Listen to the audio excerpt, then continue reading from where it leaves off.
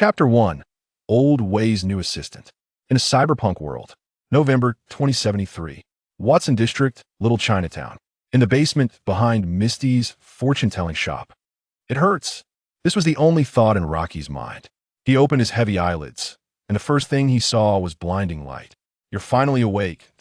I had to work really hard to pull you back from the brink of death. Who are you? My name is Victor. I'm a cybernetic doctor. I saw you injured and lying in the alley when I was out today, so I brought you back. Fortunately, your injuries are serious, but not entirely fatal. Your left arm was completely crushed, your left leg is fractured, and 3 of your left ribs are broken. Your left arm can't be repaired, so I replaced it with a prosthetic. As for the other injuries, if you don't get a prosthetic, they can fully heal in about 3 months. Of course, if you want, I can install more prosthetics for you, but I recommend not getting too many at once as it can burden your body. I'm actually curious where you came from. You're a complete native, and your skin is quite delicate. You don't look like a broke vagabond, nor do you resemble a big brute who worships primal power. Perhaps you're a pampered young master from some big corporate family? How odd. Listening to Victor's words, Rocky's muddled brain instantly cleared. He glanced at the mature man in sunglasses sitting next to him, then surveyed his surroundings. A spacious yet dim basement filled with various medical supplies on tables and cabinets, and electronic screens that exuded a sense of technology. Everything around him overlapped with the scenes in his mind. Now Rocky was fully aware of where he had arrived. There was no doubt that he had crossed into a cyberpunk world. I've actually ended up in a cyberpunk world? This is brutal. I just grazed it and ended up here, and my left hand is already ruined. Fortunately, in a cyberpunk world, I can get a prosthetic. Otherwise, I would have to live as a disabled person. While Rocky thought this, he tried to move his left hand and found that it felt just like his original hand. No wonder it's the cyber world. Thank you, Victor. If it weren't for you, I might already be dead. As for where I came from, I'm sorry. It's a bit complicated, and I can't explain it clearly. I'm currently in a state of being all alone and broke, so I might not be able to pay you for the medical and prosthetic installation costs. But I will definitely find a way to repay you. I hope you can give me some time. Rocky quickly calmed down, but the headache was that he was broke and had to find a way to make some money, or he wouldn't even be able to pay for the prosthetic.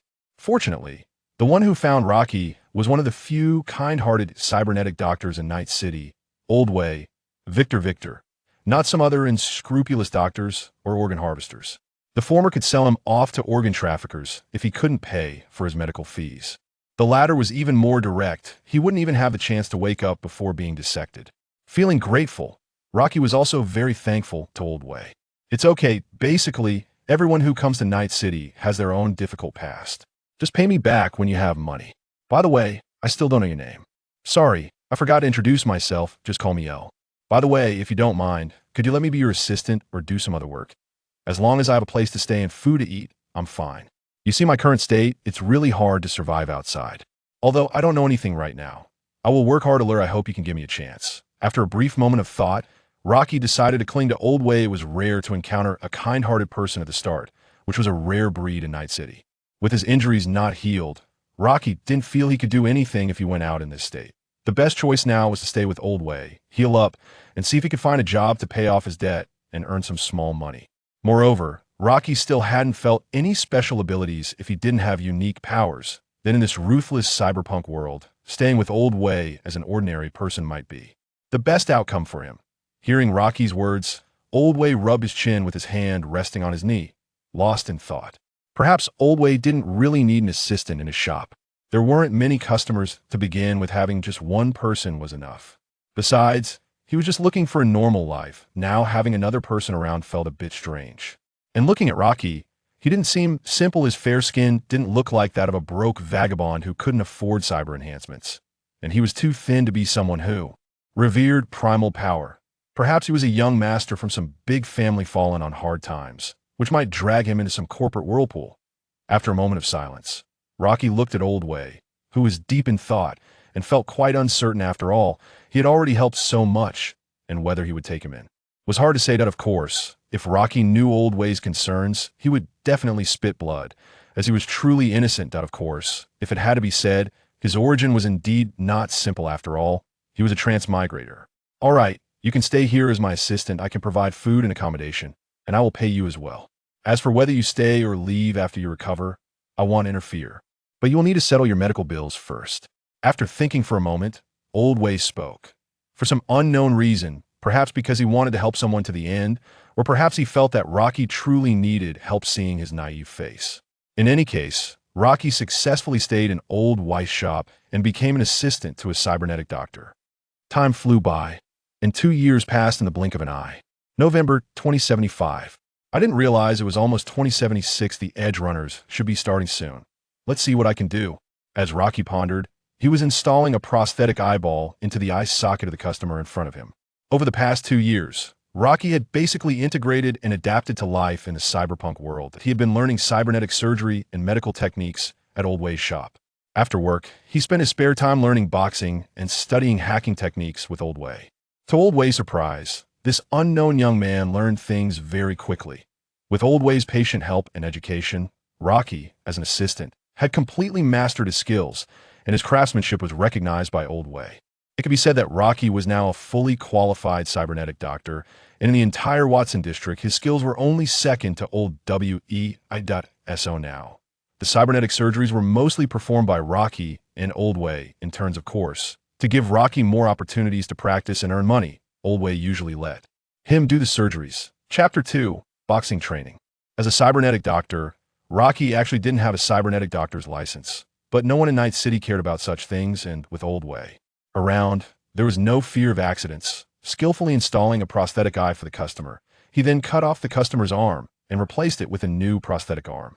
After busying for a while, once the anesthesia wore off, he administered a dose of flexible stimulant to the dear customer and announced the perfect end of the surgery.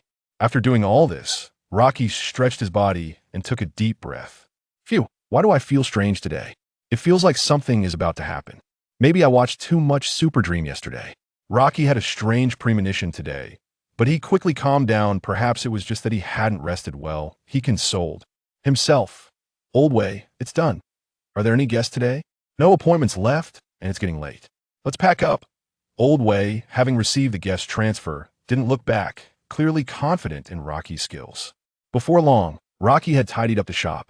Standing in front of the sandbag in the store, Rocky took off his clothes, revealing his strong, explosive muscles. His left prosthetic arm was unadorned with synthetic skin, its cybernetic beauty exposed to the air, blending flesh and machinery in a way that conveyed a unique sense of pressure.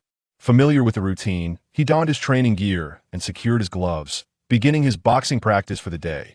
Old Way had once been a legendary boxer in Night City, but chose to retire as a prosthetic doctor in Watson after being unable to endure the complexities of the boxing world. However, he retained the habit of watching boxing matches and training, which is why there was a corner at his shop dedicated to displaying his past glories in boxing training. Equipment. After work, Rocky would often ask Old Way to teach him boxing. After all, having a legendary boxer around was too valuable to waste. Bang! Bang bang! The sound of fists hitting the sandbag echoed through the shop. Hearing the noise, Old Way turned to look at Rocky and smiled, shaking his head. This guy never takes a break. Since Rocky came to the shop, he had been learning non-stop. Besides studying surgical and prosthetic knowledge during the day, he would drag Old Way to learn boxing after hours. As far as Old Way knew, Rocky would even study hacking knowledge at home at night. In Old Way's eyes, Rocky's hard work since arriving in Night City must be driven by some goal, perhaps revenge, fame, or simply a desire to live well. Overall, Old Way went from feeling helpless about this sudden young man to appreciating him. He saw a reflection of his former self in Rocky.S. Oh, even though teaching Rocky took a lot of energy, he was still willing to help him. Fortunately, Old Way also loved boxing, and having someone to train with made him feel more fulfilled. Old Way got up and walked over to Rocky, putting on his boxing gloves, while Rocky stopped training. Tonight was their weekly sparring time. I hope you can knock me down this time. Don't worry, I will. When I take you down, can I have half of those trophies on the wall for my new clinic? Rocky joked, pointing at the various trophies displayed on the wall, all of which were Old Way's past achievements. Those are all in the past. If you can really beat me, what's it to me if I give them to you? Listening to Rocky's request, Old Way smiled and agreed. After 2 years of training, Rocky's strength was already very close to Old Way's. Last time, Old Way had barely won, and perhaps this time Rocky would be able to beat him. In that case, Old Way wouldn't mind losing his trophies instead. He would be happy for Rocky. Before long, the two completed their warm-up and began their sparring in the cleared area of the shop. punching and blocking. They engaged in a back-and-forth duel, their punches explosive, slicing through the air with a crisp whooshing sound. Since both were well aware of each other's strengths, breaking through the other's defenses to inflict damage relied heavily on immediate reactions to make perfect adjustments. Thus, they remained locked in a stalemate for a long time, exchanging punches that landed with force but failed to yield any substantial breakthroughs. Continuing like this would only show who had greater resilience and endurance.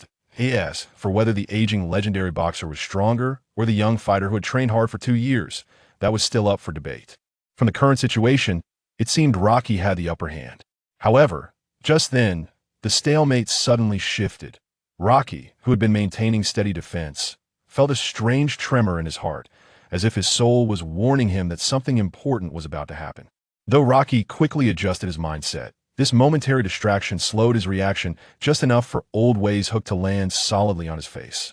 Old Way, not giving Rocky any mercy, seized the opening and unleashed a flurry of punches that rained down on Rocky.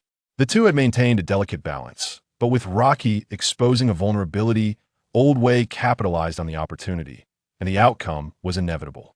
Before long, Rocky found himself knocked down to the ground. "What's got you distracted?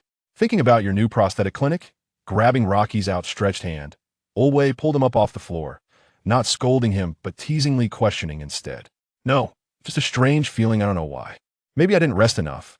Rocky shook his head. "Then let's call it a night. You should head home and rest. You too have to live to use all that knowledge you've learned. If someone didn't know better, they'd think you were a corporate dog drowning in debt, working day and night without a break." Yeah, just as Rocky was about to tidy up and go home, there was a knock on the clinic's door. A message from Misty popped up on the computer. "The delivery has arrived, I've let them in. I'll handle it." As the shop assistant, Rocky approved the visitor's access request, and the clinic's door was opened. 3 men in suits walked in, 2 of them carrying a sizable cargo storage box. This was the latest batch of prosthetics delivered by Old Way's supplier. The delivery men, seeing the 2 muscular men with their flesh exposed to the air staring at them, couldn't help but feel relieved that they weren't there to cause trouble. After all, the last group that had come looking for trouble had been beaten by Rocky so badly they were heading for cybernetic dental implants. "Hello, Mr. Victor. Here are the prosthetics and prosthetic plugins you ordered from us. Please verify the list of items." Chapter 3 System.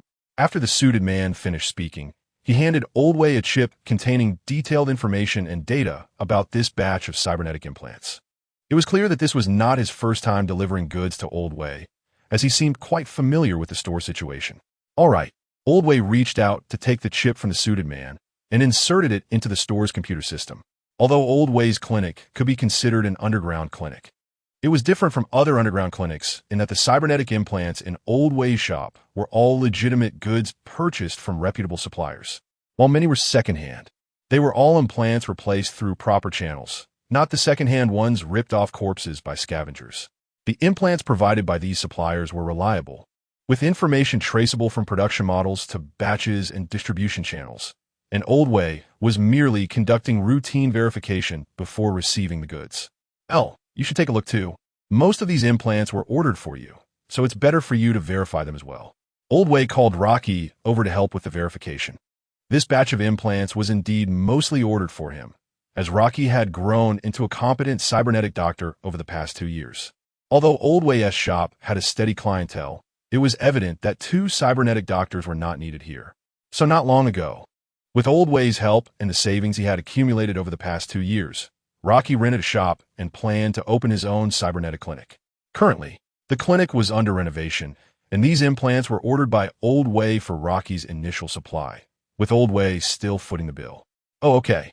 Hearing Old Way's voice, Rocky suddenly snapped back to reality. Just as this group entered the clinic, his sense of unease had intensified. When the suited man pulled out the chip containing the list of implants, that feeling peaked. He was now certain that this chip contained something very important to him. Once the chip was inserted, the information was quickly read. Cybernetic Eye of the Crossroads, Stevenson Network Access Module, Gorilla Arm. Old Way checked the implants in the storage box while cross-referencing the list. Seeing that Old Way had verified all the implants without finding anything suspicious, Rocky furrowed his brow. After confirming that there were no issues with the implants, Old Way transferred the remaining payment to the supplier's account. Thank you for your support of our company.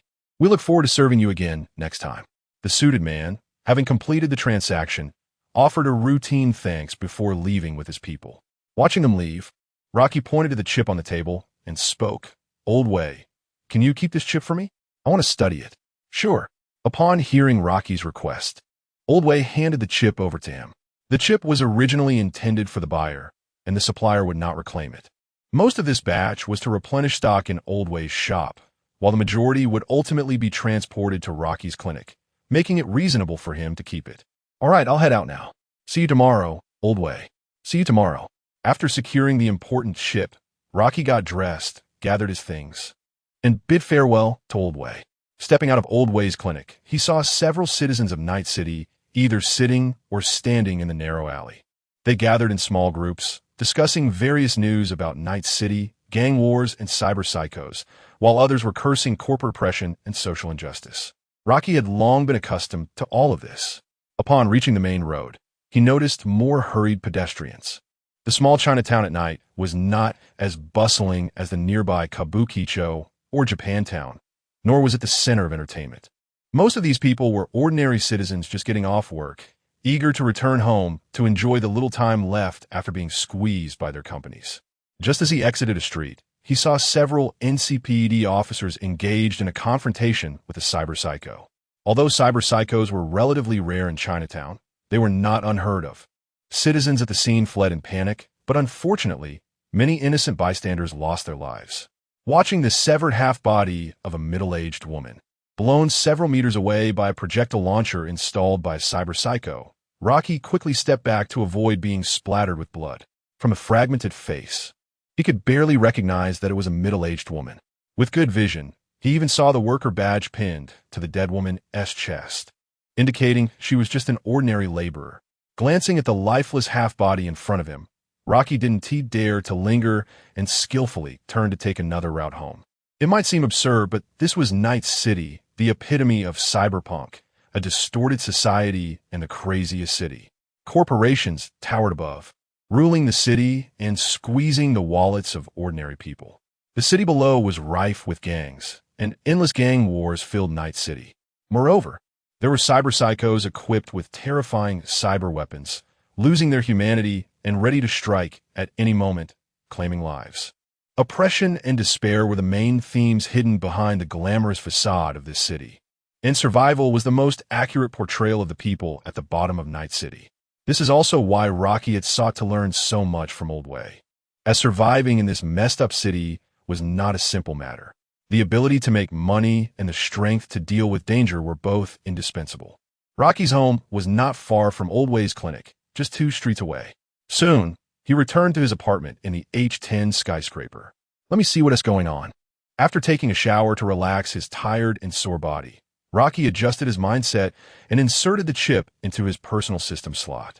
The chip was quickly read. Aside from the list of implants he had seen in the clinic, there was also an unknown program. Rocky knew the answer lay within this program, and filled with strong curiosity, he ran the program. Dimension Module Library Probe number 1145149527007 is running. Attempting to connect to the main library. Connection successful. Performing system adaptive installation. A series of pop-ups appeared in Rocky's personal system. Looking at this unfamiliar, yet somewhat familiar interface, Rocky felt his head buzzing. Is this a system? Excluding the possibility that someone was playing a joke on him, Rocky seriously suspected that his golden finger had finally arrived, albeit a bit late and in a strange manner. Installation successful. Soon, the system displayed that the installation was complete, and a new subsystem called Module Library appeared in his personal system. Chapter 4. Stimulant Module. The subsystem was opened, and the system interface looked very simple, presenting only 2 different modules, the Module Library and the installed modules. Rocky briefly studied it and roughly understood the system's functions. In simple terms, it was a module store where he could download and install modules from the module library to acquire items, abilities, or technologies within. Downloading a module required spending a certain amount of currency, varying based on value, and the system's currency was synchronized with the currency in Cyberpunk, both being euros. The account balance displayed in the upper right corner of the system was also consistent with his personal account balance.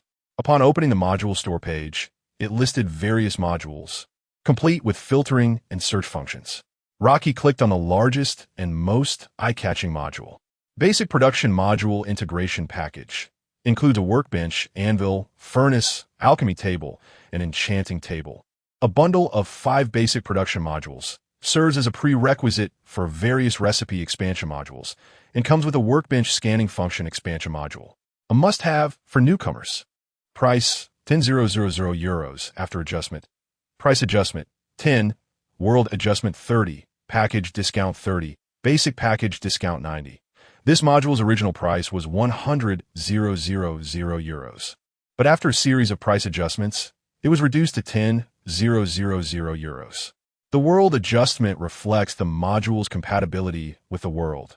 The more compatible, the lower the price, and vice versa. For instance, installing a magic module would have a high world adjustment, while technology that aligns with reality would be cheaper. The package discount indicates a price reduction for integration packages, as downloading integration packages usually offer savings compared to downloading individual modules separately. As for the basic package discount, this is unique to this integration package. Rocky noted that other integration packages did not have such discounts, likely resembling a newbie benefit. Rocky did not rush to download the module.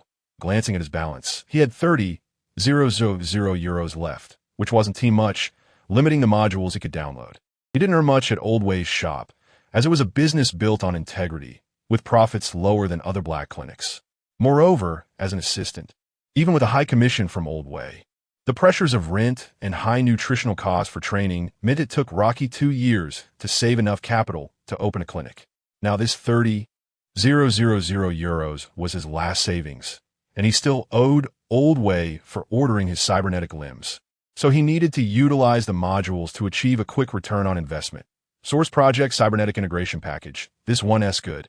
5 million. Never mind. What if I buy separately? 200,000 each. Forget it. Rocky kept browsing different modules, but most were outrageously expensive and the cheaper ones were of little use. However, diligence paid off, and soon Rocky discovered a module that piqued his interest. Titanfall Stimulant Module. Stimulant from Titanfall that can significantly enhance the user's speed and recovery for a short time. It may harm those with low physical strength. Price adjustment. World adjustment 10. Item module. 900 euros, 2 doses. Alchemy table recipe expansion. 9,000 euros. Requires alchemy table module. Technology expansion. 13,500 euros. This was currently the most suitable and reasonably priced module Rocky had seen, compatible with real-world technology and in market demand. If he could install the recipe expansion for mass production and sale, it should yield decent profits. Download the basic production package along with the stimulant recipe expansion. I should still have nearly 10,000 euros left, which should cover the production costs for the stimulants. Rocky planned to download the alchemy table recipe expansion module for the stimulant, enabling him to use the alchemy table to produce the item. As for the more expensive technology expansion, it would adaptively install all the technology for the item, allowing him to fully master the production techniques without needing to use the alchemy table, enabling large-scale mass production. However, Rocky currently lacked the factory and costs to achieve mass production. In the present situation, the recipe expansion was more than sufficient. Although the output was low, it was relatively safe. Small-scale sales wouldn't easily attract the attention of companies, and Rocky didn't want to be targeted by large corporations without absolute strength. Rocky first spent 900 euros to purchase 2 doses of the stimulant module. Feeling the real sensation in his hands and seeing the green stimulant before him, Rocky finally confirmed the system's authenticity. Pressing the mechanism on the stimulant bottle, he directly injected the popping syringe into his shoulder. The stimulant was instantly fully injected into his body, flowing through him in an instant. A light feeling enveloped Rocky as he tried running and jumping, discovering that his overall speed had increased by nearly 50. Simultaneously, his body was bursting with vitality under the stimulant's influence, and the injuries left by Old Way's heavy punch were quickly healing. The effect of the stimulant lasted for half a minute. After feeling the effects fade, Rocky noticed no discomfort, and his injuries had healed. So strong. Rocky was greatly shocked. Although the duration was short, this level of enhancement could be considered extremely formidable.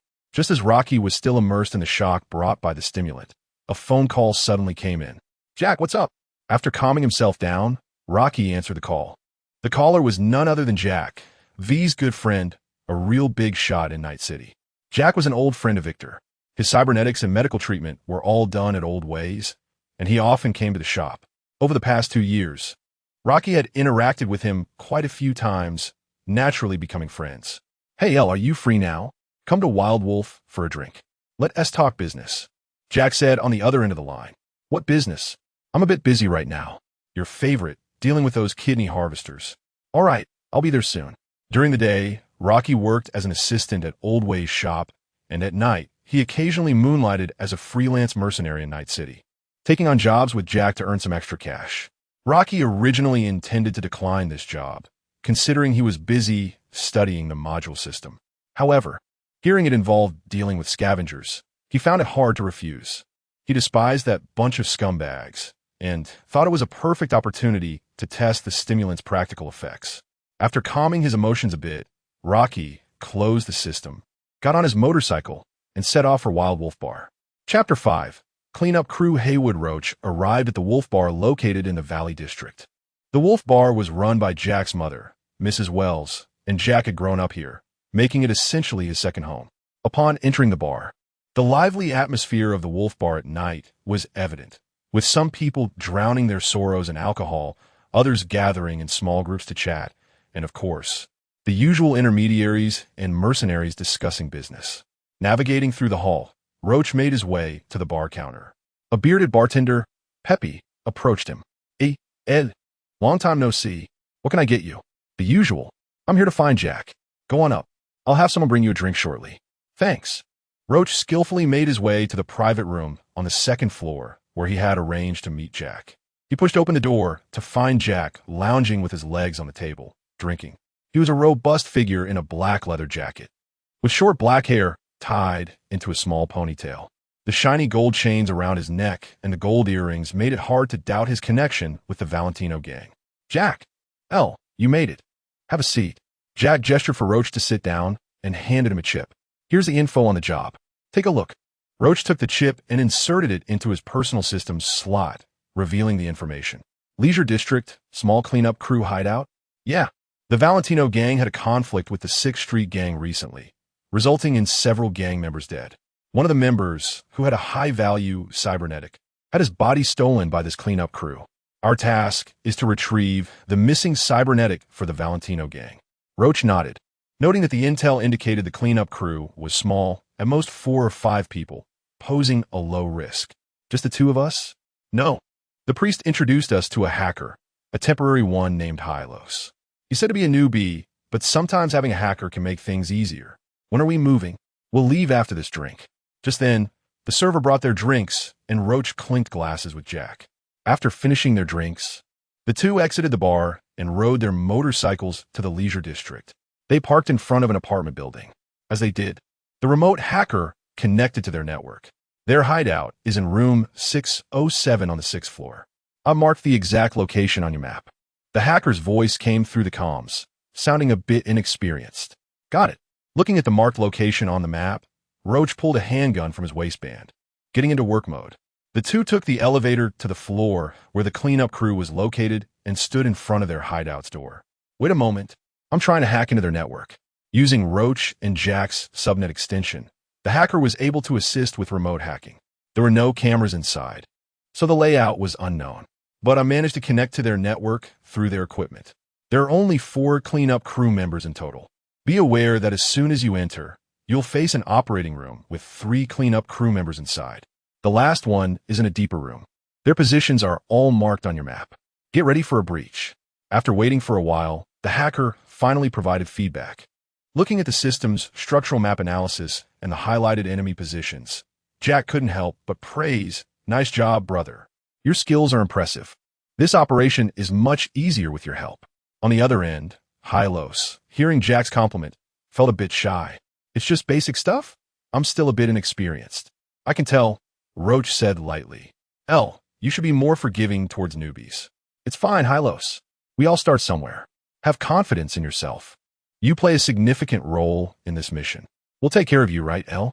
Jack said while gently nudging Roach, signaling him to respond. Jack was always friendly towards newcomers, especially since Hylos was referred by the priest, a local from Haywood, so he naturally wanted to take care of him. Roach, however, was clearly less patient. He wasn't particularly interested in strangers and just wanted to get the job done quickly. Signaling Jack to get ready, Roach and Jack positioned themselves on either side of the door. Let's go. A few seconds later, as Hylos uploaded the hacking program to the apartment system, the door swung open. The two quickly raised their guns and burst in, only to find two cleanup crew members dissecting a body at the operating table, while another cleanup crew member lay sleeping on a nearby sofa. The moment the door opened, the two cleanup crew members reacted immediately, stopping their work and reaching for their weapons. But clearly, their guns were still a meter away, and the cleanup crew member who should have been on alert was still lost in slumber. As expected, these small hideouts were manned by unprofessional cleanup crews. The outcome was already determined from the moment they made contact. Roach and Jack, with clear roles, unleashed a barrage of bullets at the heads of the two cleanup crew members. The heads of the two cleanup crew members were instantly pierced by the powerful impact of the bullets. At the same moment, the sleeping cleanup crew member jolted awake, but upon opening his eyes, he was met with Roach's fist.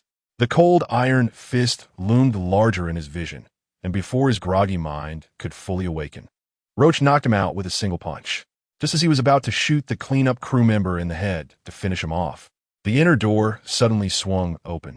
A burly man wielding a heavy machine gun burst out, opening fire on the two. The situation changed too quickly, and Roach and Jack scrambled for cover as bullets rained down on them. Fortunately, Roach had been prepared. He managed to retreat to cover just before most of the bullets came down. However, his right shoulder was grazed by a bullet, while the injury wasn't too severe. The sharp pain still frustrated Roach. Damned cleanup crew, how could they have such heavy firepower? Elle, are you okay? Jack yelled from behind cover. The cleanup crew's fire suppression continued, leaving Jack and Roach pinned down and unable to act. I'm fine. Hylos, think of a way to distract him. Jack instructed Hylos. I'm uploading the quick hack program to reboot the cybernetic eye. I'll be done soon. Receiving Jack's order, Hylos didn't dare to delay and immediately began attempting to hack into the cleanup crew's network. Chapter 6. Commission completion just seconds after Hylos began to act. The rapid decryption program was successfully uploaded, and the scavenger's vision instantly turned pitch black. Without sight, the scavenger could no longer perform precise fire suppression and could only wildly spray bullets in the direction he remembered. Jack, hiding behind cover, was just about to take advantage of this gap to quickly peek out and shoot, only to find that Rocky had already darted out from the other side. Suddenly facing a hail of gunfire, Rocky could only hide behind a small freezer, seething with anger. Now that the scavenger's cybernetic eye had been rebooted, his gunfire became chaotic and loose, and Rocky would not miss this opportunity. He quickly pulled out a syringe filled with green stimulant from his belt and injected it into his body. A light and buoyant feeling spread throughout him, and Rocky holstered his pistol. Thanks to the stimulant, his enhanced reflexes allowed him to seize the gap in the scavenger's gunfire. He quickly darted out from the left, evading the scavenger's line of fire, and raced towards him along the wall. At this moment, the visually impaired scavenger had no way to react as Rocky reached his side at an exaggerated speed and delivered a powerful shoulder charge that knocked the scavenger's weapon away. The heavy machine gun flew from his hands, and before the scavenger could react to the close encounter, Rocky delivered a forceful punch to his abdomen. The subdermal armor installed on him could not withstand the damage from this punch, and the cold metal sensation, coupled with immense force, struck his stomach, causing him to curl up involuntarily, nearly vomiting his stomach acid. Having landed a solid punch, Rocky was not about to let him off the hook. With his explosive muscular right hand, he followed up with a strong right hook to the scavenger's face, accompanied by the sound of shattering bones and flying teeth. Rocky's left gorilla-like arm operated at full power and delivered an uppercut. This punch connected squarely with the scavenger's chin and with the sound of jawbone fracturing. Rocky's fist continued its momentum, sending the scavenger's body airborne. With both feet off the ground, the scavenger's cybernetic eye finally rebooted, restoring his vision. However, after enduring a series of heavy blows, he was now in no position to resist. The scavenger could only glance down at Rocky with his eyes, but what he saw was the last image of his life. Rocky twisted his waist, planted his legs firmly, and drew back his right fist. All his muscles tensed like a tiger poised to pounce. At the moment the scavenger's feet touched the ground, Rocky's right fist shot out at high speed. Eat my charge punch. A professional boxer's charge strike landed squarely on the scavenger's already damaged head, instantly shattering all the bones in his skull, sending a spray of red and white matter flying. Under Rocky's combination of punches, the scavenger's body crashed to the ground, dead beyond recovery. Ah, so satisfying. Looking at the fallen scavenger, Rocky panted slightly, expressing his feelings. Behind Rocky, Jack was still behind cover, aiming his gun in the direction of the scavenger. Seeing Rocky rush in and take down the scavenger left Jack somewhat dumbfounded. Isn't the normal script to shoot a few times first? Why charge in and punch instead? And at such a speed. Damn, L, you're too reckless. You just charged right in. Jack could only helplessly complain. At this moment, Rocky's fists were tightly clenched, feeling the state of his body. The stimulant made him agile, and his movements became quick and sensitive. This enhancement was comprehensive, while it might not be obvious in gunfighting. It significantly improved his speed. However, when it came to fighting with his fists, the speed of his punches increased noticeably, along with a substantial boost in power, making it tailor-made for him. Having dealt with the scavenger, there were no other enemies displayed online. Halos's voice came through the communication. Clean up the battlefield. Rocky and Jack began searching the bodies inside the house. Hey, this guy must be the one we're looking for. Rocky's right eye scanner scanned the bloody body hanging on the wall of the operating room. Though the bloody sight was somewhat abstract, it was still analyzed. His cybernetics had not yet been removed. Jack looked at the bloody corpse, feeling a bit of a headache, still pondering how to drag it back to report. No worries. I got this.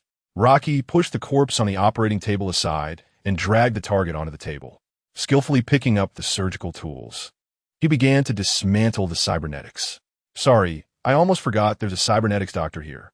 Looks like this time I won't have to worry about the corpse dirtying my motorcycle. Jack gave Rocky a thumbs up in approval. With tools flying in Rocky's hands, he quickly completed the dismantling of the cybernetics, which included 6 implants, all of good quality, indicating he was an important member of the Valentino gang. After handing the dismantled cybernetics to Jack, Rocky proceeded to disassemble the rest of the bodies in the room, including the scavenger. Why not take the cybernetics when they're available? These items were essentially unexpected gains from the commission. Besides, they would be useful for his shop, and after some repairs and modifications, he could sell them to gang members for a good profit. Dismantling these scavengers was just a way of returning the favor, and Rocky felt no psychological burden about it. Unfortunately, these scavengers had pitifully few cybernetics on them, and most were junk. The cold surgical knife repeatedly sliced open the scavenger's skin, and the scavenger that Rocky had knocked unconscious earlier suddenly awoke with a jolt from the pain. What are you doing? Damn it. The scavenger looked at the man before him, who was continuously cutting into his flesh, the intense pain stimulating his nerves. He screamed madly, trying to struggle, but his limbs had long been restrained by Rocky. Yo, you're awake. It's nothing much, just doing a little of what you usually do, extracting some cybernetics. Rocky glanced at the scavenger, his expression unchanged. As Rocky continued his work, the few cybernetics on the scavenger were quickly removed. Under the influence of pain and blood loss, he became disoriented. Looking at the man before him, he felt a deep sense of fear for the first time. He just didn't know if he would regret what he had done. Soon, the scavenger would forever close his eyes under Rocky's merciless torment. And the last image he saw was Rocky pulling a heart from his body, smiling at him. Stop playing around. The gunfire might have been heard. Someone might report it to the NCPD. Seeing Rocky's morbid enjoyment in tormenting the scavenger, Jack urged him helplessly. All right. Rocky casually tossed aside the heart he had in his hand and took out the scavenger's cybernetic eye, to allow the scavenger to witness his own disassembly. Rocky thoughtfully saved the removal of his cybernetic eye for last. After finishing the cleanup, The two left the apartment where the scavenger had been, bringing the cybernetics to the intermediary who had commissioned them, the priest. Chapter 7. Rocky's Clinic. The priest, originally named Sebastian Ibarra, is one of the most famous intermediaries in the Haywood district of Night City, with ties to the Valentino gang and a good relationship with Jack. Many of Jack's commissions come from the priest, and this time is no exception. Hey Jack, I didn't expect you to act so quickly. You really are a reliable mercenary. And you a long time no see. How have you been lately? The priest greeted warmly upon seeing the two arrive. Not bad. I've been preparing to open a cyberware clinic, and it's almost ready, Rocky replied. Congratulations. You have your own business now. Where will the clinic be located? On Japan Street. What a pity. If you were set up in Haywood, I would definitely recommend those kids to visit your business. There's no shortage of customers anywhere. That's true, Rocky replied. Rocky and the priest exchanged pleasantries. Over the past 2 years, Rocky had taken on quite a few commissions with Jack, and he had become somewhat familiar with the priest, who had a good appreciation for the young man. After a brief conversation, they handed over the retrieved cyberware to the priest and received their commission payment. Rocky earned 2,000 euros, of course. Most of it was because he had taken away the other cyberware. Jack received the larger share. Rocky hopped on his motorcycle and rode through the streets of Night City at night, planning to go home and rest well. At that moment, an email arrived in his system. Dear Mr. L, your shop on Japan Street has been renovated as per your request. Please conduct an inspection as soon as possible, and we welcome you to choose the Night Company's renovation team again. Oh, it's already finished so quickly, just in time to install the modules and study the production of stimulants. Receiving the news that his clinic was ready, Rocky turned his bike around and revved the engine towards Japan Street. There weren't many cars on the streets of Night City at this late hour, and Rocky quickly arrived at his clinic. His new clinic is located opposite the Turbo restaurant at the base of the H8 skyscraper on Japan Street. This restaurant is also a frequent celebration spot for the man team from the Edge Runners after completing their commissions, and Lucy's home is right next door. The space in front of the clinic was spacious, with a beautiful night view, and Rocky was very satisfied. He no longer had to see the messy alley every time he stepped out after work. Why did he choose to open a clinic on Japan Street? Rocky had considered many factors. Firstly, he wanted to avoid competing with Old Way. He certainly wouldn't open a clinic in Little China like Old Way did. The distance between Japan Street and the Kabuki district in Watson, where his apartment is located, isn't too far apart, and Japan Street is comparatively more prosperous. Japan Street is not only a hub for gang members, but also has a highly developed entertainment scene, which means it often attracts free mercenaries from Night City. Rocky's business caters to these individuals, and while Haywood has the Valentino gang, which he is more familiar with, Japan Street has its unique charm. Who would want to take a short walk after work to enjoy the nightlife or relax in the Sky Lounge located in a skyscraper? Thus, Rocky ultimately decided to set up his clinic on Japan Street. Upon arriving in front of the clinic, he opened the door through access authentication. Looking at the brand new decoration inside, the surgical table, storage cabinets, freezer, workbench, and the specially prepared boxing training area, Rocky's heartbeat quickened slightly. Phew, my own clinic. This feels great. Owning a clinic was Rocky's biggest goal over the past 2 years, although his objectives had to change with the arrival of the system. Seeing the fruits of his hard work made him genuinely happy. After a brief inspection of the shop and finding no issues, Rocky began to adjust and familiarize himself with the equipment. He cleaned and organized the cyberware he had scavenged from the scavengers and opened the module store. Download Basic Production Module Integration Package Account 10,000 euros. Select to install. Installation successful in the independent small room Rocky set up in the clinic.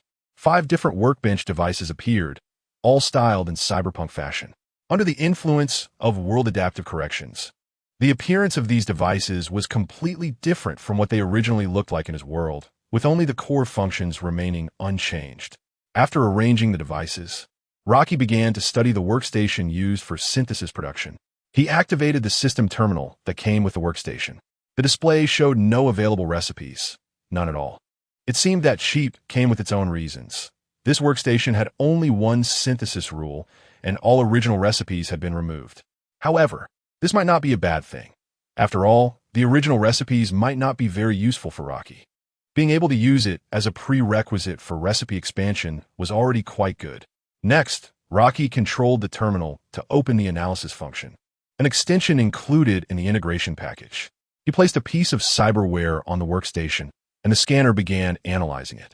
Synthetic lung lobe, model, biotech type 1, durability, 73, description of a low-end synthetic lung lobe mass-produced by biotech. Transplanting it into the human body can enhance endurance recovery speed by 15. Looking at the information displayed on the terminal, Rocky pondered slightly. The analyzer's useful function was to display the item's durability and detailed function descriptions. It was only somewhat helpful for him, but not much. Next, Rocky began to research the terminal of the alchemy table, where he found that it also had no recipes available. He opened the module mall system and downloaded the alchemy table expansion module for Titanfall stimulants. This time, the download button didn't indicate a prerequisite was needed, nor was it grayed out. After spending 9,000 euros, Rocky successfully installed the module. At this time, the alchemy table terminal displayed new recipes available. Opening it up, he saw that crafting the stimulant required 2 secondary semi-finished potions to combine, and the recipes for the 2 secondary syntheses were also included in the alchemy table system. Fortunately, the materials needed for crafting were all ordinary items. The more complicated compounds were just additives and common ingredients required for producing regular functional drinks and stimulants. Without touching on any major corporation's core recipe materials, Rocky estimated that the cost of producing a dose of stimulant was about 50 euros, and it took 3 minutes to brew a bottle. The market value of 1 dose of stimulant was about 500 euros, and if Rocky distributed it, he could sell it for around 300 euros, making a profit of 250 euros. In this way, he could earn 5,000 euros in an hour. But of course, this was in an ideal scenario. Firstly, he couldn't produce stimulants for 24 hours straight. The workstation could only brew 20 bottles at a time, requiring him to operate again after finishing. Secondly, the most crucial issue was the market, to avoid detection by companies. He could only distribute through various black clinics to free mercenaries and gang members. This way, small-scale sales combined with not-so-cheap prices would only lead to output efficiency far exceeding production efficiency. Therefore, what Rocky needed to consider now was how to quickly sell the stimulants. After researching these, Rocky didn't waste any more time and decided to plan further once the materials arrived. He sent an email to Oldway to inform him that the clinic had been renovated, then tidied up the shop and returned to his apartment to rest. Chapter 8. The Clinic Opening, Day 2. Early in the morning, Rocky called the supplier company and spent 5,000 euros to order 100 portions of the raw materials needed for the stimulants. He rode his bike to the shop, and shortly after entering, Oldway followed him in. "Not bad. This place looks much better than mine," Oldway commented as he surveyed the store. "It's comfortable, but the rent is quite a killer," Rocky replied helplessly. Compared to the little Chinatown area, the rent on Japan Street is indeed much higher, and since Rocky chose a good location, he naturally has to bear the high rent. That's just how you are, whether it's rent or dining and entertainment. As long as it makes you happy, who cares how much it costs?" Oldway laughed at Rocky's complaints. "Hey, live in the moment, right? In Night City, it should be this way. Who knows how long we have to live? You might die on the street one day. You understand me, Oldway." Since coming to Night City, Rocky has always adhered to this principle. Originally, without a golden finger, he could only make a living as a cybernetic doctor, occasionally taking on commissions. He thought that enjoying life in this world of excess was not a waste of time. For Rocky, being happy was the most important thing. True, Oldway nodded in agreement. In the past, he also dreamed of becoming a legendary figure in Night City. But now he understands that a simple life is what he really wants. Oldway brought over the cybernetics he ordered for Rocky and handed them to him. Rocky placed them neatly and recorded them in the store's terminal. Then Oldway moved over a cardboard box filled with some lucky cats and some strange yet beautiful ornaments. "These are for Misty. She told me to bring them to you for good luck." Looking at the box of ornaments, Rocky did not refuse Misty's good intentions. "I accept her kindness. Please thank Misty for me." But what Rocky didn't expect was that Oldway brought out another box, this one filled with trophies. Watching Oldway place the shiny trophies on the counter, Rocky was momentarily at a loss for words. "Oldway, why did you bring these?" Didn't you say yesterday that you wanted to display them in the new clinic? So I brought them over for you. Rocky scratched his head awkwardly, the metallic fingers making a rustling sound against his scalp. I was just joking, and besides, I didn't win against you. He did say that yesterday, but it was just a joke. After all, those were all trophies Old Wei had won himself. However, Old Wei did not see it that way. He smiled and shook his head. You were distracted yesterday. You already have the strength to beat me, and I know that very well. I trained you. I watched you grow from scrawny kid into who you are now, and I'm very proud. These trophies aren't worth holding on to. Displaying them here is perfectly fine. Jack, whom I trained before, beat me, and now you've graduated from me too, so consider these a gift. Seeing Old Wei's proud smile, Rocky knew he couldn't refuse. Just as Old Wei said, he had taught him too much, and one could say that everything he had now was given by Old Wei. Rocky wasn't a sentimental person and didn't want to say too many emotional words. He could only silently promise to repay Old Wei in the future. Thanks, Old Wei. All right, you get back to work. I have appointments to attend to. Don't forget about this old man when you hit it big, and remember to come train next week. Old Wei waved his hand and turned to leave. Old Wei. Watching Old Wei's figure grow distant, Rocky suddenly called out to him. Old Wei turned back, slightly puzzled. Rocky wanted to tell him that one day he would become a true legend, standing at the top of Night City and the world. And he wouldn't let Old Wei's teachings go to waste. But hesitating, Rocky still couldn't bring himself to say it. He decided to wait until he actually achieved it. It's nothing. Seeing Rocky's expression of wanting to say something, but holding back, Old Wei didn't think much of it. If Rocky didn't want to say it, there was no need to press further. I'm off. This time Old Wei really left. Rocky carefully arranged the trophies Old Wei left behind on the shelf next to the training equipment in the clinic. He placed a pair of golden boxing gloves and the largest trophies on the clinic's workbench so that both he and the customers entering the store could see them clearly. He put up an open sign in front of the clinic and began waiting for customers. However, a clinic without advertising would naturally have no visitors. Rocky didn't mind. He focused on studying the distribution of cybernetic clinics in Night City. Until evening, on the first day of opening, Rocky still hadn't waited for his first customer. Noticing the time, he decided to stop studying. Rocky opened his contact list and dialed Okada Wakako's number. The call was quickly connected, and a gentle voice on the other end said without haste, "It's L. Speaking of which, this is the first time you've contacted me proactively. What is up?" Okada Wakako is one of the top intermediaries in the Westbrook area, deeply connected with the gang forces in the region. Rocky had interacted with her several times while doing commissions with Jack, so he naturally had her contact information. However, this was the first time he had contacted Wakako himself. Usually, she would contact Jack, who would then reach out to Rocky. Well, I opened a cybernetic clinic on Japan Street, and since it's just started and has no reputation, I was hoping you could help introduce some customers considering your influence here, Rocky explained. As an underground clinic, having no reputation after opening is indeed a headache. So Rocky could only seek help from the local power broker Wakako to introduce some customers. As long as he could attract customers and build a reputation, accumulating more would be much easier later. I see. Let me guess, your clinic is located under the skyscraper? Wakako on the phone chuckled. Yes, I thought so. Those kids told me a new clinic seemed to have opened under the skyscraper. I didn't expect it to be yours. Don't worry. I'll tell them to visit you more often. I trust your skills and character. Sending them to you is safe and won't tarnish my reputation. Hearing Wakako's promise, Rocky couldn't help but smile. This way, the issue of customer flow was initially resolved. Thank you so much. Rest assured, anyone you refer will get a 10% discount. Let's leave it at that. I wish you prosperous business. Remember to come by and take on some commissions when you have time. Okay. After hanging up the call, Rocky continued to wait for customers. This call was something Rocky had planned for a long time. To start a business, not only does one need solid skills, but it's also essential to have some background, especially for an underground business that can't promote itself normally. Shortly after the call with Wakako, another call came in. It was to inform Rocky that the raw materials he ordered had arrived. Chapter 9 customers arrive after moving the raw materials into the store. Rocky was finally able to start the production of the stimulants. He placed the materials needed to craft 20 doses of the secondary stimulant potion on the alchemy table.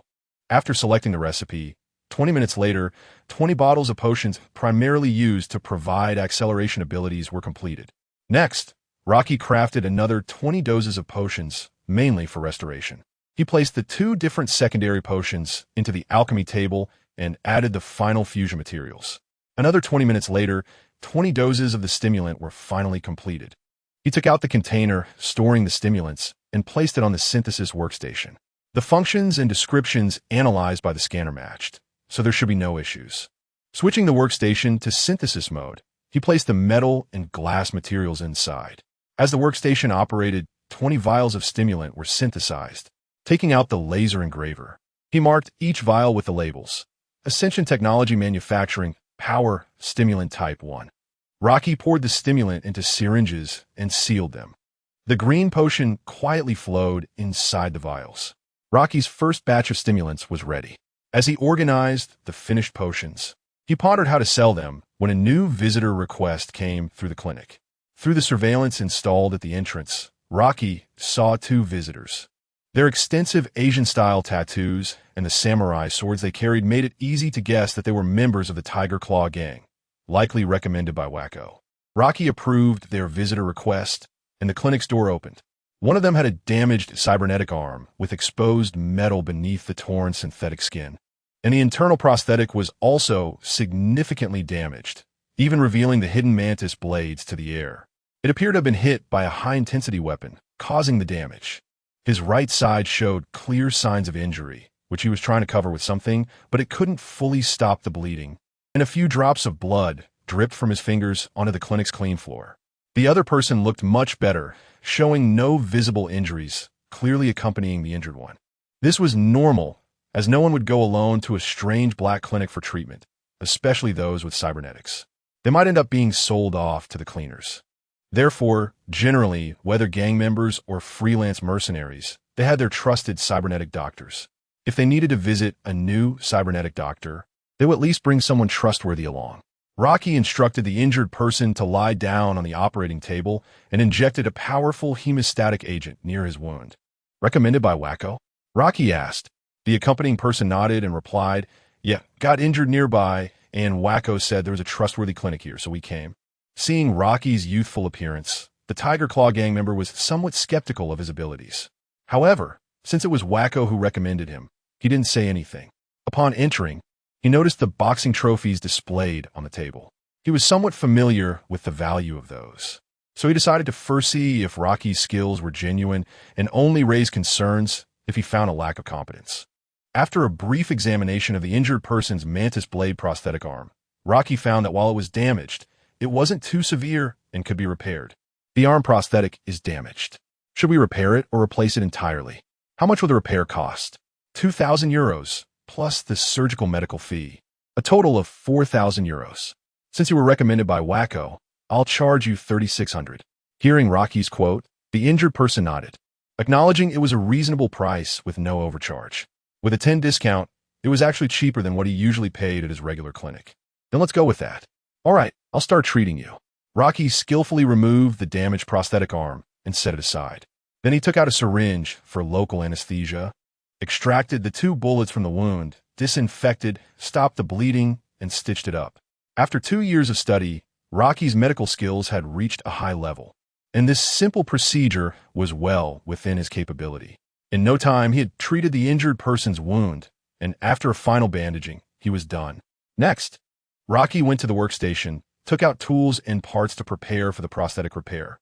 A cybernetic doctor is essentially a combination of a surgeon and a technician, and can even moonlight as a tattoo artist. As a qualified cybernetic doctor, repairing prosthetics was naturally part of his services. He removed the synthetic skin from the prosthetic, revealing the mechanical inner workings. Just as he was about to begin repairs, he suddenly remembered something he had forgotten. Almost forgot about that thing. Rocky slapped his forehead. Repairing the prosthetic will take some time, but not too long. Please wait a moment. He instructed the accompanying person to keep an eye on the injured man and took the damaged arm into the production equipment room. The person left in the clinic watched Rocky enter the room with the prosthetic puzzled. What was he doing? Wasn't he supposed to have all the tools ready to start repairs? Was he planning to swap their prosthetics? What is this guy doing? Does he think we're fools? If he dares to pull any tricks, I'll make him understand the consequences of angering the Tiger Claw gang. The person grumbled, but could only wait for Rocky to come out with the prosthetic. After all, it was just a suspicion, and he couldn't confront him now. He had to give Wacko some face. Meanwhile, the injured man on the operating table felt his condition was recovering very well. He said, "No way." Wacko said he was trustworthy, and I feel his skills are indeed quite good, at least much better than my previous clinic. Really? But good skills don't mean he wants to rip you off. Let us wait and see. Inside the room, Rocky was unaware of the misunderstandings he might be causing. He arrived at the anvil for installing the production module with the prosthetic in hand. He placed the damaged prosthetic on it, added the metal materials, and clicked on repair. As the anvil operated, a brand new mantis blade prosthetic appeared before him. Wow, this thing works so well. What era is this? Still doing traditional repairs? It's all about the cyber anvil for one-click repairs now. The anvil's function was to repair the durability of items. As long as you place the item to be repaired along with the corresponding raw materials, the repair could be completed. This is great. This way, I won't even need to buy parts for prosthetic repairs in the future, basically zero cost. But this repair seems too new. After the anvil's repair, the prosthetic looked as good as new, with no signs of use or scratches on the internal blades. This could be problematic because, under normal circumstances, such a level of repair wouldn't be possible. Fortunately, the prosthetic was usually covered with synthetic skin, so normally no one would notice the wear and tear inside. Having it look new wasn't necessarily a bad thing. If discovered, he could explain it away. After waiting a reasonable amount of time, Rocky finally walked out of the room with the prosthetic. Chapter 10, Stimulant Type 2. Hey, why are you sneaking around after getting a cybernetic implant? Did you do something shady? A member of the Tiger Claw gang who had accompanied Rocky couldn't help but question him as Rocky came out. Generally speaking, not many cybernetic doctors in the underground clinics of Night City are clean. If the doctor isn't someone you know well, it's best to stay on guard. However, Rocky clearly wasn't one of those doctors and didn't like being questioned. Glancing at the aggressive Tiger Claw member, Rocky coldly replied, "First, you can question my skills, but you cannot question my character. If it weren't for Kage's sake, I would have already kicked you out. Of course, if by shady you mean that I completely refurbished the implant, then yes, I did." After saying that, Rocky ignored him and began the installation of the cybernetic implant. The gang member didn't expect Rocky to respond that way and didn't say anything further after hearing his reply. Indeed, as Rocky said, at least the implant he presented looked brand new rather than being replaced with a worse secondhand version. Whether there were any quality alterations would naturally be known once the implant was installed. The process of installing the implant was not complicated for a skilled cybernetic doctor. It was as simple as changing a SIM card in a phone. Soon, Rocky completed the installation. As the implant connected to the personal system, various parameters were read one by one, confirming that it was indeed his original implant without any issues. "No problem, it really is my implant. But why does it look so new?" The Tiger Claw member, lying on the operating table, couldn't help but question while feeling the brand new Mantis blade implant. Rocky calmly explained, "Our shop focuses on honest business. I provided a full maintenance service free of charge for your implant." Hearing Rocky's explanation, the customer felt that this transaction was quite worthwhile, not only because of the reasonable price, but also the quality of service. Rocky then began to implant synthetic skin onto the cybernetic implant and repaired the damaged areas. With that, the entire surgical process was perfectly completed. Looking at the intact and brand new implant, the customer expressed great satisfaction. After receiving the transfer, Rocky saw the two out the door. "If you're satisfied, remember to bring more people. I guarantee reasonable prices and attentive service." Before they left, Rocky reminded them to help spread the word. After all, underground clinics can't publicly advertise, so relying on customers and local influencers is the best way to accumulate clientele. Phew! Finally opened. After sending the two off, the shop returned to quiet, and Rocky went to the internal production area. Holding a bottle of finished potion, Rocky pondered how to sell it and at what price. Based on its value, such a powerful effect should be priced above 500 euros. While selling it to black clinics for over 300 euros would be a relatively ideal situation. However, upon careful consideration, Rocky realized that his main clientele consisted of mercenaries and gang members. First, while the effects of stimulant type 1 are good, it clearly states that it may harm those with lower physical strength. Currently, Rocky had only experimented on himself, but if excluding the cybernetic implant, his physical strength had already surpassed over 90 of gang members and freelance mercenaries. The stimulant wouldn't affect him, but it was uncertain for others. Moreover, these guys are fighting primarily for profit. If they had to spend a large sum on consumables every time, it wouldn't be realistic. They would buy just a little to keep for emergencies, which would significantly impact sales. However, simply lowering the price would also become unreasonable and might create a huge shock in the entire drug market, likely causing pharmaceutical companies to go crazy trying to eliminate him. If I could lower the potency a bit, that would be perfect. As Rocky contemplated, he decided to experiment. As the stimulant was made from 2 secondary potions mixed with a fusion material in a specific ratio. The formula on the alchemy table was merely a fixed preset and not impossible to customize. Perhaps he could create potions with varying effects. If successful, he could not only reasonably penetrate the market, but also ensure that the best technical drugs remained firmly in his control, preventing all his trump cards from flooding the market. Thus, Rocky began experimenting with different formula ratios for the stimulant. Fortunately, he had enough materials and assistance from the workstation analyzer. Useless stimulant. Injecting it makes the user feel fast, but it has no actual effect. Contaminated potion. Unfortunate consumption leads to diarrhea. Not recommended for injection. Deformed stimulant. A strange potion born from an extremely distorted refining formula. Injecting it will greatly increase movement speed. 80. For a short time, but will cause the user to become overly excited and unable to stop their body, while also inhibiting self-healing. Repeated use leads to multiple organ failure. Looking at the results analyzed by the workstation, Rocky couldn't help but sarcastically comment, "What the hell is all this? Useless stuff." Well, this one is somewhat useful. I'll note down the formula. After recording the formula for the deformed stimulant, Rocky continued experimenting with different formulas, but the vast majority turned out to be completely useless. Fortunately, hard work pays off, and after several rounds of trial and error, he finally found a suitable formula. Weakened stimulant. A weakened stimulant produced after formula adjustments, sacrificing self-healing ability for a longer duration and lower drug burden. Injecting it increases the user's action speed, 35 for 60 seconds. This is it. A lower usage threshold and a longer duration, plus a decent speed boost, very practical. With Rocky's formula adjustments, the cost of this weakened stimulant had now dropped to 30 euros. Rocky planned to distribute it to various black clinics at a price of 150 euros, with the expected market price around 200 euros. This way, for mercenaries, using a dose in each battle would become acceptable. After all, even shooting bullets costs money. You have to spend to earn. Having finalized the formula, Rocky used the remaining materials to produce 100 doses of the weakened stimulant and labeled each bottle accordingly. Ascension Technology Manufacturing, Stimulant Type 2, after putting away the potions and switching the sign at the door to close for rest. Rocky rode his bike back to the apartment to rest. That night, Rocky slept particularly soundly.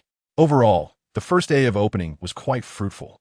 Although only one customer came in, it was at least a good start. The stimulant plan also successfully entered its second phase, preparing to attempt to open the market. The next morning, Rocky chose not to open the shop too early, but instead prepared to sell the potions first. Forming a secret partnership with the black clinics was naturally not that easy. Taking 30 bottles of potions, he packaged them into 10 portions. Rocky donned a hooded sweatshirt and put on a mask. Although the interferometer in his cybernetic eye could prevent him from being caught on camera, it couldn't stop other people's eyes from seeing him, so wearing a mask was still very effective. Riding his motorcycle, Rocky began distributing the goods throughout Night City. Chapter 11 First batch of orders, as 10 bags containing stimulant type 2 were dropped at a concealed location near the target clinics. The cybernetic doctors at these 10 clinics received an email signed by Ascension Technology almost simultaneously.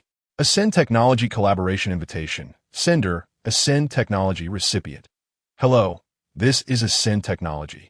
As an emerging pharmaceutical technology company, we intend to sell our latest product in Night City and sincerely invite you to become a sales agent for our company.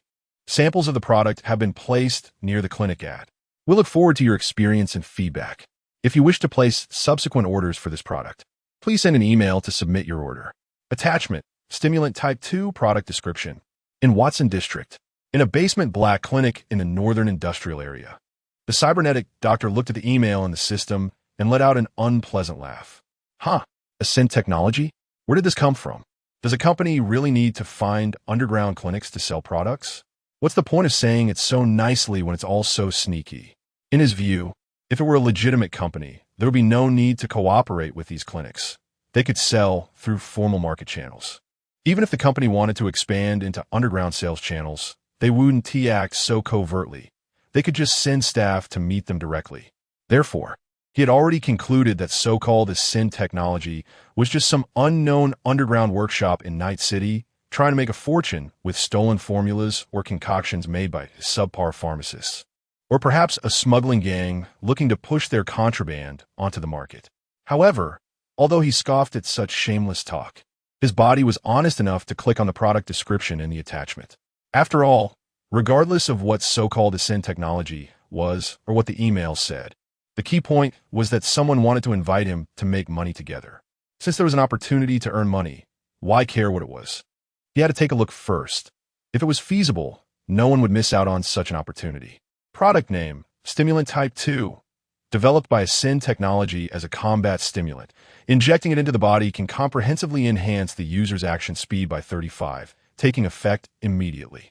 The user remains in an excited state with enhanced mental response, lasting 60 seconds, with no harm and no side effects. Sample image, ordering price, €150 per dose. Looking at the product description, the cybernetic doctor pondered for a moment. If the effects were as described, without deviation, then the price of €150 per dose should have a market. Most of his customers were freelance mercenaries and gang members. These guys were quite willing to spend money to enhance their strength, and even the immunosuppressants they regularly purchased from him were a significant expense. If they could spend over €200 on the battlefield for a decent enhancement effect, many would be willing to pay for it. First, let us check the sample. Deciding to verify its authenticity, the cybernetic doctor located the drop-off point for the stimulant sample as described in the email. He retrieved a paper bag containing 3 doses of the stimulant. Looking at the green liquid in the syringe, it was the first time the cybernetic doctor had seen such a stimulant. Perhaps it was concocted by someone doing underground chemical research. Holding the stimulant, the cybernetic doctor crossed the surgery area of the clinic and opened the door leading deeper into the building. He walked into the door leading to the basement, where the space was large and filled with various equipment and storage cabinets used by cybernetic doctors. In one room of the basement, there was also an operating table with a half-dissected corpse lying on it. In the room, a living person was tied up, just unconscious. The body didn't seem to have any cybernetic modifications, looking like a hapless gang member. The cybernetic doctor approached him and injected an unknown substance into him.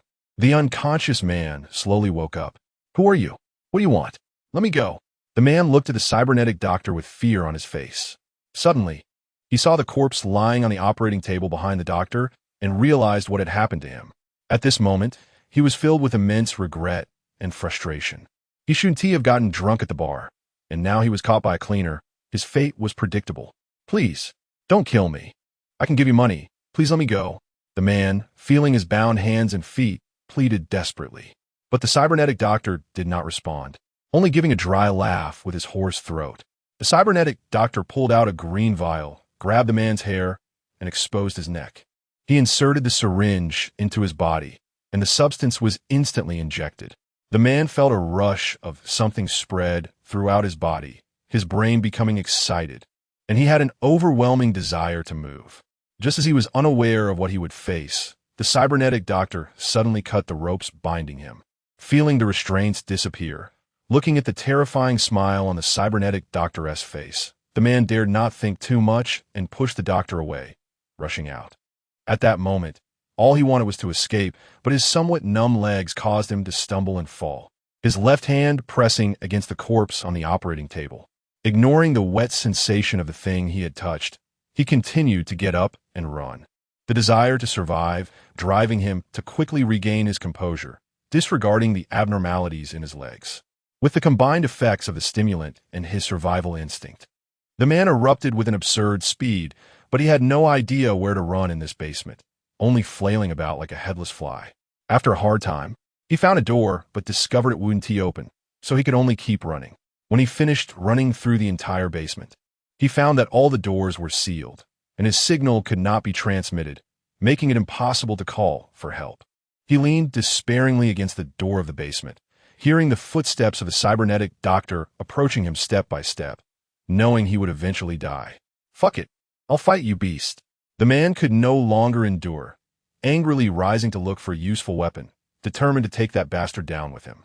Just then, the door behind him was opened from the outside, and he turned around in surprise, thinking he had a chance to escape. But what awaited him was even more terrifying despair. A group of cleaners appeared before him, carrying a corpse. As they made eye contact with him, the leading cleaner was also surprised to see the man he had caught yesterday alive and kicking here. Bang! With a gunshot, the man's head was pierced, and his face still bore the expression of fear. How did this guy wake up and escape? The shooter holstered his gun and instructed the cleaners behind him to quickly deal with the corpse to avoid organ damage. "I let him out to test the new drug's effect," the cybernetic doctor explained. Hearing his explanation, the cleaners didn't care. As long as the person hadn't escaped, whether he lived or died didn't matter much. The cybernetic doctor glanced at the man's corpse and nodded. It seemed the stimulant was effective, and they could proceed with the transaction. Ascension Technology, huh? Interesting. Leaving the basement and returning to the clinic, the cybernetic doctor began editing an email to send to Ascension Technology. This scene also played out in many underground clinics across Night City, as numerous cybernetic doctors began verifying the authenticity of the drug using their own methods. Chapter 12. Man's Team, Japan Street. Rocky's clinic. Rocky sat in front of his computer, looking at several incoming emails, a smile creeping onto his lips. After a morning's work, 3 prosthetic clinics that Rocky had supplied samples to had completed their drug tests and sent order requests to him. He believed it wouldn't be long before he established partnerships with most prosthetic clinics in Night City. After using the remaining savings to order another batch of raw materials, Rocky began to speed up the production of stimulants. The next day, underground clinic in the northern industrial area just opened. Prosthetic Dr. Sydney received a visitor request. Who could it be, coming so early? It seems there was no appointment at this hour. With a hint of confusion, Sydney opened the clinic's door to find a young man in a black jacket standing in front of him. "What do you want?" Assessing the unfamiliar face in front of him, Sydney vaguely guessed the visitor's intent, but still asked. The man did not answer his question, but instead asked, "Are you Sydney?" "Yes," Sydney nodded. "Someone asked me to deliver something to you, and you need to pay 4,500 euros. Upon hearing Sydney's affirmative response, the man placed a bag in front of Sydney. Seeing the bag, Sydney confirmed his suspicion, took the item from the man's hand, and opened it to find dozens of green vials quietly lying inside. "Who sent you?" Sydney asked curiously. "I'm just responsible for the delivery. I don't know anything else. Pay up." The man's response was as expected by Sydney. He could tell from the man's attire that he was a mercenary from Night City. They get paid for the job, and even they don't know who their employer is. If Sydney wanted to know more information, he would need to find their intermediary. But mercenaries wouldn't disclose information about intermediaries, clearly indicating that the so-called Ascension Technology did not want them to find out about it. Sydney also had no intention of trying to be clever with the payment, promptly transferring the money to the man's account. Since the other party had hired mercenaries for the delivery and payment, Sydney naturally did not want to experience the debt collection services of Night City mercenaries. He knew their methods well. Once the payment was confirmed, the man wasted no more time and turned to leave. He had to rush to the next delivery. This man was none other than Rocky. After a day of fermentation, Rocky received orders from 7 clinics, each ordering about 20 to 30 stimulants to test the effects. After producing the stimulants, Rocky chose to deliver them all at once today.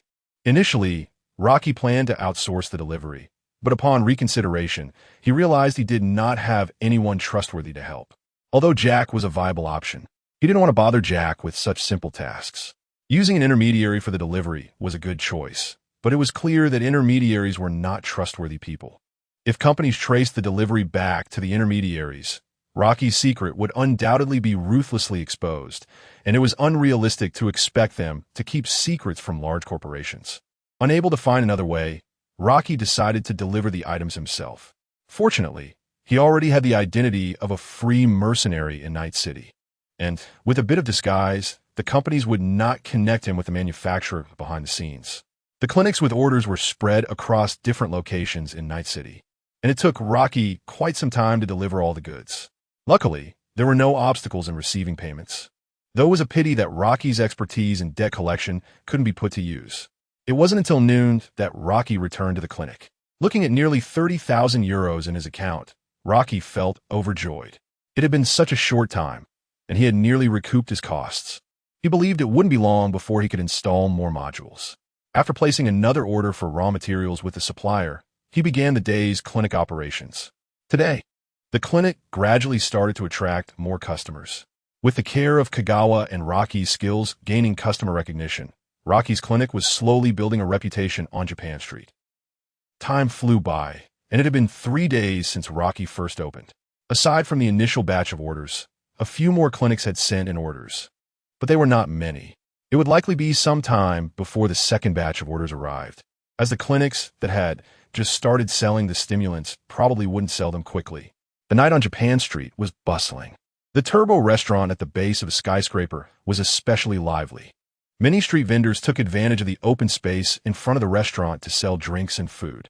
A few cars were parked close together in the open area, and a group of people were drinking and celebrating wildly. Most of them were free mercenaries from Night City, also known as cyberpunks. Among the edge runners was Man's team, who had just completed a mission and were gathered here to celebrate. The burly black man and Dorio were sitting on the steps, shoulder to shoulder, chatting about something. Long-armed Pila and Falco mingled in the crowd, cheering for those performing daring acts. Hacker Kiwi was drinking on her own nearby, while the team's other hacker, Lucy, was absent, possibly not having participated in this mission.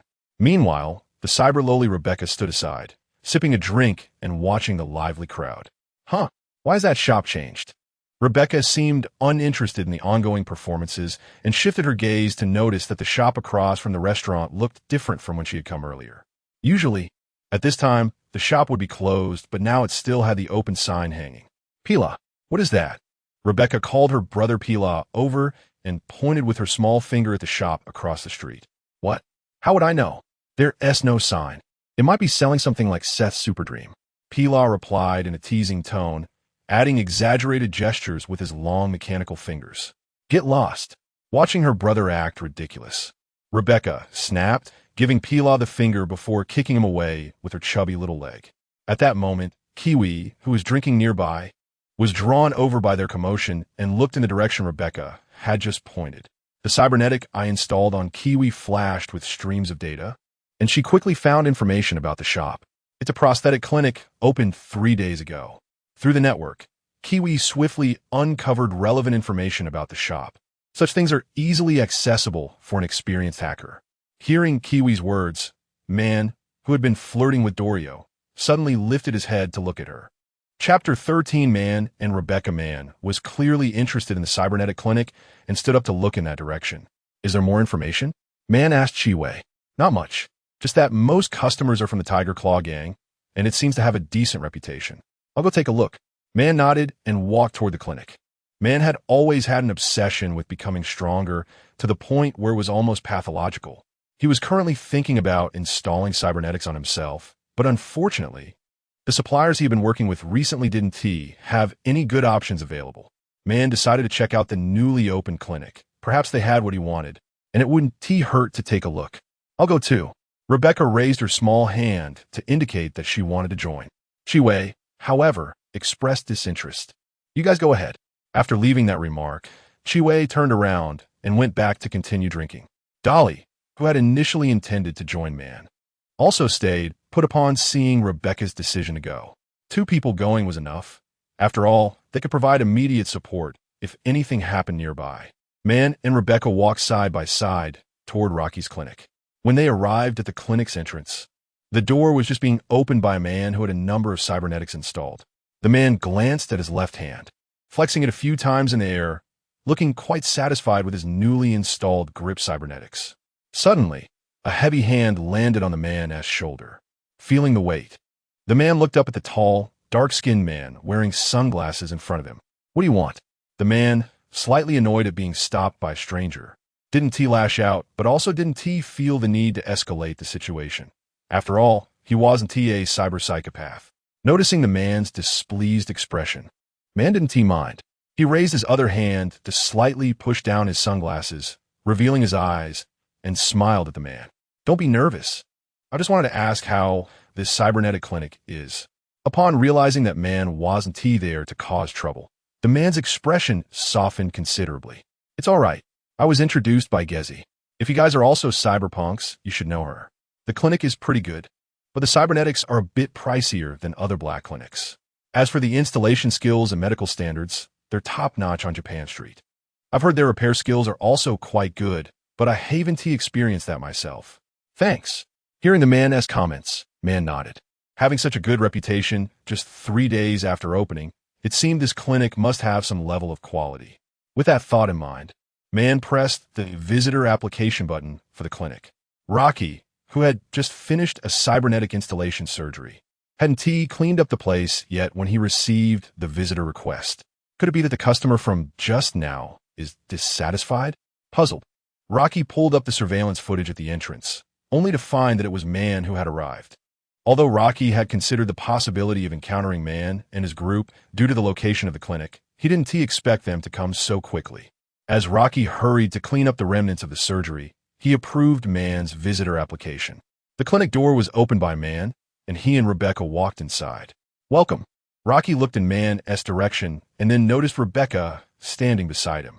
The surveillance footage had mostly been filled by man's large frame, completely blocking the small figure of Rebecca on the other side, leading Rocky to initially think only man had come. The cyber loli before him had light green hair tied in twin tails, and her petite figure formed a stark contrast with the tall, dark-skinned man beside her. Under the wide black jacket, she was only wearing black lingerie, and her red cybernetic eye and pink tattoos miraculously didn't detract from her cuteness as a loli. Instead, they perfectly blended her cuteness with a cyberpunk aesthetic. Looking at the small loli standing at the door, Rocky couldn't help but feel his heart race slightly. Having lived in the cyberpunk world for over 2 years, Rocky had naturally seen many beauties in the cyberpunk scene, experienced them in dreams, and sought out sexual partners. However, he had never encountered anyone who made him feel this way. Perhaps the aesthetic of the cyberpunk world just didn't quite align with his own system. In any case, when the loli he had been longing for truly stood before him, the mysterious system that had been dormant in his body seemed to finally awaken. Rocky's mind was swirling with thoughts, but it didn't affect his actions. What do you need? Rocky asked, looking at man. Man, while surveying the clinic's environment, replied, let me see what cybernetics you have. Just a moment. Quickly tidying up the surgical area, Rocky indicated for man to sit in the surgical chair. Connect this, and the system will analyze the available cybernetics in the clinic and show them to you. You can choose for yourself. Man accepted the connection device Rocky handed him, plugged it into the port behind his ear, and began browsing the clinic's inventory on the display screen of the surgical table. Meanwhile, Rocky started checking man's body data. Bullet launchers, gorilla arms, leg cybernetics, subdermal armor. Rocky frowned slightly as he looked at the cybernetics installed in man's body. As a cybernetic doctor, Rocky understood well the degree to which normal people installed cybernetics and was acutely aware of the limits of the human body and the horrors of cyberpsychosis. This was also why, apart from the cybernetic arm he had reluctantly installed when he first crossed over, he had only installed a cybernetic eye in his right eye. Rocky didn't think of himself as special like David, nor did he consider himself particularly talented, so he was unwilling to enhance himself by installing a large number of cybernetics. Instead, he chose to train his strength through boxing with Old Way. Now, seeing the number of cybernetics installed on man, while it didn't compare to the modification fanatic Atom Smasher, nor to the cyber psychopath V, and even less to the future David, it was still a considerably frightening number in the cyberpunk circle of Night City. In Rocky's understanding, those who had installed this level of cybernetics often ended up becoming cyber psychopaths. At that moment, man was already at his limit. If he didn't downgrade his cybernetics, it was only a matter of time before he became a cyber psychopath. Continuing to install more cybernetics would only accelerate this process, leaving no possibility of turning back. While Rocky was lost in thought, man had completed his browsing of the cybernetic inventory. Your cybernetics are too weak. Don't you have anything better? After reviewing the inventory in Rocky's clinic, man was clearly dissatisfied. Chapter 14, a week that's all there is, no better options. Seeing man's dissatisfaction with the prosthetics at his clinic, Rocky felt somewhat helpless. The prosthetics in Rocky's clinic all came from Old Ways suppliers, so naturally, they weren't as high-end as those from other black market suppliers. After all, the probability of high-end prosthetics appearing on the corpses of cyber psychos is clearly much higher than appearing in the regular market. Moreover, since the funds for purchasing the prosthetics were all advanced by Old Way, Rocky wouldn't go for the expensive high-end prosthetics that only cater to a few people. However, Rocky's prosthetics were already more than enough to satisfy the vast majority of cyberpunks and gang members. One could only say that man's demands were too high. But this wasn't necessarily a bad thing for Rocky. If man really liked a certain prosthetic and wanted to install it, Rocky wouldn't know how to persuade him otherwise. If he was dissatisfied with the prosthetics in the store, he could bring his own prosthetic to the clinic for installation. At the same time, he could also receive medical services, prosthetic modifications, upgrades, and repairs at their store. Or he could purchase common medicines like immunosuppressants. Those are good options too. Although he couldn't sell any prosthetics, that wasn't the only service Rocky's clinic offered. Man nodded. If the prosthetic doctor in front of him was really skilled, perhaps he could come to him for installation when he got a new prosthetic in the future. I'll come back to you for installation when I need a prosthetic, and if you have good and powerful ones, you can contact me. As long as they're suitable, I'll take them, man said as he got up from the surgery chair. Although man hadn't installed a prosthetic at this clinic yet, he still had a good impression of it. The place was very clean, looking much more reliable than other underground prosthetic clinics. Sure, I've sent a contact request. Feel free to reach out anytime you need anything. Rocky readily replied after sending a contact request to man. Although Rocky wanted to remind man that he could no longer install prosthetics, he ultimately chose to remain silent. After all, even Dolly and David couldn't persuade man. And as an ordinary prosthetic doctor, his words would only annoy man. The contact request was approved, and a new contact named Man appeared in Rocky's communication system. Knock knock at this moment. Someone knocked on Rocky's left hand twice. Curiously turning his head, he saw Rebecca standing beside him. Hey, at least ask me what I want. I've been standing here for a long time. Oh, sorry. I thought you were just here to accompany Mr. Man. Do you want to install a prosthetic too? Rocky thought Rebecca was just there to keep an eye on man with the prosthetic doctor, not expecting that she also had thoughts of installing one. In Rocky's impression, Rebecca seemed to have only installed an eye and some decorative cyber lines. At this time, she shouldn't have had plans to install a gorilla arm yet. I'm not installing a prosthetic. I want to update the programs on my eye. Rebecca pointed at her eye with her finger. As one of the most common implants, prosthetic eyes can carry various visual enhancement programs and powerful scanners, and these programs are constantly updated and evolved with the iteration of prosthetic eyes. Many lower-end prosthetic eyes have good compatibility with updated programs, so most people will regularly update their eye programs. Rebecca took off her oversized coat and laid down on the surgery chair. Rocky kindly adjusted the surgery chair back to its normal shape after having just modified it for man size, allowing Rebecca to lie down comfortably. Connecting the surgical terminal to Rebecca's system, Rocky began reading the data from her prosthetic eye, analyzing compatible eye programs. He selected the latest version of the updatable programs and then added all the compatible and useful extension programs to the installation list. The update items were displayed on the screen. Let's see if there are any issues. If not, we'll get started. Your vision might go dark for a moment, but it will be fine soon. After showing Rebecca the items to be updated and receiving a positive response, Rocky restarted her prosthetic eye and began the program update.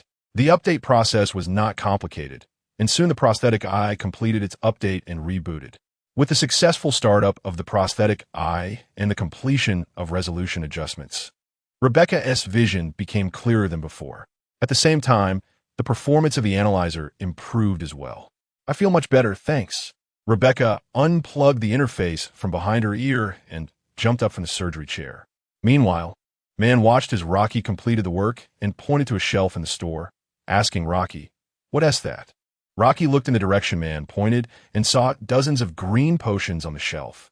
That's a recently stocked combat stimulant. After injection, it can increase movement speed by 1/3 within 60 seconds. Priced at €230 each. Do you need any? The shelf man pointed at naturally held type 2 stimulants. It made sense for Rocky's clinic, being an underground clinic, to sell stimulants, and selling them one at a time would earn even more profit. Really? Man raised an eyebrow, seeming quite interested in the potion. It's been tested, and the effects are good. There are no side effects. Rocky assured him confidently. Then grab me 10 of those. And also a month's supply of immunosuppressants. For someone at man's level of cyberpunk, this amount of money was nothing. And if it really worked, these stimulants would likely be very helpful in completing tasks. All right. Rocky packed the stimulants and immunosuppressants and handed them to Man, with Man and Rebecca's transfer completed. This business transaction was considered a success. Before the two left, Rocky also sent a contact request to Rebecca, who gladly accepted it. After all, who would refuse a reliable prosthetic doctor? Old Way's clinic. Bang! With the sound of cans clinking together. Old Way and Rocky both tilted their heads back and finished their energy drinks in one go.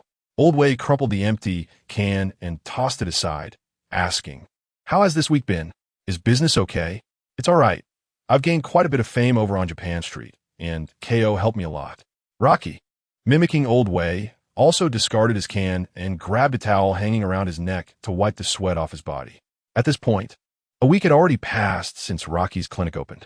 During this week, aside from the initial trip to deliver stimulants, Rocky had been at the clinic doing business, even turning down Jack's commission, and his encounter with Man and Rebecca was just one of the many events. Today was the day he had agreed to spar with Old Way, so Rocky specifically closed up early to come to Old Way's clinic to box with him. Chapter 15. Rocky's confession. Upon learning that Rocky was doing quite well on the streets of Japan, Old Way nodded with satisfaction and said, "It's like this in our line of work. It's always tough at first, and having some friends to help can make things much easier. But the key is still to have solid skills. Otherwise, it's all just talk." Rocky picked up a bottle of energy drink, popped the cap, and gulped it down, relieving the fatigue from the recent intense confrontation. Burp. Refreshing. Rocky let out a satisfied sound. He then added, "I can't tell if you're complimenting me or yourself." "He. Let us say both. Isn't it worthy of praise to raise an excellent cybernetic doctor?" "That's true." Rocky nodded, agreeing with Old Way's viewpoint. The two sat together, discussing various matters in Night City, from clinics to boxing matches, companies, and cyberpunks, eventually circling back to the cybernetic clinic. "By the way, I've noticed that quite a few cybernetic clinics seem to have started selling a type of stimulant recently. Do you know anything about it?" The question from Old Way raised Rocky's eyebrows. The clinic Rocky had chosen as his target didn't he have Old Way. Not because he was afraid of Old Way discovering his secret. If anyone in Night City could be trusted, it would definitely be Old Way and Jack. Rocky would rather believe that his own bull would betray him than think Old Way would sell him out. Rocky just figured out how to explain everything to Old Way. After 2 years together, Old Way knew Rocky quite well. The origins of these substances were certainly not easy to explain. However, Rocky also understood that this was something that had to be confessed sooner or later. He couldn't keep hiding it from Old Way, nor did he want to give up on Old Way's talents. Rather than waiting until more and more things came to light and became increasingly difficult to explain, it was better to lay it all out now. It would also pave the way for Old Way to help him with future tasks. After hesitating for a moment, Rocky finally spoke up. "Are you talking about the Ascension Technology's stimulant type 2? Yeah, you know about that stuff? I tried to look into it, but I couldn't find their supply channels at all." Old Way shrugged his shoulders in frustration. "I didn't know about it. My clinic is selling it too. As for the supply channels, to be honest, that stuff is actually produced by me." Rocky's calm words brought a huge shock to Old Way. He froze for a moment. The drink had paused at his lips for quite a while before he finally set it down. "Are you sure you're not joking? I never taught you these things. I bought 2 to study, and the components looked pretty simple, just like the energy drinks that flood the market. By rights, it should have such effects. The strange thing is it actually does work as a stimulant, enhancing the user's speed. If that stuff is really produced by you, I'm curious about how you did it." As Old Way mentioned, the raw materials for the stimulant were indeed quite ordinary, and its effects relied entirely on a special component formed by the rules of the alchemy table. Old Way's rough testing couldn't reveal that. It could be said that apart from the alchemy table in Rocky's hands, it was impossible to produce it through any other means. To produce it outside the alchemy table One would need to install the technology expansion for the stimulant module, allowing the stimulant to truly form a complete rule and become a genuine product of the cyberpunk world. However, the materials and costs for production would be entirely different at that point. At Rocky's current stage, there was no need to pursue that. I'm not joking. Rocky shook his head, pausing for a moment before continuing. Old way, I probably haven't told you about my past before coming to Night City. No, you've never brought it up in the past 2 years. I didn't plan to ask either. After all, everyone has their own past, and I can understand that. This was the first time Rocky mentioned his background, even though Old Way respected Rocky and could suppress his curiosity. He couldn't help but prepare himself to listen seriously to Rocky's story. Rocky gazed ahead, his eyes slightly lost, as if reminiscing about the past. Before coming to Night City, I lived in a place very far from here, not in this country. The society there wasn't as decayed as it is now. The people weren't tainted by a murky world. They were positive and full of vitality. They always hoped to change this world ruled and oppressed by corporations and work hard for it. But unfortunately, they couldn't do it. Only I made it here, and only I carry their hopes. The changes came too quickly.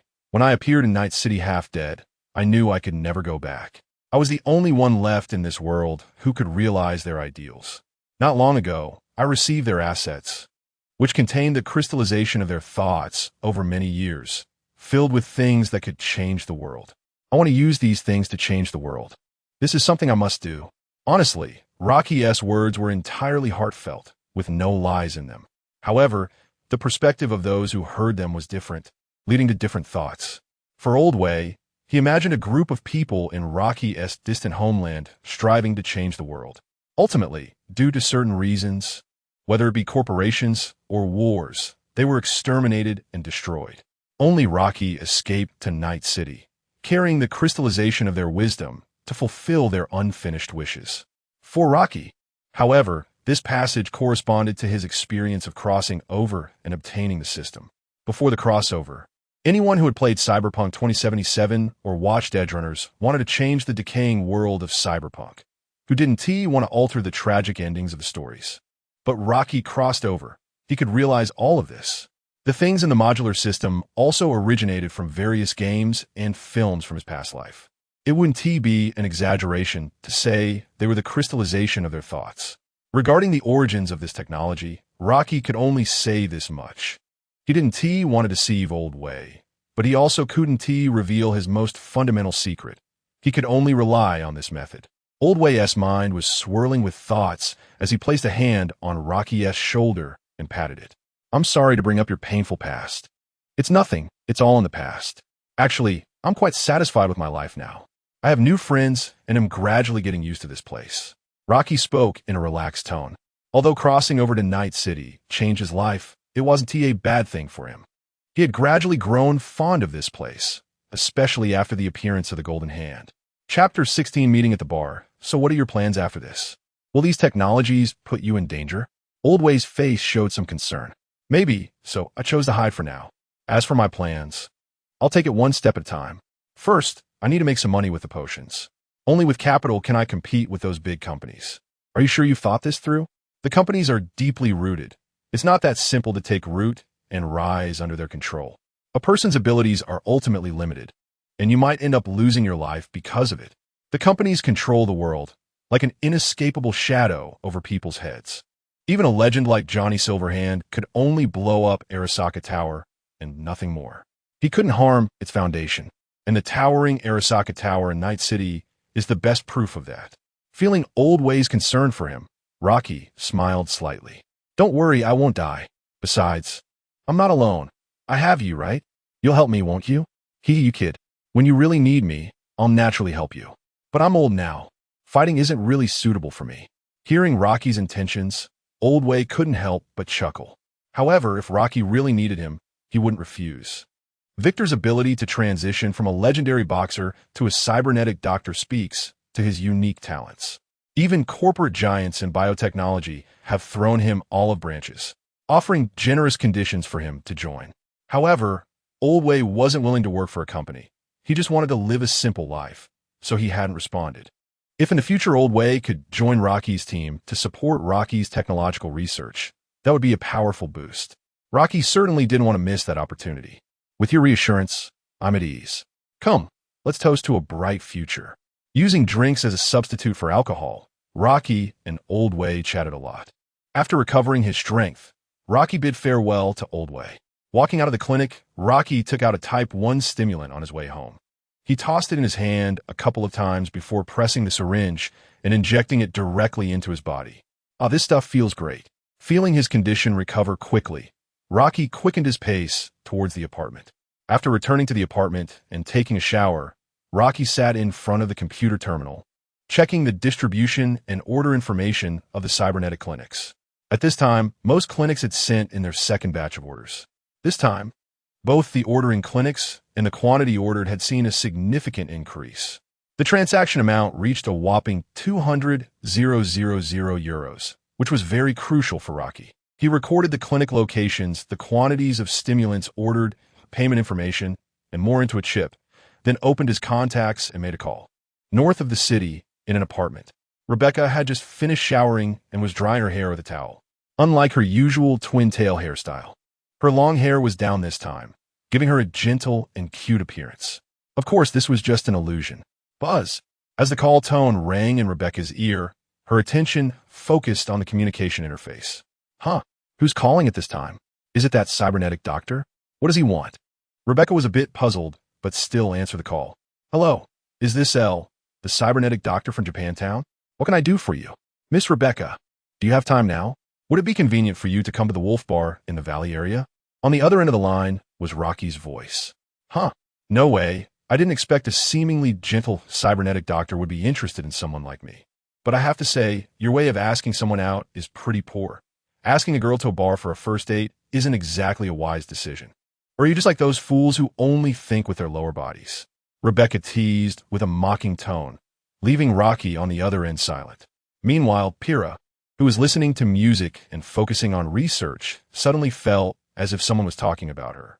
She turned off the music and looked around. Rebecca, were you just calling me? No, go away. Oh, Pyrrha scratched her head in confusion, not finding an answer, and turned the music back on to continue her work. After a moment of silence, Rocky spoke again. Rebecca, you misunderstood. I just have a commission I want to give you. I'd like to meet you at the Wolf Bar to discuss it in detail. You have a commission for me? Why me? Man, is the team leader. You should go find him. Rebecca realized she had misunderstood him, but was still somewhat puzzled. I'm not very clear about your team's relationship, but this commission isn't complicated and doesn't require too many people. Okay, the Wolf Bar, right? I'll head over soon. After thinking it over, Rebecca decided to see what the commission was about. In Man's team, Rebecca wasn't considered a core member. She usually executed simpler tasks, like being a decoy, diverting attention, or stalling for time. One could say that, given the current situation, Rebecca was like a mascot in Man's team. Now, even using Man's shotgun, she could be thrown off by the recoil, and she was on a completely different level from the future Rebecca, who would wield a shotgun with 4 times the recoil. It wasn't until her brother and Man's partner Dorio died that she underwent a transformation, starting cybernetic modifications, shouldering the burden of combat in David's team, and fighting alongside David. Now, someone wanted to commission her for a job, and since she had nothing to do these days, she naturally thought about earning some extra cash. After drying her hair, tying it back into twin tails, and putting on a black jacket, Rebecca set off for the Wolf Bar. Meanwhile, in another apartment, Rocky couldn't help but feel a bit of a headache after hanging up the phone. Although he initially intended to use the commission to get closer to Rebecca, being misunderstood as a pervert asking a girl out to a bar was a bit embarrassing. In the Valley area, at the Wolf Bar, in the private room he had booked on the 2nd floor, Rocky was sipping a drink, feet propped up on the table, waiting for Rebecca's arrival. The door to the private room was pushed open, but the person who entered was not Rebecca but Jack. I just got here. Peppy told me you were here, but you didn't even give me a heads up. Jack casually sat down next to Rocky, grabbing a drink from the table and gulping it down. Rocky hadn't expected Jack to be here too, but thinking about it, it made sense. For Jack, coming here was like going home. Rocky was at the Wolf Bar tonight to discuss a commission with Rebecca, so he hadn't informed Jack. Jack, I have someone else here today to discuss business, so I didn't call you. I'll treat you to drinks next time. Oh, I thought you were drinking and forgot about your brother. Just then, The door to the private room was pushed open again, and in walked Rebecca. Chapter 17 Commission to Rebecca. Rebecca arrived at the Wild Wolf Bar, and, after asking Pepe about Rocky's location, was led to a private room by a waiter. The two people who were conversing in the room stopped when they saw Rebecca. Jack immediately stood up, hands on his thighs, upon seeing Rebecca. Since that's the case, I won't disturb you. I'll take my leave now, you two chat. Jack turned around, patted Rocky on the shoulder, and winked at him, giving him a knowing look. Jack indicated he didn't expect Rocky to like this type, but he could understand. Looking at Jack's expression, Rocky felt speechless and could only roll his eyes in frustration. At that moment, he was about to break down. What were these people thinking? Couldn't they act a bit more normally? It was just a business chat. Enjoy your conversation, ladies and gentlemen. With Jack's blessing, he and his companions left the private room, and Rebecca walked in. Have a seat. Would you like something to drink? A soda, please. Following Rocky's gesture, Rebecca naturally sat down. I didn't expect a cybernetic doctor to also work as an intermediary. So what's the commission? Rocky didn't explain that he was the employer. Instead, he instructed the waiter to bring a drink for Rebecca and handed her a data chip.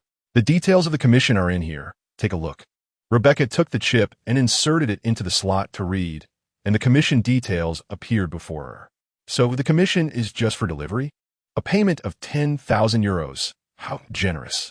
Yes, your task is to safely deliver the goods to these cybernetic clinics and then collect the corresponding payment, Rocky explained. The content of this commission wasn't complicated. It was simply delivering goods and collecting money. But it wasn't that easy either. More than a dozen target clinics were scattered throughout Night City, and given the large amount of goods this time, if Rocky were to deliver them himself, it would take an entire day. It was better to hire someone to deliver. Not only would it establish a connection with Rebecca, but it would also confuse those who wanted to investigate the source of the drugs, killing two birds with one stone. As for the money spent on the commission, it was negligible compared to the profits from the batch of orders, and Rocky didn't feel bad about giving the money to Rebecca. That's why he offered a price higher than the normal market rate for commissions. However, this commission wasn't that easy. If they refused to pay, it would depend on your methods. When Rocky delivered the goods, they naturally wouldn't dare to refuse payment, but with Rebecca, it was hard to say. After all, the petite Rebecca didn't have much of a deterrent effect. Huh, are you underestimating me? I accept this commission, and I guarantee not a penny less. Rebecca pulled out a powder-pink handgun, chambered it, and waved it in front of Rocky, giving him a confident smile. Seeing Rebecca's confident and cute demeanor, Rocky couldn't help but smile knowingly. As long as you are confident, then it's all good. Cheers to a pleasant collaboration. Rocky clinked glasses with Rebecca, and their first collaborative commission was officially confirmed at that moment. Tomorrow morning, come to the warehouse indicated in the chip, and I will hand the goods over to you. Just try to complete it within a day. As for now, we can chat. Chat about what? You. Me? Why? Rebecca asked, somewhat puzzled. I want to know more about you. We will have many opportunities to collaborate in the future, and I think we can be friends. Looking into Rocky's sincere eyes, Rebecca took a sip of her drink and smiled. Friends? I thought you intermediaries only cared about making mercenaries obey orders. Hearing Rebecca's teasing, Rocky shook his head. I think you misunderstood. I'm not an intermediary. I'm the employer. I don't know many mercenaries. I just ask people to help me with some things. To me, anyone who can help is a friend. You're not an intermediary? So, you didn't know me at all before? Then you dare to give me such an important commission? Are you crazy? Rebecca initially thought Rocky was an intermediary in Night City who had some understanding of her before choosing to give her the commission. But now it seemed that this person had only met her once and entrusted such a large commission to her. It was simply a crazy act. Didn't he fear she would mess it up or run away with the commission and the goods? Maybe, but I have a good eye for people. You give me a reliable vibe, and I believe you can do it well. Reliable? Rebecca stared at Rocky. Looking into his serious eyes, she was momentarily taken aback. Suddenly being told this made even her feel a bit dazed. But she quickly regained her composure and smiled at Rocky, indicating that he should rest assured. All right, since you say so, I will help you handle the commission. Although it was hard to believe that someone in Night City would truly trust a stranger. Being trusted by someone was, after all, something to be happy about. She now felt that this man in front of her seemed a bit different from others, making her curious about what kind of person he was. At the very least, he was certainly much more interesting than those intermediaries who only wore sour faces. With your words, I can relax. By the way, I have another request. The source of the commission cannot be known to anyone else, including your team members. Rocky pondered for a moment and said, "What a strange request." Rebecca looked at Rocky, puzzled. Under Rebecca's cute yet confused gaze, Rocky explained, "I have to protect myself. There's a saying, in Night City, the only person you can trust is yourself. If you get betrayed, you can only blame yourself." Rocky recalled the classic line from Edge Runners. In this magical city, no one could guarantee how well they understood others, nor could they ensure they wouldn't be betrayed. As for Man's team, only the loyal Rebecca could make him feel relatively at ease. As long as he could pull her into his camp, Rocky believed she wouldn't betray him and would become a powerful ally under his command. As for the others, Rocky couldn't guarantee, especially with QE, a ticking time bomb. Still a Man's team. Then why do you still choose to trust me? Aren't you afraid I would betray you? You're an exception. Besides, I can't give up this business just because I don't trust others. Moreover, trust has to be built step by step, right? What do they say? Genuine feelings for genuine feelings. Rocky explained while gesturing. For a moment, he felt he had become somewhat like Jack, speaking in a flowery manner. It seemed that being around him for a long time had rubbed off on him. However, speaking of which, learning to make friends like him was indeed much simpler. Looking at this strange guy in front of her who was very suspicious of others yet inexplicably trusted her, Rebecca smiled helplessly. "All right, I agree to your request. You strange guy. Come on, cheers to friendship." Rocky raised his glass. "Cheers to friendship. So, does this mean we are friends now? Is making friends so casual these days?" Rebecca downed her drink in one go, complaining. "It's all so casual. The person who just left taught me this. It's called fate. All right, having more friends doesn't seem too bad." Chapter 18 Encounter with the Vortex Gang. After finishing their discussion, Rocky and Rebecca stood up and walked out of the bar. As they passed the second floor, they noticed Jack drinking. He discreetly gave Rocky a thumbs up as he saw them leave side by side. When they reached the bar's entrance, the streets of Night City were quite empty, with hardly any pedestrians around, only the bar behind them adding some liveliness to the night silence. "Did you drive here, Rebecca?" "No." Rebecca shook her head. She didn't have her own car, but usually Falco would pick her up for tasks, so she didn't have much need for one. Tonight was a special case. "Then I'll give you a ride. Where do you live?" "Thanks, I live in North Long Beach." Rebecca did not refuse, as it was indeed quite inconvenient to go back without a car at night. "I live in Little Chinatown. It's somewhat on the way." Rocky called his motorcycle over via the vehicle connection, then got on and patted the seat behind him, signaling for Rebecca to climb on. Rebecca was momentarily taken aback when she saw Rocky was riding a motorcycle, but quickly decided not to dwell on it and confidently sat down. "Hold on tight." As the engine roared to life and speed increased, Rebecca's small hands rested on Rocky's waist. She could clearly feel the muscles hidden beneath Rocky's clothes, which were not what one would expect from an ordinary cybernetic doctor. Rocky sped along, the wind howling past them. Rebecca leaned forward, stretching her head towards Rocky's right ear, and said, "I didn't expect your body to be so fit for a cybernetic doctor. I work out every day. Besides, if you're doing this kind of underground business, you have to be able to protect yourself." "That's true." Rocky rode with Rebecca through Night City. She leaned in closer to talk and did not pull back.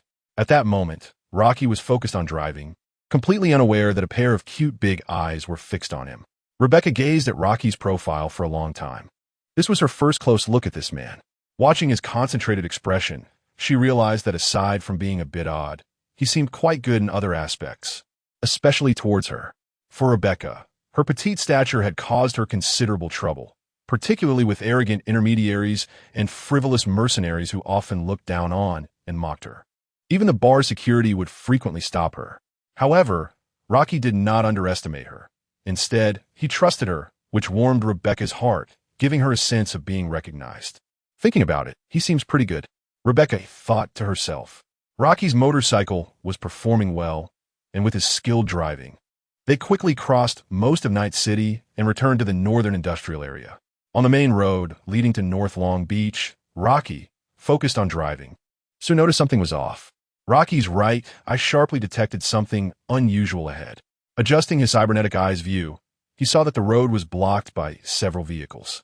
7 or 8 gang members stood in the road, their numerous obvious cybernetic modifications revealing their identity as members of the Vortex Gang.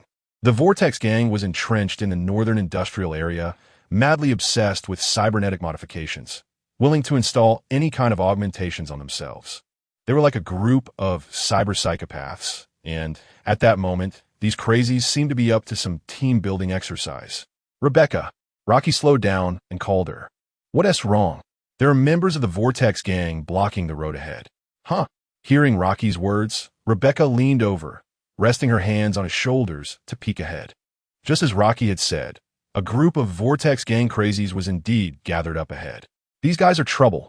What are you planning to do? Rebecca knew that these crazies were not easy to deal with. Perhaps if Man were here, he could confront them head-on, but she couldn't do that. Not now, at least. What to do? Of course, we charge through. Hold on tight. Rocky revealed a sunny smile as he stared at the Vortex Gang ahead, twisting the motorcycle's throttle to the max, charging straight toward them. The sudden increase in speed caught Rebecca off guard, and her body leaned back as she struggled to hold on. Hey, are you crazy? Why not take a detour? Rebecca shouted at Rocky while gripping his waist to stabilize herself.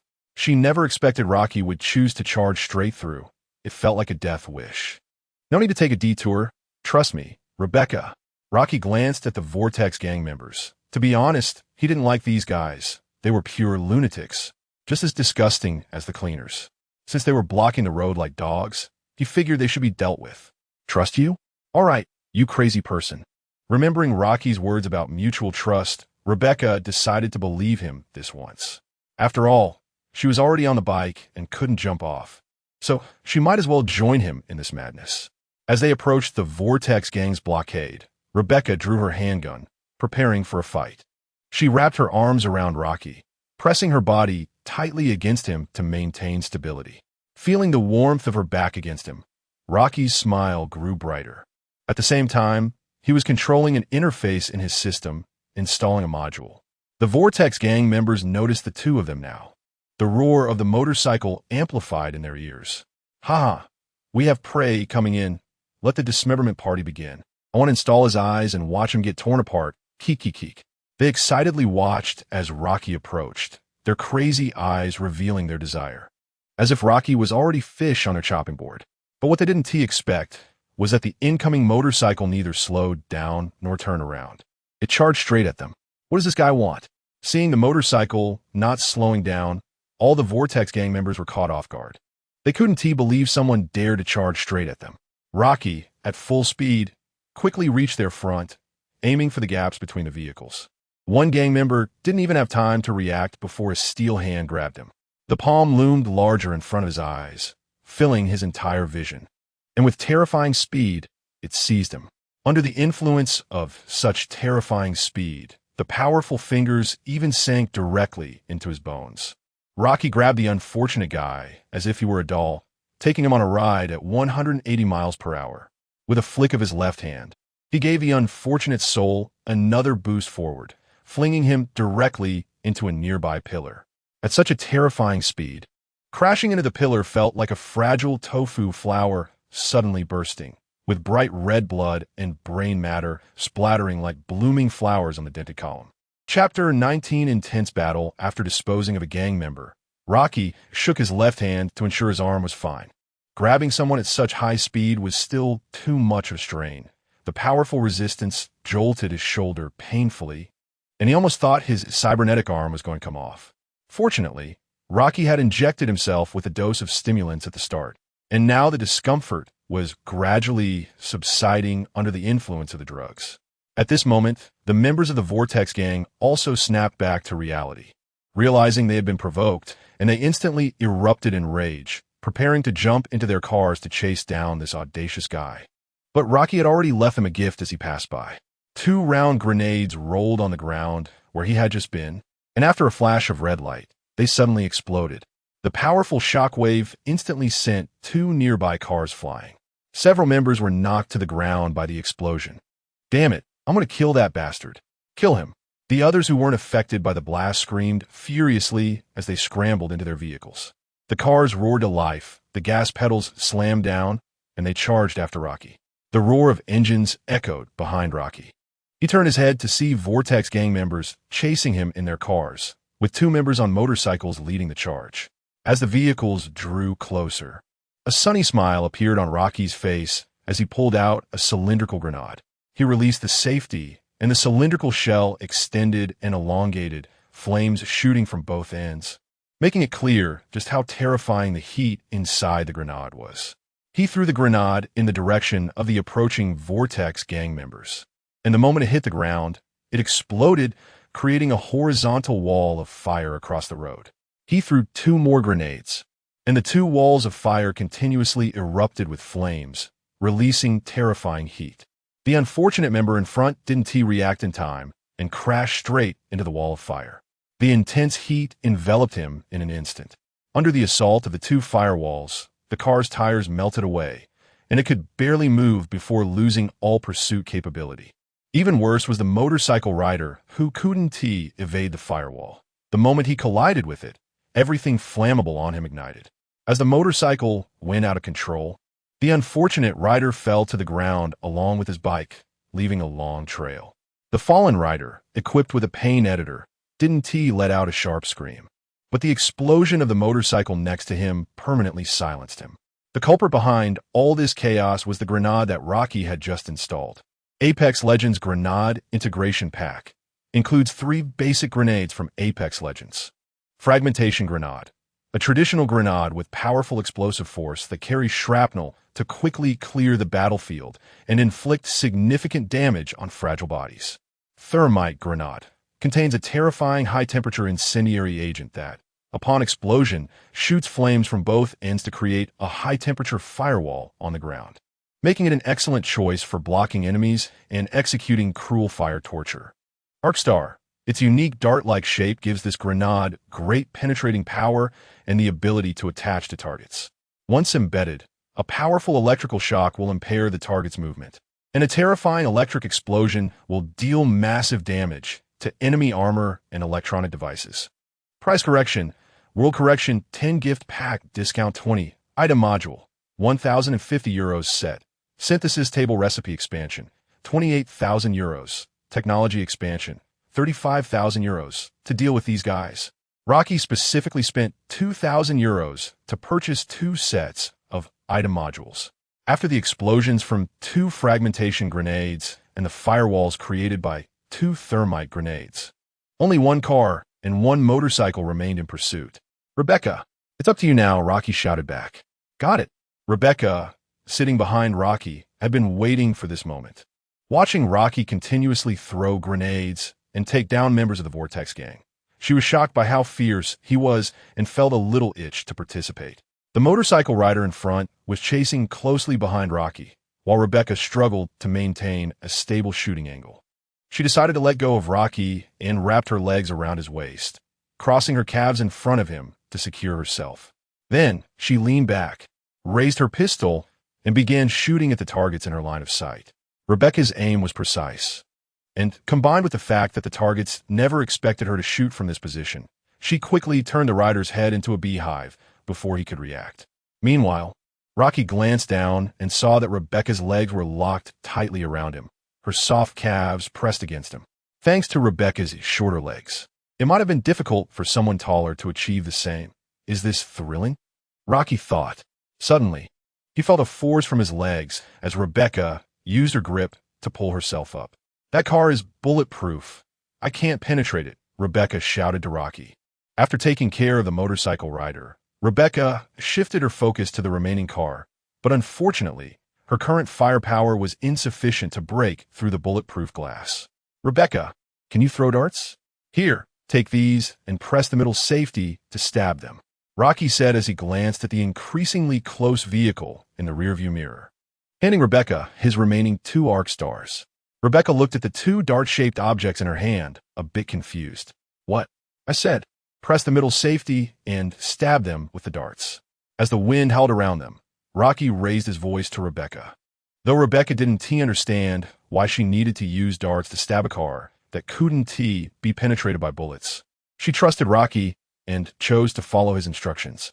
She leaned back again, pressed the safety on the arc star in her hand, and a faint blue arc began to crawl up it.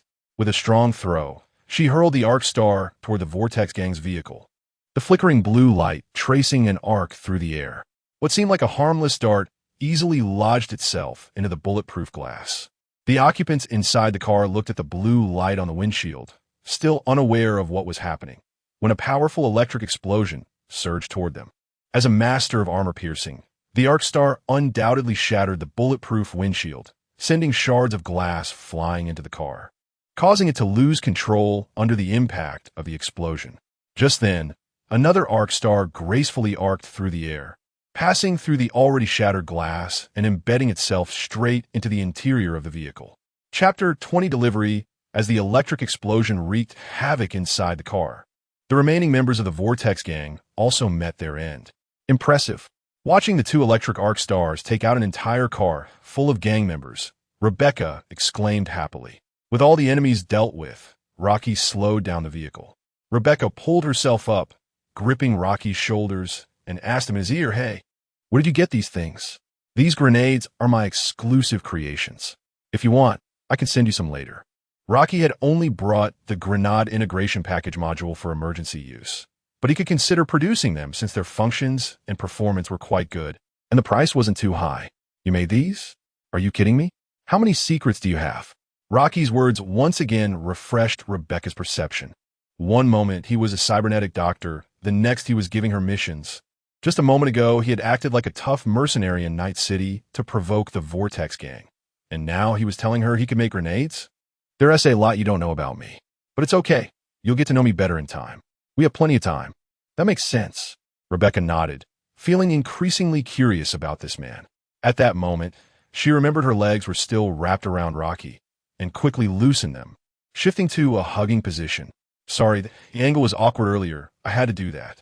As the feeling of restriction around her waist disappeared, Rebecca calmly explained from behind, showing no signs of awkwardness or shyness. "It's fine. It's actually quite comfortable," Rocky replied with a smile. Given Rocky's physical strength, this little pressure was nothing and didn't affect him at all. In fact, he enjoyed it a bit. He thought the feeling of being wrapped by soft legs was quite nice, but he wondered what it would be like without the barrier of clothing. Hearing Rocky's teasing tone, Rebecca playfully tapped Rocky's left hand with her pistol and smiled. "Hey, you better watch out, or I might just kill you." Having gone through a battle together, their relationship quickly grew closer, and Rebecca began to genuinely acknowledge Rocky as a friend. After dropping Rebecca off at the apartment building, she released her grip and waved at him. "See you tomorrow, Elle." "See you tomorrow." As Rebecca walked up the stairs, Rocky rode his motorcycle back to the skyscraper. The next day, in a warehouse somewhere in Japantown, this was a warehouse that Rocky anonymously rented in the black market, specifically for the convenience of storing and delivering goods. Inside the warehouse, Rocky was counting the potions to be delivered, each one pre-packed and labeled for the corresponding clinic. Just then, someone knocked on the warehouse door. It was Rebecca. "Morning, Elle." Rocky opened the roll-up door and saw Rebecca, full of energy, greeting him. "Morning." Rocky replied to Rebecca and looked behind her, noticing a car parked outside the warehouse, seemingly the one that brought Rebecca here. "Who is that?" Rocky saw Falco in the car, who was currently looking straight ahead and hadn't noticed Rocky's gaze. "That's Falco, our Team S driver." After returning home last night, Rebecca had informed Man about receiving the mission, and Man understood. Since the team hadn't had any jobs these past few days, he let Rebecca handle it herself. Rebecca then contacted Falco to come along for the delivery, as she didn't have a car and naturally needed a driver for this kind of thing. Falco gladly accepted, as driving around Night City for 5,000 euros was an offer no one would refuse. "Got it, come on in." Rocky nodded, inviting Rebecca into the warehouse. "These are the goods you need to transport," each one labeled accordingly. Rocky pointed to the boxes of goods stacked inside the warehouse. "Got it. Then I'll leave this to you. I'm heading out." After giving Rebecca a warehouse access card, Rocky picked up a box of potions and left through the back door. Riding his motorcycle, Rocky took the potions to Old Way's clinic. "What brings you here today?" Old Way looked at Rocky as he entered the clinic, putting down his work with curiosity. "Nothing much, just here to deliver some potions." Rocky placed a box containing 100 doses of Stimulant 2 on Old Way's desk. These are Stimulant 2. You can sell them in your shop. Old Way picked up a dose and confirmed it was exactly the same as the ones he had previously obtained from other clinics. These are worth quite a bit. Let me transfer the money to you. Come on, Old Way, the cost of these is only a few thousand. It's not even enough to cover the small debt I owe you. Just take them. As of now, Rocky still owed Old Way nearly 100,000 in goods, which meant Old Way's money was too easy to owe. However, Rocky truly couldn't pay it back yet. At least he had to wait until the money from the second batch of orders came in. We'll talk about that money later. If you sell these potions to someone else, you could earn nearly 20,000 euros. You need the money more than I do right now. Old Way, you know I don't like hearing this. Just take them. Consider it interest on the money I owe you. Fine. Old Way helplessly shook his head, knowing he couldn't change Rocky's mind. So he chose to accept the potions and put them away. At that moment, Rocky took out another bag of potions and handed it to Old Way. These are another model of stimulant, the original version, not for sale. They work even better than the previous ones and can help users recover from injuries quickly, but they have specific requirements for the user. I brought you a bit. You can use it yourself or give it to your patients. If you encounter a patient with severe injuries, this might have a good effect. Old Way took the bag Rocky handed him and pulled out the potions. They looked no different from the previous ones, except the label indicated it was Model I. Why is it not for sale? This seems to have a bigger market with its better effects, Old Way asked. Rocky smiled and explained, maybe it's a matter of habit. I prefer to keep the best things for myself, so I can have more cards on my sleeve. As for what I sell, as long as it makes money, it's all the same. That makes sense. Old Way nodded in agreement, acknowledging that keeping good things for oneself is always right. Even those big companies prioritize deploying their most advanced products for their own personnel first. I'll leave the goods to you. If there's nothing else, I'll head out. I still need to open for business today. I bet my customers are waiting anxiously. After successfully delivering the goods to Old Way, Rocky didn't linger and said his goodbyes before returning to his own clinic. Chapter 21, The Next Module Night. Japanese Street. A car stopped behind the Turbo restaurant. The door opened, and a fair-skinned little leg stepped out first. That's enough. Thanks, Falco. You can head back now. I still have some things to do. After handing Falco his payment, Rebecca opened the car door and got out. Hey, since we're here, aren't we going to grab a drink? Falco looked at the hurried Rebecca with confusion. No time. The commission is already completed, right? Why are you asking so many questions? Just go back. Fine. Falco felt a bit helpless. Rebecca seemed different today. It was a rare opportunity to receive such an easy commission, and not celebrating with a few drinks would be a waste.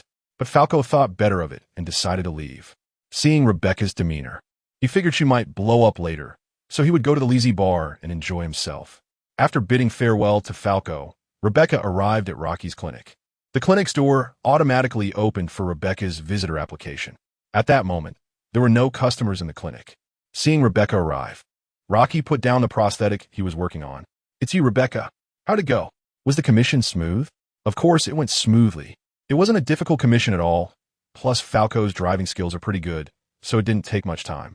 While speaking, Rebecca transferred the payment she received to Rocky, leaving 190,000 after removing her share. Seeing the money finally arrive, Rocky was in a great mood. Haha, thanks. Having a car and driver really speeds things up. It seems the money was well spent. Rocky was also considering it was time to get a whole car for himself. After all, he used to be alone, and a motorcycle was enough, but now he sometimes needed to deliver goods and would be developing a small team in the future, so a car was quite necessary. Well, then this commission can be considered a complete success. How about going out for a couple of drinks to celebrate? Seeing Rocky in a good mood, Rebecca gestured with her thumb behind her, inviting him. Celebrate? It does seem worth celebrating. Looks like I have to finish work early today. Rocky glanced at his account. With 190,000 from the commission plus the week's transaction amount at the clinic, he currently had 270,000 quietly resting in his account. With this money, Rocky could install the next module, which was indeed worth celebrating. After tidying up the shop and putting up a sign saying close for rest, Rocky and Rebecca went to the empty space in front of the clinic where they parked. They bought 2 drinks and sat on the steps under the trees, watching the people having fun in the open space and chatting casually. So your team is quite nice. Of course, Man and Dorio are like family to me, and Falco is very reliable. As for Chiwei and Lucy, they might seem a bit cold, but they're actually good people. Except for Pyrrha, I just want to shoot his head off. Haha, I can tell. What about you? Do you have reliable friends? Rebecca looked at Rocky, her eyes sparkling with curiosity. Rocky took a sip of his drink and nodded. Yeah, Jack, the one you met at the Wild Wolf bar. He's an old friend of mine. He often takes me on commissions and to the bar for drinks. He's one of my most trusted brothers. Then there's my teacher, Victor. You probably haven't met him. He's a prosthetic doctor in Watson District, and all my skills come from him. I can introduce you to him sometime. And of course, there's you, Rebecca. You're my friend too. Hearing Rocky's answer, Rebecca seemed very happy and couldn't help but laugh. What? Adding me makes only 3. I thought someone like you would be good at making friends. I never said that. But speaking of which, I didn't expect you to be a cyberpunk. It's my first time seeing a prosthetic doctor taking commissions. Rocky shrugged helplessly. My clinic just opened a week ago. Before this, I was just an apprentice at my teacher's clinic. If I hadn't taken on quite a few commissions and earned some money, I might still be there. But now that the clinic is thriving, I don't have much time to take commissions anymore. Oh, really? I was thinking of inviting you to join our team. I believe man wouldn't refuse another reliable teammate. Rebecca said regretfully. Let's skip the team for now. If I go with you, Jack would probably go crazy. But I believe we'll have opportunities to fight side by side in the future. Hearing Rebecca wanted to pull him into man's team, Rocky was a bit surprised. But after thinking it over, he decided against it. It wasn't necessary. It was only a matter of time before man's team fell apart. Man couldn't hold on for too long, and after his death, no one could support the team. As for David, he was already on Rocky's reservation list, which meant he had nothing to do with man's team. Given this, man's team seemed to have a bleak future. He would have to save Rebecca and Lucy from their troubles. Really? Of course. The two chatted for a long time, and Rocky once again rode his motorcycle to take Rebecca home. However, this time they didn't encounter the annoying Vortex gang on the way. Back in Long Beach North, Rebecca released her grip around Rocky and jumped off the bike. After saying goodbye to Rebecca, Rocky didn't head home directly, but first went to find Wacko. It's L. What brings you here? Wacko looked at Rocky with curiosity as he entered. Nothing much. Just wanted to thank you for recommending so many customers to me these past few days. Without you, no one would probably know about my clinic. While speaking, Rocky transferred 10,000 euros to Wacko, treating it as advertising fees. It could be said that Wacko had indeed helped him a lot in Night City. It wasn't just about fighting and killing. Knowing the ways of the world was also necessary. If he wanted Wacko to continue helping him attract customers, this show of sincerity was quite necessary. Since you put it that way, I'll accept this money, Wacko said with a smile. No one doesn't love money, and it's only right to take this little compensation for the effort in referring people. There should be some rules. After finishing with Wacko, Rocky finally could go home and rest well. The next day, Rocky sat in the clinic, not in a hurry to open for business, but browsing through various modules in the system. He already had some ideas about selecting the next module. Now, he had formed cooperative relationships with several clinics, and thanks to the reputation built on stimulant drugs, many clinics had begun to define Ascension Technology as a potion workshop. If the next module also chose to produce and sell potions, it would be more convenient for market expansion. After browsing for a while, Rocky quickly found his target. Marvel's Super Soldier Serum, Chapter 22, Injection of Serum. Marvel's Super Soldier Serum from the Marvel Universe. The Super Soldier Serum can enhance the user's metabolic functions and all physical abilities, allowing the user to reach the peak of human potential, and has the ability to mass-produce super soldiers.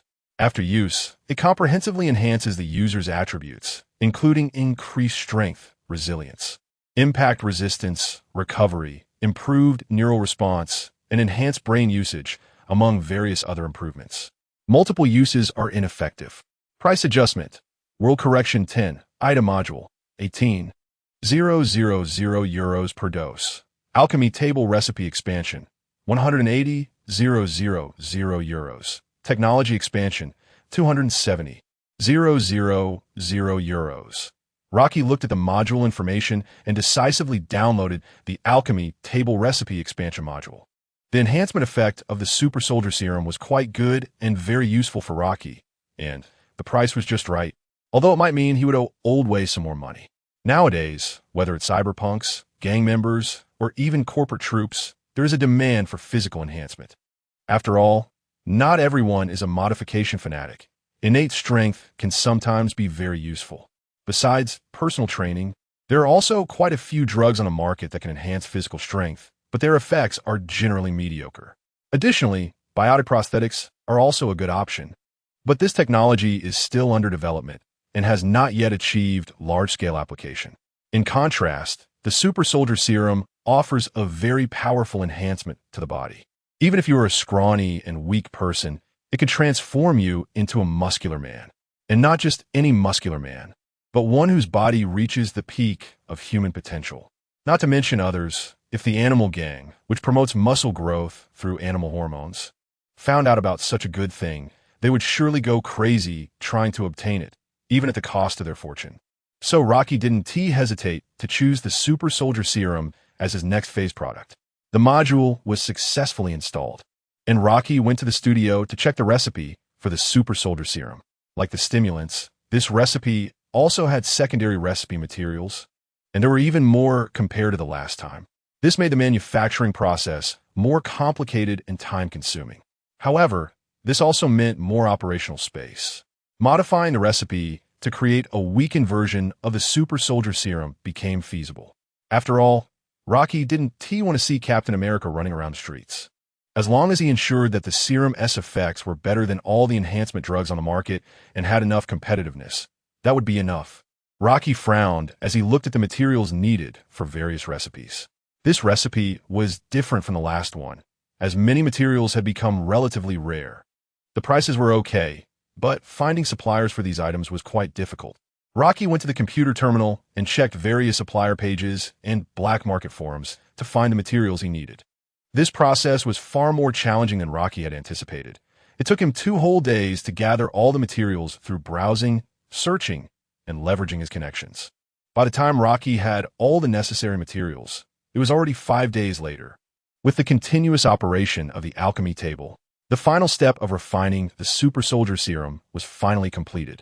Looking at the few blue serums in his hand, compared to the serums in the Marvel world, the ones produced by the module were concentrated versions, with just 1 dose being enough to achieve the enhancement effect. As for the method of use, it was straightforward. Just inject it into the body, making it very convenient, though what would happen during the effect was unclear. Rocky decided to test the effect on himself. After all, using it could only bring benefits, not drawbacks. To better test and record the serum's effects, and to prevent any accidents, Rocky specially called Old Way to his clinic. "What is this?" Old Way asked, looking at the blue serum Rocky handed over. "A new drug, the Super Soldier Serum, which can comprehensively enhance the user's physical functions." Upon hearing Rocky's explanation, Old Way guessed the reason he was called over. "Do you want to inject this?" "Yes. So please help me monitor and record my body's data changes." Rocky nodded. "To ensure safety, are there any prior experimental guarantees?" Seeing Rocky about to inject something he had never seen before into his body, Old Way instinctively expressed his concerns. As normal drugs usually require countless experiments to ensure they can be safely used on humans. "Absolutely safe. Trust me, Old Way." With the dual guarantees of the alchemy table's recipe output and the workstation analyzer, I can assure you there will be no safety issues. All right. After connecting various testing devices to Rocky lying on the operating chair, Old Way adjusted all the parameters and confirmed there were no issues before taking the blue serum and coming to Rocky. "Are you ready? Let's go." As the syringe was inserted into Rocky's body, the blue serum was gradually pushed in under Old Way's control. 1 dose of serum wasn't too much, and the injection was quickly completed. Lying on the operating table, Rocky focused on feeling the changes in his body. "My body feels so hot, itchy, so sleepy." Rocky uncontrollably closed his eyes. When Rocky opened his eyes again, he saw Old Way sitting next to him, scaring him into thinking he had traversed again. "How long have I been lying here?" Rocky asked Old Way. "Just 2 hours. How do you feel now?" "I feel great. My thinking and reactions seem to be sharper, and I have endless energy." Sitting up, Rocky felt his physical condition, which was unprecedentedly good, His perception had become clearer, and explosive power was contained within his body. Looking down at himself, he found that his physique hadn't changed much. It just looked like his muscles had become tighter and more refined. Your data has been recorded on the terminal. Take a look for yourself. Old Wei's tone clearly held a hint of disbelief, indicating that the data had shocked him as well. Rocky approached the terminal to check the data. As a fellow cybernetic doctor, he could naturally understand these figures. According to the recorded data, Rocky indeed experienced enhancements in all physiological functions, including metabolic levels, and the weaker areas showed more significant improvements, essentially transforming him from a strength-focused individual into an all-around warrior. Furthermore, this enhancement also included brain strengthening. One could say Rocky was now a hexagonal warrior, and to exaggerate a bit more, he could now be considered a superhuman, truly worthy of the inventor of the super soldier serum, describing it as the next step in human evolution. Chapter 23: The Power of Serum Old Wei. What do you think? Rocky already has a rough understanding of the enhancement effects of the super soldier serum, but still wants to hear Old Wei's thoughts, especially since he should have studied the data in advance during the 2 hours of his modification. It's an astonishing improvement, and it's comprehensive. According to your description and the data presented, this will likely be a groundbreaking potion, one that could even change the entire ecology of the city, depending on how you choose to utilize it. Old Wei gave a very high evaluation, even exceeding Rocky's expectations, which left Rocky somewhat puzzled. Can you elaborate? Seeing Rocky's confusion, Old Wei pointed to a section of data on the terminal. The key lies in its development of the human brain and the enhancement of the nervous system, coupled with improvements in human resilience and toughness. These are unprecedented. Upon hearing Old Wei mention the keywords brain and nervous system, Rocky instantly understood what Old Wei was trying to express. Are you saying that injecting the soldier serum can enhance the human body's tolerance for cybernetic implants? Old Wei nodded. Exactly, and this enhancement is substantial. By strengthening the brain, it can significantly improve the body's resistance to the mental erosion caused by implants. Additionally, with the enhancement of bodily functions, the nerves become more resilient, further preventing the erosion of the nervous system by implants, greatly reducing the likelihood of cyberpsychosis. At the same time, the strengthening of physical strength allows users to endure more powerful and dangerous implants. Originally, Rocky thought this was just an ordinary enhancement serum, but he didn't expect such a marvelous chemical reaction to occur in the context of cyberpunk. It seems this thing will stir up quite a storm, Rocky mused. A small serum can produce a soldier capable of installing powerful modified implants, without the need for talent or a foundation, and without worrying about the risk of cyberpsychosis. Even if the enhancement is limited, it doesn't mean that anyone who injects the serum can reach the level of Atom Smasher or V. But installing several military-grade implants shouldn't be a problem. If those big companies get their hands on this serum, Rocky has no doubt they would produce a David Army. And it wouldn't be impossible to gather talented individuals to form an Atom Smasher squad. However, Rocky would not give them that opportunity. It is precisely because the serum's effects are too powerful that it strengthens Rocky's resolve to create a toned-down version of the serum. Otherwise, those companies would undoubtedly fight tooth and nail to monopolize all serum production to create their own modified soldiers. As it stands, yes, so what are your plans? Do you want to try installing an implant? Just so happens I haven't sold that one yet.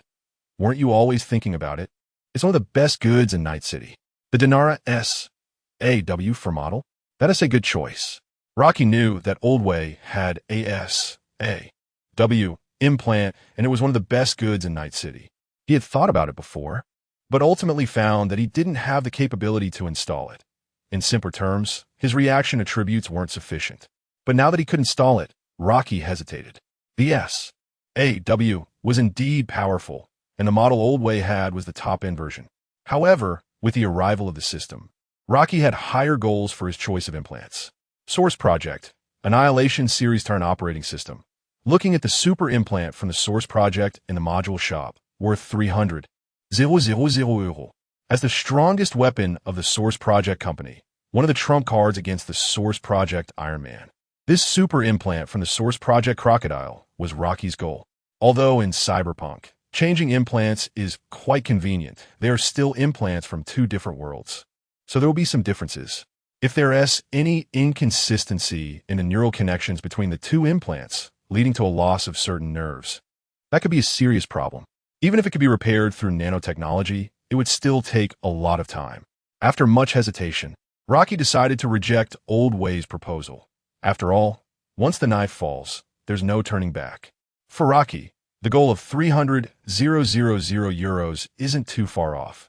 He believes that once the super soldier serum hits the market, a lot of cash will come pouring in. Thanks, Old Way, but I think I'll pass for now. I'm not planning to install an implant. Upon hearing Rocky's refusal, Old Way wasn't surprised. You're still the same. Well, if that's the case, I'll be leaving. Make sure to adapt to your body. Remember to contact me anytime if anything comes up. Wait, Old Way, won't you take a shot before you go? Rocky waved the blue serum in his hand. What'd I do with that? I'm not out there fighting or anything, and I don't have any implants. Old Way shook his head, showing little interest in the serum. You can't say that. This stuff has many benefits. Besides enhancing the body, it can also delay aging and increase lifespan. I don't want to attend your funeral too soon. As Rocky spoke, he began adjusting the equipment, seemingly giving Old Way no chance to refuse. Reluctantly, Old Way let Rocky inject him with the super soldier serum. As the injection finished, and he looked at Old Way, who seemed to have become much younger, Rocky couldn't help but smile sincerely. Indeed, one must experience it personally to feel the magic of this stuff. Feeling the surge of power within him, Old Way couldn't help but exclaim. After seeing Old Way off, Rocky began to research the toned-down version of the super soldier serum. Half-finished super soldier serum. The half-finished product of the super soldier serum, which has comparable enhancement effects but will turn the user into an ugly monster. Isn't this just the stuff Red Skull used? Rocky thought to himself as he looked at the description given by the analyzer. After disposing of this serum, Rocky threw himself back into the research of the serum. With the experience from last time, this research went relatively smoothly. Advanced Soldier Serum 50, a derivative of the Marvel Universe Super Soldier Serum, capable of enhancing the user's metabolic function and all bodily functions. A weakened version evolved from the Super Soldier Serum, retaining only 50 of the original efficacy. Without spending too many materials, Rocky found the version he wanted. Looking at the Advanced Soldier Serum in his hand, Rocky nodded in satisfaction. The cost of producing an Advanced Soldier Serum is about 3,000 euros. Rocky plans to sell it for 20,000 euros, given the value brought by the serum. This shouldn't be a problem. However, Rocky is concerned about whether those clinics will be willing to spend 20,000 euros to purchase an untested potion. After all, Rocky can't provide them with samples this time. Fortunately, he has already gained a good reputation with the previous stimulants, so there should be people willing to be the first ones to try it. If worst comes to worst, Rocky can look for animal help or collaborate with companies. As long as he shows enough sincerity, Rocky believes he will receive a large number of orders. Once he earns enough money for the Source Project implant, perhaps he won't have to be so cautious anymore. Chapter 24. Company Dog, Company Square. Arasaka Tower, 33rd floor. Arasaka Counterintelligence Department. Inside an office cubicle, a department employee is reviewing a report that was sent to his computer today. Arasaka Counterintelligence Investigation Report, NC 8754699. Ascension Technology Investigation Report. Investigator, Stephen. Investigation report content regarding the recent circulation of Ascension Technology Power Stimulant Type 2 at underground clinics. A preliminary investigation has been completed. This stimulant can enhance the user's movement speed for a duration of 1 minute, and no more valuable effects have been discovered so far. Regarding Ascension Technology Company, transactions with underground clinics are submitted via email and deliveries are carried out by hired mercenaries. No relevant information or company staff have been found. Whether to continue the investigation on this company is pending further instructions. The employee quickly skimmed through the report. Its content did not stir any emotions in him, and he casually typed out a report directive. Based on the report content, the specific intelligence value of this technology company could not be determined. Before any further action on their part, no further investigation will be conducted, and the priority of this investigation project will be lowered by 1 level. Regarding the stimulant mentioned in the report, a preliminary analysis report and value assessment report of this drug need to be drafted and submitted to the logistics support department. With the employee's rapid operation, the report directive was sent to the staff responsible for it. What is up with this? Every day is filled with this nonsense. The employee stretched and complained. The so-called investigation into Ascension Technology was just a trivial matter among the countless pieces of intelligence he handled daily. Strange and bizarre things appear in Night City every day, but most of them are of no value, and this stimulant report was such for Arasaka. The so-called technology company was merely presenting an ordinary stimulant, which could not draw Arasaka's attention. Otherwise, the report would not have been submitted after so many days, as its priority was already very low. I really envy you, V, being noticed by Jenkins. Your promotion speed is like riding a rocket. The employee's voice rang out in the cubicle, and V, sitting opposite him, shifted his attention from the task at hand upon hearing his name mentioned. It's not as exaggerated as you say. Seeing V still being stubborn, the employee across the table moved his chair and leaned in to look at V, teasingly saying, "Come on, the news that Jenkins is transferring you to the company's spy intelligence team is all over the place. Everyone knows it. As long as you keep performing well, we'll all have to listen to you eventually." Hearing this, V could only shake his head helplessly. All right, you're not wrong. Since V joined the counterintelligence department in Night City, he's been recognized by the head of the department, Jenkins, for his outstanding personal abilities, and many operations were personally entrusted to him. It can be said that now all the department colleagues know this kid has a bright future. V is well aware of this, so he's been actively cooperating with Jenkins, striving to excel in every task handed to him. No one in any company doesn't want to climb up the ladder, and V is no exception. But I have to ask, is this news true? It's been days, and you still haven't been promoted. It's true, but Jenkins said that such inter-level personnel transfers require approval from above, so it might take a little time. Hearing the employee's doubt, V nodded in affirmation. Jenkins indeed told him in person that he would be transferred to a higher-level action team, but currently, there hasn't been any movement. Logically, even if it needs approval, it shouldn't take this long. However, V couldn't directly ask Jenkins and could only wait. While they were chatting, V suddenly received a call from his superior, Jenkins. V, come to my office. Jenkins's voice came from the other end of the line. Okay, I'll be right there. V quickly replied. Seeing V receive Jenkins's call, the colleague across the table teased him. Looks like our big shot is going to take on another task. You should say less. All right, but I'll say this. Don't put too much pressure on yourself. Sometimes being at the top isn't necessarily a good thing. You know, the head of the intelligence tracking team, right? She is also one of Jenkins's trusted aides, one of the top figures in the counterintelligence department. Let me tell you secretly, I heard someone say they saw her throwing up in the bathroom today, and it was quite something. She probably has too much pressure. You better not follow in her footsteps. Haha, you're talking about her behind her back. Aren't you afraid she'll find out? Seeing him dare to gossip about his superior, V teased back. V knew the person he was talking about, a power player in the department. Although he had only seen her a few times, her unique dark red hair, resembling 3 petals, left a considerable impression on V. Hey, I'm just reminding you out of kindness, and I understand you. You definitely want to go around talking about it. All right, I'll be careful.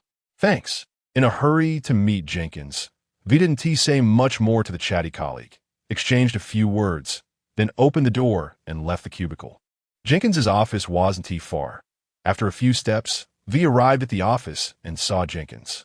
Jenkins was dressed in a sharp suit, looking particularly dignified, and his aura as a superior made it clear that he held an extraordinary position. You're here, have a seat, Jenkins said as he sat in his chair. V followed the instruction, pulled out a chair, and sat down. Before he could ask, Jenkins spoke again. I called you here because I have a task for you. However, this one is a bit different. This task does not come from the company, but from me personally. Jenkins's voice was clear and forceful, seemingly not giving V any room to consider. I understand.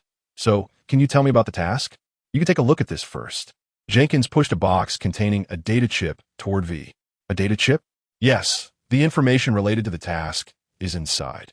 Upon hearing Jenkins instruct him to insert the data chip, V sensed something was off. Generally, task information is sent and received through the internal network. Even for personal tasks from Jenkins, There's no need to use a data chip for data exchange. This distinctly mercenary-like approach clearly indicated that this information was not meant to see the light of day, and the task content was evidently the same. V realized that things were unusual, but at this point he still suppressed his emotions, picked up the data chip, and inserted it into the slot to read it. As the content of the data chip was read, V also saw his task target. What is? Chapter 25 Jenkins' Temptation. V saw the contents of the chip, which detailed a recent business itinerary of a company named Mari Pharmaceuticals. What shocked V was that one of the company's recent activities was a business cooperation meeting with Arasaka. The chip recorded important intelligence about the company's itinerary for the meeting, security arrangements, participant information, and more. V was not a fool. At this point, Jenkins' intentions were already clear. V didn't say anything further. He was waiting for Jenkins' explanation. The chip contained records of the company's collaboration with Arasaka. What I need you to do is to use this information to eliminate them before the cooperation is established in your own way. Upon hearing Jenkins' affirmative response, V's heartbeat quickened slightly. V had previously dealt with such tasks. As an excellent field agent with a high talent for espionage, he had experienced numerous assassination operations against other company members. This time, Mari Pharmaceuticals, according to the chip's intelligence, was just a relatively small enterprise in the U.S. Logically speaking, eliminating a few employees or even executives from such a company shouldn't be a big deal for V.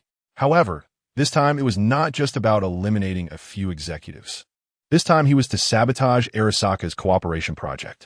If he were to interfere with military technology cooperation, he wouldn't be afraid because he had Arasaka's support behind him.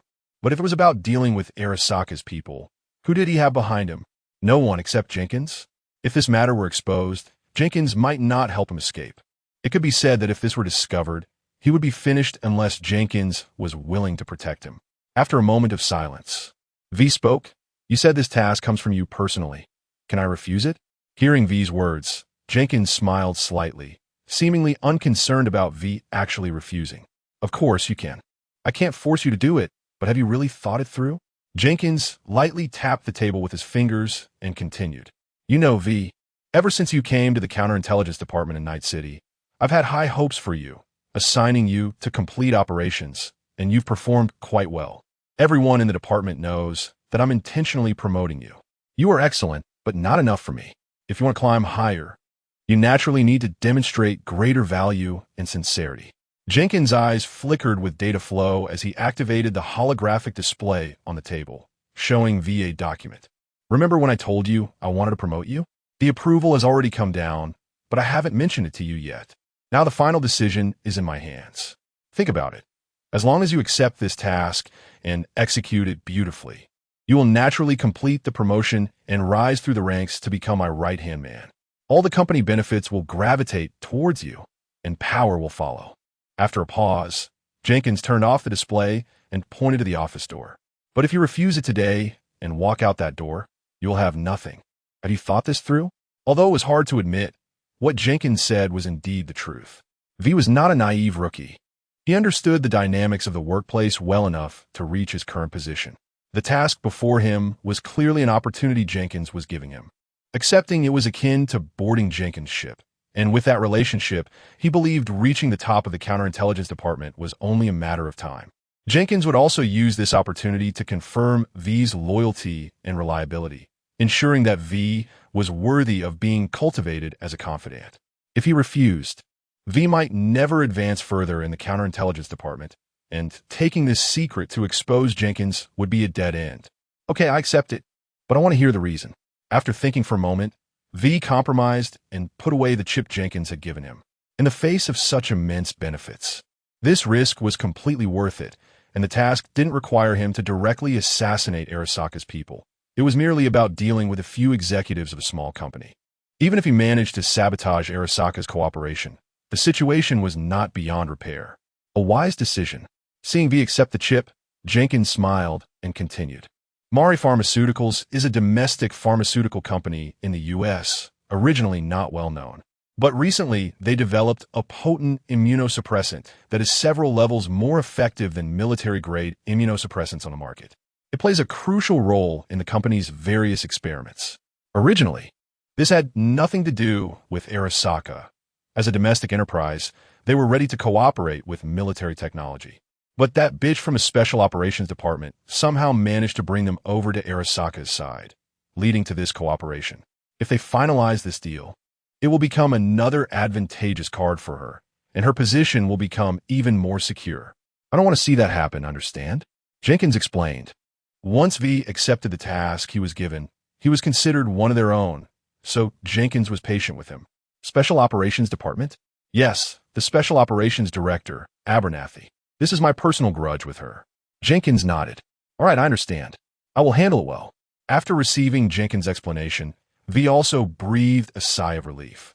At least Jenkins was not going against Arasaka. Such personal grudges at high levels were not uncommon, as long as he didn't directly assassinate Abernathy. Even if it ultimately got exposed, Jenkins wouldn't be too severely impacted, and he wouldn't be dragged down with him. Relax, although this cooperation is important. It hasn't been finalized yet, has it? In Night City, surprises are always common, as long as the cooperation matter is disrupted. This small enterprise will lose Arasaka's protection and offend military technology. They won't last long and won't have time to trouble you. As for Arasaka, I will handle the impact of the incident. Moreover, once I get your promotion approval sorted out, I will give you higher permissions, making it easier for you to maneuver. With just a little manipulation, shifting the blame to military technology, I don't think anyone will find it odd. Hearing Jenkins' analysis, V nodded in agreement. The difficulty and risk of this task were not too high. It could only be said that this was just an opportunity Jenkins was providing him, aimed at testing V's willingness to join his camp and bind with him. There was no reason not to take the cake that was handed to him, and V's mindset gradually accepted this outcome. Chapter 26 V's commission here. Take this. This is the funding for you to carry out the task. Remember to use cash. Find someone you can trust, and make sure you're not sold out later, which would affect me. Jenkins pulled out a wad of cash and handed it to V. To do this dirty work without the support of company agents, he naturally had to rely on professional mercenaries. Jenkins didn't expect V to cover this expense. Don't worry, I know what to do. After receiving the money, V left Jenkins' office, only to find someone waiting outside, the same person they had discussed with the team earlier. The red optical implants in her eyes made it hard to tell where she was looking. If Rocky were to see her, he would be surprised to find out she was a senior manager in Arasaka's counterintelligence department involved in the future David incident. She was responsible for investigating Lucy's case, and it was her directive that led to the final contact with Faraday, culminating in the conclusion of the case. I know you. Your name is V, right? Jenkins told me he was discussing something important, so I was asked to wait. I didn't expect it to be you inside. It seems Jenkins' intention to promote you is true. Do well, kid. She didn't expect that the important matter Jenkins mentioned would be related to V. This indicated that the kid posed a bit of a threat to her. However, she couldn't influence Jenkins' thoughts, and, at least for now, their field were different. So perhaps they could coexist harmoniously. Without waiting for V to respond, she walked into Jenkins' office. V clearly wasn't interested in her. The task Jenkins assigned him was already overwhelming, and he didn't have the energy to consider her words. After leaving Jenkins' office, V dialed Jack's number. He needed to find someone he could trust to complete this task, and Jack was the perfect choice. Jack was V's good brother. Although one had become a free mercenary in Night City, while the other had become a company dog, they still kept in touch, and their friendship remained strong. As a mercenary in Night City, Jack had helped V with many dirty jobs. Whenever V couldn't leverage Arasaka's power, he would turn to Jack. With his understanding of Jack, as long as Jack was willing to help him, the task was 90% assured. V, didn't you just talk to me this morning? Why are you contacting me again? Looks like you don't have to work overtime today. The call was quickly connected, and Jack's voice came through. On the contrary, it's because I have to work overtime that I'm contacting you. Jack, I need your help with something. We need to find a place to talk. All right, looks like you've run into trouble again. I'm in Watson. Just come to Liz Bar. See you soon. Jack didn't ask too many questions. After agreeing on a location, V left Arasaka Tower and headed to Liz Bar. Liz Bar, in a private room. I get it. You want to deal with the executives of those small companies, right? Rocky looked at the information on the chip and had already analyzed the task. Not long ago, Rocky was at the clinic producing soldier serum when he received Jack's call. Jack wanted Rocky to come to Liz Bar, saying he had a commission that needed his help and wanted to hear his opinion. From Jack's tone, Rocky knew it was something important, not just the petty commissions that had come in over the past few days. Naturally, Rocky wouldn't refuse to help his brother. Jack knew he was busy at the clinic, and if it weren't a tricky situation, he believed Jack wouldn't have chosen to bother him. So Rocky rushed over to Liz's bar immediately. That's right, but we have to act by the day after tomorrow at the latest. The goal is to disrupt their collaboration with Arasaka, and the talks will take place the day after tomorrow. This isn't simple. According to the intel on the chip, they are currently staying at the Azure Tower and 1T step out until the collaboration is finalized. That's Arasaka's territory, known for being safe and secure. If they find out that a few small thieves killed their clients right under their noses, I think you know better than I do what Arasaka would do. Rocky elaborated on his analysis, and Jack nodded in agreement, clearly having discussed similar points with V earlier.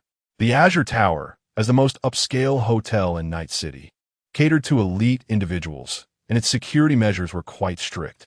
Moreover, Arasaka placed great importance on that location. Committing murder there was not without risk. Don't worry, I will handle the aftermath. I'll shift the blame to military tech and redirect Arasaka's attention from finding the murderer to pressuring military tech. You just need to focus on how to deal with the target. I can't help you with that, as it might leave traces. By the way, I don't know if Jack mentioned it, but I work in Arasaka's counterintelligence department. In order to convince Rocky, V revealed his background, mainly because Jack had made it clear during their conversation that the decision to accept the commission was up to Rocky. Jack didn't want to get involved in company affairs, and didn't want to become a tool that harmed others.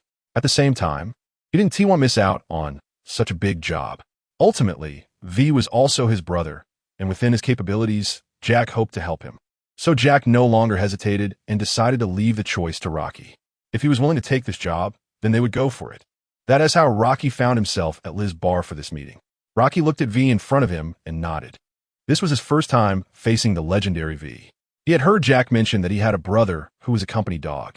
At that time, Rocky had guessed it was V, but he and T had much contact with him over the past 2 years. After all, V was a company dog and generally wasn't well received by the cyberpunks. Only good brothers like Jack could maintain close contact with him.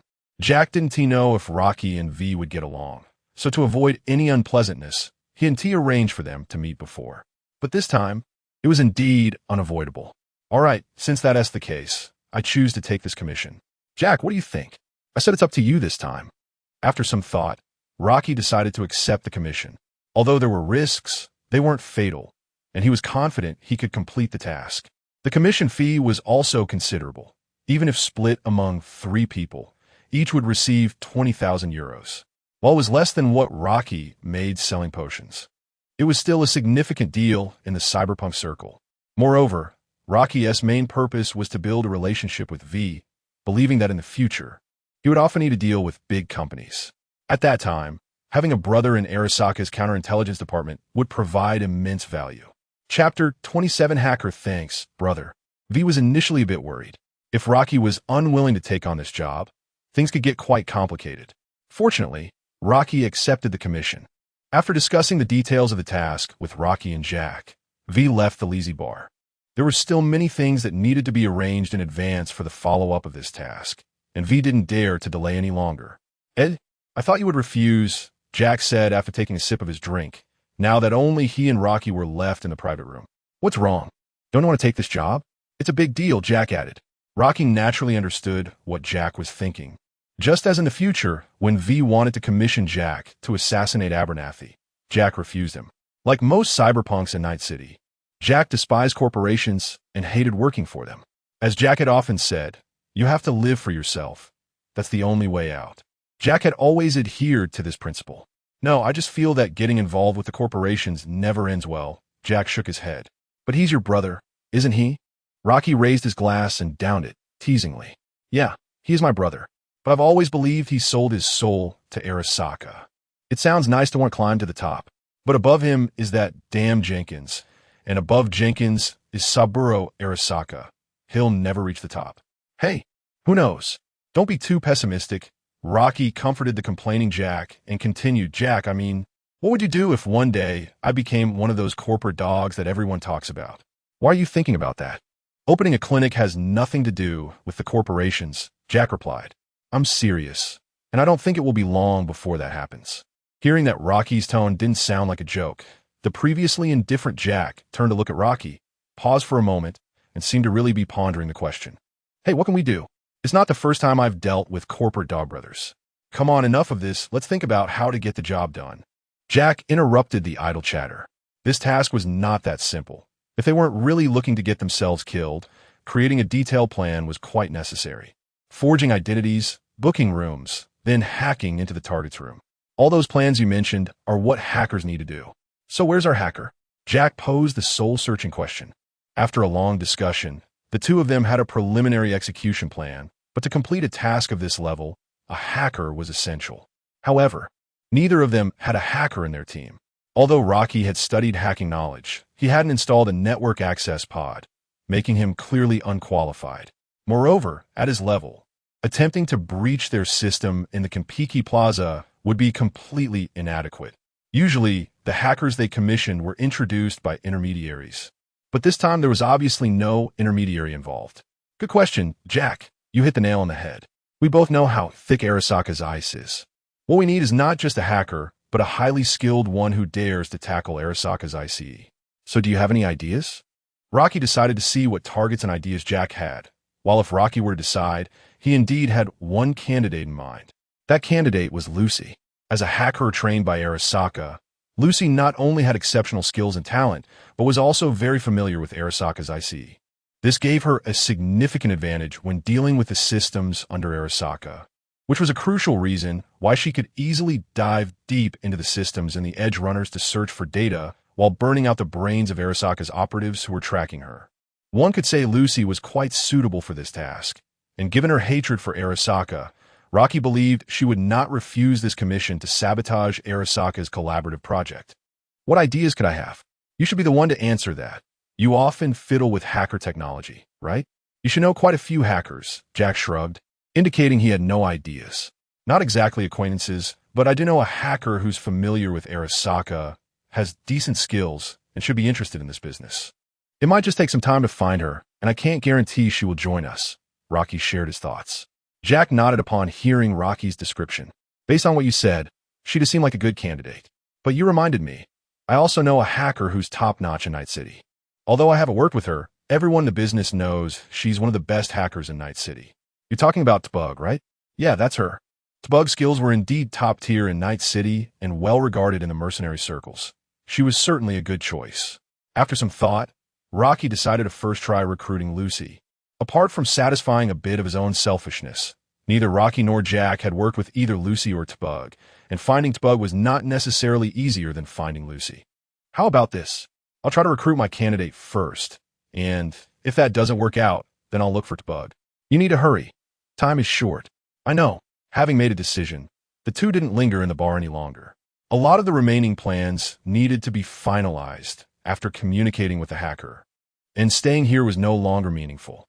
After bidding farewell to Jack, Rocky rode his motorcycle to his clinic. Finding Lucy was not difficult for Rocky. He had Rebecca's contact information, and a call to her would likely reveal Lucy's whereabouts. However, Rocky didn't expect that when he returned to the open space in front of his clinic, he would see Rebecca drinking among the cheerful crowd. A quick glance revealed man. Dorian, Pilar, Falco, Kiwi, and Lucy all there. It seemed they were celebrating a team-building event. Now he didn't even need to make a phone call. I'll have a drink like hers. After parking his bike, Rocky approached the mobile bar where Rebecca was and sat down beside her. Rebecca also noticed Rocky at that moment, seeming a bit surprised by his appearance, but also seemingly happy to see him. Hey, El, what brings you here?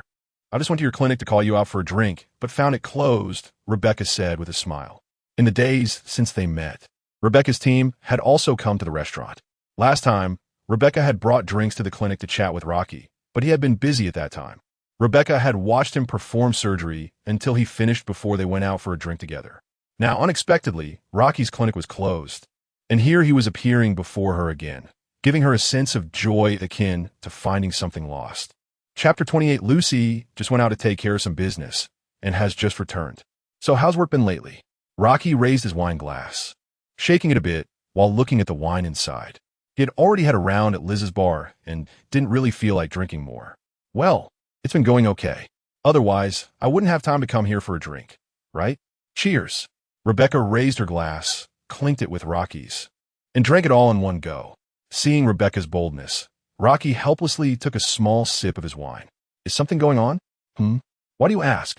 Rocky turned to look at Rebecca, who seemed to have been staring at him, and their eyes met, leaving Rocky a bit puzzled.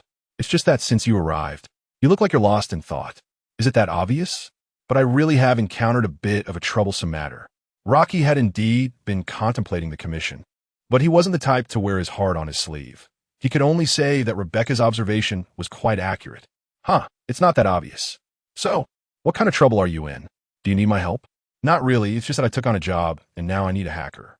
By the way, Rebecca, you mentioned that your team has a backup hacker. Can you tell me about her? Rocky revealed his true intention. If he went directly to Lucy, it would seem too reckless. It might lead to unexpected issues. It would be better to approach her through Rebecca. Are you talking about Lucy? Rebecca turned around to look behind her, extending her little finger to point, and Rocky also turned to look in the direction Rebecca was pointing. He saw a stunning figure sitting alone outside the lively crowd, her unique rainbow gradient hair color making her easily recognizable.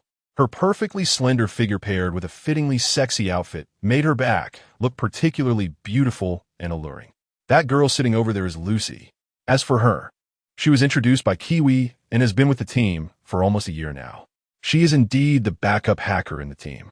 She doesn't need to be involved in every task, so sometimes you might see her not around. As for her personality, she doesn't really chat much with us. She seems a bit reserved. Maybe that's how hackers are. I'm not too sure, and I feel like she isn't really integrated into the group yet. As for her hacking skills, they are quite impressive. Rebecca introduced Lucy, and indeed, just as Rebecca said, hackers in the team are usually a special presence. Their relationship with other mercenaries is relatively loose. Many hackers collaborate with multiple teams and don't have fixed teammates. So it's common to see hackers and mercenary teams not hanging out with other teammates, but drinking alone on the side. Not to mention that Lucy is a backup hacker and hasn't been in the team for long. Are you thinking of bringing her into your commission? Connecting Rocky's earlier statement about needing a hacker, Rebecca naturally figured out what he was thinking. Rocky nodded generously. Yeah, after all, she is part of your team, so I can trust her. Besides, she is a backup hacker, right? I thought you might not need her in the next few days. So it would be great if I could bring her in. You're right. Lucy is indeed a reliable hacker. Then I'll go chat with her. Thanks, Rebecca. With the groundwork laid, Rocky didn't want to waste any more time. After saying goodbye to Rebecca, he took his drink and walked towards Lucy's spot. Watching Rocky rush off, Rebecca was taken aback. This guy didn't seem this enthusiastic just a moment ago. Hey, what is this guy doing? He hasn't even chatted for a while before running off. With no choice, Rebecca turned around and ordered a drink for herself at the bar. Meanwhile, Rocky quickly arrived at Lucy's spot and sat down right next to her. Sitting beside Lucy, Rocky noticed that her expression didn't change at all. She didn't even turn to look at him. It seemed she was used to people approaching her, but clearly, she wasn't interested. Of course, although Lucy appeared indifferent. The network access module installed on her was already operational. If any foolish person dared to cause trouble, Lucy would ensure they learned what it meant to mess with a hacker.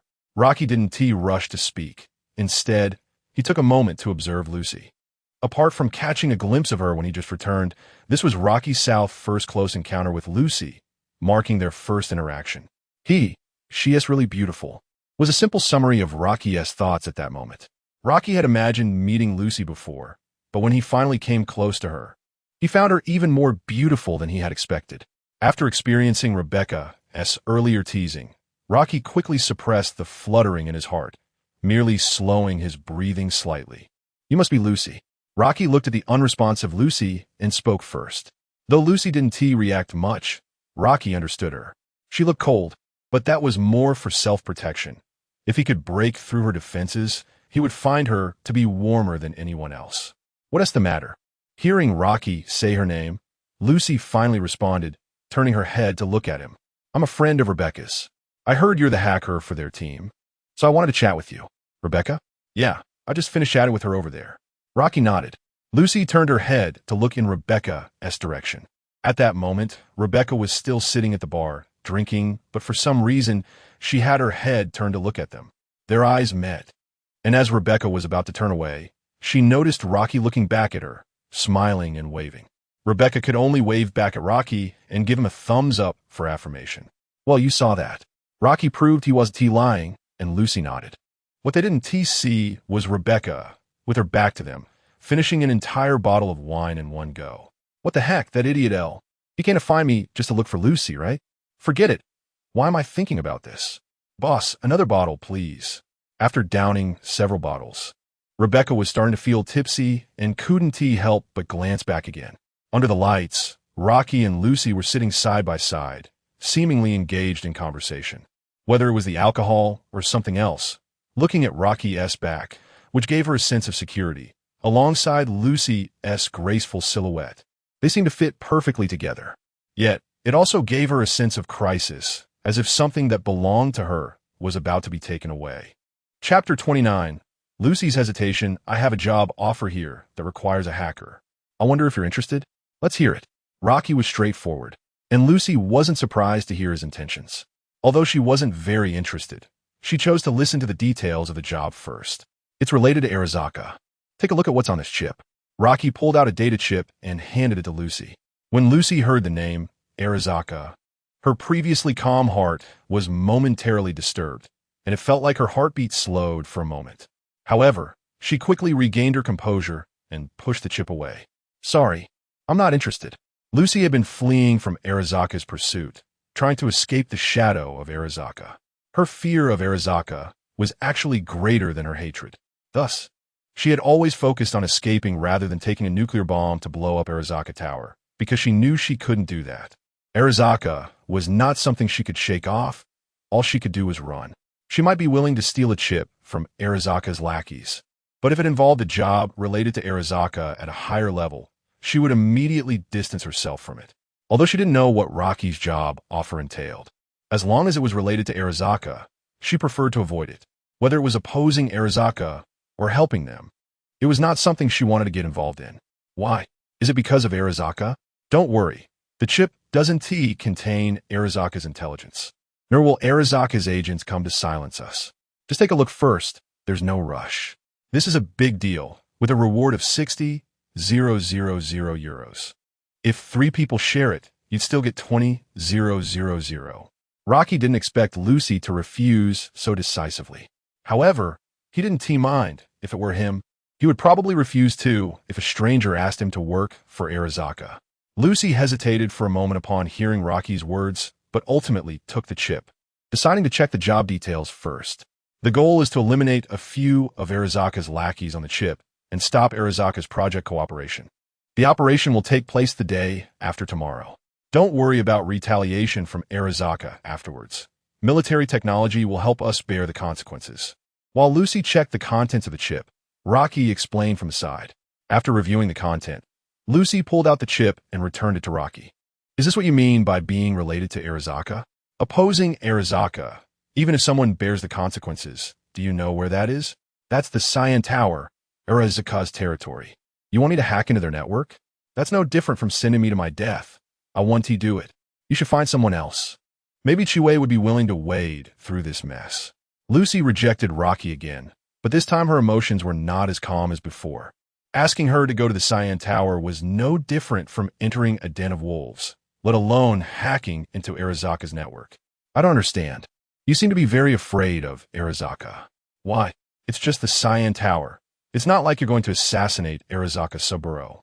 Besides, what's so great about Arasaka anyway? Rocky shook his head and said he naturally knew about Lucy's mental block. Convincing her to deal with Arasaka was not going to be easy. Whether I fear Arasaka or not is none of your business. You say it so easily, but you have no idea what Arasaka is like. You don't know how terrifying they are. In short, I can't do it. Rocky's mention of Lucy's fear of Arasaka seemed to touch a nerve, and Lucy's emotions became unusually agitated, her tone and volume rising several levels. Fortunately, the surrounding crowd was noisy enough that no one noticed the anomaly over here. Influenced by Lucy's agitation, even Rocky's emotions rarely fluctuated. He downed his drink in one go, tossed the cup aside, and shouted back at her louder than Lucy. I don't understand, Arasaka. It's you who doesn't understand me. I know better than anyone what Arasaka is like, but I don't care. To me, Arasaka is no different from any other damn company. I hate them, but I will never fear them. These damn companies have been high and mighty for too long. What we should do is not remain silent and fearful, but to turn our bodies into raging flames. No matter how miserable or broken, we must let them know this world will not forever decay under their shadows. There will be those who choose to resist, to drag them down from their pedestal into hell, to burn them to ashes. Just you wait. One day I will make them know. I will climb over their blood-soaked bones and stand above them. Listening to Rocky's impassioned words, Lucy was stunned.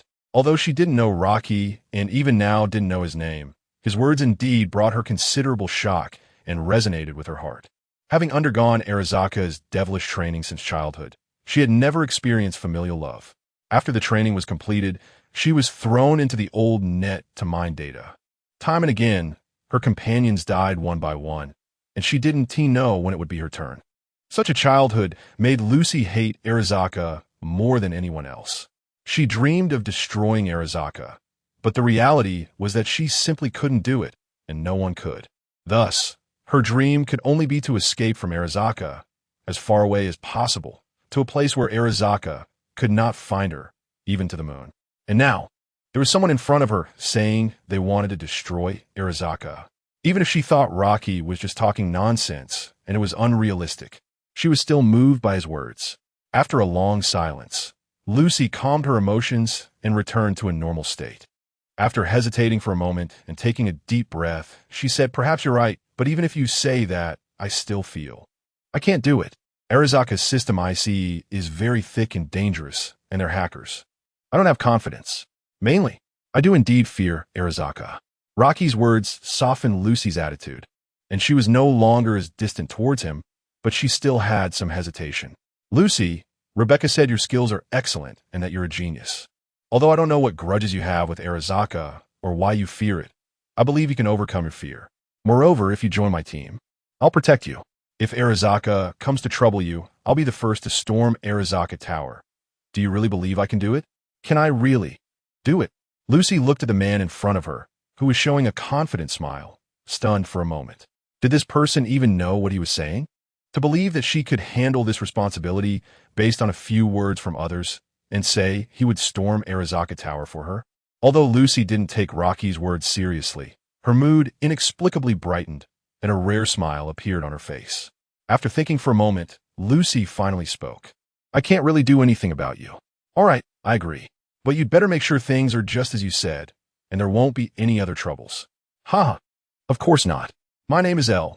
Lucy looked at Rocky's face, suddenly feeling a bit helpless. This guy ran over and said all this, and she inexplicably found herself on his ship. But in any case, perhaps this isn't a bad thing. Lucy also developed a considerable interest in the person in front of her. Since he said, "I don't understand him," it seems good to get to know him better.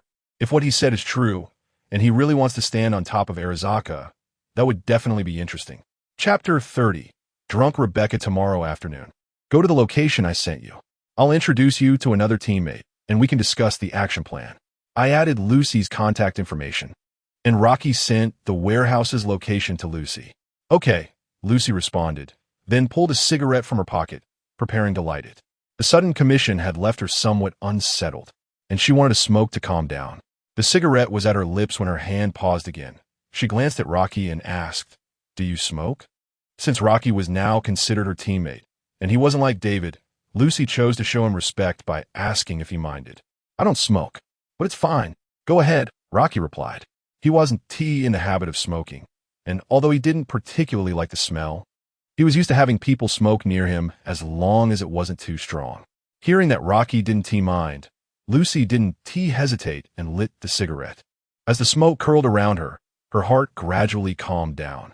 She wasn't sure if her choice was the right one, but since she had taken this step, there was no point in dwelling on it. At that moment, a burly man approached them. It was Man. "Cybernetic Doctor? What are you doing here? Looks like you two know each other." "Lucy, here's your payment," Man said, a stream of data flashing in his eyes as he transferred Lucy's share of the reward for the mission. Lucy nodded upon receiving the money and replied, just met. Now that man knew they had just met. He wasn't curious anymore. Although he didn't know how Rocky had managed to get close to Lucy, the icy beauty, he wouldn't pry into their affairs. Man turned to leave, and Lucy asked, "Man calls you a cybernetic doctor?" Since Rocky was friends with Rebecca.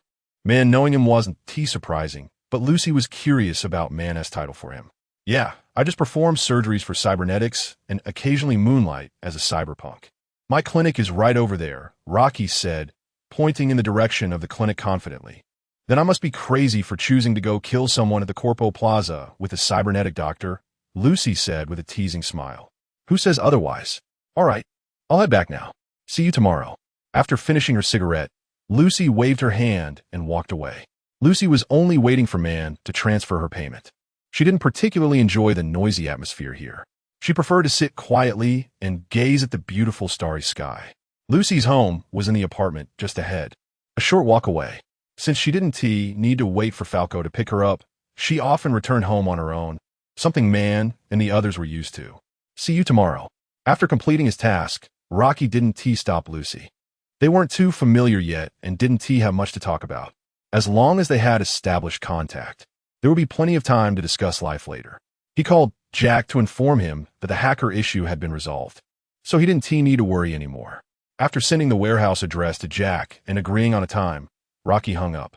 Looking at the empty space beside him, Rocky stood up. The people around were still cheerful, but Rocky had no interest in joining them. He glanced towards Rebecca's direction and noticed she seemed to be slumped over the bar. As he approached, he found Rebecca resting her head on the bar, seemingly having fallen asleep. Did she drink too much? This girl really doesn't pay attention, Rocky mumbled to himself. What he didn't know was that this was probably Rebecca's first time drinking so much. However, there was no need to worry about Rebecca getting into trouble. Man and his crew were nearby. Although the crowd in the bar was mixed, many knew Rebecca. She wasn't as easygoing as Lucy. If someone dared to bother her, they'd find themselves staring down the barrel of her gun in the next moment. Thus, no one dared to cause trouble, and most didn't find her appealing anyway. Rebecca wasn't burying her head in her arms, but was lying on her side with her eyes closed. Rocky stood beside her, looking at her face. Under the neon lights of the car bar, Rebecca's slightly tipsy face seemed especially cute and alluring. Unable to resist, Rocky reached out his right hand and gently placed it on Rebecca's head. The soft texture of her hair touched his hand, but before he could fully savor it, Rebecca's body reacted. "Ah, Rebecca, it's me," Rocky quickly explained, noticing the pink and green painted gun pointed at his chin. Rebecca was just a little dizzy from the alcohol, resting her head for a moment, not completely wasted. As a reflex for self-protection typical of a cyberpunk, she instinctively pulled out her gun the moment she felt someone touch her. "Oh, it's you, El. Is there something up?" Rebecca came to her senses and recognized Rocky, lowering her gun. "Nothing much. I just saw you lying down and was a bit worried about your state, so I gave you a pat. Plus, with you drinking so much and lying here, I was afraid you might get into trouble," Rocky explained nonchalantly. "I see, but you don't need to worry. Look at my quick reflexes. If it were anyone else, they would have gotten shot by now," Rebecca smiled at Rocky's explanation, not dwelling on why he patted her head instead of her shoulder, playfully waving her gun. "Haha, you're indeed impressive. Seems like I was worrying too much." "Not at all. At least I know you care about me." "That makes me very happy," Rebecca said, her slightly tipsy face breaking into a cute smile, leaving Rocky momentarily stunned. After staring at Rebecca for a while, Rocky spoke up. "By the way, Rebecca, drinking so much isn't good. Want to take a ride around Night City to sober up?" Originally, Rocky had planned to return to the clinic to wrap up the serum production. But looking at Rebecca now, his racing heart made him feel that making the serum wasn't as urgent anymore. "Good suggestion. This is my first time drinking so much that I feel dizzy. I definitely need to clear my head. But I need to tell them first. Let us go." Rebecca adjusted her head and accepted Rocky's proposal. Jumping off her seat, she led Rocky to Pira. "Hey, I have to step out for a bit. You guys don't need to wait for me." Rebecca's voice reached Pira's ears, who had been chatting and laughing with others. "Huh? What are you talking about, Rebecca? And who is this kid? What are you going to do with him?" "Hey, kid, let me tell you, you better know what you're doing. Don't think just because you look good you can make a move on my sister. I warn you, I don't even know you. And if you dare, shut up. Chapter 31. By the sea, Pyrrha saw Rebecca about to leave with someone he had never seen before, and in an instant, he conjured up a whole storyline in his mind. Of course, it was his version. Although Pyrrha usually teased Rebecca, and they seemed to be at odds, he genuinely cared for this sister of his. Now, an unknown guy was about to take her away, so he naturally felt anxious. However, before he could finish his sentence, Rebecca interrupted him. "You bastard, don't use that brain of yours filled with yellow waste to think about my business. He is my friend, and if you dare to say anything else, I'll blast your head off." Rebecca shouted at Pyrrha, her anger on the verge of exploding. Pyrrha's words embarrassed Rebecca. She had just wanted a normal outing, and suddenly Pyrrha had twisted it all around. Although Pyrrha did care about her, it made her feel like she had lost face in front of Rocky. She was starting to regret bringing Rocky to meet Pyrrha. Meanwhile, Rocky, who was behind Rebecca, also felt a bit awkward. With just the two of them, and Rebecca having had a drink, it was no wonder others might misunderstand. I just took her out for a drive, to chat a bit, that's all," Rocky explained. Pyrrha ignored the furious Rebecca, unfazed by the gun she aimed at him, and walked over to Rocky. A strong smell of alcohol wafted into Rocky's nose. It seemed Pyrrha had drunk quite a bit today. Pyrrha extended his sleazy hands, inspecting Rocky by looking left and right, making Rocky feel a bit creeped out. After circling around, Pyrrha directly threw his arm over Rocky's shoulder and leaned in to ask, "You're Rebecca's friend?" "Not bad, pretty solid. What do you do?" Feeling the solid muscles on Rocky and the advanced power-type prosthetic on his left hand, Pyrrha, as a tech expert, could tell right away that Rocky was not ordinary, at least not one of those drunken losers who frequented bars. Pyrrha's breath, reeking of alcohol, sprayed onto Rocky's face, making him uncomfortable. Rocky didn't want to explain too much and helplessly replied, "Cyberpunk. Oh, a fellow in the same field. How come I've never seen you before? Maybe I'm just an unknown little nobody." "Haha, I don't think so, Hick. Anyway, I don't know your situation, but you seem like a decent guy." Pyrrha let out a burp and laughed. After all, they were all adults. Even though Rocky claimed they were just out for a drive, anyone could see something was off, especially Rebecca.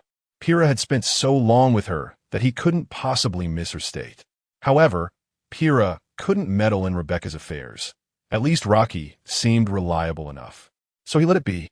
Then, Pyrrha leaned closer to Rocky and whispered, "If you can handle my hot-tempered sister, you must have some skills, but remember to be careful." Hearing this, Rocky's mouth twitched slightly, and his expression darkened. It seemed his earlier explanation was in vain, and Rebecca was right after all. Seeing Rocky silent, Pyrrha patted his shoulder and walked back to drink. "Have fun," Pyrrha waved his hand. "This guy, I'll deal with him sooner or later," Rebecca said angrily. Seeing that Pyrrha had stopped being annoying, Rebecca put away her gun. "Let's go, don't mind him. By the way, what did Pyrrha just say to you? You look a bit off."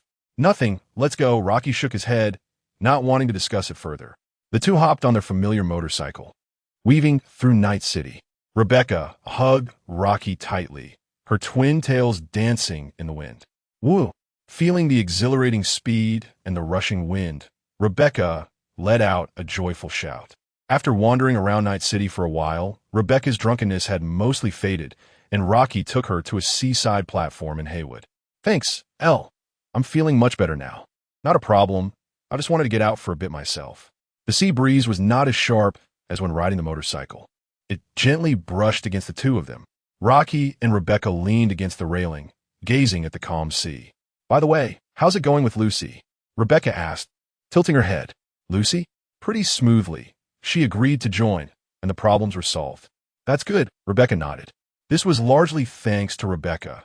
Otherwise, I would have had a headache dealing with the hacker issue. "Haha, you said we were friends, right? And it's actually Lucy who helped you." "All right." The night by the sea was very quiet, and Rocky enjoyed this feeling. Ever since the clinic opened, he had been busy managing it and selling medicine. And now there was another commission. It had been a long time since he could just sit quietly and empty his mind. Seeing Rocky lost in thought, Rebecca also stopped talking and looked at the calm sea like him. However, Rebecca's mind was clearly elsewhere, and she didn't have many emotions. She wasn't the type to be quiet. The only thing that interested her here was Rocky. In the end, she chose to turn her head to look at Rocky, just like he was looking at the sea. Was Rebecca not used to this atmosphere?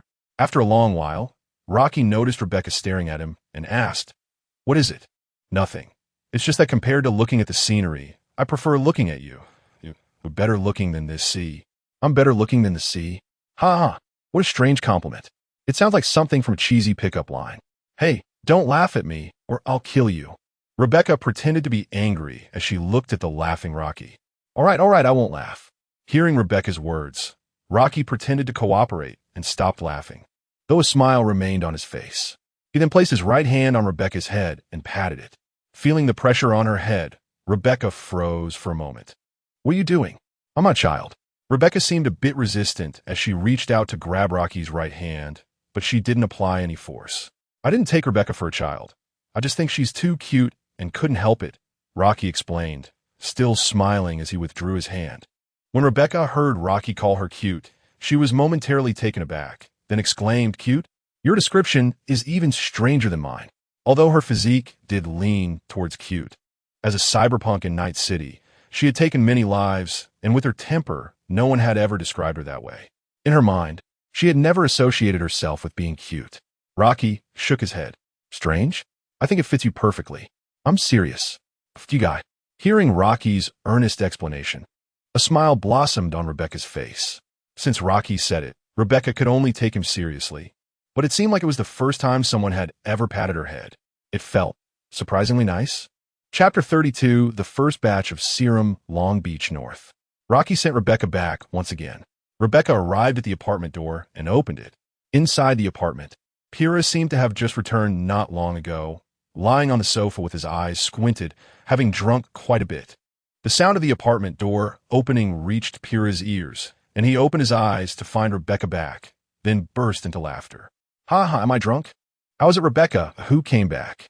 I didn't expect you guys really just went for a joyride. It seems our Rebecca really lacks charm. Seeing Rebecca return, Pyrrha mocked her freely. Even his hazy mind became clear. However, the originally cheerful Rebecca, upon returning home, was disgusted by Pyrrha, unable to endure it. She drew her gun and shot at Pyrrha. Fortunately, Pyrrha was prepared and dodged, and the spot where he had been lying on the sofa instantly had several bullet holes. You idiot! Whether I come back or not is none of your business. I told you it's just friends. Are you brain dead? Can't you understand human language? For some reason, hearing Pyrrha's taunts, Rebecca's originally pleasant mood turned very irritable. Clearly, she had a great time with Rocky tonight, but she also felt a bit empty. Pyrrha, having dodged, noticed that Rebecca was aiming for his flesh, and he knew Rebecca was genuinely angry. Rebecca's marksmanship was very accurate. She usually aimed at his cybernetic body during their playful fights, but this time it was evident she was really upset. Putting away his previous frivolous demeanor, Pyrrha unusually became a bit serious and said, "Friends? Do you think you can fool me? Or are you trying to fool yourself? That's not like you, Rebecca. At least right now, we haven't reached that level. We've only known each other for a week." Rebecca secured her handgun and tossed it onto the weapon pile, took off her coat, pulled up her legs on the sofa, sitting cross-legged with her soles facing each other, and took a big swig from a can of drink. Pyrrha leaned against the wall, arms crossed over his chest, watching Rebecca with interest. It was the first time he had seen Rebecca in such a posture.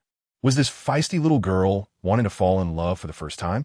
Pyrrha, unusually caring about Rebecca, spoke. So what if it's only been a week? I moved faster than this before. Sparks can fly at the first touch. No need for so much back and forth. So where are we headed? You're so good chatting. Why are you only fussing over that virtual fantasy stuff now? And don't think everyone is like you, filled with yellow nonsense. To you, love seems to be reduced to just that. Originally wanting to proudly share his impressive achievements, Pyrrha was left speechless by Rebecca's retort and could only stubbornly say, "Tisich, isn't this to comfort you? Do you have to be so harsh? But you're right. I wouldn't want you to be with someone like me. But I still suggest you heed my advice. If you can catch him, do it early. There aren't many gentlemen in Night City. Whether male or female, it's the same. If one day he ends up in someone else's bed, don't take it out on me. You don't need to worry about me. I know what I'm doing," Rebecca said after a moment of silence. Although she didn't take Pyrrha's words to heart, when he said that last sentence, her heart inexplicably trembled. Will I be taken away? What should I do if that happens? A scene of Rocky and Lucy sitting together suddenly flashed in Rebecca's mind, causing her heart to waver. She immediately shook her head to interrupt further thoughts in her mind. Perhaps Pyrrha had a point. As Pyrrha watched Rebecca's mood finally calm down, he teased again. You know nothing. Only men understand men.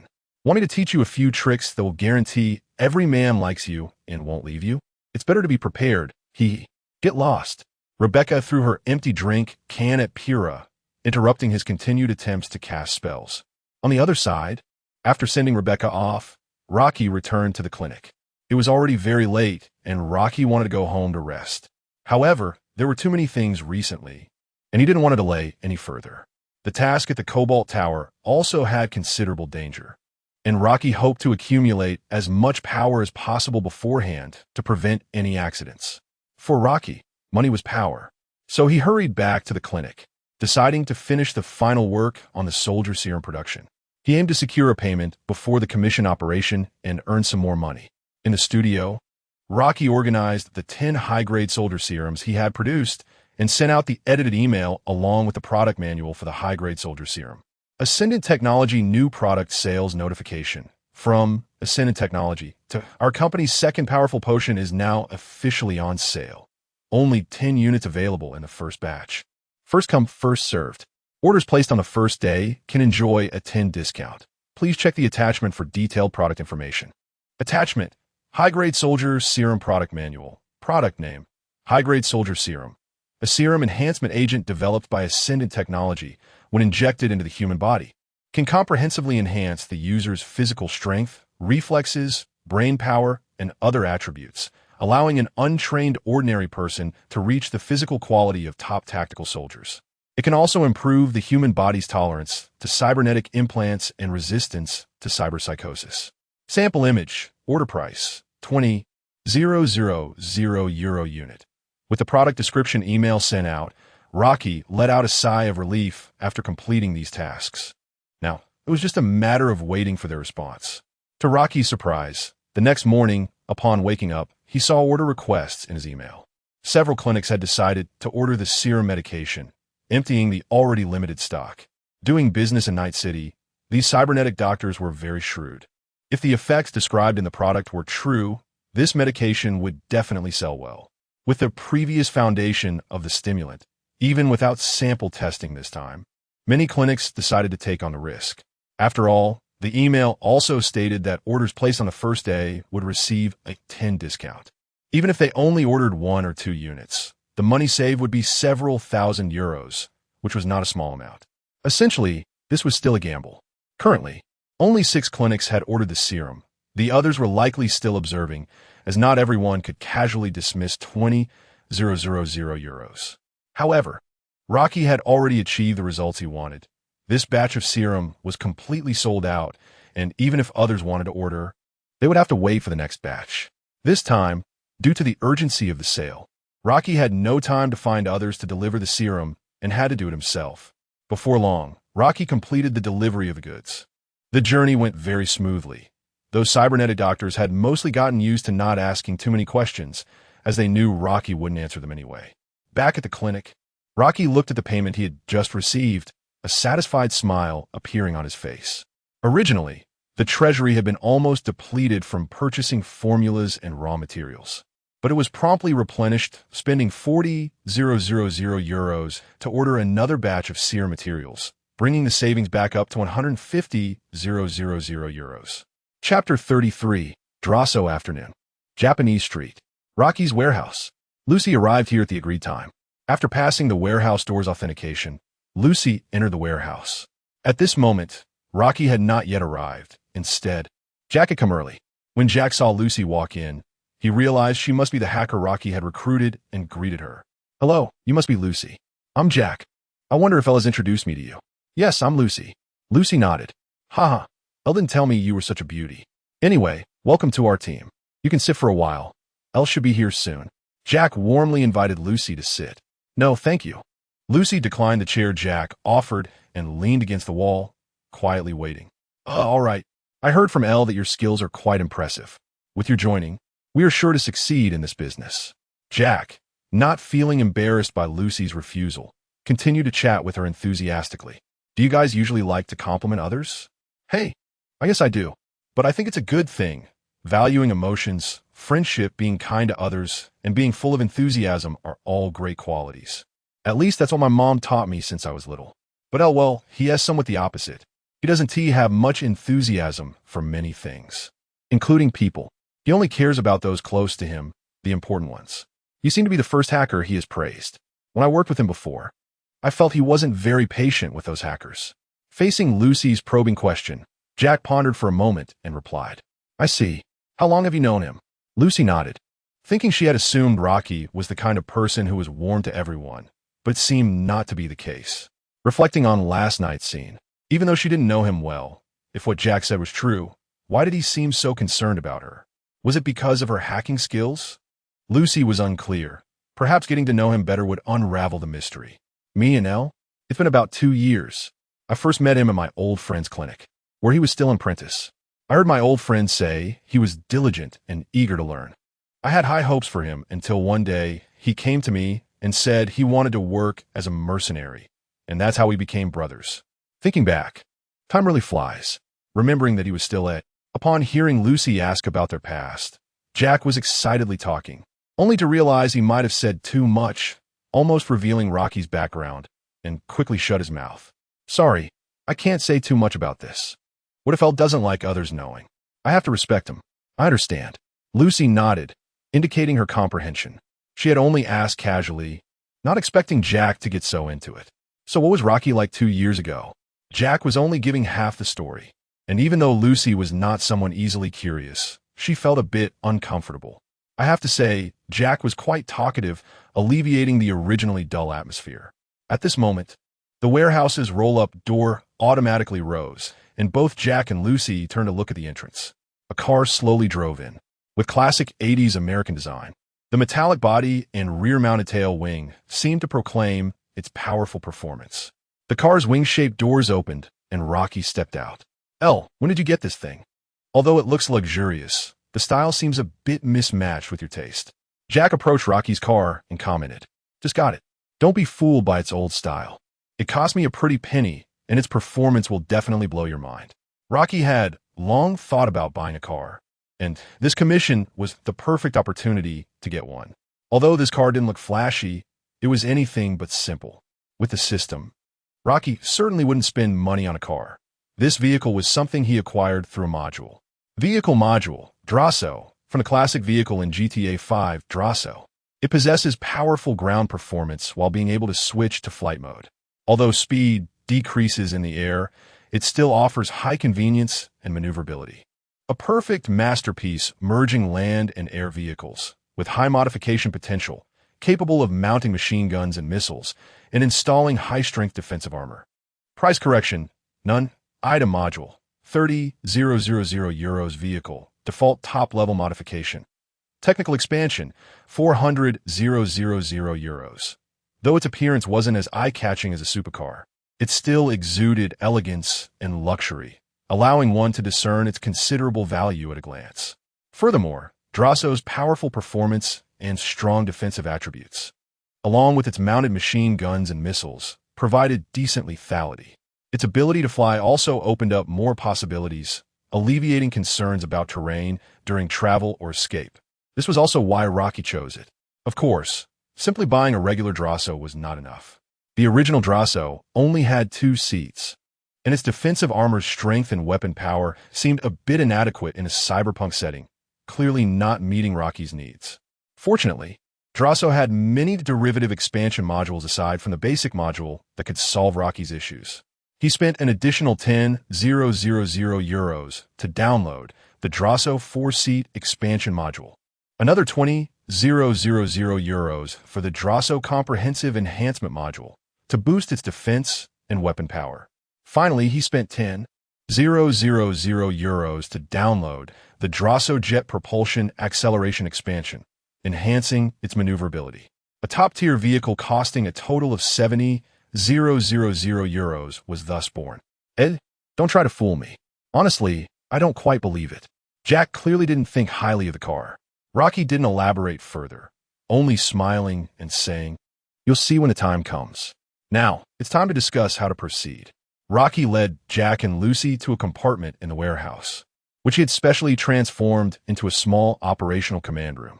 It was equipped with computer terminals, a weapons cache, and a conference table, all prepared for such situations.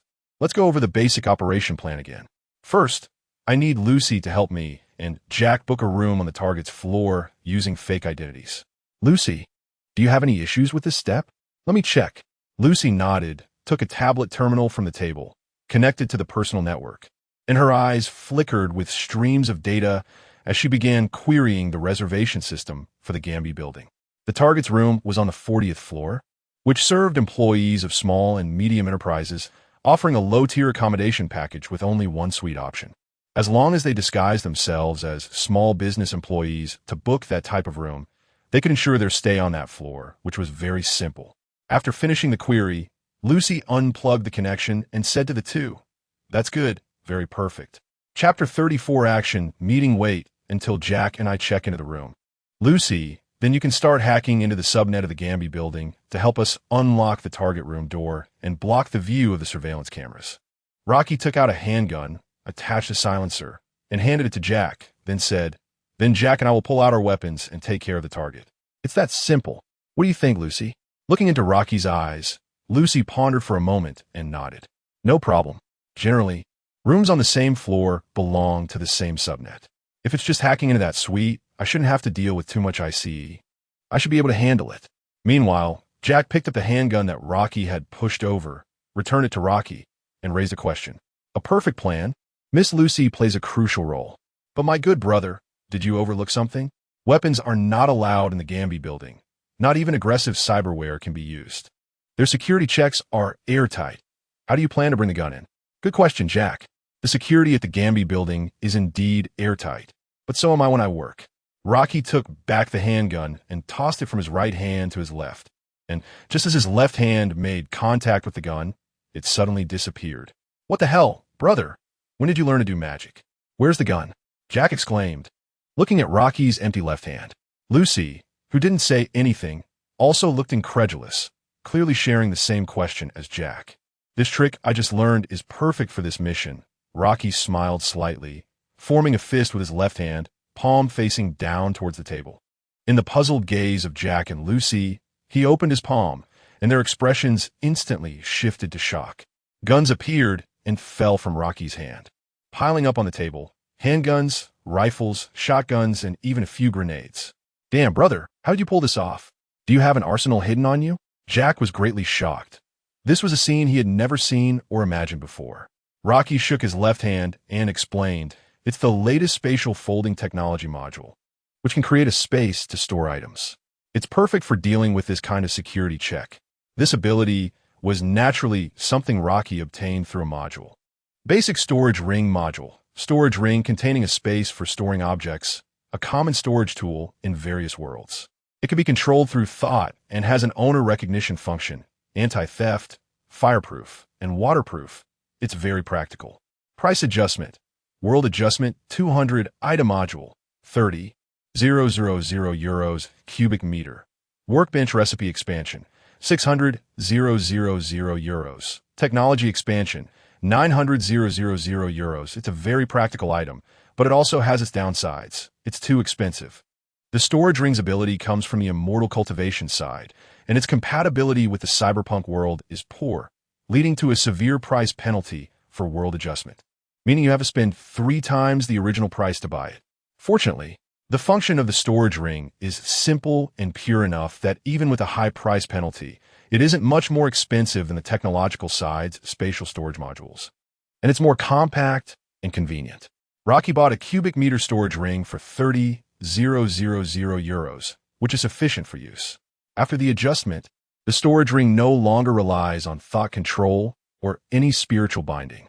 Instead, it needs to connect to the user's nerves when worn on a finger. The ring extends a neural probe into the body, connecting to the human body through nanoneural technology, allowing the user to control the opening of the ring space. Storing objects also can't be done out of thin air. You have to use the ring to touch the object to achieve it. Overall, there are many restrictions, but these cannot overshadow its powerful functions.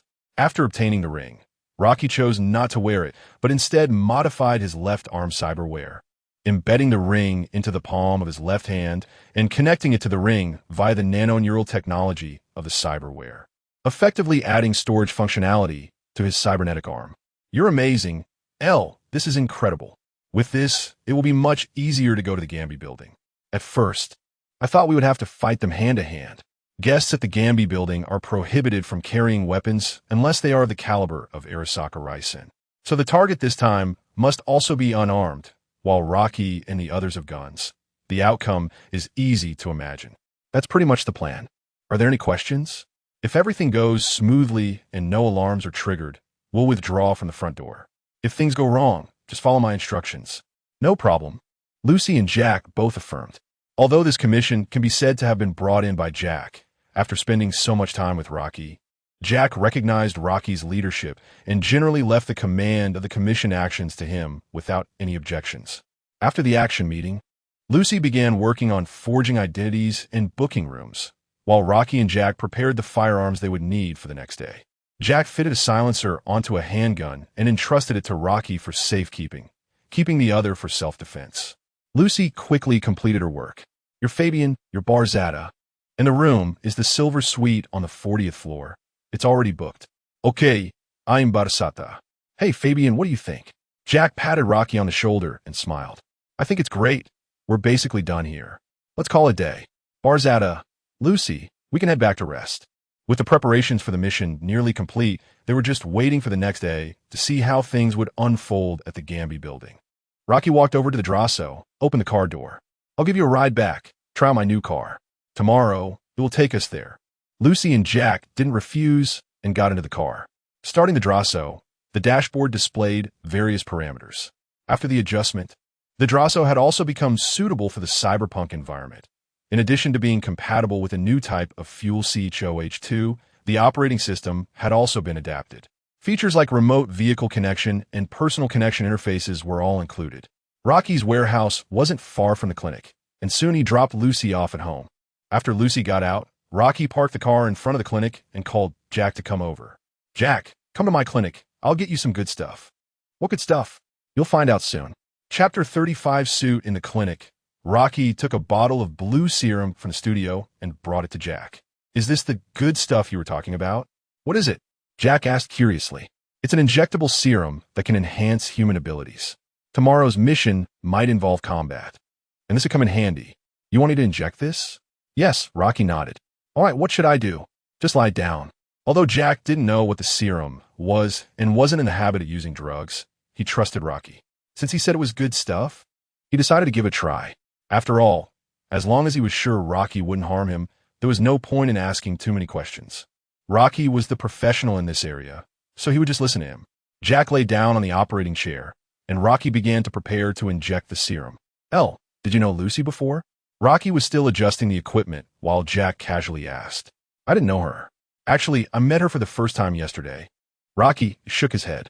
Well, when you weren't here in the afternoon, I chatted with her and accidentally let slip that you were working for Old Way. Jack mentioned this incident to Rocky. It's fine, it's not a big deal. Just don't tell her about those super dreams I showed you, Rocky said with a smile, seemingly unconcerned. Hey, I definitely understand that. All right, I'm going to start the injection now. Just remember to adjust your heartbeat. It won't hurt, but you might sleep for a bit. No problem. After a long time. Wake up, Jack. The injection of the serum was complete, and Jack slowly opened his eyes. Wow, this is amazing. Feeling the state of his body, Jack exclaimed. How do you feel? Rocky asked with a smile. Jack stood up, bouncing around to feel his body, then ran to the corner where Rocky practiced punching to test his strength. This really is good stuff, L. Where did you get this? It must have cost a lot. Not too expensive, actually. The cost is 5,000 euros. I produced it myself. Rocky's words instantly dropped Jack's jaw. Jack still didn't know Rocky's secret. He only knew he had been busy with the clinic. Of course, Rocky wouldn't go out of his way to tell Jack. Waiting for the right time, like now. You mean you produced this? You must be making a fortune. It's all right. I've made quite a bit, but it's just the beginning. Rocky nodded. That's great, L. With this kind of technology, what's your plan for the future? Are you going to start a company? That's the plan. I'm already preparing for it. So when you said you wanted to be a company dog, you were serious? Of course I was serious. But I thought you would dislike me doing that, so I just mentioned it casually. Rocky shrugged. Jack walked over, putting an arm around Rocky's shoulder, and said with a smile, "What do I dislike? Whether it's being a mercenary or starting a company, it's all about living for yourself. There's nothing to look down on. I should support you. And if you ask me, if a company really can't be destroyed, then I would rather it be you standing at the top. Not some crap like Arasaka Saburo. At least I believe you would be much better than them." Listening to Jack's words, Rocky felt relieved. At least Jack didn't have a disagreement with him over this matter. "Jack, that's exactly what I think. Only magic can defeat magic. I not only want to shatter the dreams of these damn companies, but also change this world." To be honest, I'm kind of looking forward to that day. Just remember, no matter what, I will support you. You're my brother. I can't go and hold Arasaka Saburo's stinky feet, but if it's to help a brother, I'm absolutely willing. If you need me, just say it. I'm not good at the company stuff, but I'm pretty capable when it comes to other things. Jack patted Rocky's shoulder. No matter what Rocky wanted to do, be it becoming a mercenary, a company dog, or joining some strange gang, Jack would choose to support and respect him. That is the essence of their friendship: support, trust, respect, and unwavering loyalty. "Jack, with your words, I feel at ease. Good brothers for life." Jack's support moved Rocky. Having a brother who was willing to support him was incredibly rare, especially in this Night City. "Don't worry, Jack. I will help you achieve your wish." To become a legend in this city, Rocky thought to himself. No one said you had to do some so-called big business in Night City to become a legend. As long as you are strong enough, no one will care about your background. Adam Smasher, a top-tier mercenary, is a perfect example. Serving big companies and governments as a war mercenary, countless so-called legends have died at his hands. Now, being highly bound to the Arasaka Corporation, he is a legend in Night City. No one would question that. And Rocky would make Jack someone who surpasses Adam Smasher. When Jack can stand proudly at Arasaka Tower, punching Adam Smasher and kicking Arasaka Saburo, he will truly be a legend. After injecting the serum, Rocky took Jack back to Haywood. On the way, they stopped in front of a clothing store near the city hall. This operation had another important aspect in preparation, since they needed to disguise themselves as company employees. Suits were essential. Inside the clothing store, Rocky and Jack were trying on suits. As a boutique clothing store located in the city hall, this shop mainly served employees of various companies, with a dedicated suit section that offered suits at various price points. "Wow, I didn't expect that I looked pretty impressive in a suit. How do I look?" Jack stood in front of the mirror, adjusting the suit he had just put on. His burly figure made him appear even more robust in the suit, looking like a true suit thug. Although it looks a bit like you're going to collect debts, to be honest, it looks pretty good. "I think you suit a suit," Rocky simply evaluated. "Hey, I probably won't wear a suit more than a few times. The suit might fit me, but I don't like wearing it in my heart." "Come on, Jack. No one is asking you to wear a suit to work." Rocky teased from the side, also stepping into the fitting room to change into a suit. Rocky's physique was different from Jack's. After putting on a fitted suit, his muscles were well concealed, and he appeared very well proportioned and refined. Dressed in a suit, Rocky looked like a true workplace elite, exuding a strong sense of pressure. Paired with Rocky's handsome face in this attire, no one would find it inappropriate to say he was a newly promoted executive from a large company in Night City. "Wow, this suits you much better than me," Jack exclaimed as he saw Rocky come out of the fitting room. "It's all right." After buying the suits, all the preparations were considered complete. After dropping Jack off at home, Rocky returned to his apartment to rest and prepare for tomorrow's operation. Chapter 36 action begins Wason District, Aohama Seaside. Azure Tower. Rocky slowly parked the Delos at the front entrance. Lucy, sitting in the passenger seat, connected to her tablet terminal to test the connection between the two, and said to Rocky, "The connection is fine, you can go in. Then let us get moving. Jack, get the gear ready for me." "Lucy, the car will navigate to the underground garage automatically, and you'll contact us from there." Rocky nodded, stored Jack's weapons into a storage ring, greeted Lucy, and opened the car door to get out. "Wow, this place is really luxurious," Jack exclaimed as they arrived at the entrance of Azure Tower. "The most upscale hotel in Night City. What do you expect, Balsarda?" Rocky chuckled at Jack's reaction. This was Rocky's second visit to Azure Tower. He had come before as V, but this time he was here for himself. "Hey, it's about time we experience what it's like to stay in a hotel for company dogs. Let's go, Fabian." At the security checkpoint, The security personnel scanned them thoroughly without raising any alarms or issues. Please proceed, gentlemen. With the security personnel and concierge welcoming them, the two successfully entered Azure Tower. Rocky and Jack were both dressed in suits, looking sharp, and the staff at Azure Tower treated them with courtesy. Would you like a check-in? Rocky said to the front desk in the lobby. The overall decor of Azure Tower was designed to highlight its luxury and high-end status, with dazzling gold and yellow tones dominating the color scheme. Even the concierge desk was adorned with golden decorative skins. However, Rocky found it unattractive and guessed the staff probably didn't feel any different, likely not by choice. Hello, gentlemen. Do you have a reservation? The golden-clad receptionist asked Rocky. Yes, Fabian. All right, Mr. Fabian, I'm checking your reservation information. Please hold on for a moment. The receptionist typed Fabian's name into the terminal, and the reservation details appeared. Mr. Fabian, did you book the silver suite on the 40th floor? Yes. Is there a problem? Rocky noticed the receptionist seemed to have something to say and asked. Actually, sir, for elite individuals like yourself, we have even higher-tier suite options. For example, our lapis lazuli suite on the 42nd floor not only offers more spacious and luxurious accommodations, but also includes daily dining delivery service and comes with additional guest insurance to provide you with safer and higher quality service, which is very fitting for your status. Would you consider upgrading your suite? The receptionist smiled as she promoted the higher-tier suite service, though the price was significantly higher as well. Rocky was already aware that these people wouldn't say anything worthwhile, so he wasn't surprised. Are you saying the room I booked is too low class? Or are you implying that my status is low? No, sir, I just thought you might need better service. I absolutely didn't mean that. I'm very sorry. Please forgive me. The receptionist was startled by Rocky's sudden confrontation. Looking into Rocky's sharp eyes made her feel as if her superior was questioning her, and she instinctively felt fear. Initially, she had guessed Rocky's identity might not be low given his attire and demeanor, thinking that this ordinary low-tier package wouldn't suit him, and wanted to promote a better service. But she had overstepped. Even if she encountered a corporate executive staying, she wouldn't want anyone telling him how to do his job. Rocky had given her a lesson. I was just joking. You have a sweet tongue and good judgment.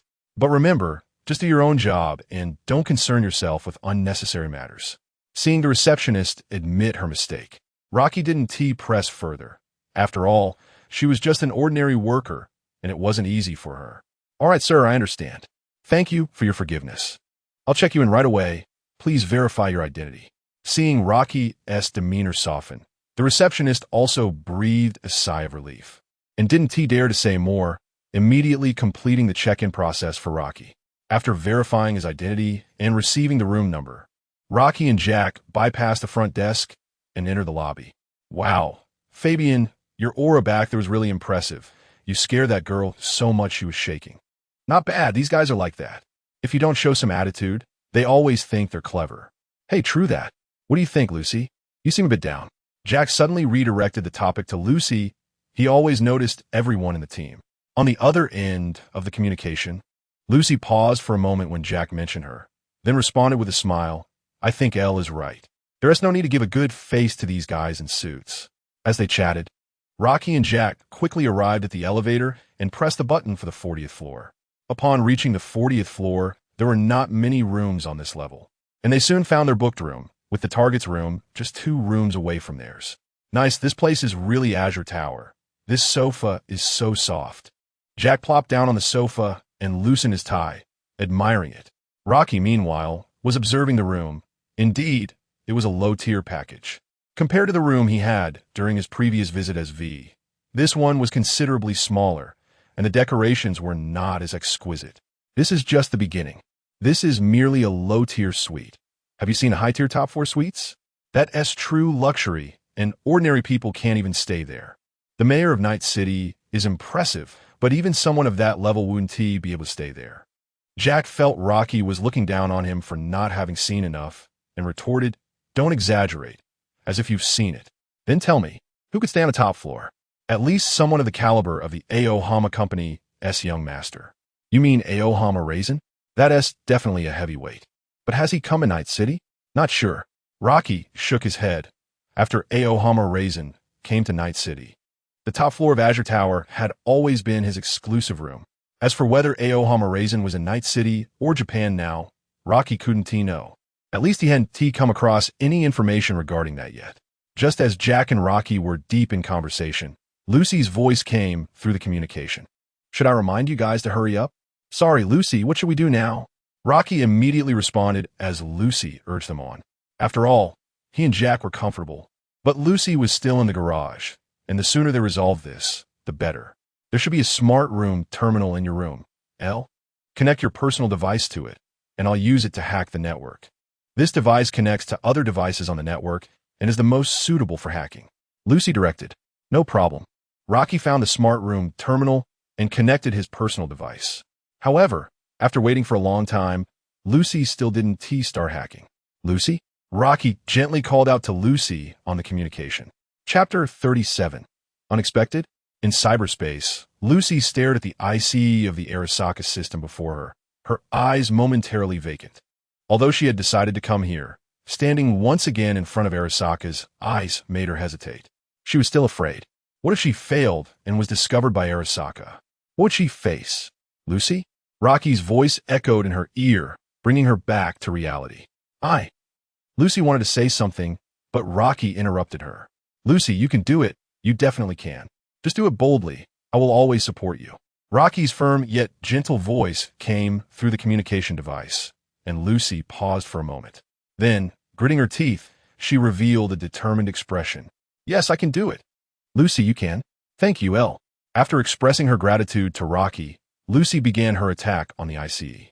Meanwhile, Jack, standing next to Rocky, raised an eyebrow, realizing that things were not simple, but he didn't speak up.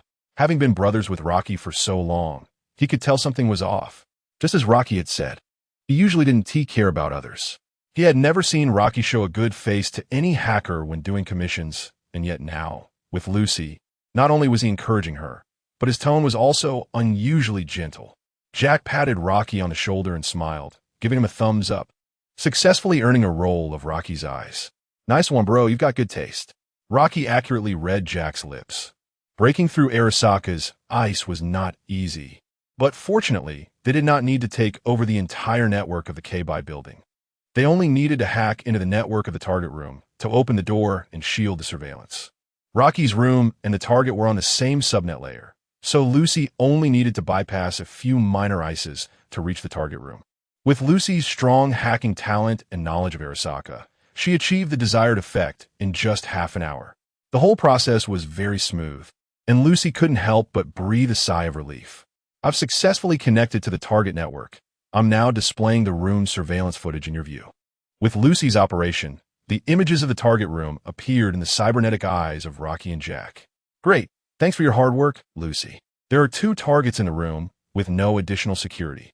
Through the surveillance footage and scanner, Rocky analyzed that the 2 individuals in the room were indeed the targets they needed to assassinate, and he noted their positions and layout. Trusting the security of the K-By building, the targets had not arranged for security personnel to accompany them. "Get ready to act, Jack." He took out 2 silenced pistols from his left palm, handing one to Jack, signaling him to start the operation. At that moment, Lucy's voice came through the communication. "Wait a minute, let me say something. First, I will open the target's door and then shield the surveillance. If all goes well, I could buy you 10 seconds. If the surveillance doesn't respond for more than 10 seconds, the system will automatically trigger an alert to notify the main network's hackers. I must disable the shield within 10 seconds. After that, it's up to your luck. So you must quickly eliminate the targets and then evacuate. I don't have control over the entire K-By building S network. This is already my limit." As an ordinary hacker, Lucy had already done remarkably well without the support of powerful equipment. Taking over the entire network of the K-By building was impossible without military-grade equipment like that of Xiaoping 2. "Lucy, you said there wouldn't be any unexpected situations. But what if something unexpected happens?" Jack asked, loading his pistol and hiding it at his waist.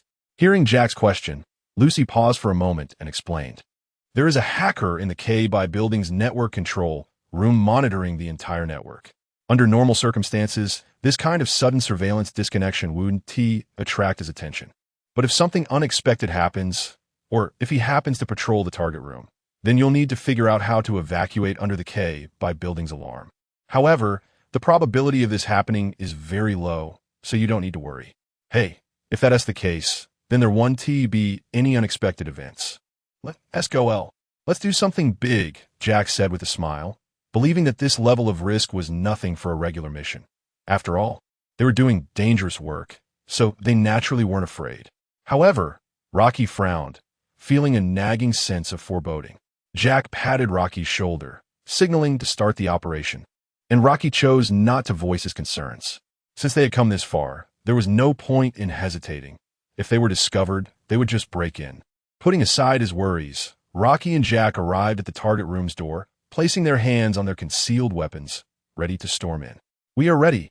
Let's go. Lucy, remember, you only have 10 seconds, Lucy reminded them again. Don't worry, we'll be done in 2 seconds. We're professionals, Rocky said confidently.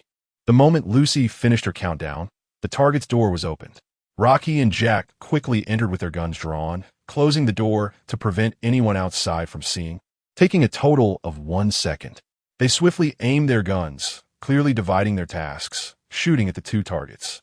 The bullets instantly pierced through their skulls, and they didn't even have time to react before they were dead.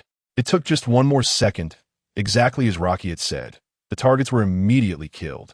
Confirming the targets were down, Rocky and Jack turned to open the door and evacuate. Suddenly, the door displayed a forced lock status, with the status light flashing red. And alarms blared inside the room. An unexpected situation had indeed occurred. Or rather, it wasn't unexpected at all. The hacker had been monitoring this room the whole time. It was clear they were trapped inside, and soon, the security forces of the K by building would arrive. Lucy, Rocky shouted into the communication device. I've lost control of the room's network. The Arasaka hacker has discovered us. He has taken over the network. Lucy replied anxiously. Damn it. Rocky punched the door, but wouldn't he budge at all. Oh, what do we do now? With the sudden turn of events, Jack immediately turned his gaze to Rocky, asking calmly. We need to find a way to evacuate. Lucy, you're in danger. Disconnect from cyberspace immediately and cut off your connection with us. Lucy wanted to withdraw immediately, but she was still a bit worried about Rocky and Jack. Without a hacker as assistants, they would be like headless flies in such a place. Don't worry about us. We can get out on our own. Rocky was not concerned about escaping the K-by building. He was more worried about Lucy's safety. Want to escape? At that moment, a fourth voice came through the communications of the 3 of them. It was clear that the hacker from the K-by building had infiltrated their network. Chapter 38 Phase Rift in Cyberspace. Lucy immediately wanted to exit upon hearing the voice of the enemy hacker, but it was already too late. The hacker had set up trap programs in the subnet of the room early on, locking Lucy in and trapping her within the subnet. A few little bugs have slipped into the Azure Tower. Director Abernathy was right. It was a wise choice to keep an eye on these corporate employees' rooms. The hacker's voice echoed in Lucy's ears, and Rocky and Jack could hear it clearly as well. At that moment, Lucy, trapped and seeing the arrival of the Arasaka hacker, was filled with terror and anger.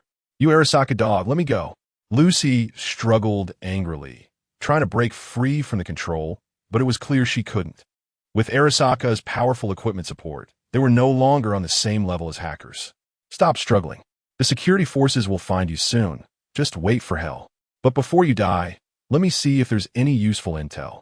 At least Director Abernathy would be interested in these things. Who knows, it might fetch a good reward. The hacker said nonchalantly, as if Rocky and the others were already in his grasp. With a wave of his hand, he manipulated the data stream and began to hack into the subnets of Rocky and Jack. At that moment, Rocky and Jack in a room were also affected. To make Rocky and the others obediently accept his intel search, the Arasaka hacker directly spread 2 cracking programs, electromagnetic short circuit and synapse dissolution, to their systems through the network connection. In an instant, a powerful electromagnetic shock spread throughout Jack and Rocky's bodies, causing their legs to give way as they were about to collapse to the ground. However, the effects of the soldier's serum kicked in. After enhancement, both of them had significantly improved nerve strength and resilience, giving them higher resistance to this type of neural control.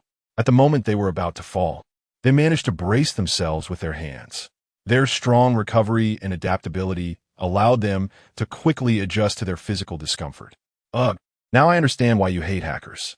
Even at such a critical moment, Jack still had the presence of mind to joke. But soon, the intense pain made him shut his mouth. The Synapse dissolution program had been successfully uploaded, and the connection between their cybernetic bodies and personal systems began to overheat, burning and dissolving their nerves. Although the nerves had been enhanced, the speed of dissolution was greatly suppressed, yet it still couldn't completely eliminate the effect. You're right, Jack. This is why I hate hackers. Rocky took out a green vial from his left hand and injected it into his thigh. Instantly, a powerful vitality surged within Rocky, and the dissolved synapses were rapidly repaired within a short time.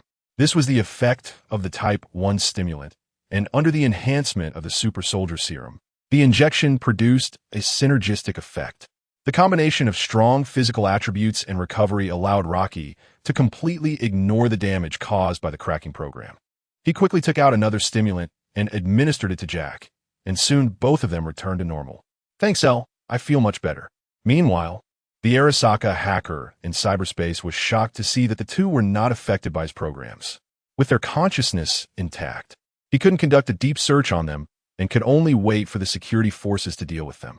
Fortunately, there was still Lucy, who had already lost her ability to resist and had fallen into a coma due to the powerful data stream invasion. The hacker decided to abandon Rocky and Jack and instead look for useful intel from Lucy. Damn it, is there really no intel at all? As expected from Night City's cyberpunks, not a shred of information leaked. Lucy was completely unaware of the source of this mission. She only knew what to do, making it clear that obtaining intel from her was impossible. But soon the hacker let out a surprised voice. Look what I found. This girl used to be Arasaka's property. Interesting, a defector from Arasaka. No wonder she could bypass Arasaka's eyes with such garbage equipment. This was a significant discovery if he reported this to his superiors. Just as the Arasaka hacker was immersed in the joy of discovering intel, he suddenly realized that Rocky and Jack had disappeared from the room. Their figures could not be detected in the room's subnet, as if they had vanished into thin air. While he was still puzzled, 2 red dots suddenly appeared on his system map. It was obvious that these were the 2 missing individuals. This place is the network monitoring room. What? The hacker exclaimed. Where is the network monitoring room? Isn't it right where he was lying? The hacker couldn't understand how they had instantaneously arrived there, and even suspected that his system was malfunctioning. But when he exited the deep dive and left cyberspace, the rapidly enlarging fist in front of him confirmed that everything was real, just as Rocky and Jack were disabling the cracking program. We need to find a way to save Lucy. She's in danger, trapped in cyberspace. We have to locate that hacker and deal with him. Rocky's eyes were filled with indifference and anger. He hated surprises, and even more so when someone harmed Lucy. He wanted that annoying hacker to pay the price. How we find him? Jack noticed Rocky's anxiety. With the only hacker in the team restricted, the 2 were practically blind. It was questionable whether they could even exit the room. Stay close to me, Rocky replied. At the same time, his consciousness rapidly scanned through the modules in his mind. Currently, the only way to break the deadlock relied on the module's capabilities, and Rocky had long prepared contingency plans for various emergencies, which was one of the reasons he dared to get involved with the Azure Tower. Without any hesitation, Rocky selected a module. As the module materialized, Rocky pulled out a dagger-like object and inserted it into his left cybernetic arm. After a second or two of waiting, a red dot suddenly appeared on Rocky's system map. Enemy position revealed. As the red dot appeared, a prompt popped up. Apex Legends. Ash's skill equipment module. Includes Ash's 3 skill sets from Apex Legends. Death Mark Data Knife. Stabbing it into a target reveals the attacker's position. Can be used on corpses, typically to reveal the location of the killer. Of course, if you want to find the attacker's position, you can also choose to stab yourself. Arc Trap. A throwable electromagnetic trap that binds the nearest target and deals damage. Phase Rush Phase Knife. Can tear open a phase rift at any location within range for one-way teleportation. Price adjustment, 30 package discount. Item module, 35,000 euro. This was the module Rocky chose. It wasn't just a simple ability. The module materialized Ash's skills in the form of equipment. Unlike the game, where balance adjustments were made, the module's equipment had more powerful and reasonable functions. allowing Rocky to reverse search for the hacker who had just attacked him by inserting the data knife into himself. Additionally, as long as the phase knife was within range, it could ignore wall obstructions and directly tear open a teleportation portal to any location. Chapter 39, Evacuation. Jack, follow me. Rocky looked at the marked location on the system map and pulled out a phase knife. With a swing of the knife, he tore open a phase rift that led directly from the room to the hacker's location. The moment he stepped into the phase rift, Rocky was sucked in. The sensation of phase travel was not pleasant.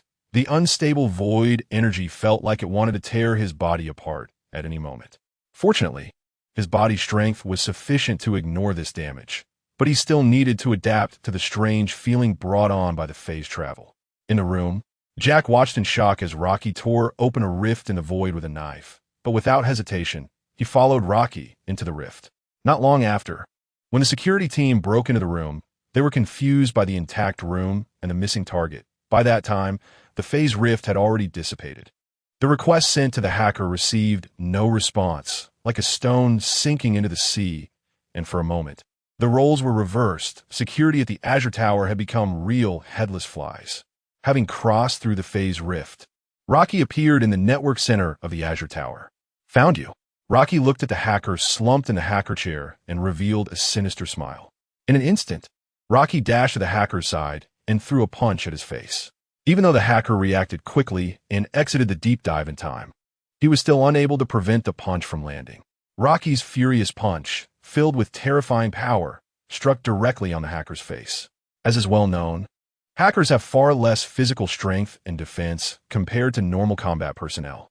With just one punch, Rocky easily crushed the hacker's skull, causing his entire face to cave in, blood splattering onto the hacker chair. Rocky looked at the hacker, whose head had been smashed in and was dead beyond recognition, and shook off his right hand, which was smeared with a mix of red and white. At that moment, Jack had just emerged from the rift, still processing the shock of the phase rift and the strange experience of phase travel, and saw that Rocky had reduced the hacker to a pulp. Damn, you're still so ruthless. Jack's mind was filled with questions, but knowing this wasn't the time to ask, they had to hurry to escape, so he could only make a casual remark. Meanwhile, with the hacker's death, the program that restricted Lucy lost its effect, and Lucy successfully exited the cyberspace, though she remained in a coma. Lucy, Rocky tried to call out, but received no response. Fortunately, through the connection with Daraso, he saw that Lucy's biological monitoring signal on the vehicle showed normal, which relieved him. Lucy is unconscious. We have to find a way ourselves. Time is running out, Rocky said to Jack. Although they had triggered an alarm, it was not the highest level red alert, just a regular yellow alert, affecting only the room they were in and not the entire Azure Tower. For Arasaka, this was just a minor incident, and they wouldn't let all the guests know, fearing it would affect their reputation. However, with the hacker dead, if he didn't send a signal for a long time, the AI of the Azure Tower would determine that the situation was out of control and raise the alarm level. But at this point, what they needed to do was more than a simple evacuation. Without Lucy's help, the finishing work of their commission could not proceed, and they couldn't erase the traces left by the surveillance cameras and the intrusion. This would bring them a lot of trouble. Fortunately, they were currently in the network center of the Azure Tower, which was directly connected to the server. It was the fastest and most convenient place to eliminate traces. Jack, keep watch for me. I need to erase all our traces, Rocky said to Jack, then pushed the hacker's corpse aside and unplugged the network connection interface from him, plugging it into himself. Rocky had previously learned some hacking techniques, and although he was only a novice and didn't have a network access pod installed, the network interface here had the highest operational authority. Erasing data here was like playing in creative mode against weak monsters. Even if he were a cripple, he could do it. After pulling out the hacker's verification chip and connecting it to the system, Rocky passed the authority verification and began modifying the data. Under Rocky's manipulation, they soon left no trace, as if they had never been to the Azure Tower. Done. After completing all this, the alarm level had just upgraded to orange due to the hacker's disconnection. The Azure Tower began dispatching Arasaka robots for patrol searches. Let's go, Jack, it's time to evacuate. Using the interface permissions, Rocky opened the doors of the network center, stood up, and walked out, stuffing a fragmentation grenade into the hacker's head before leaving. The explosion instantly shattered everything, leaving Arasaka no chance to probe any data from the hacker's network equipment afterward. Let's go. Jack also raised his gun, ready for evacuation. Stepping out of the network center, they faced the glass outer wall of the Azure Tower, clearly seeing a few drones scanning below. It seemed the security forces hadn't fully deployed yet. According to the map, they were currently on the 60th floor. Without Lucy's help, they couldn't investigate the distribution of patrol forces. How do we get out? Should we find the elevator to the garage? Jack was puzzled about how to evacuate and could only think of heading to the garage. But at that moment, he saw Rocky pull out a metal dart and throw it at the nearby glass outer wall. Why go to the garage? This way. Keep an eye out for me. Take the heavy weapon, Rocky said, tossing a heavy machine gun to Jack. Still puzzled, Jack suddenly saw the dart explode with a strong electromagnetic shock, instantly cracking the glass outer wall. Seeing that one arc star didn't break the glass, Rocky added another, and this time the glass outer wall was successfully blown to pieces. The security on this floor was attracted by the noise, but they were all pushed back by Jack's firepower. Now they all know we're here, You don't mean to escape from here, do you? We didn't bring parachutes, and I think we're likely to be turned into a sieve by the drones, Jack said to Rocky while firing. But just as he was trying to understand Rocky's intentions, a shocking scene unfolded before him. A car slowly rose from outside the window. Not a hover car or Arasaka's drone, but Rocky's vehicle, dangerous. Damn, your car can fly? I admit this car has truly dropped my jaw. Stop the chit-chat and get in. If they react, just wait to be shot full of holes. Long before Rocky prepared to evacuate, he had already called dangerous through the vehicle connection, and it had automatically navigated and switched to flight mode from the underground garage to appear before him. Dangerous hovered steadily in front of the two. Rocky opened the car door and directly took the driver's seat. Jack quickly suppressed the security personnel and scrambled into the car. Chapter 40 Nightmare as the car door closed. The performance of the Drossel was instantly unleashed. Rocky pressed the jet device button, and the modified jet at the rear erupted with fierce flames, propelling the vehicle forward. In an instant, the car shot forward at top speed. Rocky maneuvered the Drossel away from the Azure building. But the drones from Arasaka surrounding the building had also spotted them. Unidentified hover vehicle detected. Suspected target, suspected target. Two drones blared alarms as they pursued Rocky and his companions. Rocky glanced back at the drones chasing them, disregarding them completely, and slammed the accelerator to push forward while gradually lowering the flight altitude. The speed advantage of the Drossel was ineffective at high altitudes. To shake off the Arasaka drones, switching to land mode or low-altitude flight was the better choice. Even so, the distance between them and the drones continued to shrink. Confirm current vehicle as target. Initiate interception. Open fire. At that moment, the drones confirmed through the main network of the Azure building that this was the escaping target, and their onboard weapons began to activate. The gun barrels started firing bullets, raining down on the Drossel. Rocky's installed defense enhancements kicked in. Bullets struck the car, creating showers of sparks. But they couldn't penetrate the vehicle's armor and bulletproof glass. Damn, this car is amazing, Jack exclaimed, sitting up and turning to look at the drones that were firing wildly behind them. He had braced himself to duck from the bullets, but they couldn't get through. At this point, Rocky had lowered the altitude to ground level, maximizing the vehicle's agility for turning. He glanced back at the relentless drones. Although they couldn't penetrate the vehicle's defenses, having them buzzing around like mosquitoes was annoying and could attract other Arasaka reinforcements. To completely shake off the pursuit, he needed to deal with them first. A quick glance at the dashboard showed that the jet device was fully charged. Activating the jet device, Rocky instantly created a gap between himself and the two drones. He then sharply turned the steering wheel, and the Drossel responded with remarkable agility, completing a 180-degree turn while maintaining speed and sliding forward. In an instant, they transitioned from moving forward to reversing. With the front of the car now facing the two drones, Rocky activated the weapon module on the Drossel. The missile launchers at the front opened, and the missiles were primed and ready to fire. Scanning, locking on, and firing, it was all done in one smooth motion. The enhanced weapon system not only increased firepower, but also supported multiple target locks. Both missile launchers fired simultaneously, sending missiles flying towards the locked-on drones. Boom! With 2 explosive flashes, the pursuing Arasaka drones were instantly destroyed. After eliminating the targets, Rocky swung the steering wheel again to straighten the car, completing the maneuver with almost no loss of speed. Is that impressive enough, Jack? Rocky glanced at Jack in the back seat, who had nearly been thrown against the door due to the earlier sharp maneuver. Fortunately, he reacted quickly and steadied himself. It is impressive, but could you at least warn me next time you drift? Jack replied, still gripping the overhead handle tightly, afraid Rocky might do it again. With his size and weight, a fall would be a real disaster. Huh, it's rare to see you like this, Rocky laughed.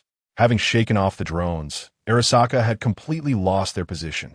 Catching up to them was now a pipe dream. Switching the car to land mode, Rocky finally relaxed and took a moment to check on Lucy's condition. Lucy lay quietly in the passenger seat, undisturbed by the earlier violent maneuvers. It seemed she needed a bit more time to recover. Is Lucy all right?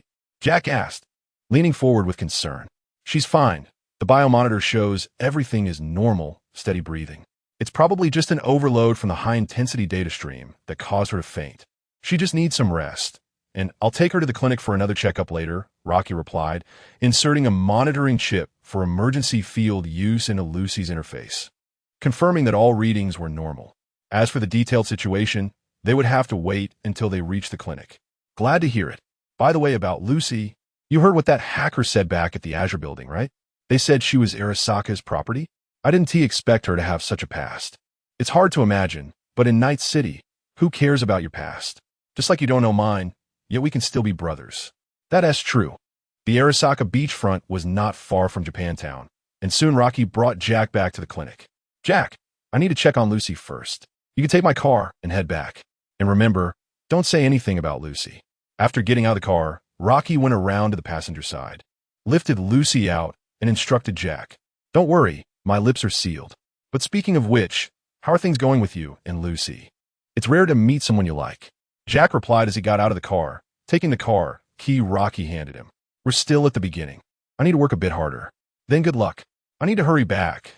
My mom was nagging me all night, worried something would happen to me. I need to let her know I'm safe.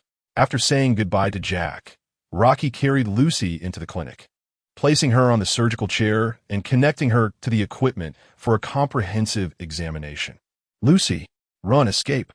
Lucy, welcome to Team Man. You can do it, Lucy. Stop struggling. The security forces will find you soon. Lucy seemed to be having a long, long dream, dreaming of friends dying in front of her, dreaming of escaping to Night City, dreaming of Rocky encouraging her. She dreamt of being discovered by the Arasaka hacker, once again imprisoned in the dark base, pressed into the hacker chair, continuing the endless data mining. Gradually, Lucy began to regain consciousness, her brow furrowing as she felt the sensation in her body, as if she were once again sitting in the hacker chair. Have I been captured again? No. Lucy let out a cry, suddenly waking up, her eyes wide open filled with terror, fearing that the scene before her was the unforgettable Arasaka base. Don't be afraid. Lucy, relax. It's me, El. This is my clinic, not Arasaka's territory. There are no Arasaka people here. You're safe now. Just relax. Everything is okay. Chapter 41 Rooftop, a gentle voice whispered in Lucy's ear. At the same time, a solid hand pressed down on her shoulder, the warmth calming her a little. Lucy turned her head to see Rocky, sitting beside her, looking around as the surroundings came into view. It was a cybernetic clinic, and the chair beneath her was not a hacker chair, but an operating chair. Realizing she hadn't been captured by Arasaka again, and with Rocky's comforting words, Lucy's tense nerves began to relax slightly. However, her eyes still looked a bit vacant, as if the nightmare she had just experienced lingered in her mind. While Rocky was still pondering how to comfort Lucy, she suddenly turned around and hugged him tightly. The sudden embrace short-circuited Rocky's brain for a moment, causing him to freeze instinctively. Don't move. Let me hold you for a while. Just for a bit. Lucy whispered softly in his ear. Lucy's personality didn't allow her to show such emotions, but the recent nightmare had become the last straw, and she truly needed a warm support, just for a moment. Since taking on this commission, she had experienced too many emotional ups and downs, from hesitation and fear about invading Arasaka's network, to terror when discovered, and now to the relief of everything being over. Lucy had too many emotions to vent, She always portrayed herself as strong, but deep down, she could feel lost and afraid. There was just no one to confide in, no one who could understand her. In Night City, who could she trust? Perhaps this time, she would have to continue silently smoking in the corner, bearing the weight of her heavy past alone, feeling Rocky's warm body temperature. The coldness from her dream seemed to be blown away, and her panicked heart gradually calmed down. Hearing Lucy's words, Rocky also relaxed, extending his arms to embrace her back. Lucy, it's all over. The target has been dealt with, and we successfully extracted. The hacker who invaded us has been taken care of, and now no one knows it was us. We are completely safe. You can hold on as long as you want, and feel free to express any emotions you have. There's no one else here, and I'll listen to you. Rocky's gentle words echoed in Lucy's ear, causing her heart to tremble. It seemed like for the first time someone had told her she was safe, that she could speak freely about everything. The solid body wrapping around her made her feel a sense of security she had never experienced before. But Lucy still shook her head, hugging a little tighter and softly saying, "This is enough. Thank you, all right, it's okay, I'm always here," Rocky replied, gently patting Lucy's back to comfort her. After a long while, Lucy released Rocky, her expression returning to normal, as if the emotional outburst had been just an illusion. The former Lucy was back. "Thank you, Elle. I'm feeling much better. I'm sorry for what I just did. I hope you don't mind." There was no sign of embarrassment on Lucy's face, and a smile returned to her lips as she tidied her somewhat disheveled hair and spoke to Rocky. "I don't mind. To be honest, this is also my fault for bringing you into this.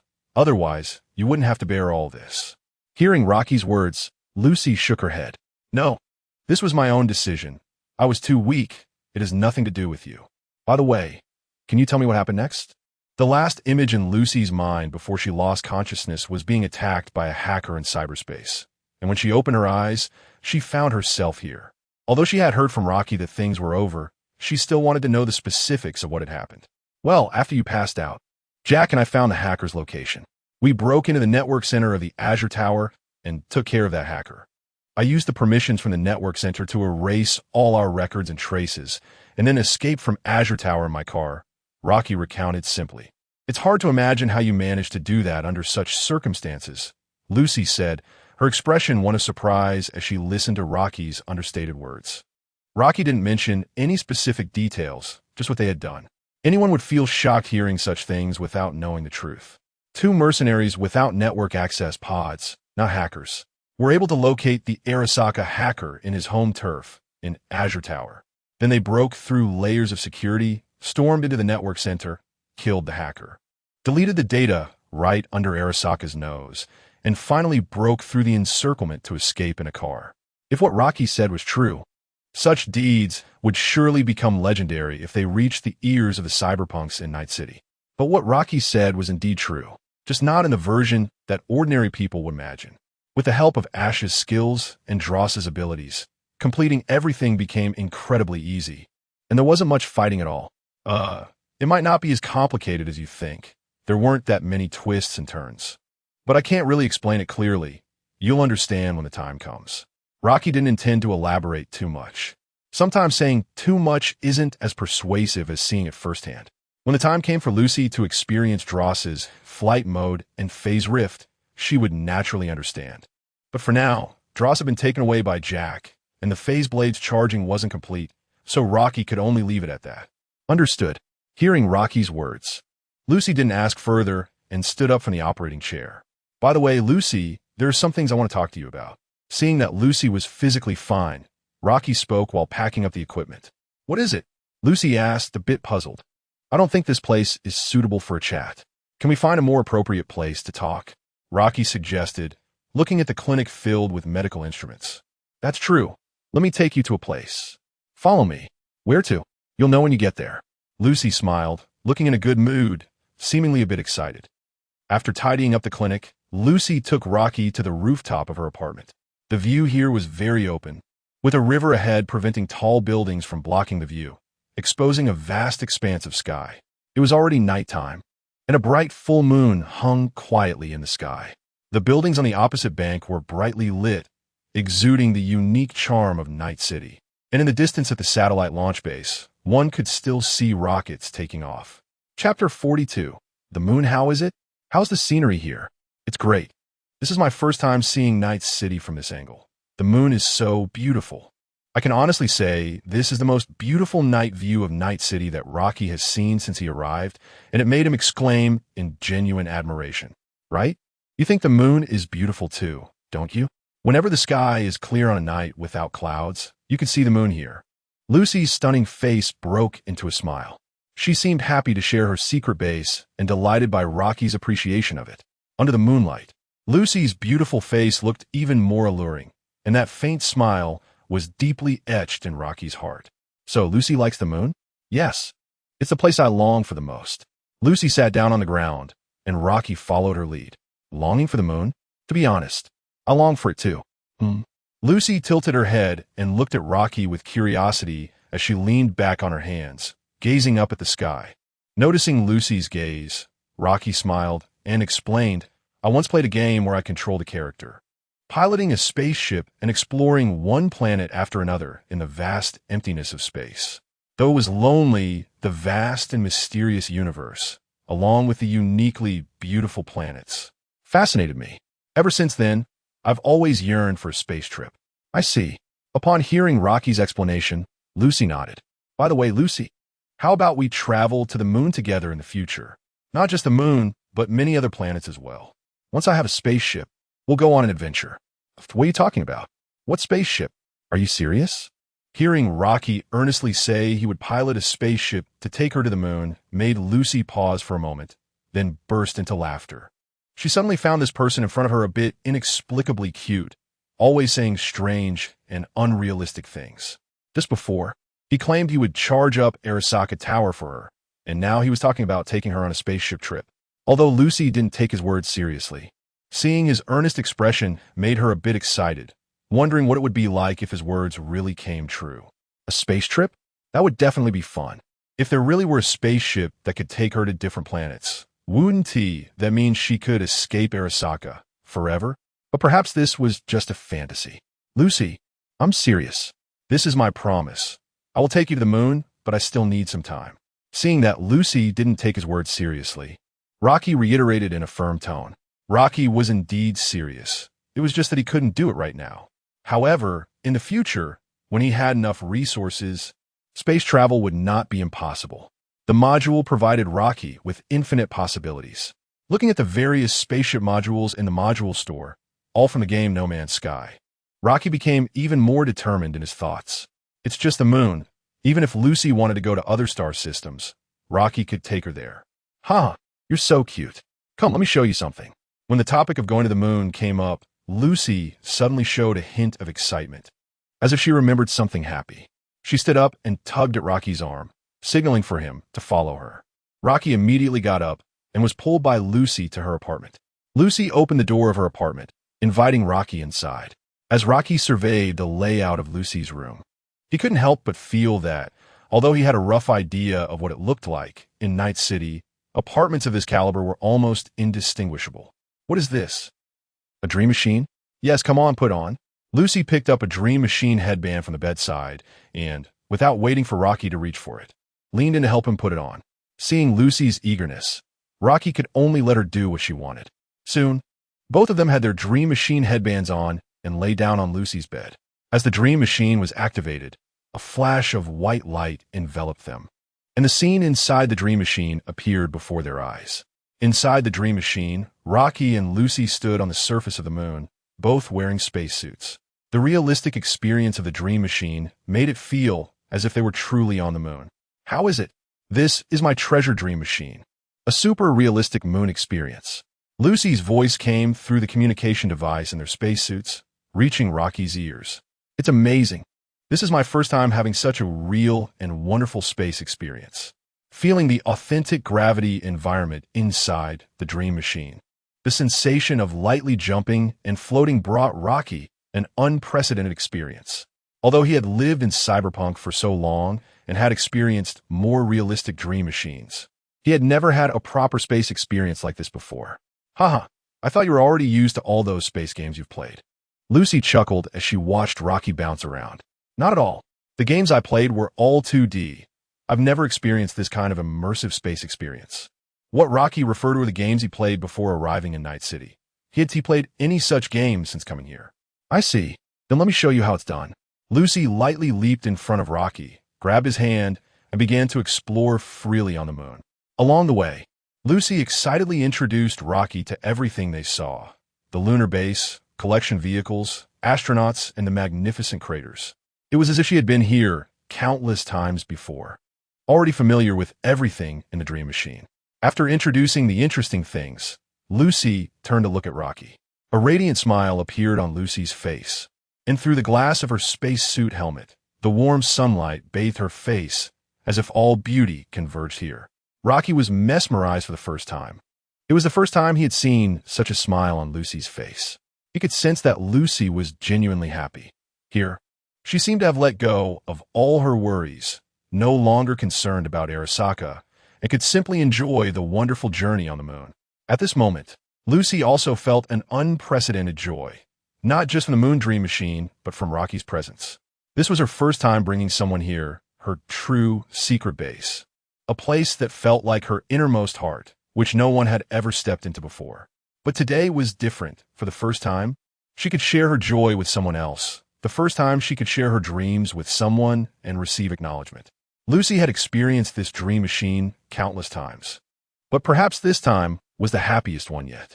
As they wandered around, soon the two of them arrived in front of a massive crater. Lucy stopped and didn't move forward. Chapter 43. Rocky's Dream. How was the experience of the lunar journey? It was amazing. Thank you, Lucy, for taking me on such a wonderful super dream. To be honest, I've already started looking forward to the moment I actually step on the moon. I'm glad you liked it. This is my first time bringing someone here. I used to think I could be happy alone on the moon, but now I realize that having someone with me feels really good.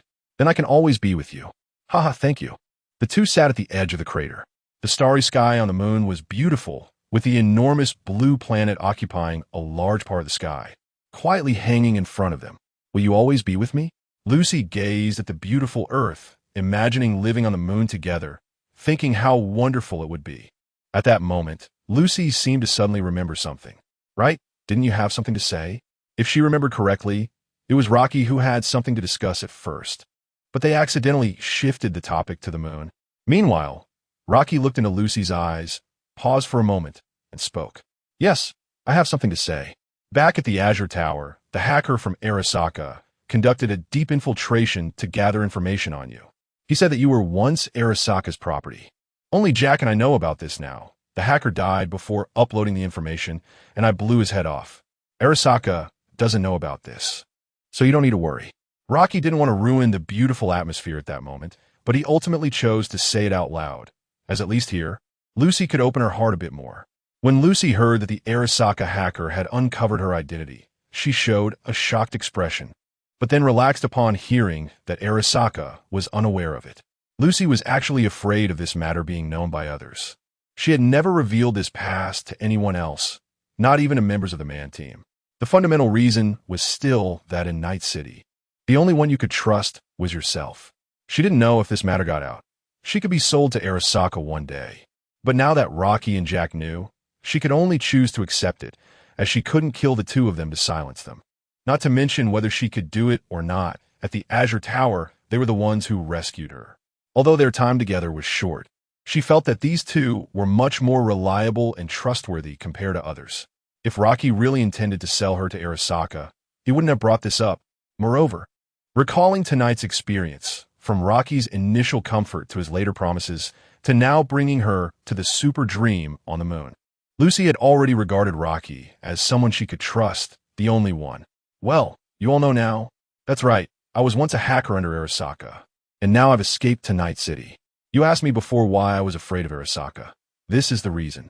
I was trained as a hacker by Arasaka since I was a child, with no parents, only endless training. Many children were used as tools by Arasaka like me. When we grew up, Arasaka sent us into the old net to seek valuable data. But in that place, there were countless malicious programs and rogue AIs. And there were always people being attacked and dying, forever left behind. We never knew when it would be our turn, so we chose to resist, using the skills Arasaka taught us to kill them and escape. I've been on the run, never stopping, afraid that Arasaka would catch up to me one day and lock me away in that sunless place again. Until I came to Night City, where it's chaotic, and no one cares about your past. Here, there is no longer that sense of urgency of being chased by Arasaka, but I'm still afraid. As long as I'm in a place overshadowed by Arasaka, I can't help but feel fear, as if they would find me one day. For me, anywhere with Arasaka is hell. That's why I long for the moon. I've always dreamed of stepping on the moon, so I can escape from Arasaka forever. Do you think it's shameful, cowardly? But this is my dream. Lucy's tone seemed relieved, as if a heavy stone that had pressed on her heart for years was lifted. This secret had been locked in her heart for too long. And when she finally said it out loud, she felt a sense of liberation. No. Rocky shook his head and continued, Lucy, I can understand how you feel. This is not your fault. It's Arasaka's fault. They are too powerful. If anyone were in your position, they would probably just run away. It's not cowardice, nor is it shameful. For a normal person, Arasaka is like a giant. Fighting against them is no different than seeking death. I apologize if my previous words were too harsh and caused you distress. I have always hated these corporations, whether before coming to Night City or after ending up here. I look forward to the day when I can completely break the corporation's rule and stand at the highest point of this city, this world. That is my dream. But ultimately, that is just my dream, not yours. I shouldn't demand that you work hard for my dream. Rocky spoke with a calm and firm tone. It stirred waves in Lucy's heart. Is this your dream? This was the most unrealistic dream she had ever heard. What kind of person could calmly say they wanted to stand at the highest point of the world? She had heard others' dreams before, either to become a legend, or to rise to a high position in a corporation, or to earn enough money and leave the city. But this was the first time she heard someone express such whimsical thoughts. Elle, you're really a madman. Maybe. You might think it's unrealistic, but I will keep striving for it. Whether it's my dream or yours, I will make it happen. Trust me, Lucy, I will take you to the moon. I will become a being more powerful than Arasaka, trample Arasaka underfoot, and make sure you no longer fear it. A smile appeared on Rocky's face as he extended his hand to Lucy, as if inviting her to witness everything he was about to do. Lucy stared at the scene, stunned. The sunlight shone from behind Rocky, as if he had stepped out of the light to rescue her from darkness. Why? Lucy murmured. She didn't understand. He clearly said one shouldn't let others work hard for his dreams, yet he was thinking of realizing her dream. Was it because he was really a madman? Or was it because they both hated Arasaka? Or perhaps because you and I are the same? I understand you. I hope one day you can truly live in the sunlight and that you can be as happy and joyful every day like you are now. That is also my dream. Chapter 44. Lucy's love. This is also my dream. Rocky chose to express all his reasons with the most sincere words, without any embellishment, no more disguise or lies, truly speaking from the heart. This is what Rocky has always wanted.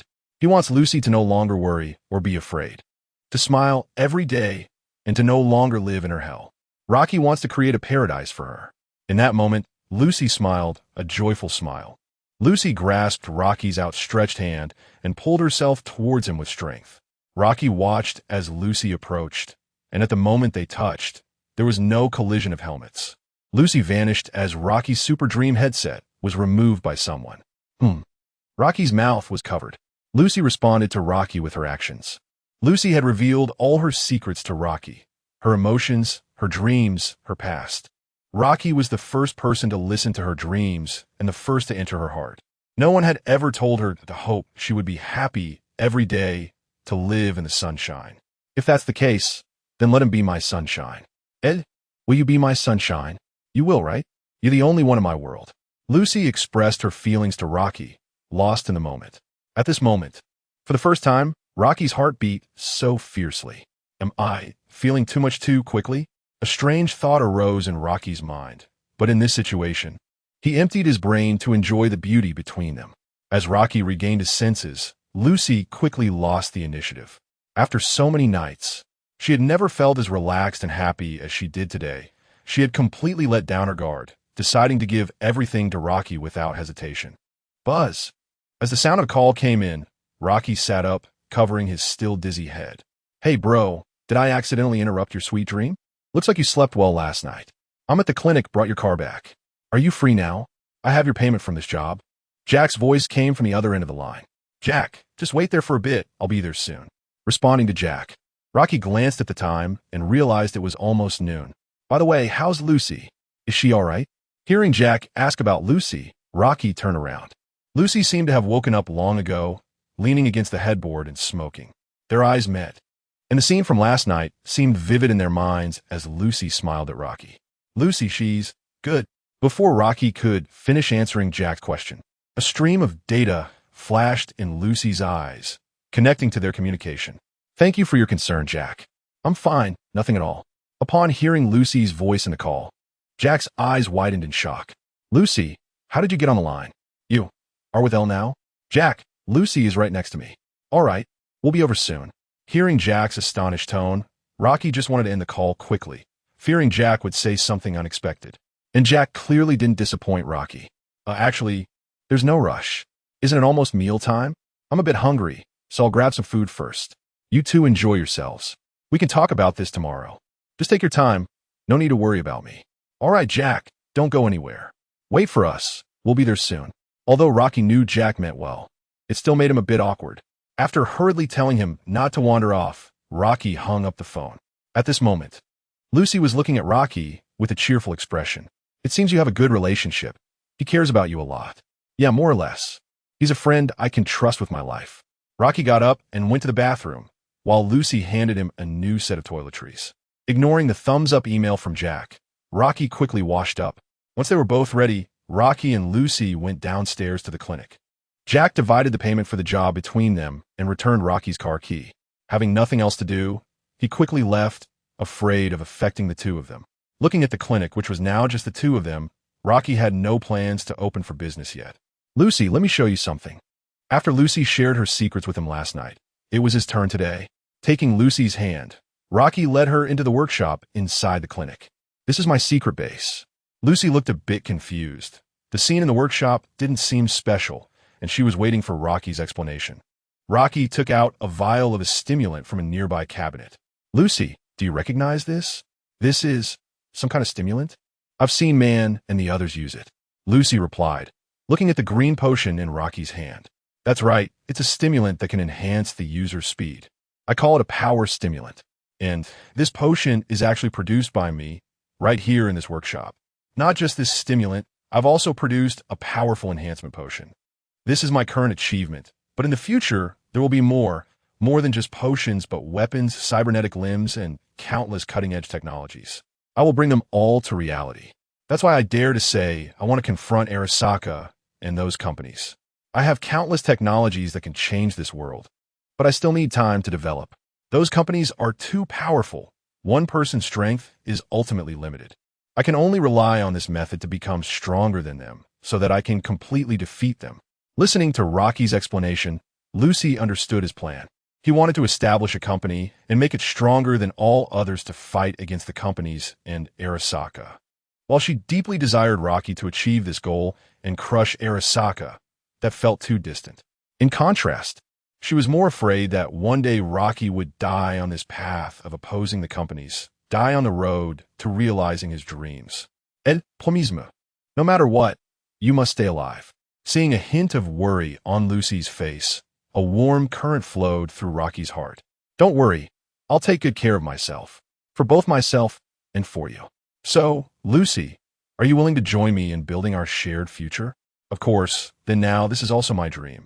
Lucy smiled, responding to Rocky's invitation.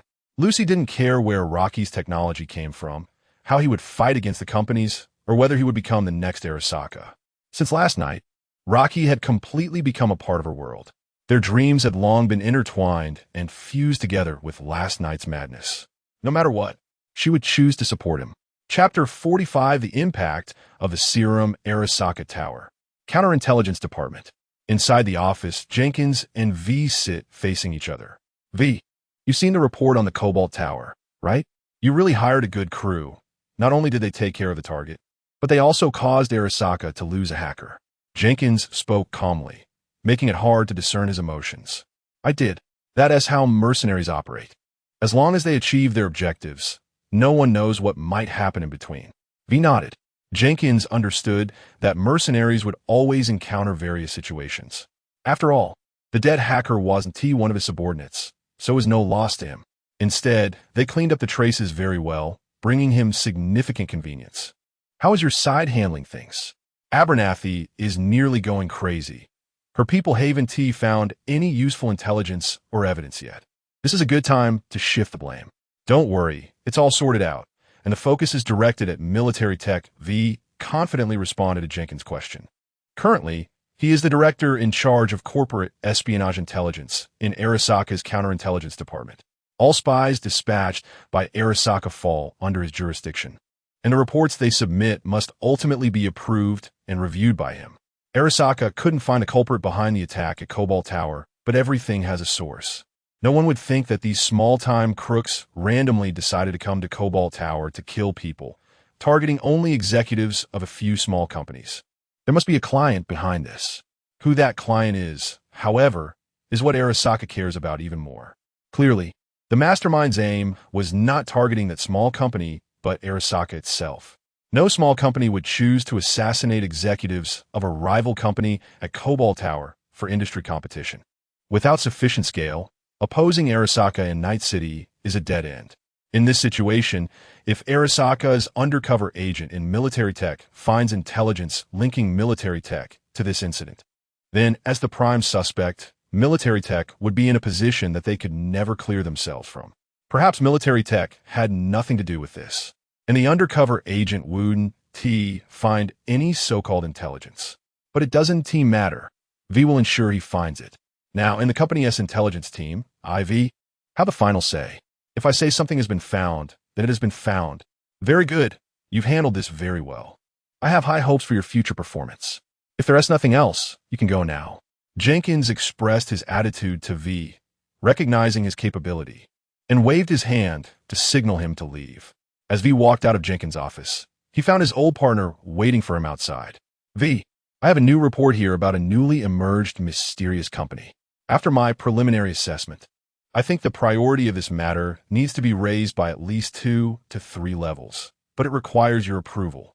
This person was the employee who had previously handled the report on Ascension Technologies.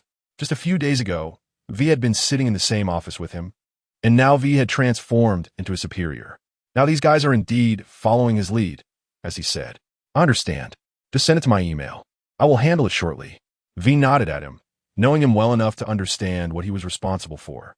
Although he wasn't of high rank, raising the priority by 2 or 3 levels is no small matter. Got it. The employee looked at V's agreement and showed a happy smile. Employees of his level rarely get access to useful intelligence. If the importance of this report is confirmed through approval, he could gain a lot of achievements. And perhaps this year's employee evaluation would give him a chance for a promotion. That's why he personally came here to wait for V, hoping he would pay more attention to this report. Back in his cubicle, V began to browse the reports sent to his terminal.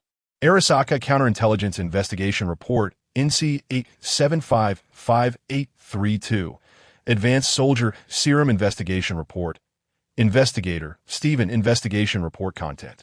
Information provided by an underground cybernetic clinic located in Japantown indicates that the mysterious pharmaceutical company Ascension Technologies has recently started selling a high-intensity human enhancement serum to clinics in Night City. For information on Ascension Technologies, please refer to report NC 8754699. According to the information provided by the cybernetic doctor, this drug can comprehensively enhance the user's physical strength, reaction speed, brain capacity, and other attributes, as well as improve the human body's tolerance to cybernetics and resistance to cyberpsychosis. Currently, the clinic has ordered 2 doses of the serum, one of which has already been sold and injected. Preliminary investigation report on the injection subject. NC 8755943. The investigation found that the serum's effects are generally credible. Further instructions are awaited regarding whether to continue investigating the serum and the company. Preliminary approval report. After initial assessment, this drug is of extremely high value and requires an increase in priority and further investigation. Processor. Bruno, leaning back in his office chair. V finished browsing through this report and its associated documents. This really is a great gift. Enhancing the body, improving tolerance to cybernetics and resistance to cyberpsychosis. His fingers lightly tapped the desk as he smiled at the keywords in the report. Just as Arasaka's collaboration with Mari Pharmaceuticals was disrupted, Ascendant Technologies emerged. Mari Pharmaceuticals' powerful immunosuppressants could mitigate the impact of cybernetics, aiding Arasaka's various experiments. But now Ascendant Technologies' advanced soldier serum can achieve the same effect, even stronger. Moreover, it's not just for experiments. Arasaka could even use it to create a stronger soldier force. This serum holds infinite value for Arasaka. And now the intelligence and handling rights for the serum are in his hands, as long as he uses it wisely to secure this so-called serum for Arasaka. Both he and Jenkins could gain a significant bargaining chip. After pondering for a moment, V began to direct the handling of the matter. For the serum, Arasaka wants to achieve 3 outcomes. The first is to completely master its production, ideally being the only one capable of producing it. The second, as a fallback, is to achieve a supply collaboration, allowing Arasaka to receive stable support from the serum in the long term. The third, possibly the one Arasaka least desires, is if they ultimately fail to obtain the serum and other rival companies do. In that case, they can only consider making the serum disappear entirely. To achieve results, there are several methods: negotiation, theft, coercion, armed robbery, and destruction by force. Regardless of which method, Arasaka is highly skilled in all of them. Chapter 46. Barum as V issued a series of commands. The intelligence agents, hackers, and combat teams of the counterintelligence department sprang into action one after another, starting to operate quickly. V did not believe he would be defeated by the so-called mysterious company. The only thing he needed to be cautious about was assistance from rival companies. Time was not on his side. This operation did not create much of stir. For the counterintelligence department of Arasaka, it was just business as usual. However, this time the target had changed to Ascension Technology. Night City was as chaotic as ever, which was quite normal. Nighttime, the Afterlife Bar. This is the most famous bar in Night City, where renowned mercenaries come to take jobs. It also has the biggest gigs and the highest rewards in Night City. Every night, it is bustling with mercenaries looking for work, employers posting requests, and well-known intermediaries gathering here. As usual, the Afterlife welcomed various mercenaries looking for commissions. However, tonight, an unusual familiar customer arrived. A stranger's face to enter the Afterlife. One must identify themselves. At the entrance, security stopped a person. This individual was tall and imposing, with a menacing face obscured by a mask. All 4 limbs had undergone cybernetic modifications, with metal prosthetics exposed in the open air, revealing terrifying weapons within. The security at the Afterlife was already robust, but even they had to look up to this towering figure. However, the security personnel were not intimidated by his heavily modified appearance and stature. No one dared to cause trouble at the Afterlife unless they were Atom Smasher. It was clear that although this person was heavily modified, he was still far from being Atom Smasher. "It's me, Barum," a heavily electronic voice came from the man's mask. Upon hearing this, the security guard froze for a moment, scanning the imposing figure with a puzzled look. After some contemplation, it seemed he confirmed the identity. "Wow, Barum, it's really you. You've changed so much that I barely recognized you. All right, you can go in." Barum was a regular at the Afterlife, often coming here to take jobs, so the security guard naturally recognized him. However, the person before him was too different from the Barum he remembered. Though Barum had always been strong and tall, he was not as exaggerated as he appeared now. His legs had not been modified into prosthetics, and he did not wear a mask on his face back then. The security guard could still vaguely recognize Barum from the upper half of his face and his eyes. As soon as Barum entered the Afterlife, his exaggerated modifications drew the attention of many people in the bar. "Who is this guy? I feel like he resembles Barum. Is it really him? No way, I saw him just a few days ago, and he doesn't look like the same person at all." People began to gossip about Barum, and their conversations reached the ears of Man's team nearby. Man's team were also regulars at the Afterlife, and they were here tonight looking for jobs. "That's quite an exaggerated hulk. But who is Barum?" Rebecca casually asked, resting her legs on the table with her hands behind her head. Upon hearing Rebecca's question, Man raised an eyebrow from behind his sunglasses and glanced at Barum in the distance. "Barum? I know that guy. A famous mercenary at the afterlife, a modification fanatic. He has the type to install any prosthetic he can get his hands on. I suspect he came from the Vortex gang. I've seen Barum before. I don't think this person is him. There were rumors that Barum's mental state had deteriorated, suspected to be a cyberpsychosis episode, and he even killed his teammates during a mission. Back then, his modifications weren't as intense as they are now. If this person really is Barum, then he must have gone completely cyberpsychotic. Otherwise, how could he sit here leisurely drinking? Man commented with a grin, showing his white teeth. If Rocky were here, he would definitely mock Man for not having the grounds to criticize others. Many people in the bar were focusing their attention on Barum, including mercenaries like Man who had nothing better to do, as well as employers looking for skilled hands to help with their requests. Barum noticed this too. His enhanced auditory sensors allowed him to perceive the discussions around him, but he paid no mind. He ordered a drink, picked up the glass. Feeling his steady hands and the endless strength within his body, a smile spread across Barum's face. Man was right. He was indeed a modification fanatic. The power brought by his prosthetic modifications intoxicated him. He wanted to install every prosthetic he could. Originally, his body was not as strong as it was now, and he had already reached the limit of how many prosthetics he could install. His prosthetic doctor had warned him multiple times not to continue with the modifications. Though he wanted to tell the prosthetic doctor to shut up, his trembling hands, dazed mind, and the teammates he had killed all reminded him that he had reached his limit. However, everything changed 2 days ago.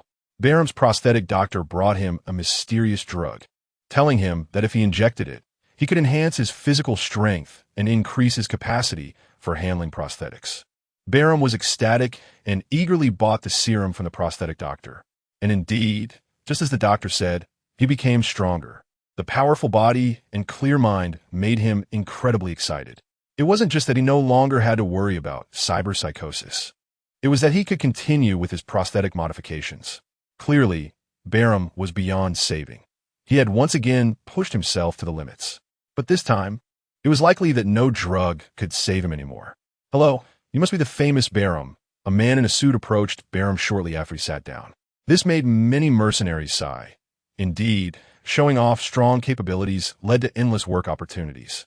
"It's me." Barum nodded, not caring that the man could recognize his identity despite his drastic changes. "Haha, I have a commission here, and I wonder what your interest is? Let us hear it." The suited man handed him a chip, indicating for him to insert it. Without much hesitation, Barum took the chip. As the chip was read, Barum learned the details of the commission. "This job is too simple, and the pay isn't enough. I want to take on such small work." Throwing the chip back to the suited man, Barum rejected the commission. After injecting the serum, his perspective had changed. To him, only big deals were worth his time now. These small jobs were merely wasting it. "Then I won't disturb you any longer." The suited man, seeing Barum's rejection, was not annoyed. Instead, he revealed a satisfied smile, as if he had already achieved his goal. Chapter 47. The doorstep. Barum dismissed the suited man, but soon others found their way to him. Unfortunately, none of these commissions were able to impress him. Barum didn't mind not receiving an ideal commission. He planned to leave and check again tomorrow. However, just after he stepped out, his system interface suddenly displayed abnormalities, and then the entire system malfunctioned. A powerful electric shock erupted from the back of his head. The current swept through his entire body, causing his system to go completely out of control, and his limbs lost their coordination, making him feel as if he had been pressed on the freeze frame button. Buzz, accompanied by a crisp sound, a high-speed energy beam pierced through the air, shooting straight at Barum's leg. It was a bullet from a technological sniper rifle. The prosthetic legs were instantly penetrated and damaged, and without support, he fell towards the ground. At that moment, his powerful recovery ability allowed him to regain some control, and Barum immediately attempted to activate the Stan Winston counterattack. However, two combat experts who appeared behind him completely extinguished the flames of his counterattack. Two shotgun barrels had already been pressed against his hands, and the close-range powerful firepower erupted with immense kinetic energy, instantly rendering his hands useless. Just like that, Barum's proud prosthetic limbs lost their function in an instant. With all his mobility gone, Barum collapsed to the ground, and only then was Stan Winston successfully activated, but it merely accelerated his writhing like a maggot. Barham struggled to lift his head and saw the suited man from earlier right in front of him. Damn it! It was your chip that had problems, you beast. I'm going to kill you. It was clear that the virus program that caused the system malfunction had lain dormant the moment the chip was inserted. And it was this terrifying virus that deprived him of the chance to retaliate. The Stan Winston installed in him hadn't he even had time to activate before his limbs were rendered useless. Barham let out a reluctant roar. But in the activated state of Stan Winston, his words only made him appear more ridiculous. He never imagined someone would ambush him with a virus. Setting aside why he was targeted, the high concealment and intense nature of such a neural virus was not something an ordinary person could possess, which was why he fell into the trap. Experimental subject target has been successfully captured, requesting extraction. Ignoring Barham, the suited man issued commands to the communicator. The two combat experts behind him stepped forward, lifting him from the ground, and then a floating vehicle slowly descended in front of them. The huge logo of the Arasaka group stood out prominently, and at that moment, Barham finally understood that Arasaka was out to get him. You are Arasaka people, why? He couldn't understand. He had no real connection to Arasaka, so why were they capturing him? What he didn't realize was that his prosthetic doctor had sold all his information to Arasaka. The information from the serum injection, including all his prosthetics and weapons, was already known to Arasaka. Under the carefully prepared traps and ambushes of Arasaka, Barham appeared so vulnerable. Currently, Arasaka had only obtained a serum sample from the prosthetic doctor, and until they found the source of the serum, its scarcity was self-evident. In this situation, Arasaka naturally wouldn't let go of a ready-made experimental subject. As the only person known to have injected the serum, Barham was unsurprisingly targeted by Arasaka. After tying Barham to the floating vehicle, Arasaka's action team left gracefully, leaving many bewildered mercenaries around.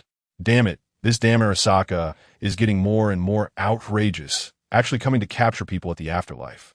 These beasts really think we're easy to bully, someone said indignantly. But this was just useless shouting. If Arasaka's action team hadn't left, he probably wouldn't have dared to make a sound. It sounds sad, but this is reality. What did this guy do?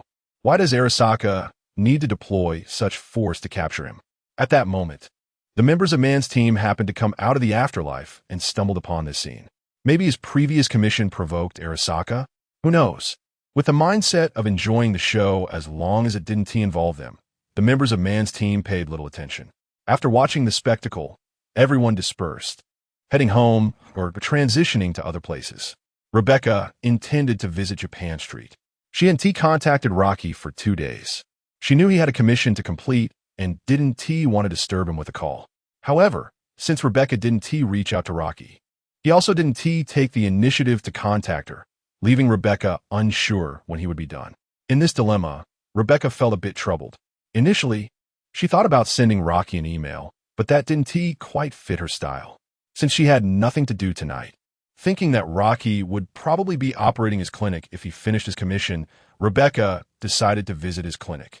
Meanwhile, on the other side, Rocky was producing soldier serum in his clinic.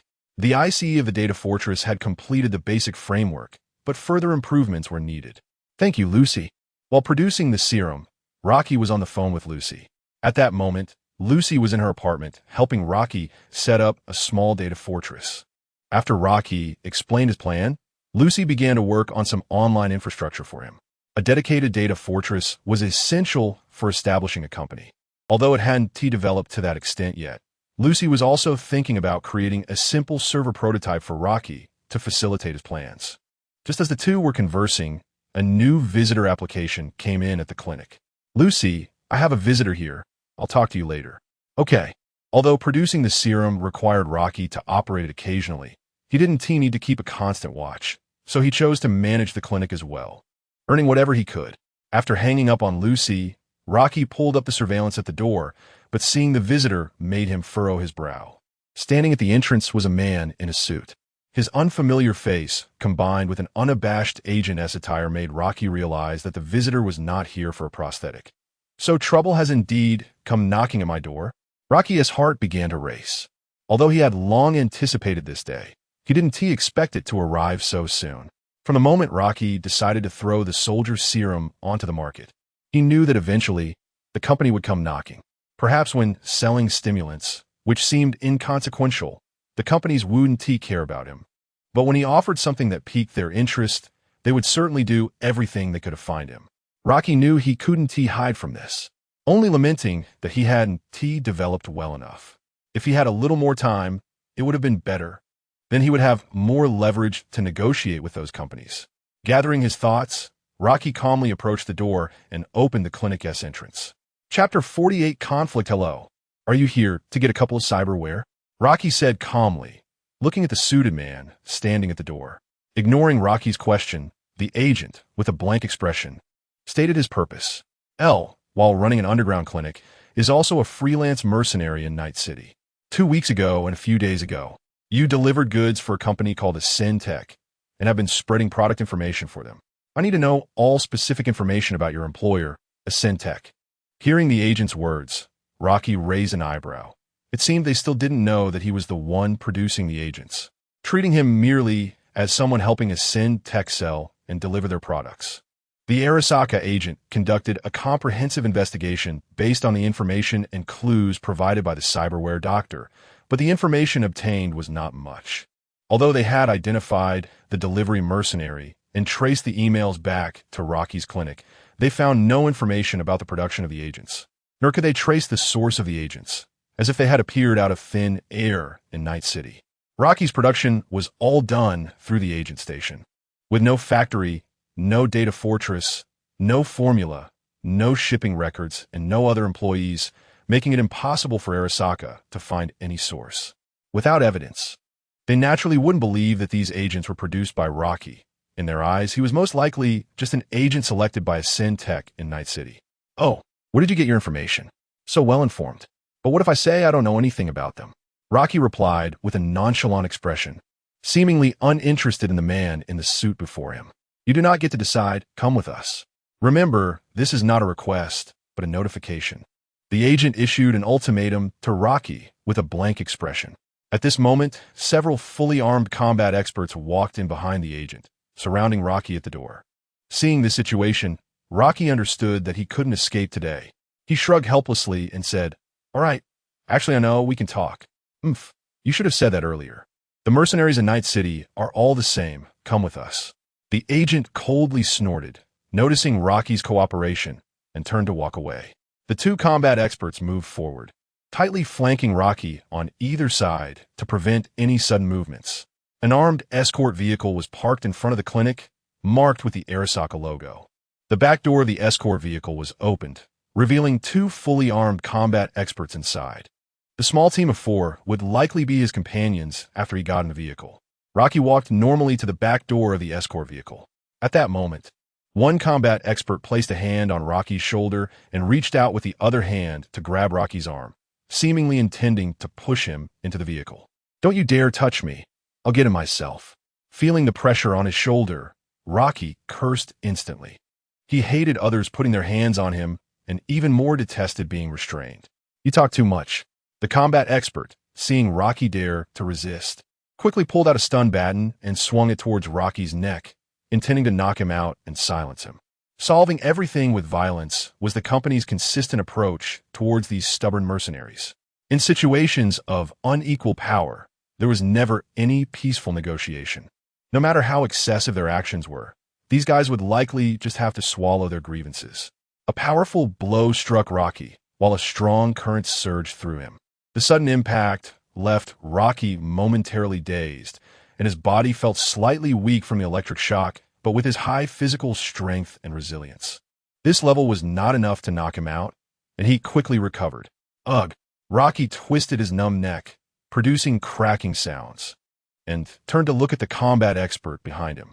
The combat expert, surprised that such a powerful strike had failed to subdue Rocky, exhibited a look of astonishment, and Rocky's sharp gaze made him unconsciously swallow. Before he could make his next move, Rocky suddenly exploded into action. In an instant, Rocky turned around, grabbing the combat expert by the neck and lifting him up in front of himself. The combat expert found his throat locked by Rocky's powerful grip. A feeling of suffocation rushing to his brain. He instinctively reached out with one hand to grab Rocky's hand, trying to pry it off, while his other hand moved towards his firearm, preparing to retaliate. However, the gun barrel that Rocky pointed at his head made him freeze. "I told you, don't touch me. Do you not understand human language?" Rocky tightened his grip on the combat expert's throat, pointing the gun at his head and loudly questioning. He was already in a bad mood for being approached, and these blind fools really thought he was easy to bully. At this moment, the surrounding combat experts had all entered a state of alert, with their weapons aimed at Rocky, seemingly ready to shoot him at any moment. "Cyberpunk, put down your weapon and cease your dangerous behavior," the closest combat expert warned him. But Rocky remained unmoved, instead laughing, "Haha, what now? If you have the guts, kill me. Come on, let me see the courage of you cowards. Let us see if you can get the information you want from the second person's mouth." Seeing that their warnings were ineffective, the combat team did not move, but looked towards the suited agent. At this moment, the leading agent was visibly stressed, beads of sweat forming on his forehead, but he quickly signaled the combat team not to fire. What Rocky said struck a nerve. Arasaka's biggest breakthrough with Ascend Tech currently lay with Rocky. If something happened to him, their intelligence chain would be directly severed. Not to mention whether they could find other breakthroughs. Even if they could, they wouldn't know how long it would take. The higher-ups had long issued a directive to him to obtain information about Ascend Tech as quickly as possible, so he couldn't afford to waste time. If Rocky refused to cooperate, he could take any measures he deemed necessary. But now that Rocky had indicated he knew information and was willing to go with them, if he messed this up, it would be his end. Now, he not only had to extract information from Rocky, but also ensure his safety, making sure he wasn't taken by other companies. "Relax. There's no need to be so tense, is there? It would be better for everyone to be peaceful. We did indeed make a mistake earlier, and I will ensure they all pay attention to it, guaranteeing that such a situation won't occur again. Just put down your guns, and you won't be mistreated coming with us. As long as you divulge the information, I assure you will receive a satisfactory reward." The suited agent, knowing that Rocky was tough, realized his primary task was still to secure the information. To avoid any accidents, he could only soften his tone. Now you're so agreeable? Weren't you quite arrogant just now? A bunch of bullies who fear the strong and oppress the weak. Worthless." Rocky ruthlessly mocked the Arasaka crowd. "This is Cyberpunk. This is Night City. The weak will be chewed up until nothing remains, and the good will only be pointed at with guns. Without enough chips and power, one must kneel for a lifetime." If Rocky hadn't shown a strong attitude, they would have treated him as a soft target, never negotiating so nicely, nor offering rewards to stabilize him. Putting away his gun, Rocky flicked his hand, directly throwing the combat expert to the side. The battle expert, his face flushed, regained oxygen and breathed deeply. Then he quietly got up and returned to the team. Chapter 49: Rebecca's Rescue Plan. After the conflict ended, Rocky stepped onto the escort vehicle. Although he couldn't escape the fate of having to go with them. After the recent confrontation, Rocky demonstrated his tough demeanor, making the Arasaka combat team realize he was not to be trifled with. At least in the vehicle, they dared not act against Rocky anymore. In front of Rocky's clinic was a popular gathering place for mercenaries, and at night, it was naturally bustling with activity. The commotion from the conflict with the Arasaka team had attracted a lot of attention, and many people were looking over, whispering among themselves. But none dared to step forward to meddle. Just then, Rebecca arrived at the scene. Noticing the mercenaries, who should have been enjoying themselves, were all looking in one direction. She felt puzzled about what they were watching. However, when she realized they were looking towards Rocky's clinic, a bad premonition arose in her heart. Pushing through the crowd that blocked her view, Rebecca looked over. She saw several fully armed operatives escorting someone onto a vehicle, with the glaring Arasaka emblem on the vehicle indicating their identity. From Rebecca's angle, everyone was facing away from her, and the operatives were blocking Rocky's figure, so she didn't recognize him immediately. Just as Rebecca was wondering why she had witnessed Arasaka capturing someone for the second time today and who they were taking away, the person had already boarded the vehicle, turned around, and sat down in front of the door. The operative following him closed the door behind him. The whole process took only an instant, but in that brief moment, Rebecca caught a glimpse of the person's face. "Ed?" Rebecca exclaimed. She saw Rocky's face. Although it was just for a moment, she would never mistake it, nor would she misidentify Rocky. combined with her current location. Rebecca was 100% certain that it was Rocky whom Arasaka had taken away. Without time to think further, Rebecca rushed out. Drawing her handgun, she shot at the Arasaka vehicle while shouting angrily, "Bastards! Let him go!" Bullets flew out, hitting the Arasaka vehicle and sparking fragments. Although Rebecca was desperately shooting, the defensive capabilities of the Arasaka escort vehicle were formidable. The bullets hardly even dented its coating, let alone penetrated it. The agent sitting in the passenger seat glanced at the commotion in the rearview mirror and realized it was just a kid throwing a tantrum. A companion? He thought. But the main target had been located, so there was no need to pay her any mind. They could just leave. Ignoring Rebecca, the agent waved his hand to signal the driver to go. He didn't have time to waste here. Although he recognized Rebecca as another mercenary who had delivered goods, the primary target had been found, and Rebecca was of little use to them and posed no threat, so they could simply ignore her. At the moment the door closed, the driver at the front was already preparing to start the vehicle. Receiving the agent's signal, he pressed the accelerator.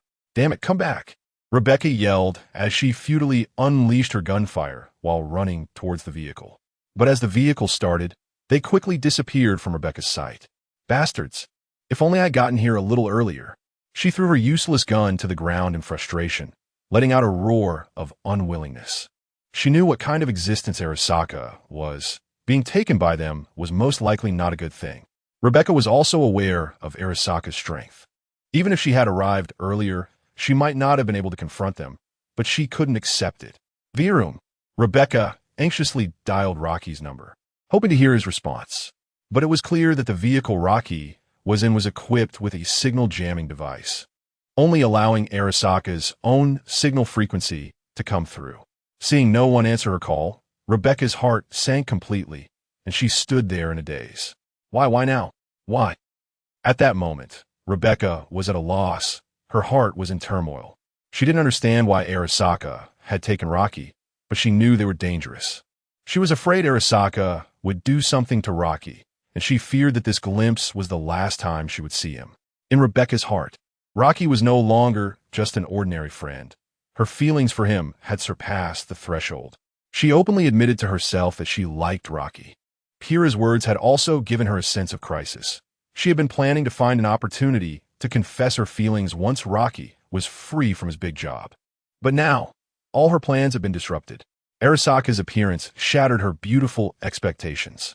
Originally, she was supposed to see Rocky tonight and express her feelings. But an unexpected event had occurred. Calming herself down, Rebecca clenched her fists tightly. Sitting idle was not her style. She worried about Rocky, and she would take action instead of offering useless prayers. Since Arasaka had taken Rocky, she would rescue him. "I will definitely save you. You must hold on," Rebecca said firmly through gritted teeth. Although Rebecca had made up her mind to rescue Rocky, a very realistic problem loomed before her. Arasaka was too powerful. She knew her own limitations.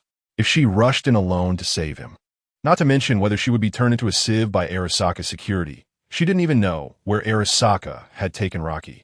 It was clear that she couldn't accomplish this on her own. After calming down, Rebecca ignored the strange looks from the surrounding mercenaries, picked up the gun from the ground, and called Man. Rebecca? What's up? Man answered the call, his voice a bit unclear as if he was doing something. "I need to rescue someone." "Who?" "Ed, the cybernetic doctor from Japan Street. He has been captured by Arasaka." Rebecca stated her intention, hoping Man and his group could assist her. On the other end, Man was momentarily stunned when he heard Rebecca was going to rescue someone captured by Arasaka. Pushing away the person clinging to him, he signaled for her to calm down, then focused seriously on the call with Rebecca. "What? You're going to rescue someone taken by Arasaka? Where did you get this commission?" Man was uncomfortable hearing Rebecca was going after Arasaka, thinking she found some big job. "It's not a commission. I'm saving him myself, but I need help." Chapter 50. Rocky's friend hearing Rebecca's response. Man pondered for a moment and felt that something must be wrong with her. He naturally knew who Rocky was and had bought stimulant from him a few times, but they didn't seem to be very familiar. It was just a few transactional relationships. From Rebecca's tone, she seemed a bit anxious, which Man didn't quite understand. Why would she choose to oppose Arasaka for a cybernetic doctor? "Rebecca, Are you sure you're not joking? He's just a cybernetic doctor. Arasaka took him away, and it has nothing to do with us. You actually think about trying to save him from Arasaka? You should know what kind of entity Arasaka is. Man expressed his thoughts.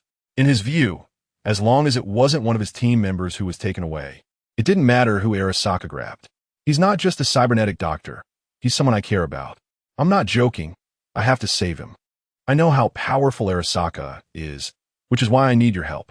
I know this has nothing to do with you, but I can offer compensation. Just like you take on a job. Please help me, man. Rebecca said calmly and firmly, hoping Man would assist her.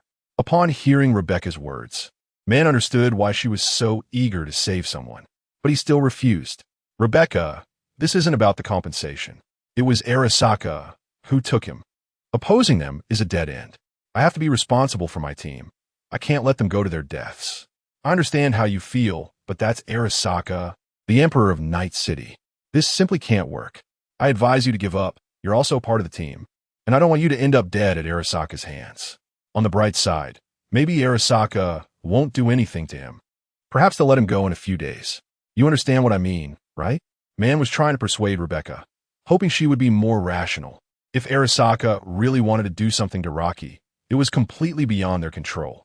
The gruesome scene of Barum outside the gate earlier that night was still fresh in his mind. Rocky was just a cybernetic doctor. He wasn't worth the risk, even if there was compensation involved. This wasn't as simple as stealing some intel from Arasaka or killing a few of their people. If Arasaka took Rocky back to Arasaka Tower, would they really charge in there to save him? That would be more like a death wish. All right, I understand. It's fine. After being rejected by Man, Rebecca fell silent for a moment before hanging up. Although Man wouldn't help her, she didn't blame him. Arasaka's rule was unquestionable, and not many dared to oppose them. To Man, Rocky was just a cybernetic doctor he knew a bit, so it was normal for him not to want to take the risk, and she had no right to ask others to jump into this pit with her. If Man agreed, that would be great, but if not, she could understand. She tried calling Falco and Kiwi, but they also clearly rejected her. However, Rebecca had long guessed that since Man rejected her, the other members of the team likely shared the same view. Not wanting to make any more pointless attempts, Rebecca was now lost in confusion. No one could help her, and she found herself in an isolated and helpless situation. Rationality? How could I possibly be rational? Reflecting on Man's words, Rebecca felt it was impossible for her to be rational. Every second Rocky was in danger felt like torture to her. Since no one was willing to help her, she would do it herself. I have to save you, even if no one is willing to help me. You still have me as a friend. Rebecca firmly held on her thoughts, but the word friend sparked a sudden realization in her. She didn't necessarily have to seek Man and the others for help. Rocky had friends too. If she informed them about Rocky's capture, they would surely choose to help him. Shifting her mindset, Rebecca rekindled her hope. Rocky had once talked to her about two friends of his. One was a mercenary named Jack, and the other was a cybernetic doctor named Victor who worked in Watson. She didn't have Jack's contact information and didn't know where to find him, but she knew how to locate Victor. Rocky had once told her the address of Victor's clinic. With her plan in mind, Rebecca immediately set off for Victor's clinic. In Misty's spirit shop, Rebecca found the place according to Rocky's previous description. "Welcome. How can I help you?" Misty gently asked as she saw Rebecca walk in. "I'm looking for Dr. Victor." Rebecca stated her purpose directly. "Okay, please wait a moment while I contact him."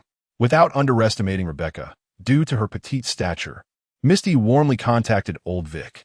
Soon, Old Vic responded, indicating that he was available and could see Rebecca. "All right, Dr. Victor can see you now. You can go in. The clinic is in the basement of the alley. Go out the back door, and you'll see the stairs leading down." Misty, noticing that Rebecca was a newcomer, kindly explained how to get there, fearing she might not find the place on her first visit. "Thank you." After nodding in gratitude, Rebecca quickly walked inside. In the clinic, Old Vic turned to face Rebecca as she entered, ready to greet her. But Rebecca spoke first. "You must be Victor. I'm a friend of Elle's. Elle has been taken by Arasaka, and I need your help." Rebecca didn't intend to waste any time and directly stated her purpose. Upon hearing Rebecca's words, Old Vic's demeanor instantly changed. "Elle was taken by Arasaka? Don't panic, child. Tell me exactly what happened." Old Vic became a bit tense upon learning that Rocky had been captured, but his character was quite stable, and he quickly calmed down. Rebecca quickly recounted the events to old Vic. This is not good. Elle is in trouble. After listening to Rebecca's description, old Vic had a rough idea of Rocky's situation. It was highly likely that he was targeted by Arasaka due to the serum sales. After a moment of contemplation, old Vic decided to notify Jack first and discuss a strategy together. Jack had been closer to Rocky recently and should be more aware of his situation. I'll contact Elle's friend Jack to see how to handle this. You don't need to worry. We'll find a way. Old Vic observed Rebecca's expressions and demeanor, noticing her worry and anxiety, and understood that her relationship with Rocky was likely not ordinary. So he reassured her. Thank you. After receiving old Vic's response, Rebecca couldn't help but breathe a sigh of relief. It seemed that seeking Victor was the right choice. At least now someone was willing to help her. Old Vic contacted Jack and explained Rocky's situation to him. Jack soon rushed to the clinic in a hurry after receiving the news. However, both Rebecca and old Vic were surprised to find that Jack had brought someone along. That person was, of course, Lucy. When Jack learned that Rocky had been captured by Arasaka, he immediately notified Lucy. He was not only worried that Lucy might be unaware, but he also thought that perhaps Lucy, being close to Rocky, might have some information. But when Lucy received Jack's call, she was completely stunned. She had just been on the phone with Rocky, and now he had been taken by Arasaka. The situation she feared the most had happened. Arasaka had come for Rocky. Lucy understood Arasaka better than anyone and feared them even more. Being taken by Arasaka was her greatest fear, and now this was happening to the person she loved. Lucy felt like she was on the verge of collapse. She couldn't imagine what she would do if Rocky died at the hands of Arasaka. Fortunately, Jack was there. He first calmed Lucy down over the phone, then rushed to her apartment to take her out. Lucy understood that the most important thing now was to find a way to rescue Rocky. There was no time for her to vent her emotions. Suppressing her inner worries and fears, Lucy and Jack arrived at Rocky's clinic, where they released Delos, and together they headed to old Vic's place. Inside the clinic, Rebecca looked at the two people who entered, or rather three, with a hint of surprise. Misty, upon seeing Jack hurriedly bring Lucy to old Vic's clinic, realized something important must have happened. After asking Jack about it, she followed them in. Rebecca's surprise stemmed from seeing Lucy. Lucy? Rebecca? The two questioned each other simultaneously, both puzzled as to why the other was there. Jack, standing aside, was also confused. He had met Rebecca at the Wolf, and he had thought they were in some kind of relationship. Now it seemed he had misunderstood, and, judging by the situation, Lucy seemed to know her too. The atmosphere became somewhat awkward as the four exchanged glances, some familiar and some not, and for a moment, they didn't know how to start conversation. It was Jack who broke the silence first. Let me introduce myself. I'm Jack. If I'm not mistaken, we met at the Wolf Bar. I'm a good buddy of Elle's. This is Victor, the best cybernetic doctor in Watson. Elle used to work as his assistant. Jack introduced himself to Rebecca and then introduced old Vic to Lucy. Finally, he introduced Lucy to old Vic. This is Lucy. She's Elle's friend. I met her through a commission. She's a reliable hacker. When Jack mentioned Lucy's relationship with Rocky, he paused and glanced at Rebecca, ultimately swallowing the more descriptive term he was about to use, only stating their friendship. Not knowing the full situation, Jack decided it was best not to say too much. Misty also briefly introduced herself, and soon everyone had a general understanding of each other's circumstances. Old Vic then spoke about the cause of the situation. It was Ms. Rebecca who brought me the news. She saw Arasaka's people pushing Elle into a car right in front of Elle's clinic. Based on my guess, Arasaka is likely targeting him because of the serum Elle has been selling. If Arasaka wants to get the formula from Elle, he should be safe for now, but what they might do to him afterward to prevent the formula from leaking is what I worry about the most. Wait, what is the serum? Rebecca asked with confusion, seemingly the only one present besides Misty who didn't know. It's a drug produced by Elle that significantly enhances the human body. He has been selling it at clinics in Night City recently, which led to Arasaka targeting him, Jack explained. Rebecca nodded.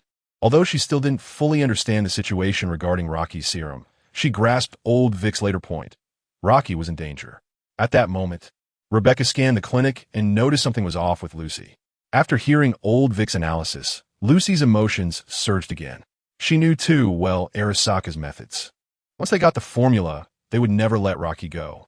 Rebecca looked at Lucy, whose face was filled with worry and fear, and was taken aback. She wasn't a fool. She had sensed something was off from the moment Lucy walked in. Despite only knowing Rocky for a few days, Lucy's concern far exceeded that of an ordinary friend. She had never seen such an expression on Lucy's face before, coupled with a woman's intuition. Rebecca understood Lucy's feelings for Rocky, just as she felt for him. Lucy, do you like Elle? Rebecca's sudden question stunned Lucy. Her mouth slightly opened, and she vaguely guessed why Rebecca was asking, but she nodded. She couldn't lie. After all, she and Rocky were at that stage. Yes, their eyes met, and Lucy felt a bit nervous. Rebecca's next words confirmed her thoughts. I feel the same. Let's go rescue Elle together. Rebecca straightforwardly declared her feelings for Rocky in front of everyone. She wasn't one for beating around the bush. She never hid her emotions. She would scold when angry, laugh when happy, and boldly express love.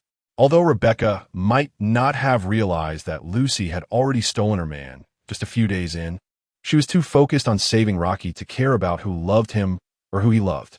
She just wanted to rescue him because she liked Rocky, and no matter what, she would choose to save him. Perhaps she would be upset about Lucy competing for Rocky, but all that could wait until after they rescued him. At least for now, she and Lucy were on the same side. Lucy felt an odd reassurance in her heart. She hadn't expected Rebecca to have feelings for Rocky too. She didn't even know what the relationship between Rocky and Rebecca was. If they were already mutually in love, then wouldn't she be the one who intruded between them? But right now, she didn't have time to think too much. Like Rebecca, she was only worried about Rocky. No matter how many doubts she had, they needed to rescue him first. Okay. Lucy nodded firmly in response to Rebecca. The two tacitly agreed not to delve further into the matter. As for the potential conflict between women, that could wait until Rocky was safe. Meanwhile, Jack watched the scene, his eyes wide open, completely shocked. Old Vic chuckled lightly, expressing how good it was to be young. After this brief interlude, everyone's mood lightened significantly. Old Vic continued with his analysis. To rescue Elle, we first need to know where Arasaka took him. What are your thoughts? Clearly, Old Vic couldn't offer much help on this front. Chapter 52, Rebecca's determination. Lucy can try to search for Elle's location first. If that doesn't work, we'll have to find a specialized intermediary for intelligence. Jack expressed his thoughts. They were completely unaware of Rocky's situation and could only let Lucy attempt to find Rocky's trace through deep web diving. The others nodded in agreement, acknowledging that there really wasn't a better solution at the moment. I'm going to prepare for deep diving. Lucy was the first to get ready. The clinic didn't have the necessary interface for deep diving, and time was of the essence. She needed to act immediately. At that moment, Misty, who had been silent, looked at everyone discussing their actions and voiced her concerns. You plan to rescue Elle. I know he's in danger right now, but what if he is locked up by the people from Arasaka? That place is heavily guarded. Isn't that too dangerous? I'm worried about you all. Misty expressed her worries. She was equally anxious about Rocky being captured, but she understood what Arasaka was like, and she feared that Jack and the others would also fall into danger. No matter how dangerous it is, we must rescue him.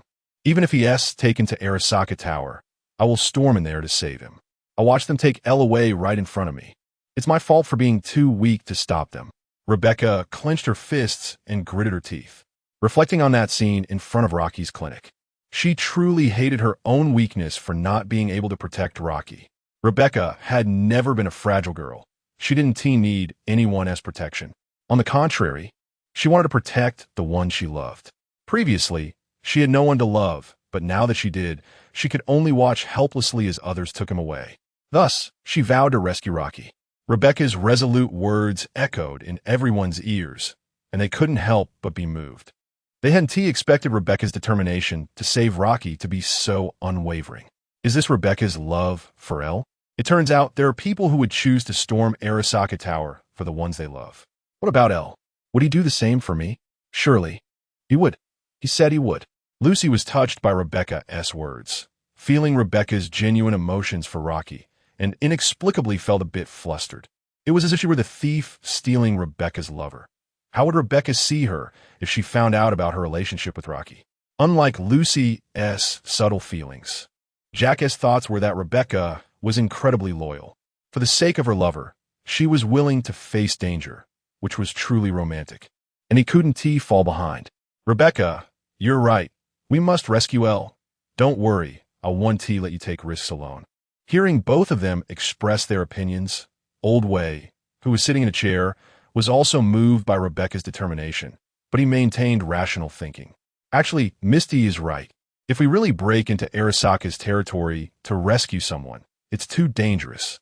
And to be honest, with just the two of you, it's quite difficult. Old Wei addressed Jack and Rebecca, knowing that the main force for the action would still rely on these two. Upon hearing Old Wei's words, Jack instantly felt a bit unconvinced. Hey, Old Wei, don't underestimate me. I'm not the same as before. He gave me this serum. I'm really strong now. Old Wei looked at Jack, who was rolling up his sleeves to show off his muscles, and shook his head. You might be fine, but what about Rebecca? Sorry, Rebecca. I don't mean to look down on you, but you need to understand that this is a life-threatening job. I can't just watch you throw your life away. If Elle knew about this, I don't think he would agree either. Jack injecting the serum was expected, but what he meant was actually about Rebecca. She didn't even know what the serum was, so it was natural that she couldn't have injected it before. This was a very realistic issue. It had nothing to do with underestimating Rebecca. Her combat capability was simply too weak, no matter how well-spoken or determined she was. It couldn't change the fact that with her current level, going after Arasaka was just delivering herself to danger. Rebecca actually understood this point too. She was too weak, and at her current state, she couldn't save Rocky. Victor, you're right. I'm still too weak. Can you help me? You're a cyborg doctor. You can help me become stronger, right? No matter what means, what kind of cybernetics, as long as it can make me stronger, I'm willing to accept. Rebecca made her decision. In the past, she thought it was fine not to have cybernetics since there were people like Man and the others to bear the burdens of combat. But now she realized that it wasn't enough. Only by possessing powerful strength could she protect the people around her. And now there was a cyborg doctor here. She wanted to install cybernetics to make herself stronger so she could rescue Rocky. Have you made up your mind? Yes. Receiving Rebecca's affirmative reply, Old Wei took a blue vial from the cabinet behind him. This was the serum that Rocky had left for Old Wei, and it was the original version with a 100 effectiveness rate. This is a super soldier serum that Elle left for me. It's just right for use now. After you inject this, you'll be able to install better cybernetics, and then you'll have a better chance of rescuing Elle. Seeing Old Wei take out the serum, Rebecca nodded without hesitation and lay down on the operating table at Old Wei's gesture. Soon, Old Wei completed the injection for Rebecca, and she fell into a deep sleep. Meanwhile, Misty took Lucy to a nearby apartment that had deep diving interfaces, leaving the clinic quiet for a moment. Old Wei, I'm going to make a phone call. Okay. Jack looked at the quiet clinic, hesitated for a moment, then walked out and dialed V's number. Actually, from the moment he learned that Rocky had been captured by Arasaka, Jack had thought of V. However, Jack didn't want to trouble V. In his impression, V was just an ordinary agent. Not to mention whether he would know about Rocky's capture. Even if he did, it might not be so easy for him to help them. And he might end up dragging V into the vortex, since it wasn't just V who called the shots in the company. Leaking information about Arasaka that led to someone capturing the target was a serious accusation for anyone. Moreover, V and Rocky weren't very familiar with each other, and he had no right to ask V to help him. Jack originally thought that if it came to a point where there were no other options, he would consider contacting V. But just now, Rebecca's performance gave him a different idea. If there was a chance, he didn't want Rebecca to take risks. He didn't want Rocky to lose someone who loved him. However, what Jack didn't expect was that V had already made a qualitative leap in just a few days, but hadn't had time to inform Jack. Even Rocky's capture was orchestrated by V himself, though V didn't know that it was Rocky who had been captured. He handed the task to his subordinates, only needing to receive intelligence about Ascension Technology from them. Chapter 53. Arasaka Tower in Jenkins' office. V was discussing the follow-up plans regarding the serum with Jenkins. Just then, V received a call from Jack. Hold on, I have a call coming in. V interrupted the conversation and gestured to Jenkins. Jenkins nodded, indicating it was fine. Hey Jack, I'm busy. Is there something important? V, I need to ask you for a favor. Elle has been captured by Arasaka's people, right in Japantown, and he's being taken away in a vehicle. I want to know where he has been taken. I know this might not be easy, And if it's too difficult for you, just forget it. Listening to Jack's account, V's brow gradually furrowed. L has been taken. All right. I'll keep an eye on it, but Jack, I have to say that this might not be possible. Okay, I'll wait for your news. The conversation between the two was brief. Seeing V was busy, Jack didn't say much more. He just wanted to get his point across. After hanging up, V fell into thought. Upon hearing that Rocky had been captured by Arasaka, V immediately wondered if it was Abernathy's doing. And didn't he think it could be related to himself? If Abernathy had found Rocky, that would be troublesome. It would be difficult for V to intervene without exposing himself, which was why he said it might not be possible to resolve the matter. What's wrong? Jenkins noticed V's unusual expression and asked. Someone informed me that a mercenary involved in the Kanpiki Plaza incident has been captured by Arasaka. Is it Abernathy's doing? I'm not sure. V shook his head. If that bitch is behind this, don't even think about getting involved. You need to distance yourself and make sure she doesn't expose you, Jenkins warned V, who nodded, understanding the implications. However, he was puzzled as to how Abernathy could still find Rocky when all traces have been cleaned up. All right, you should handle this matter first. We discussed the serum enough. Jenkins waved his hand, indicating for V to first clean up this mess and see what was going on. Leaving the office, V prepared to investigate Rocky's situation. But just then, another call came in from the agent he had assigned to investigate the Ascension Technology's intel. What's up? Did you find the intel? Not yet. I caught a cyberpunk who knows about Ascension Technology's intel, but he won't share unless he meets you. I want intel, not a mercenary who knows the intel. Do you understand? Or can't you even handle a mercenary? I don't have time for this right now. This is your task. V's mood was clearly not good. He had originally thought the intel was found, but it turned out to be just a captured mercenary. And he didn't have time to meet with any mercenary. But the agent continued, saying that the mercenary wouldn't speak until he met with a superior and claimed to know all about Ascension Technologies.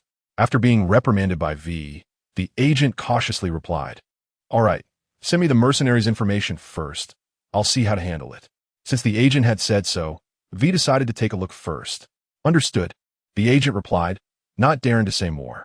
Soon, V arrived at the office cubicle and saw the information sent by the agent. This is, damn, it's like a flood has hit the Dragon King Temple. Looking at the character information displayed on the terminal, V slapped his forehead. Not long ago, Arasaka's task force brought Rocky to Arasaka Tower. This incident was significant, and only inside Arasaka Tower could they ensure no other company could infiltrate or disturb them. After searching and confirming that Rocky was not carrying any dangerous items, Arasaka's security escorted Rocky to an interrogation room. Speak up. Tell me everything you know about Ascension Technologies.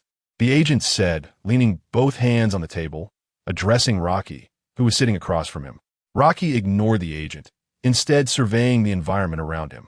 This was his first time entering Arasaka Tower since coming to Night City, and he was contemplating the feasibility of escaping from here, even though he had no intention of doing so. Seeing that Rocky was unresponsive, the agent slammed his hands down on the table. Kid, answer my questions and stop looking around. The agent was somewhat annoyed by Rocky's disregard. Finally, Rocky focused his attention on the agent and pondered for a moment before speaking. I want to know which department you're from. What does that have to do with you? Just tell me the intel you know. That's what you're supposed to do. I don't have time to waste with you. The agent had encountered many arrogant cyberpunks, but this was the first time he met one he couldn't handle. He just wanted to pry the intel out of this guy's mouth quickly. Rocky found the agent's anxious demeanor somewhat amusing. Don't rush. You answer my question, and then I'll answer yours. Rocky appeared completely unfazed. The agent took a deep breath, realizing that this kid wasn't budging, and reluctantly answered Rocky's question. Counterintelligence Department. Hearing those words, Rocky rubbed his chin and smiled. Is this a coincidence? Could it be that V is in charge of this? If that's the case, then it's really messed up that he brought me here. Rocky thought to himself, I want to see your superior. Rocky's words struck the agent like a heavy blow. Not a chance, buddy.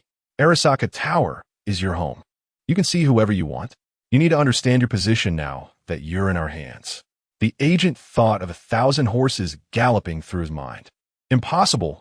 You need to tell me the intel you know right now. The agent firmly rejected Rocky's request. Rocky shrugged. So there's nothing to discuss then? Let me put it this way. I know all about Ascension Technologies, but your rank is too low. It's pointless to tell you. Get someone higher up. Upon hearing Rocky's words, the agent's expression grew serious, as if weighing the truth of what Rocky was saying. In his view, this guy was just a merchant. How much could he possibly know? At most, he could reveal the name of someone from Ascension Technologies. Now he was saying he knew all about Ascension Technologies. It seemed they had misjudged him before. This guy knew more than they had anticipated. After a moment of silence, the agent stared at Rocky and spoke. You better make sure what you're saying is true. If you make me lose face in front of my superiors, you'll know my methods. Don't worry. I am confident. Just hurry up and call your boss, Rocky said with a smile, lightly tapping his fingers on the table. Ignoring Rocky's provocation, the agent hesitated for a moment but still dialed his superior's number, then informed Rocky to wait. Before long, the door to the interrogation room was pushed open. Unsurprisingly, V entered. Chapter 54. Rocky's ambition, long time no see V. When Rocky saw V walk in and dismiss the agent, a smile appeared on his face. Having a familiar face made things easier. You don't seem surprised to see me? I just asked that Agent S department and guessed it might be you. Sorry, I really didn't expect to meet you in this way at this place. I didn't know you were involved in this matter. Otherwise, we could have chatted in a more comfortable setting, like having drinks at a bar. V sat down opposite Rocky and expressed his apologies. Speaking of which, Rocky had helped him before, and they were considered half-friends. Bringing a friend to the Arasaka Tower was definitely not acceptable. It's fine. This place is quite good. It's my first time here, so I'm getting a taste of the world. Rocky didn't mind at all. As long as you understand. Let us talk business now. This matter is very important to me. The serum produced by Ascension Technology is of great significance to Arasaka. They need to know the information about this company. I just saw in the report that you are helping them with promotions and deliveries. Can you tell me about them? Don't worry. As long as you provide the intelligence, we will give you a generous reward. And I can apply for protection for you from any retaliation by Ascension Technology. Indeed, when it comes to familiar faces, the treatment is different. V immediately showed his sincerity to Rocky. Seeing V get straight to the point, Rocky also stopped beating around the bush and spoke up. The serum, right? Of course.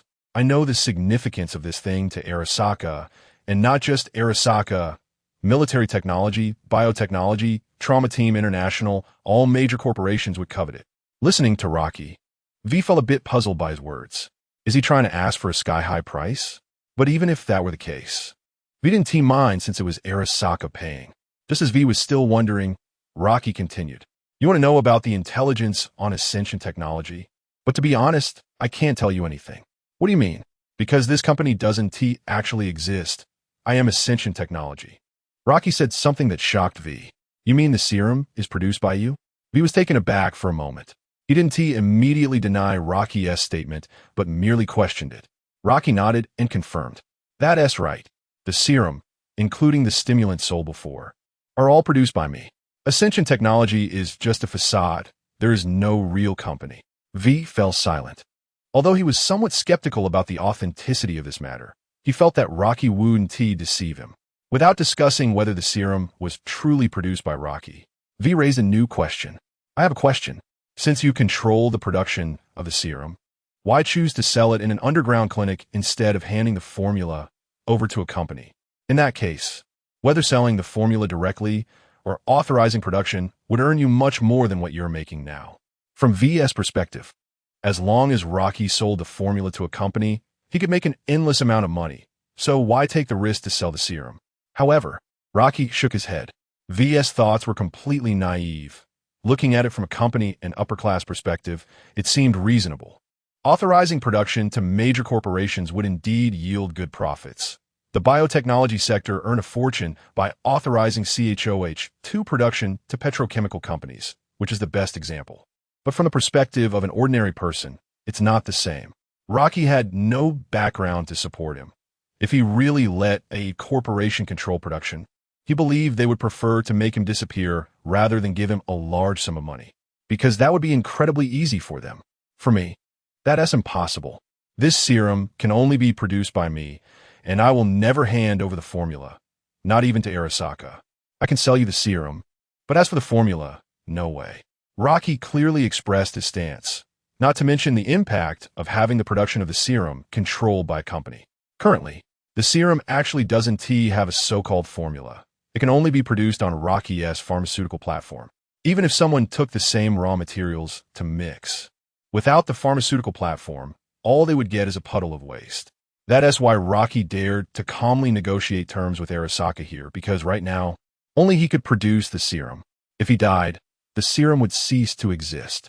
As for whether Arasaka would discover his secret and seize the pharmaceutical platform, sorry, his system is a modular system. Since it can be installed, it can naturally be uninstalled. V frowned slightly at Rocky's words. What he meant was that he wanted to keep production tightly in his hands. Okay, if that is the case, we can discuss cooperation on serum supply.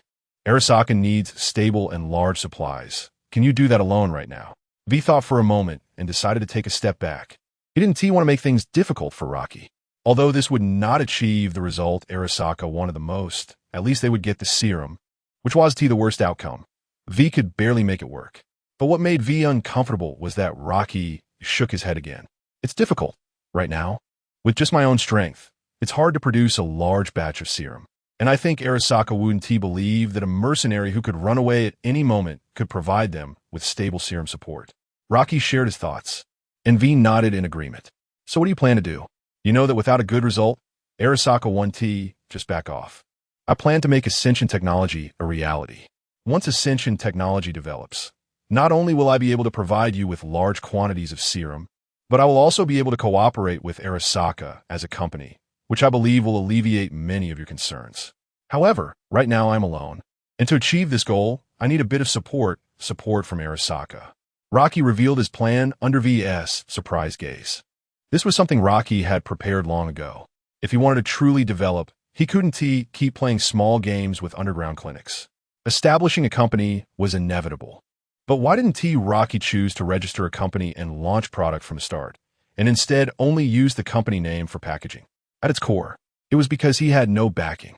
A new business with no background in the city of night, surrounded by wolves, was like a weak lamb that could be devoured at any moment by those big companies. There are no more stories of starting from scratch and breaking through social classes in this world. There are no miracles in Night City. So Rocky was accumulating his chips while waiting for an opportunity, waiting for a chance to exchange chips for survival space, just like now. The impact of the serum indeed brought him danger. But wasn't this also an opportunity? Distributing the serum in Night City and letting all companies see the effects was far more persuasive than blindly approaching those companies with the serum. And it could also let them know that it wasn't just them watching these serums. Originally, Rocky didn't want to set his sights on Arasaka due to Lucy's reasons. But alas, what Rocky understood best was Arasaka. And VS connection in Arasaka was too tempting to give up. Refusing to cooperate with Arasaka would be truly unwise. Moreover, cooperating with Arasaka could also give him a chance to meet Arasaka Li Xian, the double agent. If he had this prince's help, the difficulty of achieving his goals would definitely decrease several times. Of course, the premise was that he could fool Arasaka Li Xian into believing they shared the same ideals, while also convincing him that he wouldn't become the second Arasaka Saburo. Sometimes, relying on the enemy's strength is unavoidable. Rocky, however, felt no burden about it. He just hoped that Lucy could understand him as well. Chapter 55. Rocky is back. To be honest, your ambition really surprises me. V listened to Rocky's words and understood his meaning, but he was shocked by the sheer scale of Rocky's ambition. Having some ambition is normal. Who wants to waste their life in this city? Besides, aren't you the same, V? Rocky said with a smile. V was taken aback for a moment. Rocky was indeed right. He also had his own ambitions and wanted to climb to a higher position. Rocky's words also reminded V that this matter was an investment for him as well. If Ascension Technology really developed and grew stronger in the future, or became an important partner of Arasaka, V would definitely benefit greatly. However, if something went wrong with Ascension Technology, V, as the leader, would also be implicated. All right, you're right, but this matter is beyond my handling capacity, and I don't have the authority to make such decisions. However, I will contact the higher-ups and help arrange a meeting for you. After thinking for a while, V felt that Ascendant Technology did have good potential and with Jack's connection, he decided to give Rocky a hand. Thank you.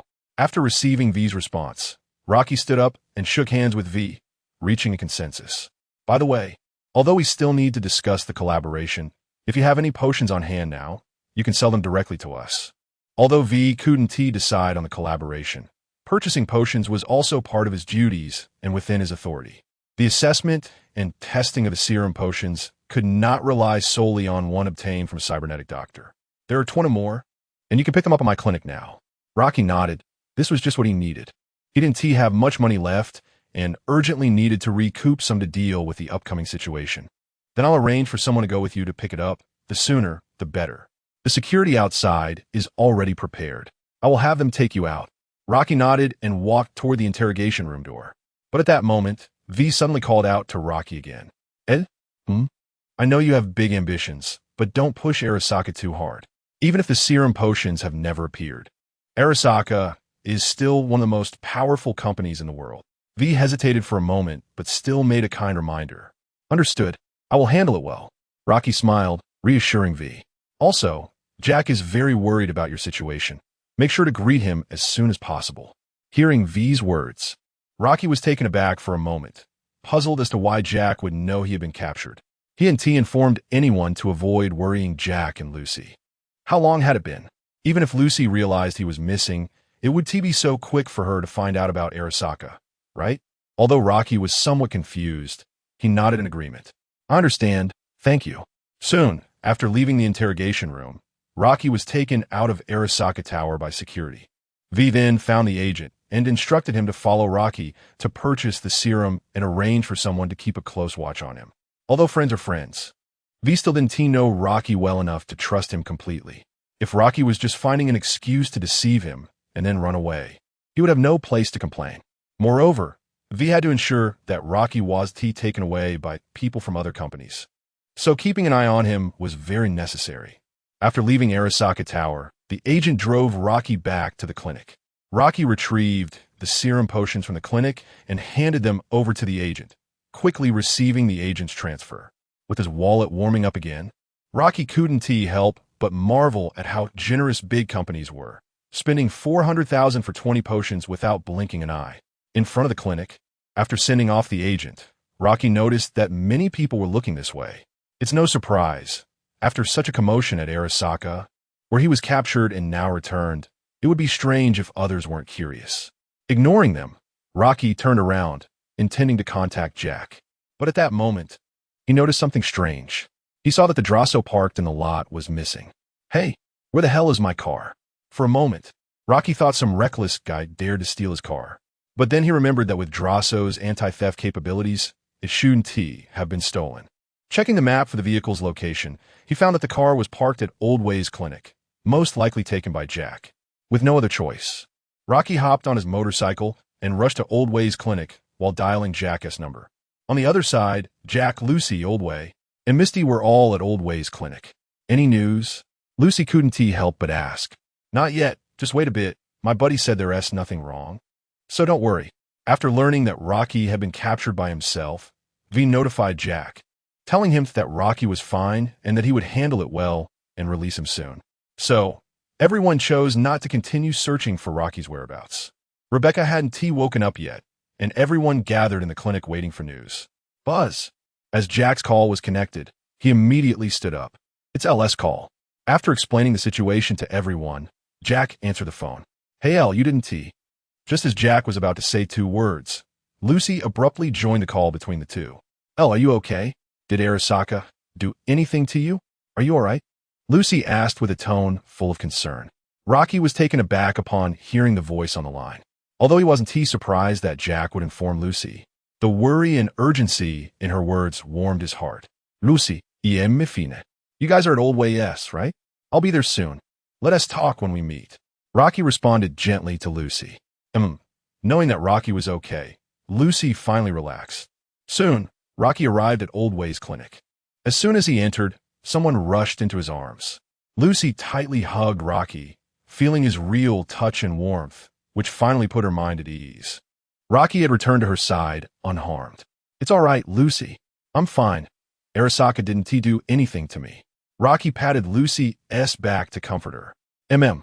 Hearing Rocky's words, Lucy finally released him, as there were still others here, and Jack and the others were also worried about Rocky's situation. Sorry for making you worry. Rocky walked in, looking at the people in the clinic feeling warm inside. At least there were a bunch of people who cared about his safety. He wasn't alone. Bro, it's good you're okay. I almost thought about storming Arasaka Tower to rescue you, Jack said with a smile, nodding his head. Unlike Lucy, who was more sentimental, he was just relieved that Rocky was fine. Oldway also smiled, seeing that Rocky was safe. It's good that you're fine, kid.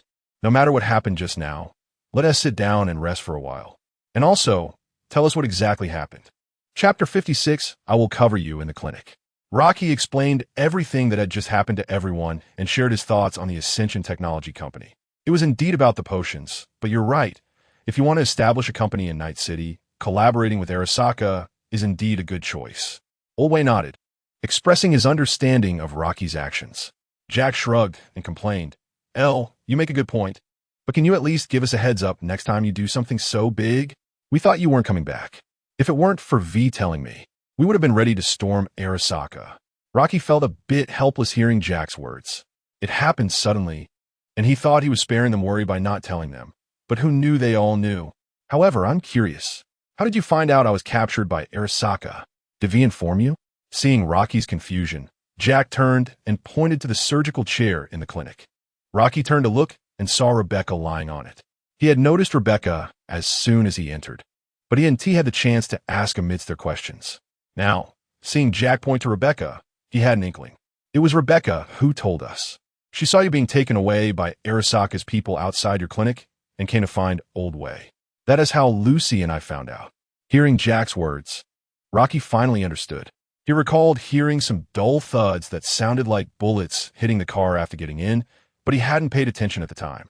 It seemed that was Rebecca's doing. So, in that state, Oldway, did you give it a serum? Rocky asked Oldway, as he was quite familiar with the state after the serum injection. Oldway nodded, but before he could continue, Rocky's hand was tugged. Come with me. I have something to tell you. Lucy pulled Rocky's hand and led him outside the clinic. Just as Rocky was wondering what she wanted to say outside, Lucy spoke up. Rebecca got the serum because of you. Not only that, she is more worried about you than any of us and more determined to rescue you. She would charge into Arasaka Tower for you. She had Victor help her with the serum injection and getting her cyberware just to save you. Lucy revealed everything about Rebecca without holding back. Rocky was stunned to hear this. He hadn't expected so much to happen in such a short time. Nor did he realize Rebecca had done so much for him. Rebecca, she also said she likes you. Everything she did was because of her love for you. You feel the same way about Rebecca, right? Lucy unabashedly spoke of Rebecca's feelings for Rocky. In her view, Rocky had the right to know this, and there was no way to hide it. She didn't want to avoid the topic. She wanted to clarify things. Rocky felt overwhelmed. The shock of being caught in such a situation by his lover was quite explosive no matter the context. After a moment of silence, Rocky finally spoke. I do have those feelings for Rebecca, but Lucy, I feel the same way about you. It's not just because you made the first move. Rocky gave an affirmative response. Since the air had been cleared, lying held no meaning anymore. However, before Rocky could finish explaining, Lucy pressed her finger against his lips to silence him. I know. Lucy smiled, a happy and relieved smile. She got her answer. She had suspected it when Rebecca said she liked Rocky. Rebecca's feelings for Rocky were so deep. How could Rocky not feel something for her? But Lucy wasn't angry. Rebecca's love for Rocky earned her respect, and after all, she was the one who pursued Rocky first. She had no right to condemn Rebecca and Rocky. Lucy was happy because Rocky said that his feelings for her were the same. He loved her too. That was enough. Tearing things apart would be bad for all three. And Lucy didn't want to make things difficult for Rocky. She couldn't afford to lose him again. Rebecca is a really good girl. Don't let her down. Lucy's words left Rocky stunned again. Things seemed to be developing in an outrageous direction, although it didn't differ from his initial goal. I will. Rocky responded, but soon his mouth was silenced again. Lucy could accept the feelings between Rebecca and Rocky, but that didn't mean she would give up on Rocky. She was asserting her claim through her actions. In the clinic, Rebecca opened her eyes. The serum transformation made her mind incredibly clear. However, when she opened her eyes and saw the scene in front of her, Rebecca doubted whether she was still dreaming. She saw Rocky's face. He was standing right in front of her. "Ed, is it you?" Rebecca asked, somewhat incredulously. "It's me." "Rebecca, you've worked hard." Rocky smiled at her. Rebecca looked around and found Jack and the others all watching her with smiles on their faces. Rebecca smiled too, seeing Rocky back. Her heart was filled with simple and pure happiness. She didn't ask why Rocky had returned. She didn't care about the reason. All that mattered was that Rocky was back, and that was enough. "Great. Elle, you're back." Rebecca pushed herself off the surgical chair and leaped towards Rocky. However, as she jumped with her usual strength, she realized her power was different from before. What was once a normal leap had propelled Rebecca toward Rocky like a small cannonball. She crashed into Rocky, who was caught off guard and stumbled backward. "Sorry, Elle. I got too excited and lost control." Rebecca looked down at Rocky, who was now beneath her, and said apologetically. Rebecca wasn't heavy. It didn't feel bad being pressed down by her. It was just that the impact from before was indeed not light. After the serum enhancement, Rebecca's physical fitness had risen several levels, and it seemed that the version of her that would be wielding various high-intensity firearms in the future was coming. Although the serum had enhanced Rebecca's strength, her figure hadn't changed, and she hadn't developed muscles. Rocky could still feel through Rebecca's thigh that it was still as soft and bouncy as ever. Perhaps that was the special nature of the serum, much like how Captain Carter didn't turn into a protein queen after receiving the serum. "It's okay, Rebecca. I understand. I know everything you've done for me." "Thank you," Rocky said, looking into Rebecca's eyes. Everything Rebecca had done truly moved Rocky, and he would never let her down in the future. "Well, it's nothing. It's because I like Elle, and I will always cover you like this." Rebecca raised her hands, showing off the not-so-obvious muscles on her fair little hands. Although it wasn't very convincing, those hands that seemed harmless could indeed kill quite a few people. Chapter 57. Tyrant. Before long, Rebecca climbed off Rocky. Although she was not very willing, there were so many people watching. Seeing that Rocky was unharmed and Rebecca had awakened, everyone prepared to let the matter come to a close. But at that moment, Rocky called out to Old Way. "Old Way, I have something I need your help with. I want to install a cybernetic limb." Rocky took out a cybernetic limb, which was an operating system vertebrae cybernetic limb similar to the one used by Sion Waystan. The white mechanical skeleton, section by section, paired with high-precision internal structures, immediately revealed its extraordinary nature. This was the source plan cybernetic limb that Rocky had long prepared to install. Source plan, Annihilation Series Tyrant operating system, from the strongest weapon of the Source Plan Company, the Annihilation Series Cybernetic Limb. This operating system cybernetic limb primarily enhances the user's neural reflexes and physical power release. Its powerful performance allows the user to gain a significant performance boost, greatly increasing the speed of neural reflexes and strength. It also features multiple neural processing systems, including pain editing, microscopic perception, weakness analysis, and ballistic analysis. Additionally, it is equipped with the highest strength network defense IC, capable of tracing back the source of hacking attempts. Cybernetic ability Ultimate Domination. Upon activation, enter Tyrant mode, instantly gaining powerful recovery and doubling all enhancements provided by the cybernetic limb. At the same time, all other cybernetic limbs on the user will also enter a frenzy performance mode, doubling all performance and enhancement effects. Price correction 0. Module price 300,000 euros. As a source plan annihilation, that is to say, the operating system cybernetic limb used by the source plan crocodile, its function is very simple. It enhances neural connections and strength. Just like the hero crocodile, it doesn't need fancy tricks, but crushes opponents with extreme violence. With the cooperation with Arasaka approaching, in order to prevent Arasaka from tearing up the deal and taking action against him if negotiations fail, Rocky decided to boost his own strength first. The main reason for choosing the Source Plan Crocodile operating system, aside from its powerful performance enhancement, was the network defense capabilities it provided, which excited Rocky the most. Hackers are always a threat, and Rocky had not had effective countermeasures. Ordinary IC couldn't withstand the intrusion of top hackers. If a conflict arose and the enemy had hackers while he had no defensive capabilities, he would be trapped in an endless passive situation. After installing the Tyrant operating system, Rocky's system would become an impenetrable steel fortress, making it virtually impossible to be hacked again. What model of cybernetic limb is this? I don't think I've ever seen it before. After taking the cybernetic limb from Rocky, Oldway examined it carefully and realized that no company had ever produced this model of operating system. You know what's up? Rocky gave Oldway a knowing look, and Oldway understood, so he didn't ask further. After all, this guy had already pulled out so many strange things. So it wasn't surprising to pull out a cybernetic limb.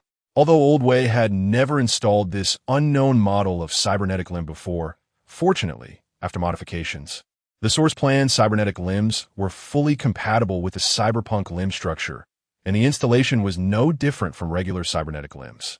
Rocky laid down on the surgical chair, and Oldway began to install the cybernetic limb for him. The installation procedure was not complicated. After giving Rocky an anesthetic, Oldway quickly completed the installation. When Rocky woke up on the surgical chair and opened his eyes, he felt the difference the cybernetic limb brought him. At that moment, it felt as if the world around him was playing in slow motion. Everything became so clear and slow.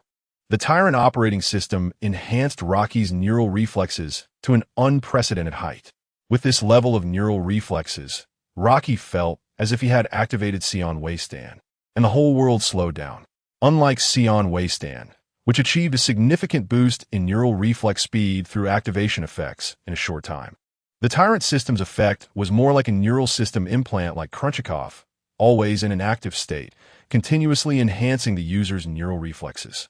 However, the enhancements brought by the Tyrant system were countless times stronger than Crunchikoff's, even reaching a level close to Sion Wasteland's activated state. One could say that Rocky now felt as if he were always in Sion Wasteland's activated state. Seeing that Rocky on the surgical chair was moving, Oldway knew that Rocky had woken up. "How do you feel?" Oldway asked as he looked towards Rocky. But just as Oldway finished asking, Rocky's figure flashed and disappeared right before his eyes. "Rocky?" Lucy and the others, who were accompanying Rocky, exclaimed in unison upon witnessing this scene. "I feel great. Better than ever." A voice came from behind them. Turning around, they saw Rocky appearing behind them, stretching his body. Although the enhancement effects of the Tyrant system would last continuously, they were not unadjustable. At that moment, Rocky had adjusted his reflex efficiency to a level just 50 higher than normal, and he was working hard to adapt to the slow world under rapid neural reflexes, trying to speak at a normal pace. He needed to gradually adapt to this, and maintain the highest intensity of reflex would also impose a burden on his body. Truly the strongest weapon of the Source Plan Company. The enhancement to speed is incredible, Rocky thought to himself. Although the Source Plan Crocodile was not known for speed, that was only in comparison to other aspects. As the strongest weapon, the Source Plan Crocodile could not have any obvious weaknesses. Even its weakest aspects were not something an average person could compare to. In addition to neural reflexes, the Tyrant operating system also enhanced Rocky's strength by a full 50. One could say that when Rocky operated the Tyrant system at full power and activated ultimate domination, he would completely transform into a humanoid monster. Rocky even thought about going a few rounds with Adam to test the legendary assassin's worth. After Rocky installed the cybernetic limb, everyone could finally go home and rest. Tonight's events had come to a temporary conclusion. Leaving Oldway's clinic, Rocky got into the Drosso, as he still needed to take Jack and the others home. "Hey, what do you mean, you freak?" In the front passenger seat, Lucy and Rebecca both placed their hands on the car door handle. During Rocky's cybernetic limb installation, Lucy had talked to Rebecca, and now Rebecca also knew about the relationship between Lucy and Rocky. Although Rebecca was very happy to learn that Rocky also liked her, she naturally felt displeased about Lucy's interference. Even though they had established a fair competition agreement, Rebecca's little temper still made her quite hostile towards Lucy. It was clear that the first battle between the two women had begun. Chapter 58. Adam's heavy hammer entrance. Lucy was not angry about Rebecca giving her random nicknames. Given Rebecca's temperament, she would call anyone anything when she was upset, including calling Chiwe old lady. "I used to sit here," Lucy said casually. "Huh? Used to?" "I was sitting behind Elle, hugging him." "And you're talking about used to?" Rocky, who was in the car, watched the argument between Lucy and Rebecca, sweating nervously and too afraid to speak, fearing he would get caught up in it. Just then, Rocky's savior appeared. Ahem, ladies, actually I think I can sit here. Jack stood behind the two women and cleared his throat to speak. Lucy and Rebecca instantly turned to stare at Jack, making him feel uneasy. Fortunately, both of them eventually released their grips and moved to the back seat. Seeing the three had gotten into the car, Rocky sighed in relief, started the vehicle, and drove them home. After dropping Jack off at Haywood, Rocky chose to take Lucy home first. He didn't plan to return to the clinic tonight since both Rebecca and he lived in Watson District, making it more convenient. Arriving at the open space in front of the clinic, Rocky parked the car and Lucy prepared to get out. Just then, Rocky suddenly felt a data stream wrapping around his system. Lucy, wait a moment, Rocky called to Lucy. As Lucy paused, the sound of hovering vehicles buzzed in the sky. Several armored cars emerged from different directions, surrounding the Drossas. A large number of well-equipped combat personnel disembarked from the vehicles, aiming their guns at the Drossas and entering a state of alert. The glaring symbols on the vehicles openly declare their origins. They're from military technology. Inside the hovering vehicle, a hacker from military technology was attempting a network intrusion on their primary target, Rocky. The military-grade network equipment on the vehicle allowed this hacker to successfully deal with any cyberpunk or cyberpsychopath. However, when she tried to breach Rocky's system, she found his IC was as solid as a bedrock wall, unable to be shaken at all. Damn it, I can't break his IC, the hacker shouted. Hearing this, the combat commander standing next to the hacker was momentarily stunned. Their opponent could actually defend against their cyber attack. But without hesitation, he immediately ordered, then target another objective. The hacker nodded, but just as she was preparing to launch an attack on Lucy and Rebecca, a sound resembling a space tearing apart echoed. While the two in the hovering vehicle were still puzzled, a crack from the void appeared before them. A figure emerged from the rift. And before the hacker could comprehend what was happening, her neck was suddenly grasped tightly by someone. Rocky held the hacker's neck firmly and lifted her up. Is the hacker game fun? He said calmly. Then, with a fierce squeeze of his right hand, the hacker's neck snapped as if caught in a vice, and her head was instantly severed from her body. Blood gushed forth from the severed neck, splattering across the interior of the hovering vehicle. At this moment, the combat commander reacted and immediately began shooting at this sudden target. However, the moment the bullets were fired, Rocky moved. He had already cranked the Tyrant system's power to the maximum, and the entire world seemed to come to a halt. Dodging the commander's gunfire, Rocky instantly arrived behind him. With a sickening sound, the commander's hands, which were still holding the gun, were violently ripped off. The blood in the hovering vehicle deepened even further. The commander, who had no pain editor installed, let out a horrific scream, but it quickly got muffled as Rocky stuffed a fragmentary grenade into his mouth to prevent him from shouting and disturbing the night. Not bothering with the dying man, Rocky turned his attention to the encirclement below. The ground troops from military technology were closing in on the Drossas, while several combat personnel below noticed the abnormality in the hovering vehicle and aimed at Rocky. Rocky looked at the combat personnel below, a strange smile appearing on his face. The big one is coming. He leaped into the air, diving at high speed toward the combat personnel below. As soon as one of them reacted and opened fire, a few bullets grazed Rocky's body, causing some blood to splatter, yet they did nothing to slow his descent. Boom! With a loud bang, the gunfire stopped abruptly. Dust kicked up and slowly settled, revealing Rocky's figure, along with the combat personnel beneath him. Ha! Adam's heavy hammer entrance, I love it. Rocky laughed heartily. At that moment, the fragmentary grenade in the hovering vehicle exploded, and the blood rain that fell seemed to welcome Rocky's arrival. Military technology, huh? Let me test the power of my new cybernetics. Seeing the encircled combat personnel all aiming their guns at him, Rocky chuckled lightly. Ultimate domination activated. The originally white external vertebrae on his back transformed into a glaring red, and the Tyrant operating system revealed its most violent side at that moment. The world around him slowed down again, and Rocky felt as if the power within him was about to burst forth, while the injuries he had just sustained rapidly healed in that brief moment.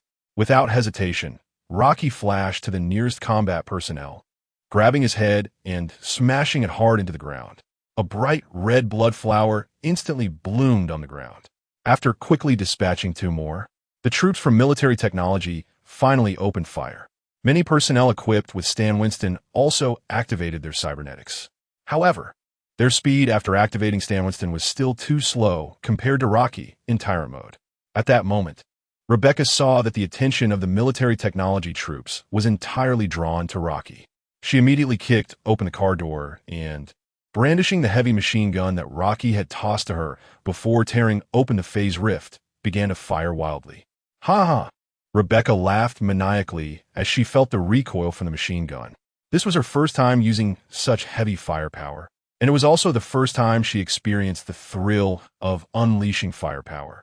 In the past, Rebecca always played around with two small handguns. Tonight, it felt like she had finally found her joy.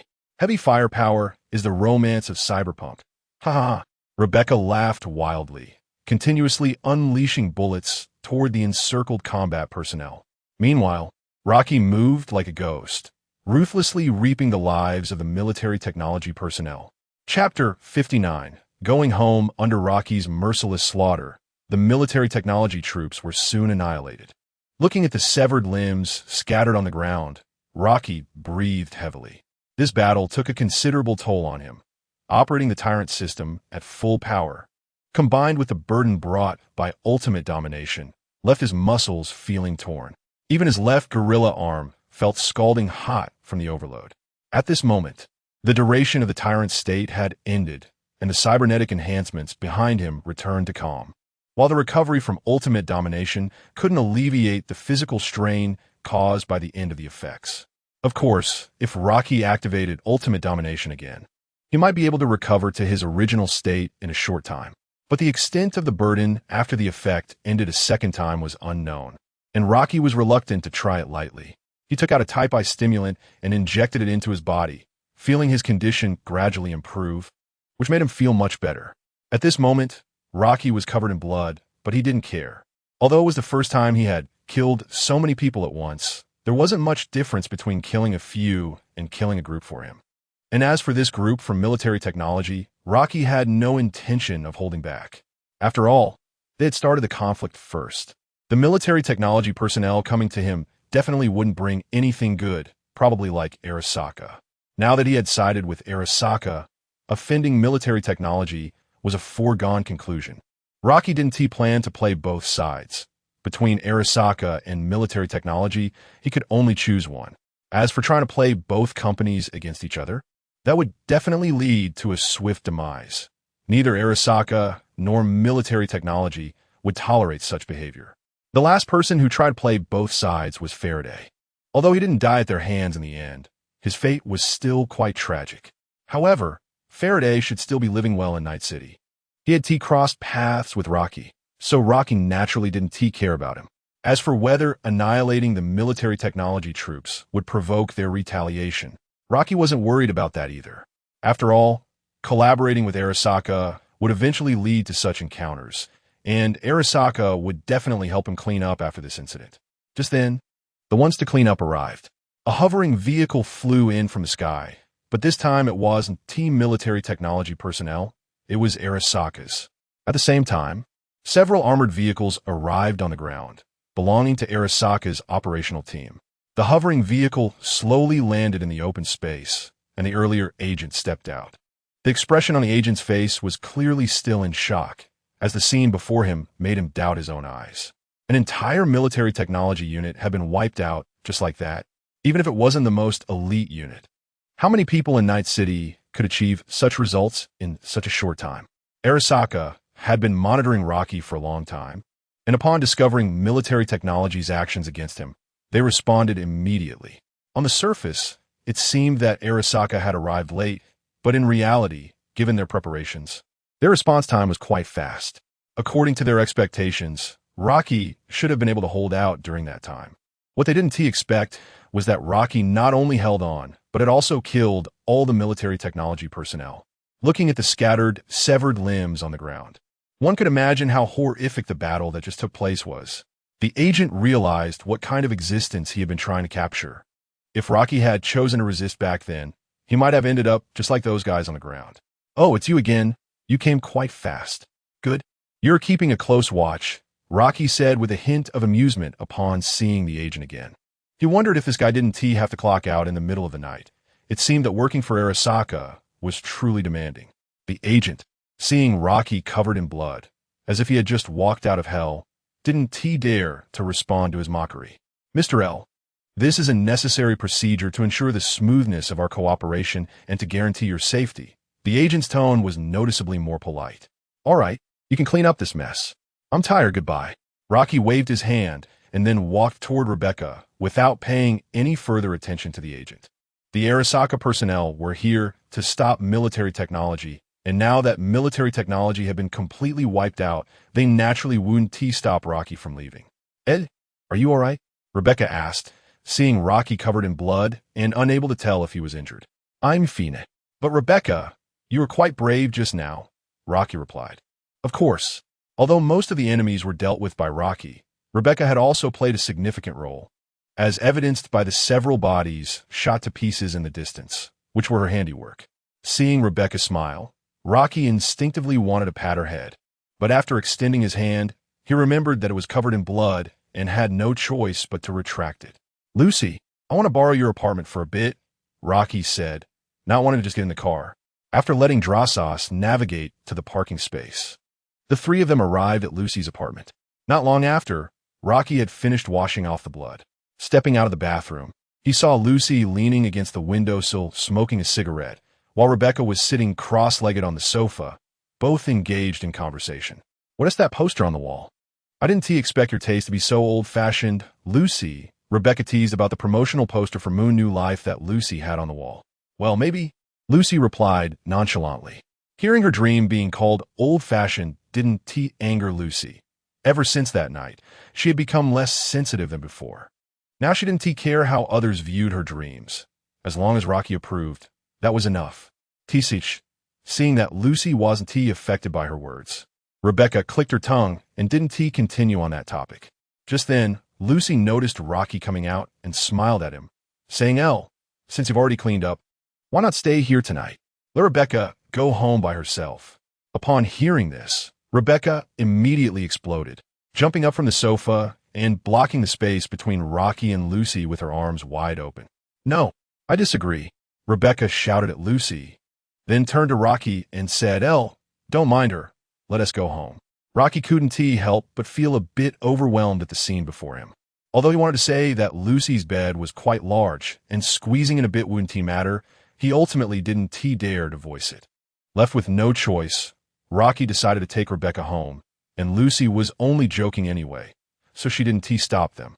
However, Rocky didn't expect that when Rebecca said home, she didn't mean her own home, but rather Rocky's home. Chapter 60, Meeting Morning. Rocky sat up in bed and pinched Rebecca's small face to wake her up. It had been 2 days since Rocky was taken by Arasaka that night. Today was the day V notified him to go to Arasaka Tower for a collaborative meeting. In the past 2 days, Rocky and the others had lived relatively peacefully. The commotion caused in front of the clinic that night was not small, and the companies in Night City were aware of Arasaka and military tech stance on Ascension Technology. Under the premise that these two giants had taken a stand, no other companies chose to join in. Therefore, Rocky was able to enjoy 2 quite pleasant days.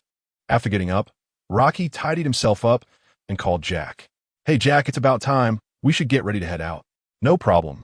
I'll be waiting for you at Arasaka Tower. After notifying Jack, Rocky and Rebecca went downstairs, got into the Delasso, picked up Lucy, and headed to Arasaka Tower.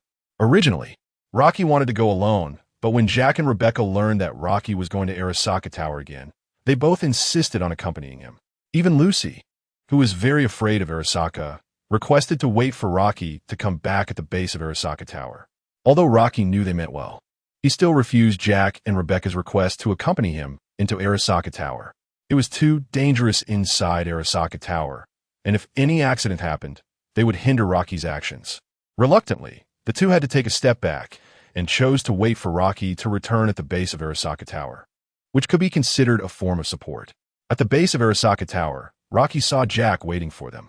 Hey, remember to notify us immediately if anything happens, Jack said, looking at Rocky as he prepared to enter Arasaka Tower. Rebecca chimed in, "Yeah, don't let it be like that night again. If anything happens, let me know. I'll protect you." Rebecca waved a heavy shotgun with a pink-green paint job in front of Rocky. At that moment, Rebecca was wearing black, fingerless gloves on her left hand, which Rocky had modified into storage gloves using a storage ring. Rebecca had filled them with various heavy firearms, making her a mobile armory. "Make sure to come back safely," Lucy said at that moment. "Don't worry, I'm going to negotiate cooperation, not to blow up Arasaka Tower." "They won't do anything to me," Rocky replied, feeling warm inside as he looked at Jack and the others, then turned and walked into Arasaka Tower. Meanwhile, on the other side, at Arasaka Tower, in a conference room, a large display screen on the wall was playing a video. The video showed a first-person perspective of a person seemingly executing a mission, surrounded by many fully armed operatives encircling a vehicle. Suddenly, an explosion was heard from the other side of the encirclement. Turning to look, a figure was laughing maniacally while stepping on the corpse of a teammate. Or rather, it was not a person, but a humanoid monster. The monster began to slaughter them, and no one could resist it. Teammates fell one after another, and he didn't even catch a glimpse of the monster's shadow. Soon it was his turn. The screen went black, and the video ended, followed by another video from a different perspective. This time, it was no longer from the victim's viewpoint, but in third person, overlooking the monster's massacre of the army.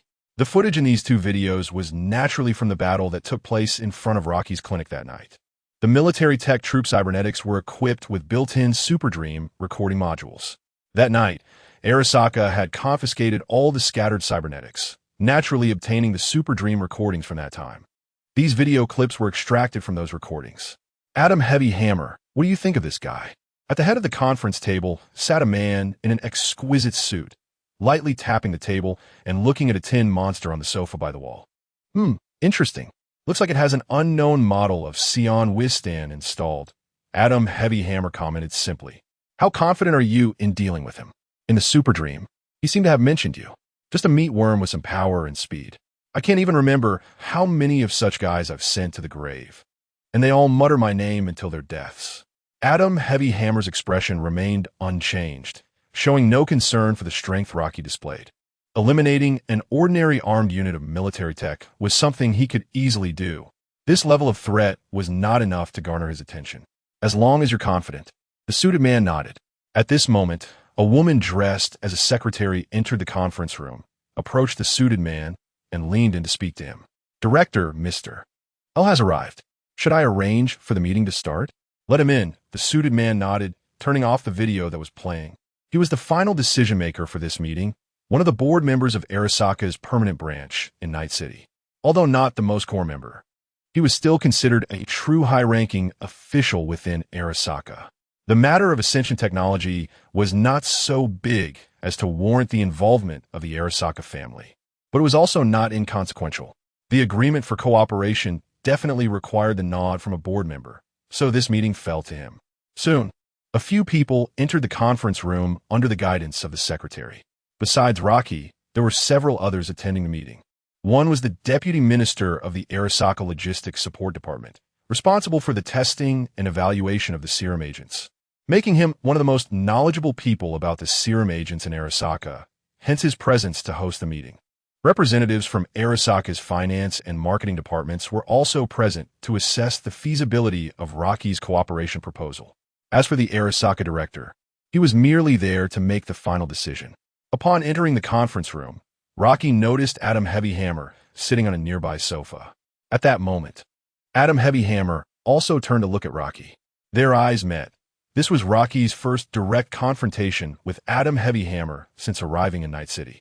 Adam Heavy Hammer was here to protect the board members, and he had not yet become the personal bodyguard of Arasaka's Raishien.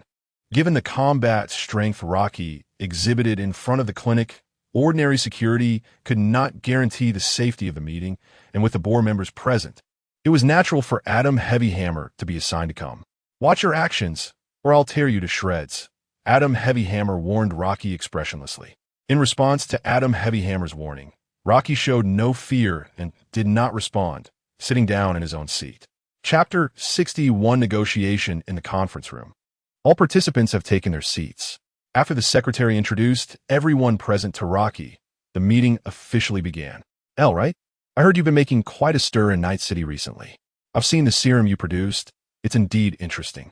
You said you want to establish a company to collaborate with Arasaka. How do you plan to cooperate? As the meeting started, the director in the main seat got straight to the point.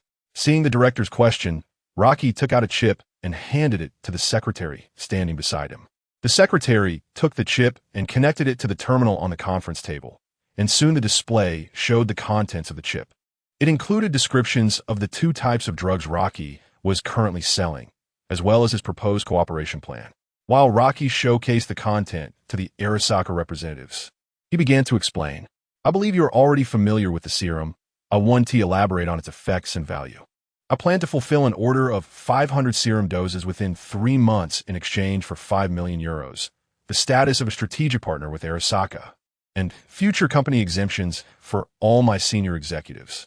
For subsequent drug sales, we will prioritize Arasaka's orders, and the original serum will become an exclusive supply for Arasaka. The remaining serums sold externally will have their efficacy reduced by 50, and we will refuse all military technology orders. What do you think, Arasaka? Rocky threw out his first round of offers, starting with a large order and making the advanced soldier serum an exclusive supply for Arasaka. This ensured Arasaka would maintain an advantage after acquiring the serum, while also refusing military technology orders and only selling serums with 50 efficacy, equivalent to 25 efficacy of the original super soldier serum. From a normal perspective, this offer seemed sincere, but it was clear that Arasaka was not convinced. Purchasing 500 doses of serum for 5 million euros was indeed very favorable for Arasaka. But they all knew that the most valuable part was not the 5 million euros, but rather the status of the cooperation partner and the company exemptions.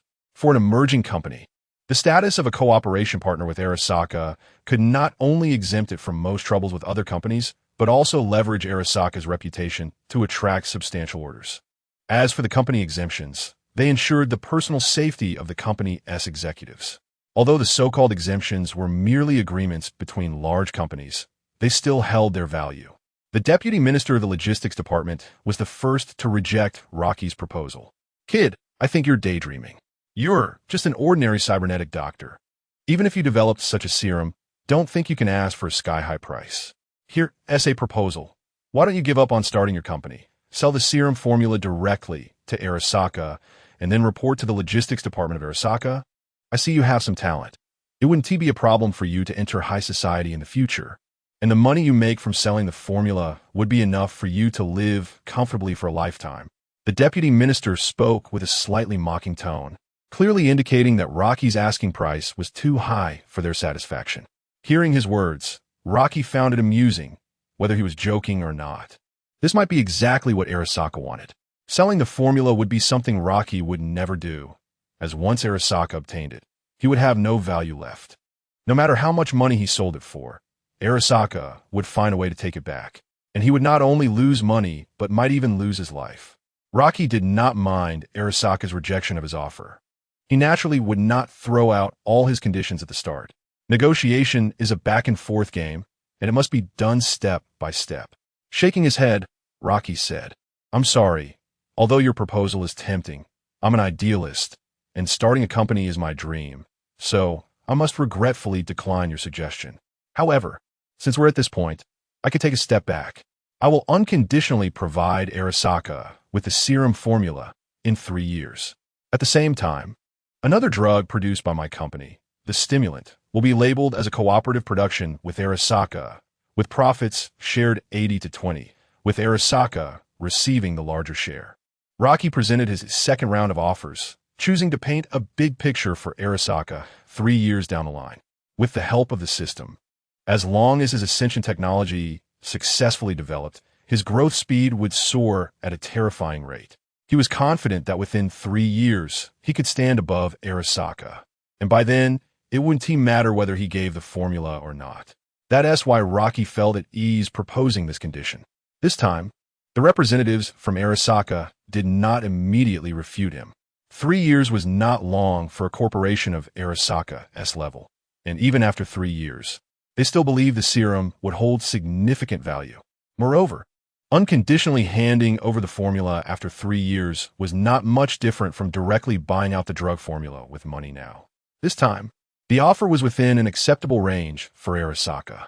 They had already understood Rocky's attitude. It was highly probable that he would not directly hand over the formula, and there was not much Arasaka could do about it.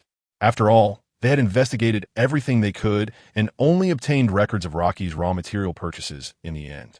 However, Arasaka had also experimented with these combinations of raw materials but could not replicate the serum.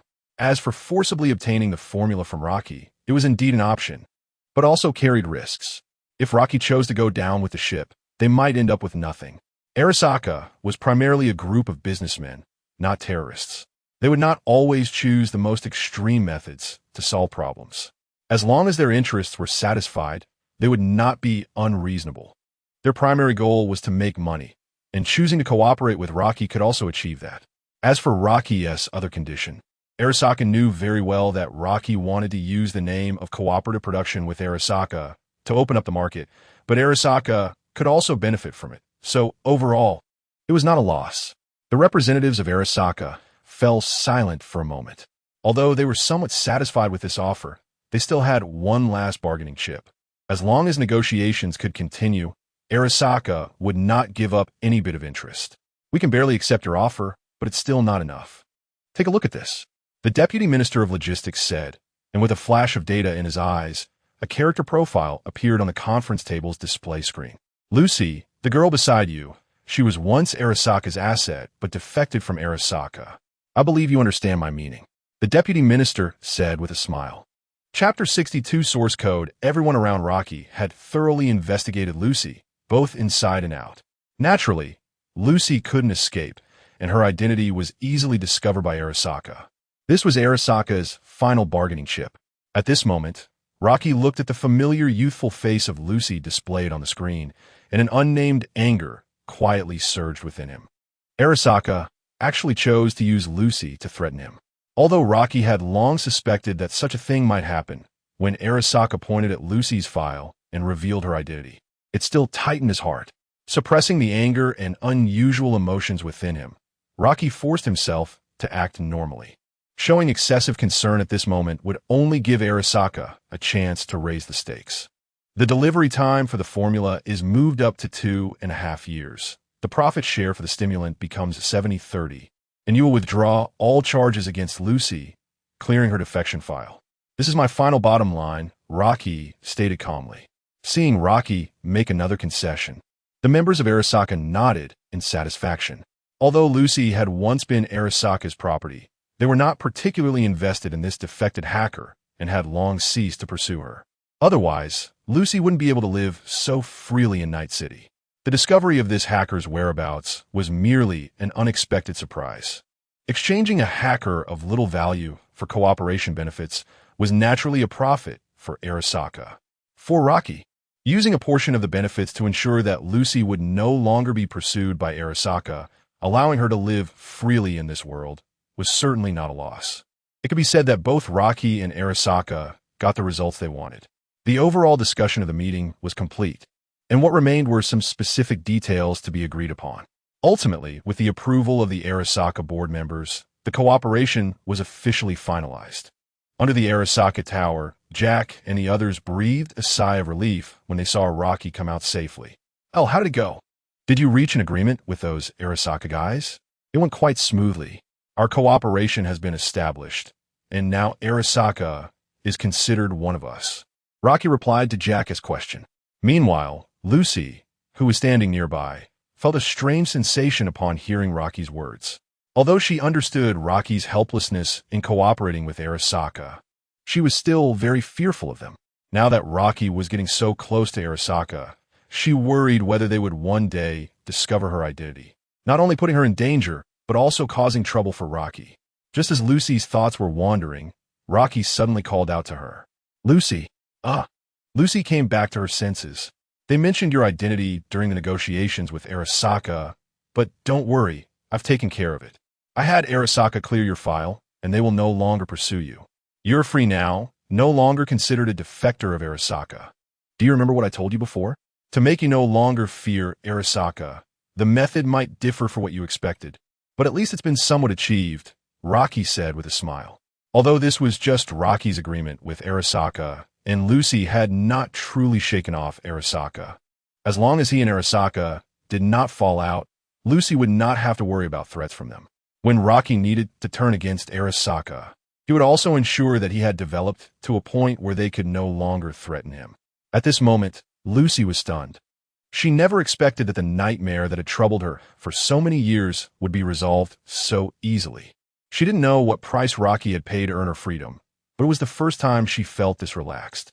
She could live here like a normal person, without worrying about Arasaka showing up one day.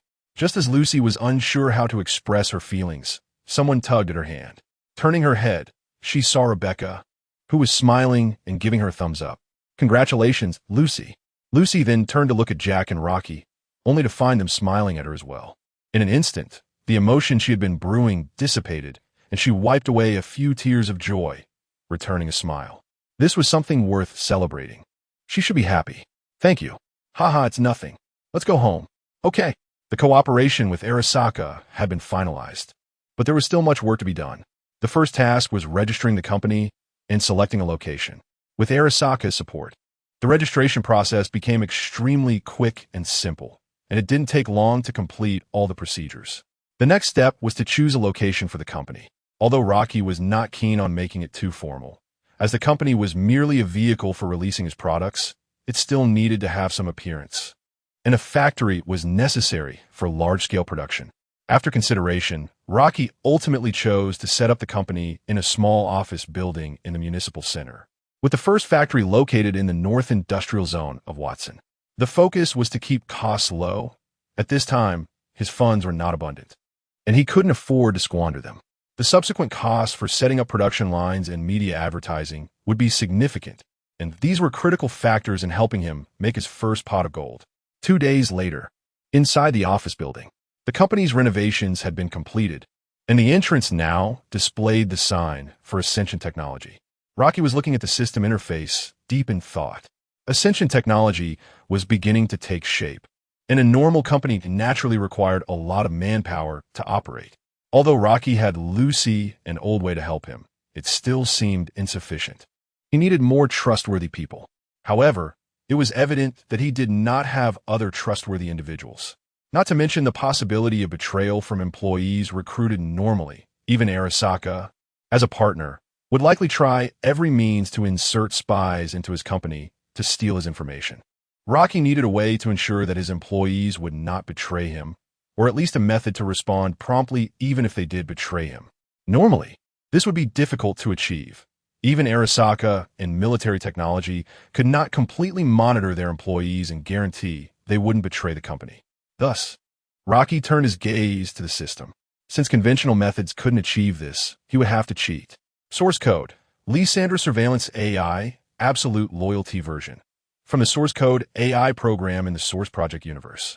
Originally designed as a security robot primarily for surveillance, it has evolved over time into a self-aware AI life form. The Lysandra source code, derived from surveillance AI, possesses strong control over networks, capable of easily performing various hacking and defense tasks, and is particularly adept at monitoring and managing company networks. The source code obtained by this module is absolutely loyal to the host. Price adjustment: 10 module price, 900,000 euros. Chapter 63 Recruitment. As the module of the source code Lysandra was installed, a high-tech female image robot appeared before Rocky. Her mechanical body was designed with curves, while the upper half of her face was dominated by an eye resembling a probe.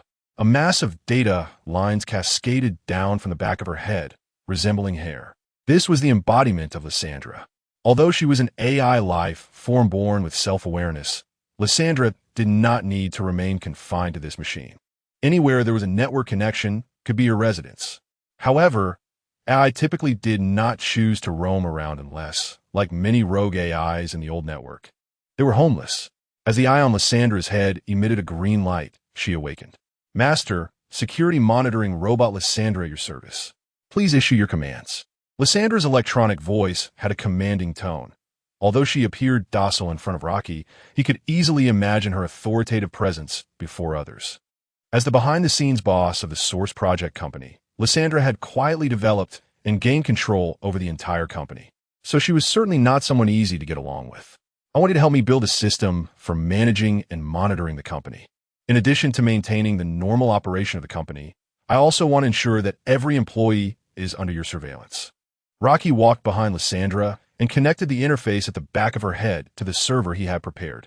This was the control room for the company network that Rocky had planned, and it was not on the same floor as the visible company.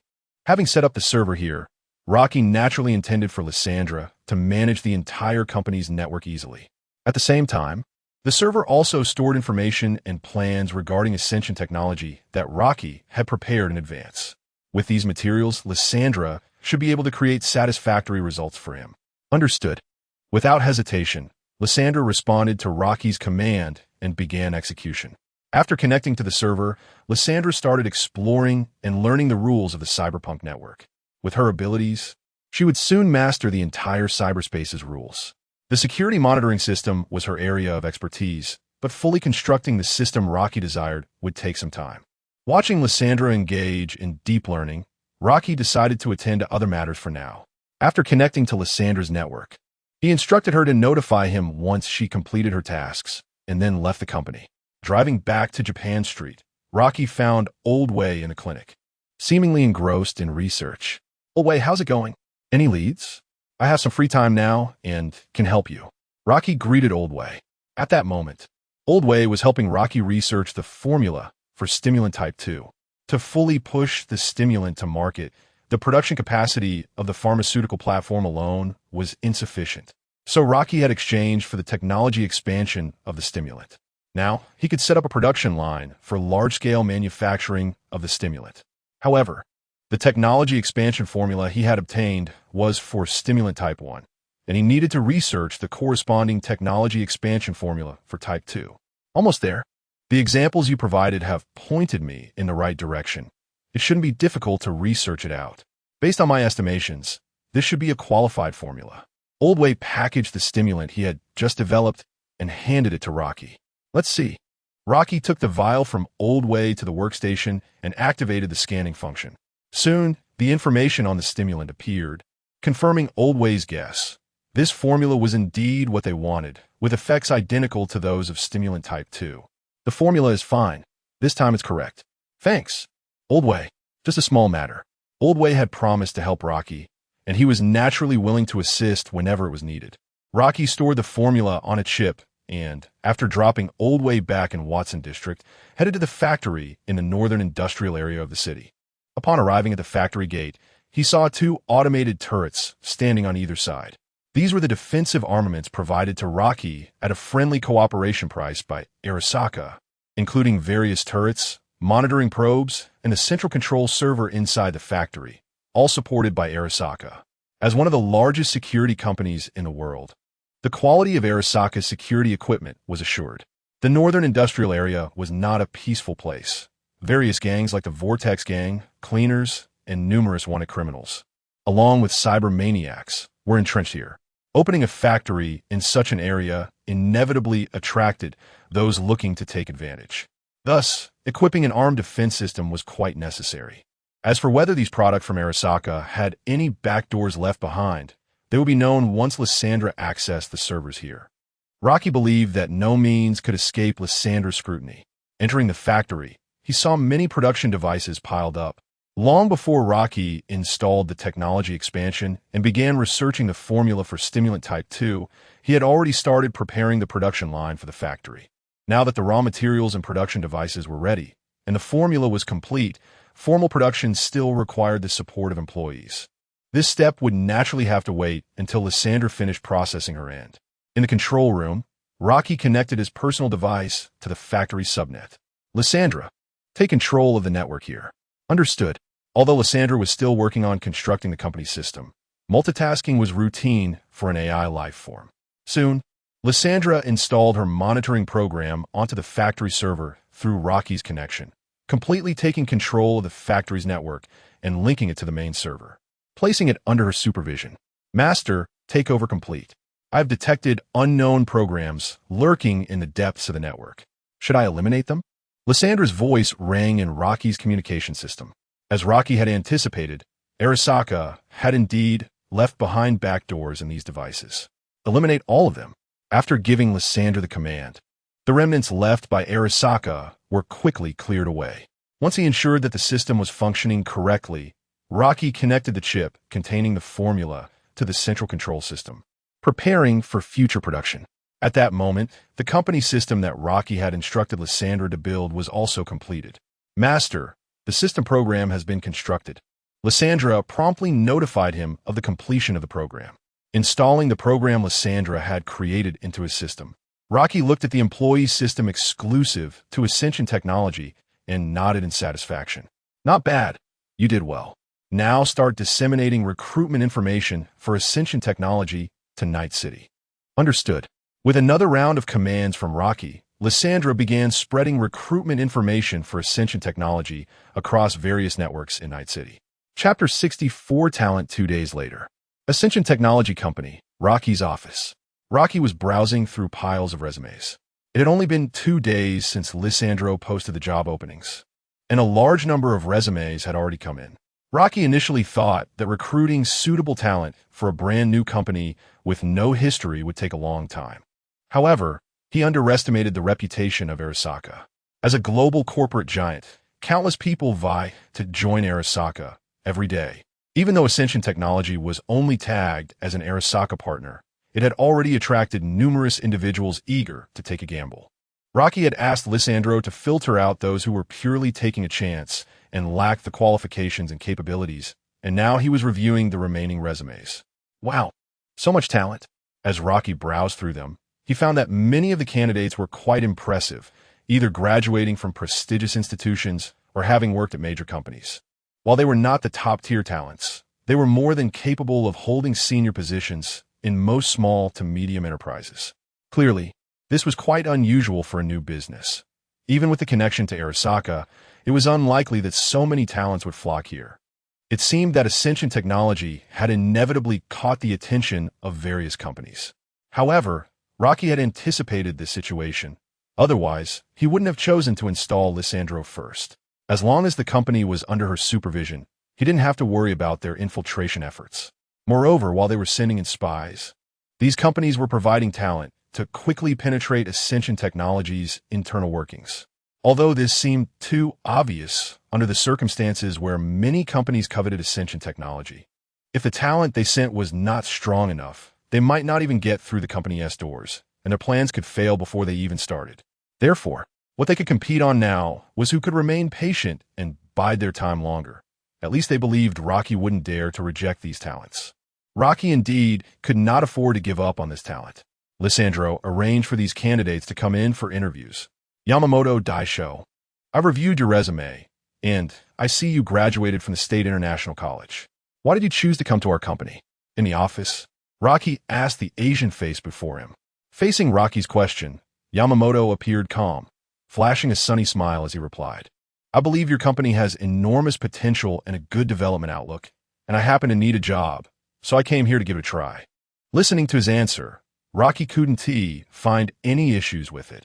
Asking too many questions would be pointless, as long as he ensured the candidate's capabilities were genuine. He took out an electronic tablet and handed it to Yamamoto, saying, I'm quite satisfied with you. Here, that's the employment contract. If there are no issues, please sign it. Start tomorrow.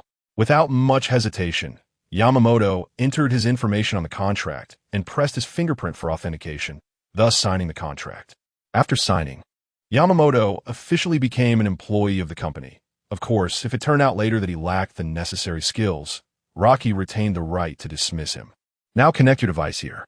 Rocky pointed to a connection port on the table and said to Yamamoto, Yes.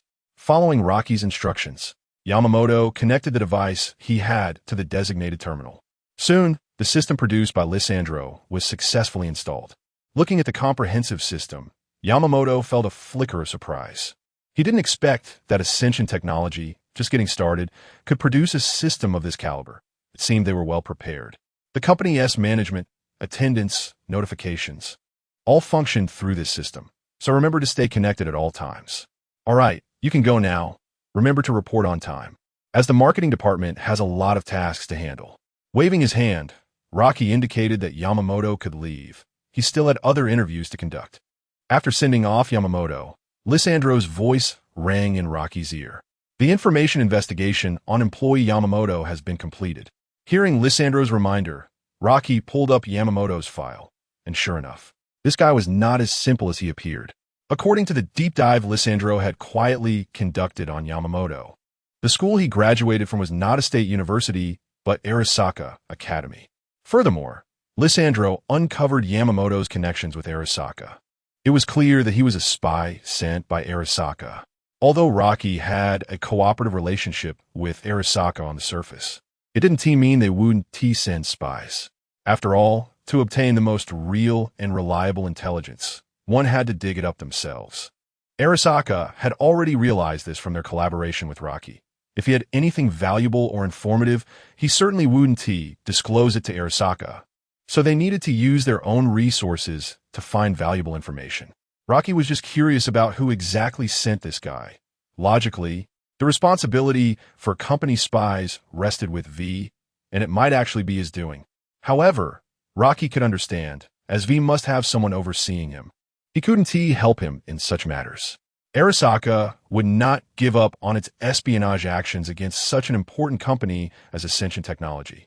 And if V didn't send spies, perhaps the head of the spy intelligence team could be replaced. Regarding employee Yamamoto, should we initiate action? Lissandro proactively asked. As an AI with autonomous awareness, she also had her own personality and thoughts. Now, under the influence of absolute loyalty, Lissandro regarded the growth of Ascension Technology as an important goal, which is why she took the initiative to inquire about Rocky's next instructions. Rocky shook his head. No need to alert him, and the same goes for the other employees. As for their attempts to steal company intelligence, just throw them some fabricated information that holds no real value. At the same time, make sure to conceal yourself well, disguise the company's server as a regular server. Isolate key information, and let them take whatever else they want. Although Rocky could have Lissandro secure the server tightly, that would only draw more attention from other companies. A proper disguise, allowing them to probe irrelevant information, would create misdirection and alleviate their concerns. Understood, Lissandro replied. Soon, under Lissandro's operation, a virtual network ICE was constructed. Anyone attempting to invade Ascension Technology servers would first need to deal with this ICE, which was set at a level typical for small businesses and not difficult to breach. Once they broke through the ICE, they would enter the virtual data fortress prepared by Lissandro, filled with irrelevant information or information Rocky wanted them to know. As for internal employee access, Lissandro would determine in real time what information to return based on their permissions and identity markings. Chapter 65 Car Accident after sending off Yamamoto. Rocky continued with the interviews. The remaining candidates were all skilled. None of them were simple. After having them sign the employment contracts, each person was connected to the Ascendant Technology system. As a result of Lissandra's hacking, their true forms were revealed one by one. Military technology, biotechnology, trauma teams. None were left out, and there were others from different companies as well. In short, they were all talents. However, although there were not many normal people in the company now, having undercover agents also had its benefits. These guys were much more motivated than ordinary employees, and there was no burden in using them. Wherever the work was heavy or tedious, they could be directed to do it.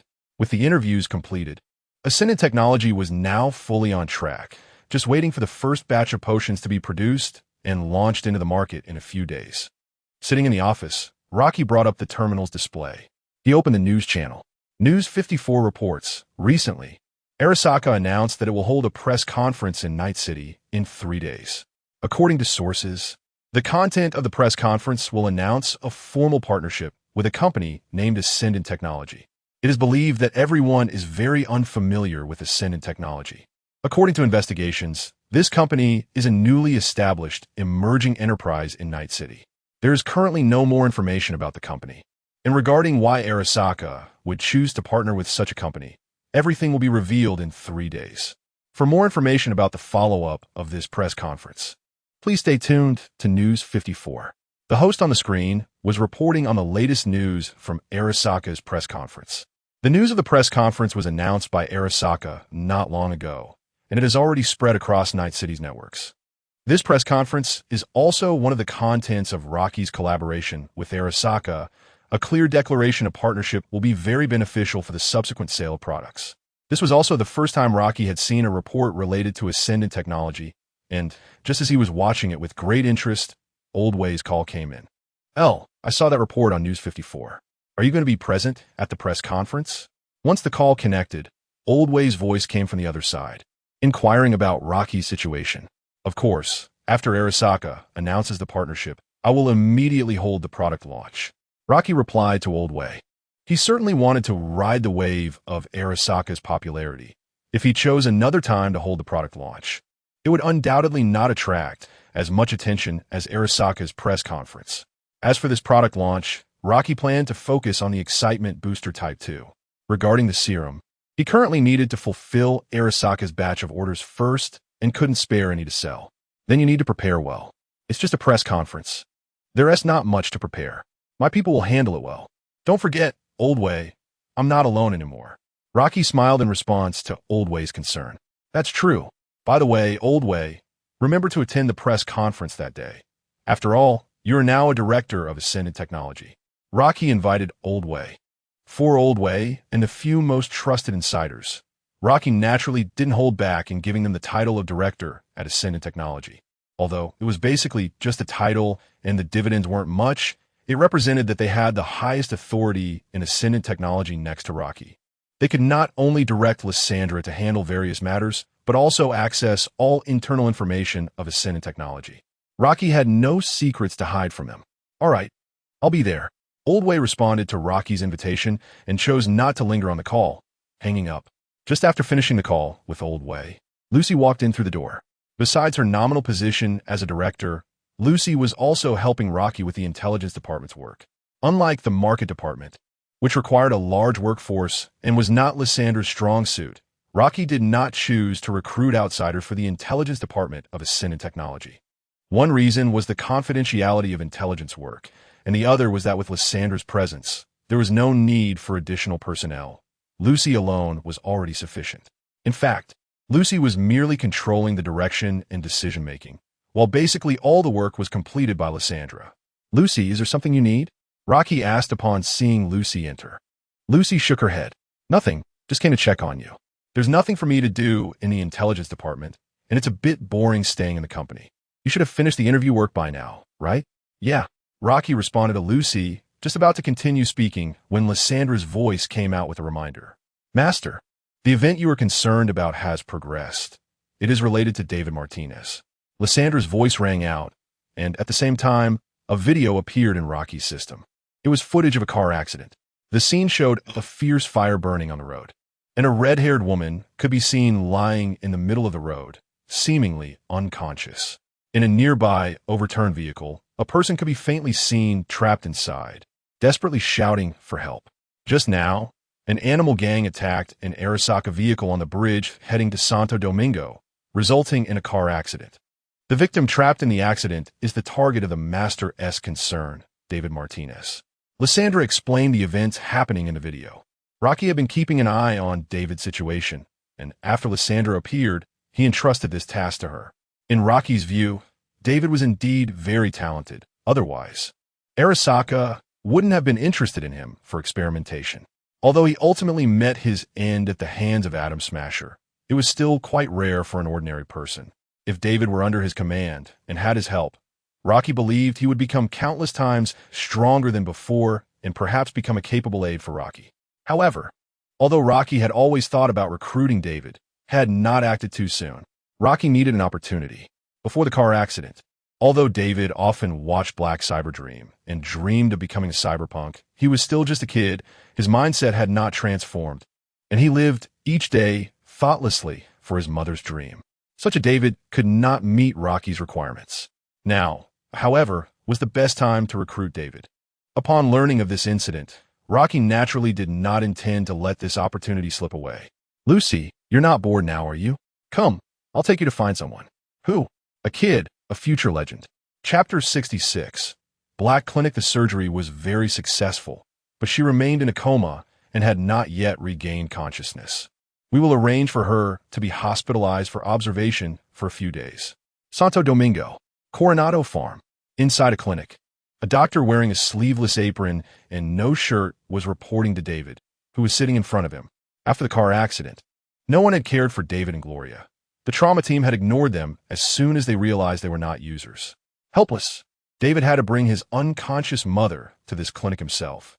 At that moment, David's Arasaka Academy uniform was covered in dust, with several tears marring its usual elegance.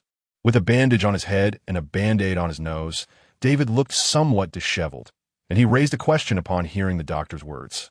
"Can I see her?" "Sorry, the cheapest package doesn't include visiting services." The doctor rejected David's request. In Night City, everything is done for money. The majority of services depend on how much you pay. Even hospital visits vary greatly between cheap and expensive packages. As a native of the cyberpunk world, David was not surprised by this. He had grown accustomed to it. In any hospital, this situation would seem quite normal. However, in this particular hospital, with its dim and shabby environment and the muscular doctor without a shirt, any experienced person would feel something was off, but unfortunately, David was unaware. "This is the bill. Please sign it. I also brought your mother's belongings. Please pay the amount within 3 days," the doctor said as he placed a black bag in David's hands before leaving. David stared at the bag in his hands, momentarily stunned, and glanced at the bill sent by the doctor. Although it was the cheapest package, it was still a substantial amount for him at that moment. Just as David pondered how to resolve the medical expenses, a sudden smell of smoke wafted into his nose. Cough, cough. The unexpected smoke choked David, as he did not like the smell of cigarettes. Confused, he wondered why someone would be smoking in a hospital. Turning to look, he found that 2 people had somehow come to sit next to him. David sized up the 2 people in front of him, a man and a woman.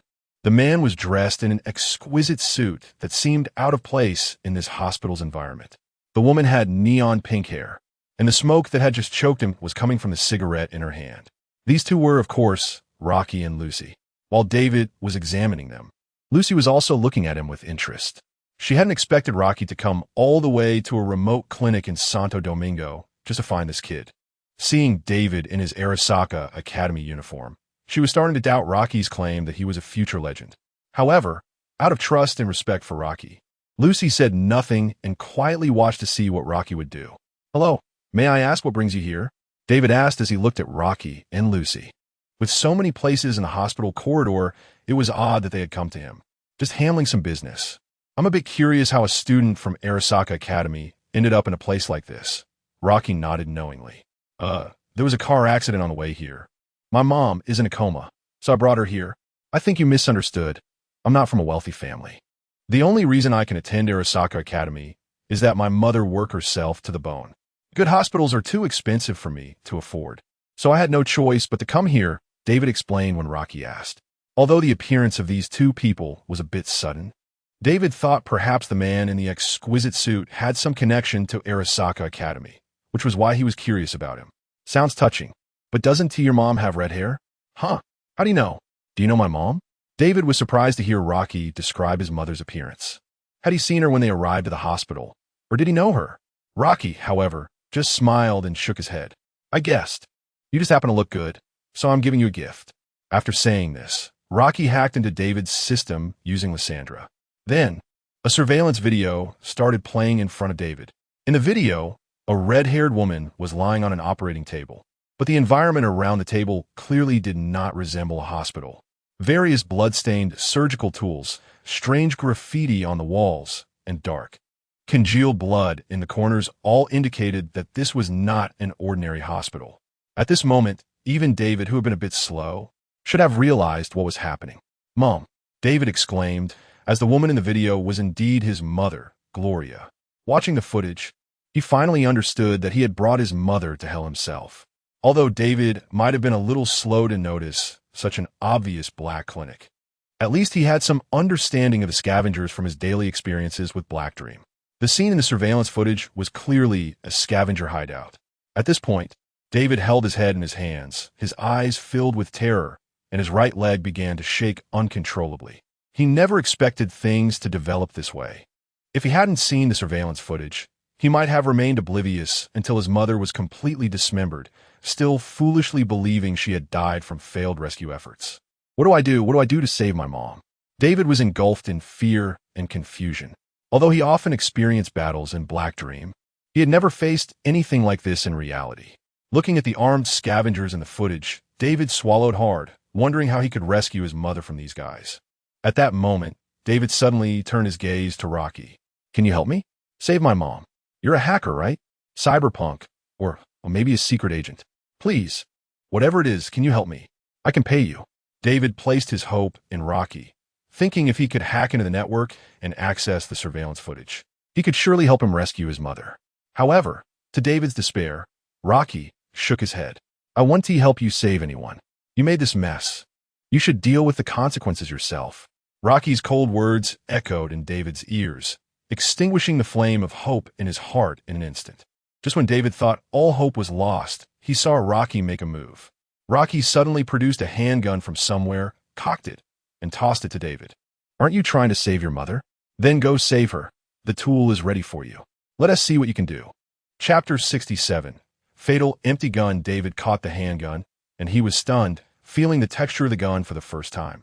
This was his first time touching a real gun. The sensation was completely different from what he felt in the dream world. Even though the dream world had replicated the sensation very realistically, this was a real gun, one that could kill. Gloria had always protected David well, never allowing him to come into contact with such things. Looking at the gun in his hand, David swallowed hard. Did he mean to use this gun to save his mother? David fell into hesitation.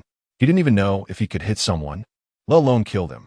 It was possible that he would just rush in and get shot by them. Are you hesitating? Or are you scared? No, I just thought that maybe there was another way, like calling the police or something, David retorted stubbornly. The sudden accident had thrown David's mind into chaos. Just a moment ago, he was thinking about how to deal with the medical expenses, and now he was expected to charge into the scavenger's territory with a gun. Calling the police? That's definitely the most childish idea I've ever heard. By the time the NCPD arrives, you could let them collect your mother's corpse. Oh no, they might not even find the body. Maybe one day you'll see your mother in a can. This is your only chance to save your mother. If you hesitate any longer, be prepared to live with guilt for the rest of your life. Rocky mercilessly mocked David's naive thoughts. Even if he reported the scavenger's activities to the NCPD, it would be ages before they arrived. After all, these scavengers weren't going anywhere, and the NCPD was already reluctant to deal with them. A black clinic located in a remote alley in Santo Domingo. Even if the scavengers were committing crimes there, they would only catch some ordinary citizens. It wouldn't be considered a serious issue to them. Hearing Rocky's words, David's heart trembled. If he couldn't save his mother today, he could imagine what she would go through at the hands of those scavengers. He had seen the ruthless and inhumane actions of these scavengers in the dark dream world. Just thinking about his mother being mercilessly dismembered by these guys would surely become a nightmare for him for the rest of his life. I understand. David tightened his grip on the gun, finally making up his mind. He had to save his mother. What should I do? David looked up at Rocky. Although Rocky refused his request to help save his mother, he really had no right to ask others for help. But he could sense that Rocky wanted to help him. Otherwise, he wouldn't have told him about this, nor would he have given him a gun. Seeing David's determination, a slight smile appeared at the corner of Rocky's mouth. He gave instructions to Lysandra, and soon Lysandra displayed a 3D map of the entire clinic on David's system. It included the positions of enemies, his mother's location, the route to take, and so on, all marked out. It could be said to be a caregiver-level service. Rocky knew exactly what David was capable of. Right now, he had no cybernetic enhancements, no chips. He was just an ordinary student who had seen a lot of dark dream worlds. With no combat experience at all, sending him in with a handgun was practically sending him to his death. Rocky just wanted to ignite David's fighting spirit, to awaken the cyberpunk soul deep within him. Although Rocky outwardly said he wouldn't help him, he would still keep an eye on him, at least ensuring he wouldn't die here. The map has been sent to you. Just follow the route on it. I understand. David took a deep breath, adjusting his state of mind, and finally picked up the handgun, confidently exploring inside the clinic. Entering an operating room, the passage to the hideout was right there, and those patients were transferred there after being sent to this operating room. The map indicated that there was a scavenger guarding this area. David became cautious, lightening his steps as he slowly moved forward. Meanwhile, Rocky and Lucy, following behind David, appeared relaxed and casual, as if they were just taking a stroll. This ordinary scavenger hideout posed no threat to them at this point. With Lysandra surveillance, they could monitor everything happening inside the clinic, so there would be no unexpected incidents. After evading the scavenger's line of sight, David reached a wall behind him. Using the wall as cover, David leaned out to observe the back of the scavenger, slowly raising the handgun. At that moment, he just had to pull the trigger to take the scavenger's life. David hesitated. Killing someone felt too distant to him, to the point where he wasn't fully mentally prepared. But after a moment of hesitation, David chose to pull the trigger. He had no choice. He had to save his mother. In the instant he pulled the trigger, the bullet shot out. But just as David imagined blood splattering and a gruesome scene unfolding, the reality was completely different. The bullet he fired narrowly missed the scavenger's head, flying past him. Clearly, David had missed. When he realized he had missed a shot, he froze for a moment. Although he quickly reacted and tried to shoot again, the scavenger had already taken cover. Rocky had equipped David's gun with a silencer. But the bullet had flown past, and the scavenger naturally could react. Hiding behind cover, the scavenger saw David empty his entire magazine and immediately raised his gun to retaliate. Bullets flew toward David, and just when he was about to be hit, a hand suddenly grabbed him from behind, pulling him back behind cover. David didn't even realize how he got back behind cover. It felt as if he had suddenly teleported. Only the pain in his hand from the sudden pull reminded him that it was Rocky who had saved his life. Watching bullets pass through where he had been standing, David's face showed a look of relief. Beside him, Rocky looked at the scene with a sense of helplessness. This guy was way too inexperienced, missing such a large target. But considering it was his first time shooting, it was understandable. At least he had the courage to pull the trigger, which proved he was still salvageable. Lysandra neutralized him. Reluctantly, Rocky gave Lysandra the command to handle the scavenger. Now that the scavenger had discovered David, if it turned into a one-on-one confrontation, it was no surprise that David would end up in a very bad situation. Chapter 68 Basement. With Rocky's command given, Lysandra began her intrusion on the cleaner. The artificial eye rebooted, electromagnetic short circuits occurred, and the weapons failed. Numerous magical puppets quickly took over the cleaner-S system. The gunfire abruptly stopped, replaced by the cleaner-S furious howls. Rocky grabbed David and stepped out of cover to stand in front of the cleaner. At that moment, the cleaner had lost all threat. His weapons were inoperative, his vision was gone, and he slumped to the ground, paralyzed by a strong electric current that rendered him completely immobile. "Kill him," Rocky said, releasing his grip on David's collar. Hearing Rocky's words, David looked at the defenseless cleaner before him and raised his handgun. At that moment, the slumped cleaner also heard Rocky's command. However, he was unable to resist. Knowing he was doomed, he could only plead for mercy. "Don't kill me. Let me go. I'm just a doorman. I have an elderly parent and a young child. Please don't kill me. I don't want to die." Although death was a common occurrence in this terrible society, it didn't mean that everyone could face it fearlessly. Seeing the cleaner-S helpless pleas, David's finger that was ready to pull the trigger hesitated. After all, he was still a living person in front of him. He had made up his mind, but hearing the cleaner-S pleas made him waver. Meanwhile, Rocky glanced at David with some confusion. This guy can't really believe his nonsense, can he? "I have an elderly parent and a young child," he thought. The things these guys said had no persuasive power. The only thing that was probably true was that he didn't want to die. And regardless of whether he wanted to live or not, the moment he chose to be a cleaner, he deserved to die. Fortunately, David ultimately did not disappoint Rocky. "I'm sorry," he said, and with that, the cleaner-S head was instantly pierced. This close-range shot finally hit the target without missing. After dealing with the cleaner, David took deep breaths, trying to steady his racing heart. The feeling of killing for the first time was too intense for him. But he knew he had to do it. There was no turning back now. Rocky observed David's state, patted him on the shoulder, and then walked into the cleaner-S hideout. "Hurry up and resolve this. Time is precious, kid."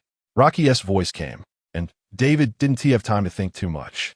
He took one last glance at the corpse on the ground before moving his feet to follow. The group followed the passage down until they reached the basement, where the full extent of the cleaner-S hideout was revealed.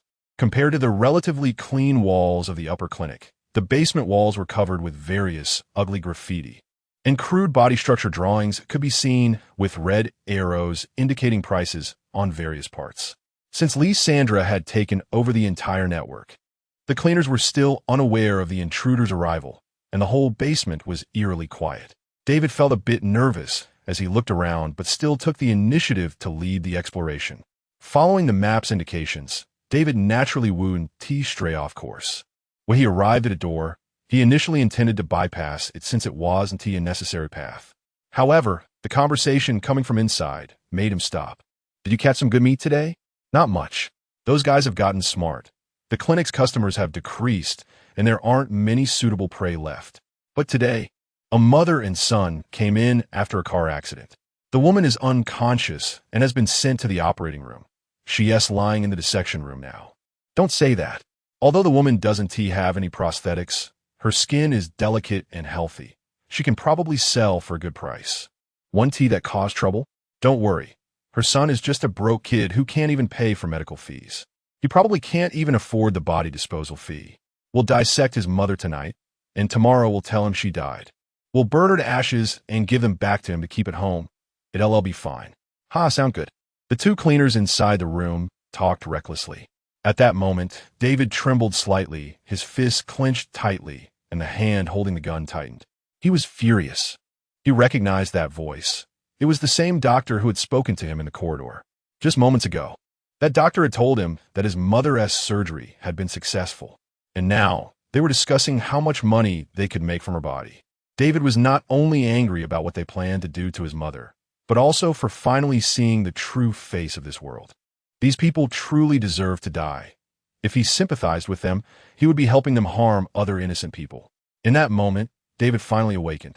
Steadying his grip on the gun, he opened the door and aimed at the doctor, firing immediately. This time, David was decisive, not holding back at all, and his shooting skills did not disappoint, hitting the target. After taking down the doctor with a few shots, David turned his gun toward the cleaner who had been facing away from him. The cleaner had just realized what was happening and was about to retaliate when David shot him through the head. After firing a few more shots at the two cleaners, they were thoroughly dead. Caught by surprise, David finally achieved his first real kill. "Well done," Rocky commented on David's performance. However, David felt no excitement or anxiety at that moment, only calmness and indifference. "Thanks," he replied to Rocky, reloading the handgun with a magazine Rocky had given him, and then continued deeper into the basement. It must be said that David was indeed talented in some aspects. As long as he could overcome his weak heart and truly engage in battle, he would become an immensely powerful warrior. At that moment, David seemed to enter a certain state, finding it increasingly easy to kill the cleaners, quickly dispatching all those along the way. Upon arriving at the dissection room, the scene inside was truly shocking. Various disfigured corpses lay on the surgical chairs, and David also saw his mother, Gloria. "Mom," David exclaimed as he rushed forward to check on Gloria's condition. Fortunately, at that moment, Gloria had not yet fallen victim to the cleaner's brutal hands. Just as David was rejoicing over successfully rescuing his mother, the door beside him was suddenly kicked open. The cleaner's leader made another entrance in this familiar manner. David didn't have time to think about why this cleaner's presence was not indicated on the map before he saw the leader raise his right hand, and the muzzle of the projectile launched towards David, ready to strike. Chapter 69. Cian Weisi, the appearance of the scavenger leader came too suddenly. Without time to think, David quickly pulled Gloria off the operating chair and hid her behind cover, protecting her with his body. Boom! With the sound of the explosion, David was thrown away. Fortunately, his reaction was timely enough. The cover shielded him from most of the damage, and Gloria, whom he protected, was also unaffected by the explosion. However, compared to Gloria, David's situation was clearly worse. The blast left a large, bloody wound on David's back, and he fell unconscious. Just as the scavenger was about to pursue David, who had nowhere to hide, Rocky made his move. Like a flash of lightning, Rocky appeared before the scavenger leader. In the instant the leader fired, Rocky grabbed his right hand, twisted the gun, and shoved it into the leader's mouth. With a sharp crack, the scavenger leader's head exploded, showering the room with countless tiny blood splatters. Rocky had already slipped away at the moment of the explosion. He didn't want his finely tailored suit to get dirty. Lucy, standing beside Rocky, looked at the chaotic dissection room and couldn't help but feel a bit helpless. You could have avoided this scene, she said, puzzled. Rocky smiled. Gotta let this kid suffer a bit. As long as he doesn't die, it's fine. You seem to care about him, Lucy remarked. Sort of. This guy has decent talent. Consider it giving him a little special attention. The appearance of the scavenger leader was certainly not an accident. Lysandra's abilities were not such that she would overlook this target. Rocky had specifically asked Lysandra to conceal his whereabouts from David's map. After the rookie tutorial for David was completed, Rocky thoughtfully arranged a dramatic setback for him. The purpose was to give him a slight frustration. David was born proud. After installing a exoskeleton, he considered himself extraordinary, thinking he was a special existence. Even until death, he refused to admit he had reached his limit, unwilling to shed his power and abandon the fame and fortune he had fought for. Similar to man's disposition, although David's performance today had many flaws, it was already much better than others who had just encountered such situations. However, David's ability to achieve all this relied heavily on Lysandra's help. Without Lysandra's almost omniscient information, David wouldn't have been able to reach this level. To prevent him from getting too inflated, Rocky naturally had to suppress his arrogance. Moreover, David's personality was not one that could be easily crushed, often under pressure. He would unleash even greater potential. At this moment, all the enemies in the scavenger hideout had been eliminated, and Rocky approached David. He saw that the unconscious David was still tightly shielding Gloria beneath him. David's back was charred and bloody, but surprisingly, there wasn't much blood flowing out. The deepest wound even exposed the pale vertebrae. Although it looked terrible, the key point was that he wouldn't die. Plus, being injured conveniently fit into Rocky's plans. Lucy, come help. He called Lucy over to assist in carrying Gloria, while Rocky lifted David. He placed both of them in the back seat of Drasso and drove back to the clinic on Japan Street. As for the tragic state of the Black Clinic, that was not something he needed to concern himself with. Inside the clinic, Rocky first checked Gloria's body and found that she was indeed not seriously injured and would recover in no time. Then, Rocky moved David onto the operating chair and began examining his injuries. The injuries were not severe, but they affected the spinal nerves. If not repaired, they could lead to paralysis. Just right, Rocky sighed, then took out the exoskeleton that originally belonged to man from David's black bag. Now, in this situation, David could use the installation of the exoskeleton to compensate for the nerve damage.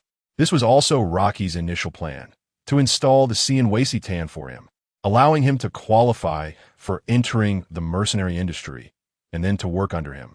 As for other advanced prosthetics or drug enhancements, that would depend on David's subsequent performance. Until David had clearly become one of his own, Rocky wouldn't invest too much. After all, this exoskeleton wasn't his, so he wouldn't mind installing it. As Rocky picked up the scalpel and cut open David's back, he began the installation of the exoskeleton. The cold blade continuously grazed David's body, and the intense pain shocked him awake from his earlier unconsciousness. David screamed. Don't move, don't shout, bear with it. You're injured, and I'm performing surgery on you. Rocky's voice rang in David's ear. David naturally remembered his voice. Without Rocky's help, he wouldn't have been able to save Gloria from the scavenger. Hearing Rocky speak, David calmed down for a moment, gritting his teeth and turning his head to look around. He saw Gloria lying nearby, looking relatively unharmed. And the surroundings didn't seem like the Black Clinic. David's racing heart finally settled down, focusing entirely on battling the pain. Before long, Rocky completed the installation surgery for the exoskeleton. He then treated the other wounds on David's back. The remaining wounds were not serious and would heal naturally after disinfecting them. All right, you can get up now. Rocky signaled that the surgery was complete. After David got up, the pain gradually subsided. Although there were still several places on his back that burned, it was clearly much more tolerable than before. David could distinctly feel that something had been added to his back, and he was able to control it. What just happened? David asked, puzzled. Rocky explained. You were injured by the sudden explosion from the scavenger, with multiple wounds on your back. The deepest one affected your spinal nerves. To fill the gap in the nerves and prevent paralysis, I installed the exoskeleton prosthetic for you. Exoskeleton? You mean the one that enhances neural responses and slows down the world? David exclaimed. He recalled the bullets sent by the scavenger indeed exploded near him, and he had long anticipated the injury to his back. But what surprised him was Rocky's latter statement. He had actually installed the C&WC for him. He was, of course, very familiar with this thing. As a fan of Black Dream, he had experienced the feeling of others activating the C&WC in the dream. He had always wanted to gain the ability for super fast neural responses like that. Without waiting for Rocky to answer his question, David chose to directly attempt to activate the C&WC. Chapter 70, Rocky's invitation to C&WC was activated. In an instant, the world in David's eyes slowed down. David excitedly felt this state, trying to move around, running 2 laps in the clinic. At this moment, in David's eyes, Rocky and Lucy's movements became incredibly slow. Even the smoke from the cigarette in Lucy's hand drifted at a speed several times slower than usual. Amazing. This is C&WC. David cheered. This was the ability he had longed for. Feeling the slowed world, David curiously approached Rocky, examining him. He waved his hand in front of Rocky, wanted to see how he would react. But at that moment, the previously slow Rocky suddenly moved his eyes quickly, locking onto David. As their eyes met, a smile curled at the corners of Rocky's mouth. Then, Rocky reached out and effortlessly lifted David up. Is it fun? Rocky asked, looking at David, whose eyes were filled with surprise. Huh? David was still a bit confused about what had just happened. Looking around, he wondered why Rocky could grab him when the state of C&WC hadn't ended yet. Did you also install C&WC? David asked in confusion. Rocky shook his head. C&WC is just the most basic prosthetic. Don't think just because you have it that you're something great. Without the corresponding strength, it's just a faster-running bug. As the state of C&WC ended, Rocky tossed David aside with a flick of his hand, and David nearly lost his balance. Rubbing the back of his head, David felt a bit embarrassed. He expected that even with C&WC installed, he still had no ability to resist in Rocky's hands. This is an immunosuppressant. It can suppress the side effects of the prosthetic. Remember to inject it regularly. And C&WC puts a burden on the body. Don't use it casually. Do you understand? Rocky took out 2 doses of the immunosuppressant and tossed them to David, reminding him, although with David's talent, as long as he didn't activate C&WC 7 or 8 times in a short period, he shouldn't have any major problems. But this kid didn't understand anything. If he didn't remind him, David would probably treat C&WC like a toy and activate it dozens of times a day. Just thinking about it made Rocky feel a headache if David ended up fainting and causing trouble for him. I understand. Hearing Rocky's words, David nodded seriously. Rocky had helped him a lot, and David trusted his words. By the way, this C&WC, it must cost a lot along with the medical fees. But I don't have any money right now. However, don't worry. Once my mom wakes up, I'll figure out a way to pay you back. David suddenly remembered that C&WC, being such an advanced prosthetic, must have cost a lot, not to mention the surgical fees. At this point, Rocky had changed out of his suit and into a prosthetic doctor's outfit. David guessed that Rocky might be a prosthetic doctor, and C&WC was likely one of the products he sold. But Rocky's response surprised David. This C&WC wasn't mine to begin with, so you don't have to pay. But the surgical fee, well, that should be collected. C&WC isn't yours? Then how did you install it for me? David's mind was a bit slow to process. This is your mother's item. It was originally in that black bag. Rocky revealed the truth, figuring that since David had already installed C&WC, he would find out sooner or later. Rocky also had no obligation to help Gloria hide everything. Huh? My mom's? Why would my mom have something like this? David couldn't believe it. To him, his mother had always been an ordinary person who worked diligently, completely unrelated to dangerous prosthetics like C&WC. Rocky shrugged.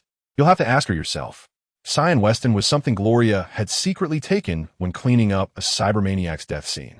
Such matters were inherently difficult to explain, better left for Gloria to deal with. I understand. I'll ask her myself. Anyway, thank you very much for your help. I will definitely pay you back for the medical fees. My name is David. David nodded, and although he had many questions in his mind, he could only wait until Gloria woke up to ask. Responding to David's introduction, Rocky added David's contact information and sent the medical bill to David's email. Got it. I'll remember. This was the first time David learned Rocky's name, and he sincerely thanked Rocky for what he had done. If it weren't for Rocky, his mother might have already met with misfortune. Remembering Rocky's name, David turned to Lucy, who had been quiet. Since she was part of Rocky's team, David felt it was necessary to greet her. Seeing David look over, Lucy glanced at him. Lucy replied, although she had no interest in David. She now understood why Rocky said he had talent. After all, this military-grade Weston was something even many battle-hardened soldiers struggled to handle. It was installed on David, and he not only was fine, but could operate it. That alone was impressive enough. All right, there's nothing else. Bring your mother, and I'll take you back. Rocky, not intending to waste more time, signaled for David to take Gloria. Once in the car, Rocky drove him back to Santo Domingo. Mr. Ed, I don't think I mentioned the address. How did you know I lived here? As the vehicle stopped under the super skyscraper H4, David suddenly remembered that Rocky hadn't asked for his address, and he'd forgotten to mention it. Rocky lightly tapped his temple. Don't forget, I'm a hacker. Hearing Rocky's words, David was taken aback. Reflecting on everything that had happened in the Black Clinic, David suddenly felt that everything seemed quite reasonable. He was just a bit curious about what identity Rocky was actually playing. A hacker, a spy, or a prosthetic doctor. Are you curious about my identity? But you'll find out in the future. If you want to find a job and don't want to waste Weston, you can come to me. Seeing David looking a bit puzzled, Rocky smiled. Having installed Weston for David, Rocky believed that David would no longer be the obedient kid who went to school every day. Once he confronted Gloria and sorted everything out, it would be time for him to begin his legendary life. Chapter 71. Gloria. David was taken aback when he heard Rocky's invitation. He had indeed been contemplating dropping out of school to work. David was well aware of the family situation. Gloria worked hard every day to afford his tuition at the prestigious Arasaka Academy, yet she still lived like a pauper. David knew that Gloria had pinned all her hopes on him, hoping he would succeed and have a better future than the present. However, David really didn't like school, not because he wasn't good enough. On the contrary, David had always excelled academically. But the real reason was that he felt out of place among his classmates and in the school. It was as if they were from different worlds. Compared to enduring the strange looks from others at Arasaka Academy and then potentially joining Arasaka to become just another cog in the corporate machine, David preferred to venture out into the world sooner, at least allowing Gloria to live a bit easier. He nodded firmly, keeping this thought in mind. David got out of the car and carried Gloria on his back. Lysander, keep an eye on him. Inform me of any developments. Watching David's receding figure, Rocky issued a command to Lysander. It wasn't that he was afraid David would run away. It was mainly because David had been fitted with a Sandevistan, and if others found out, they might target him. After all, the value of that cyberware was not low. The next day, Gloria, who had been brought home by David, slowly woke up. As she opened her eyes, she touched her still dizzy head. Searching her memory, she recalled the last image before she lost consciousness. Her vehicle crashing straight into an overturned car ahead. Looking at the familiar ceiling, Gloria realized she was back home. David. Gloria called out for David. David had also been in the car, and she was a bit worried about his condition. Mom, you're awake. At that moment, David, who was in the room, heard Gloria's call and came to her side. Seeing that David was unharmed, Gloria breathed a sigh of relief. David, are you all right? Didn't we have an accident? Why are we at home? Gloria asked, somewhat puzzled. I'm fine. After the accident, you fainted and I took you to a clinic. You're okay now, David explained to Gloria, also complaining about the trauma team's negligence in ignoring them just because they weren't clients. Upon hearing David's words, Gloria understood what had happened. David, did you pay for the clinic's medical expenses? It shouldn't have been cheap. Which clinic did you take me to? Gloria was curious about where David had gotten the money to cover the medical bills. It seemed like the issue had been resolved. Otherwise, the clinic wouldn't have let her go. David shook his head, hesitated for a moment, and then revealed the truth. It was the clinic at the back alley of Coronado Farm, and the payment issue has been resolved. Although David hadn't paid, in a sense, the clinic no longer existed, so there was no need to pay. However, now he owed Rocky a debt. Gloria was shocked by David's answer. She was well aware of how many clinics were in the remote area of Coronado Farm, but they were almost all under the control of the scavengers. You mean the clinic? How could it be? It's the scavengers' territory, right? Mom, I know everything now. At first, I didn't realize. But later I discovered the truth and rescued you. David felt a mix of guilt and happiness. The guilt was because he had almost harmed his mother, while the happiness stemmed from having the ability to protect her. David, are you serious? How did you do it? Gloria was astonished and quickly got up to check David for injuries, looking him over from side to side. Gloria was familiar with the underground dealings and knew very well what the scavengers were like. The obedient boy she had always seen in David had actually rescued her from the scavengers. She could hardly believe it. But soon, Gloria felt something unusual on David's back. This is a Sandevistan. David, why did you get fitted with it? Gloria recognized the cyberware on David's back. It was the very one she had stolen during the scene cleanup. Moreover, this cyberware had already been sold to man, who had even paid for it, yet now was installed on David. Mom, when I saved you, I was injured in my spine by the scavenger's explosion, and the cyberware doctor helped me install the Sandevistan to save me. But actually, I should be asking you, why do you have such a cyberware in your bag? Also, I've checked your other account, and there's a large sum of money in it. Mom, what on earth is going on? David, seeing that Gloria was asking about the cyberware, turned the question back on her, feeling that she was hiding many things from him. Gloria was taken aback by David's question. She had always wanted to present herself as an excellent mother, but now her secrets were known to David, and in that moment, she panicked. David, I had no choice. I need to support your education. If I don't do this, I can't afford the high tuition fees. Gloria weakly defended herself. But this is a crime, Mom. Is it really worth it to get into trouble just for Arasaka Academy? It is worth it. David, you might not understand yet, but all of this is worth it as long as you can succeed. I'm willing to give everything. Gloria was somewhat agitated. Everything she did was to help David succeed, and she hoped he would understand her intentions. But it was clear that David did not understand. I don't understand. Why? Is there really no other way? Do you have to become an elite in society to survive? Mom, I don't like school at all, and I don't want to be what you hope for. I want to do what I want to do. I've had enough of their strange looks. No matter how hard we try, we could end up like them. I'd rather drop out and venture out. Now, I have a Sandevistan. I can find a job. I can earn money to support us. No, David, a Sandevistan is very dangerous, and this is a military model. It could drive you insane. You can't handle it. I can. Chapter 72. The Deal with Man. David rebutted Gloria's words and proved it with action. He activated the Sion Waystand, and in an instant, he disappeared from Gloria's sight. A moment later, he reappeared right in front of her. It seemed as if David had merely flickered, but at that moment, his hands were filled with many bottles and jars. These were items scattered around the room, and David had gathered them all in an instant. If it weren't for the ability of the Sion Waystand, how could he have accomplished such a feat? Mom, see? I can do it. I can control it. David boasted to Gloria about everything he could do. Then, he flickered again and put everything back in its original place. That's enough, David.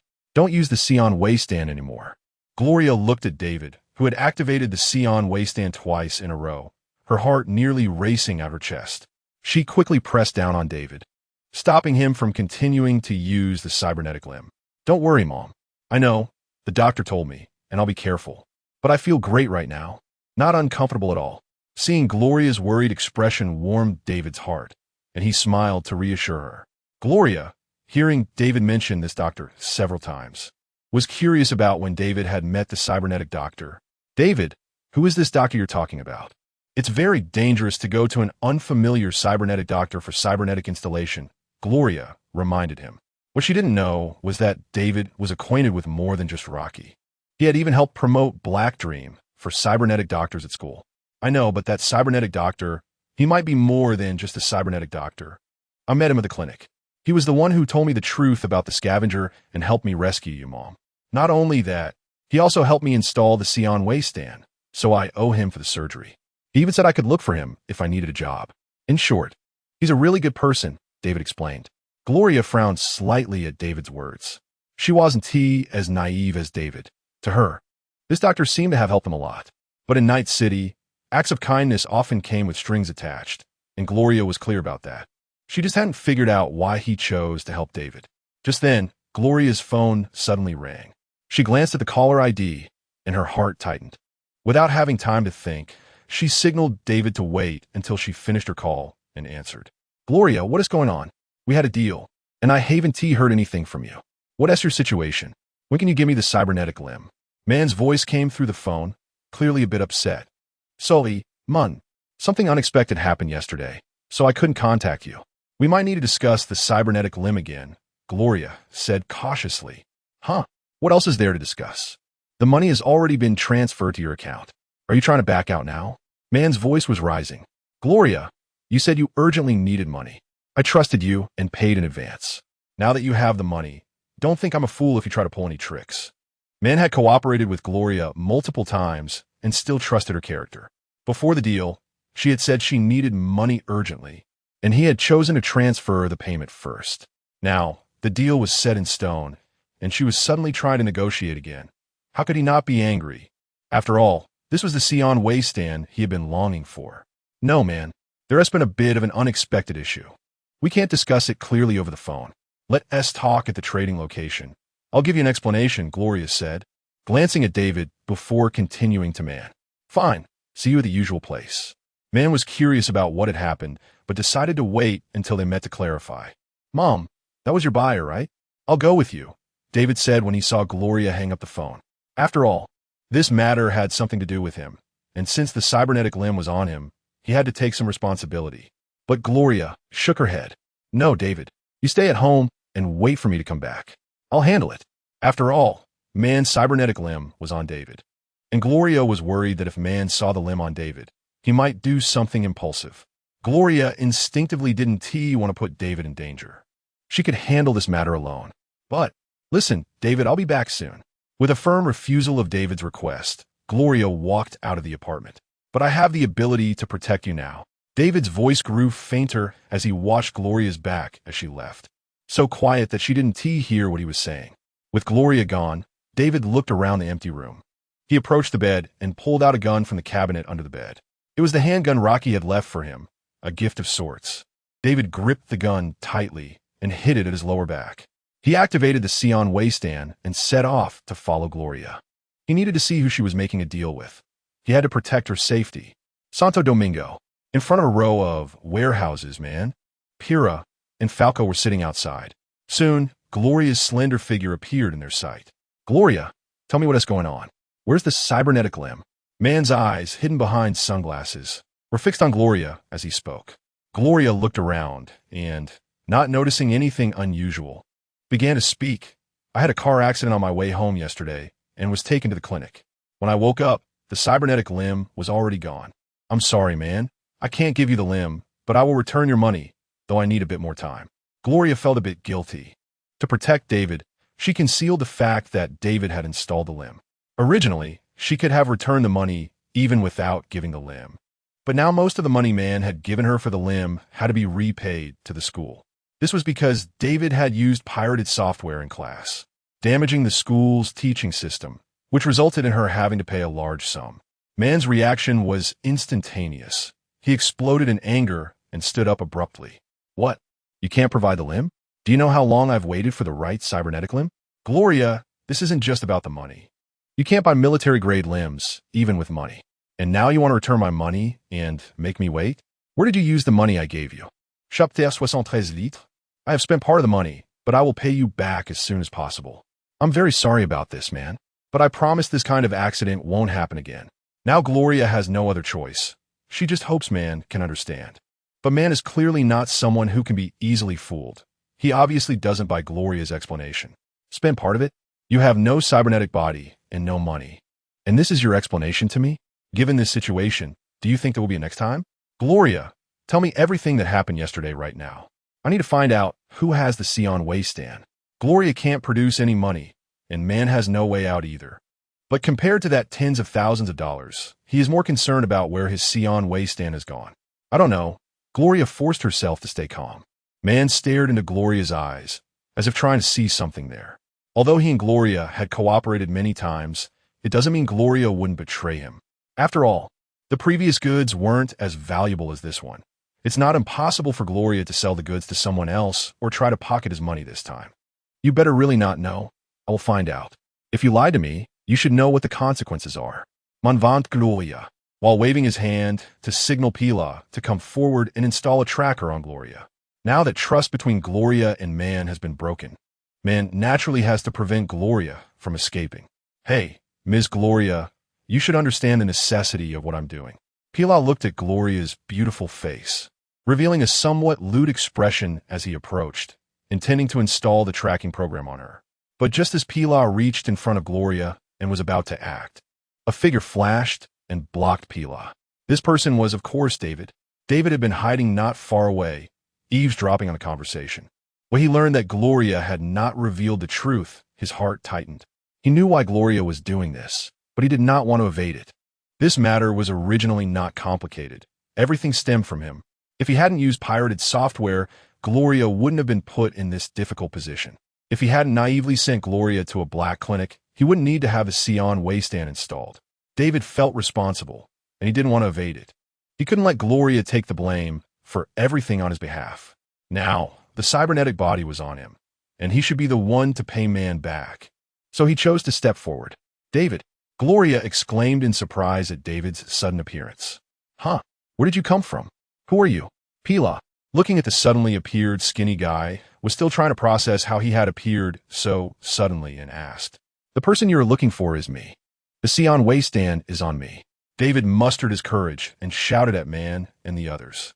David, are you crazy? Get out of here. This has nothing to do with you.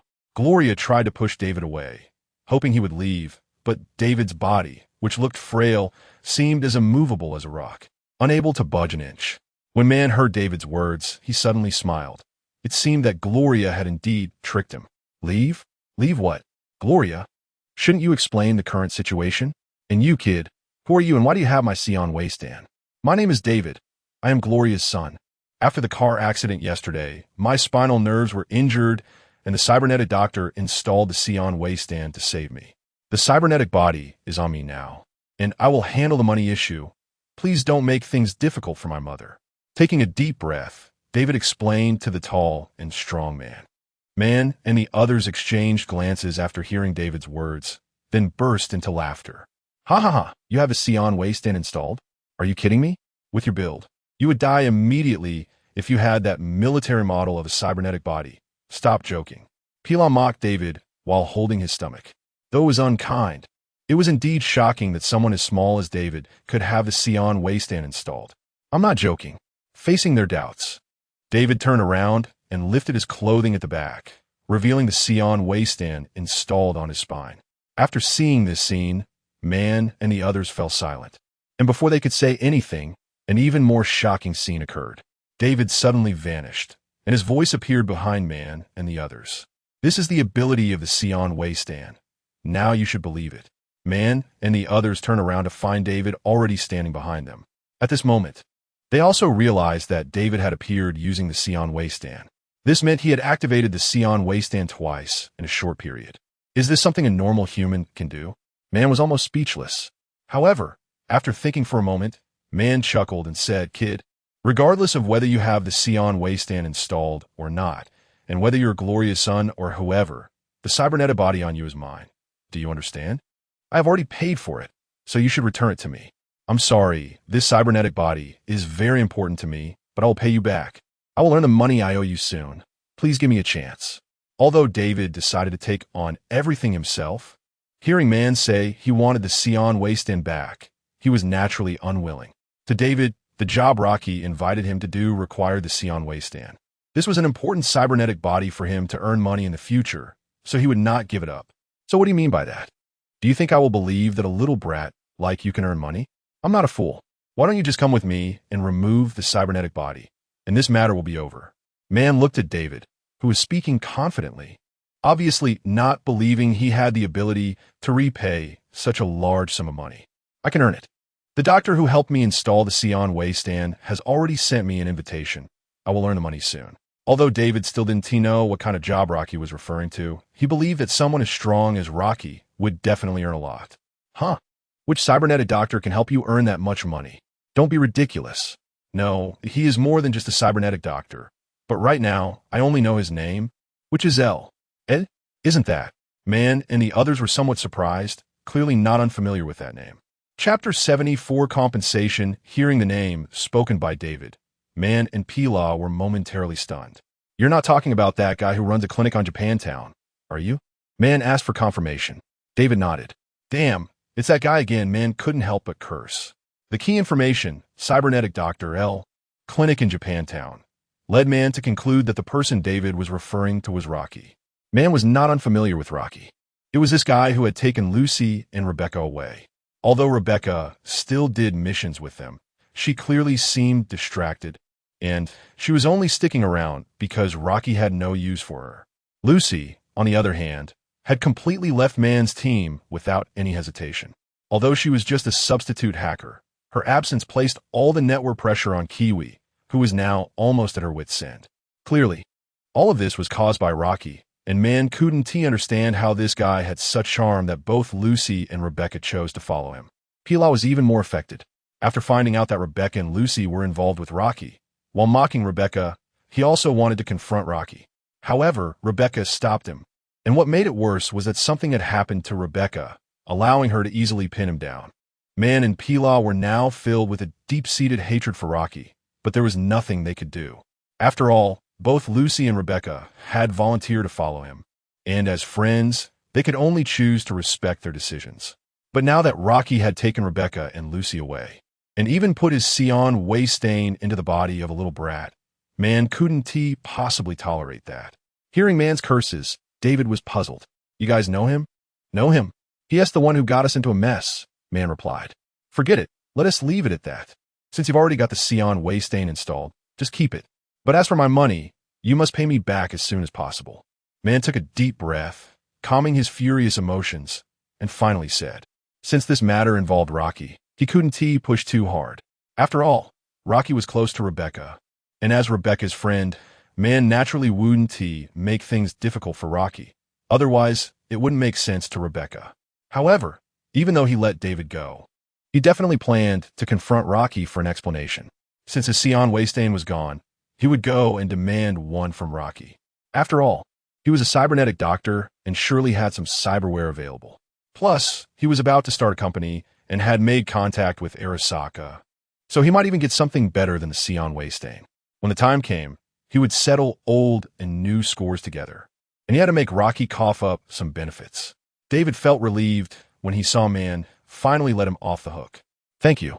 I will return your money as soon as possible. Get lost. I don't want to see you anymore. Man waved his hand, urging David to leave his sight.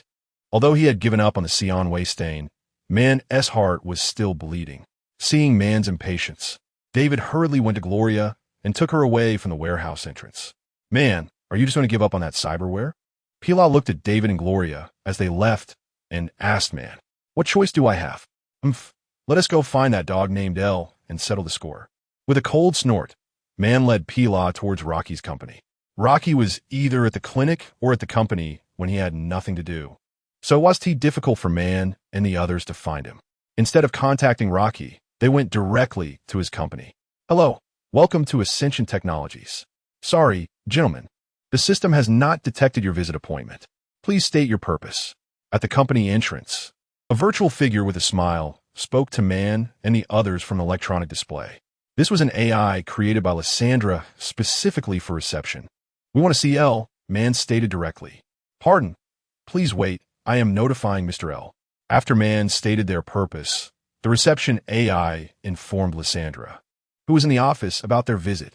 Upon comparing data, it was discovered that Man and the others were acquainted with Rocky, and the reception AI abruptly interrupted its refusal. All right, Mr. L is waiting for you in the office. Please proceed according to the instructions. Moments later, the AI responded. At that time, Rocky was preparing for a press conference in his office a few days later, not expecting Man to show up. Without much hesitation, Rocky chose to let Man in. Man, long time no see. What brings you to the company? Rocky asked curiously as Man walked into the office. I can't believe it, L. It hasn't been long, and you've changed so much. This company looks quite impressive. That's not important. State your purpose, Man. Yesterday, you installed my cyan waste stain into the body of a kid. I had already paid for it. You have so many other cyberwares. Yet you chose to install the cyan waste stain. How do you account for this? Man approached the desk and slapped it, asking in a tone that carried a hint of accusation. Facing Man's questioning, Rocky remained calm, explaining leisurely. Don't get agitated, Man. Yesterday, I did save a kid. But I didn't know it was your cyberware. It was just lying around in his bag. I thought it was his stuff, so installing it was normal. How can I not be agitated? You stole Rebecca and Lucy, and now you've made me lose the cyberware I worked hard to obtain. You must give me an explanation today, or this matter won't end well. Man expressed his true intention for coming. Man had long harbored resentment towards Rocky, and now that he was working for the company dog, he had to find a way to take advantage of him. Seeing Man in this state, Rocky smiled. So you're just looking for benefits? That's easy to handle.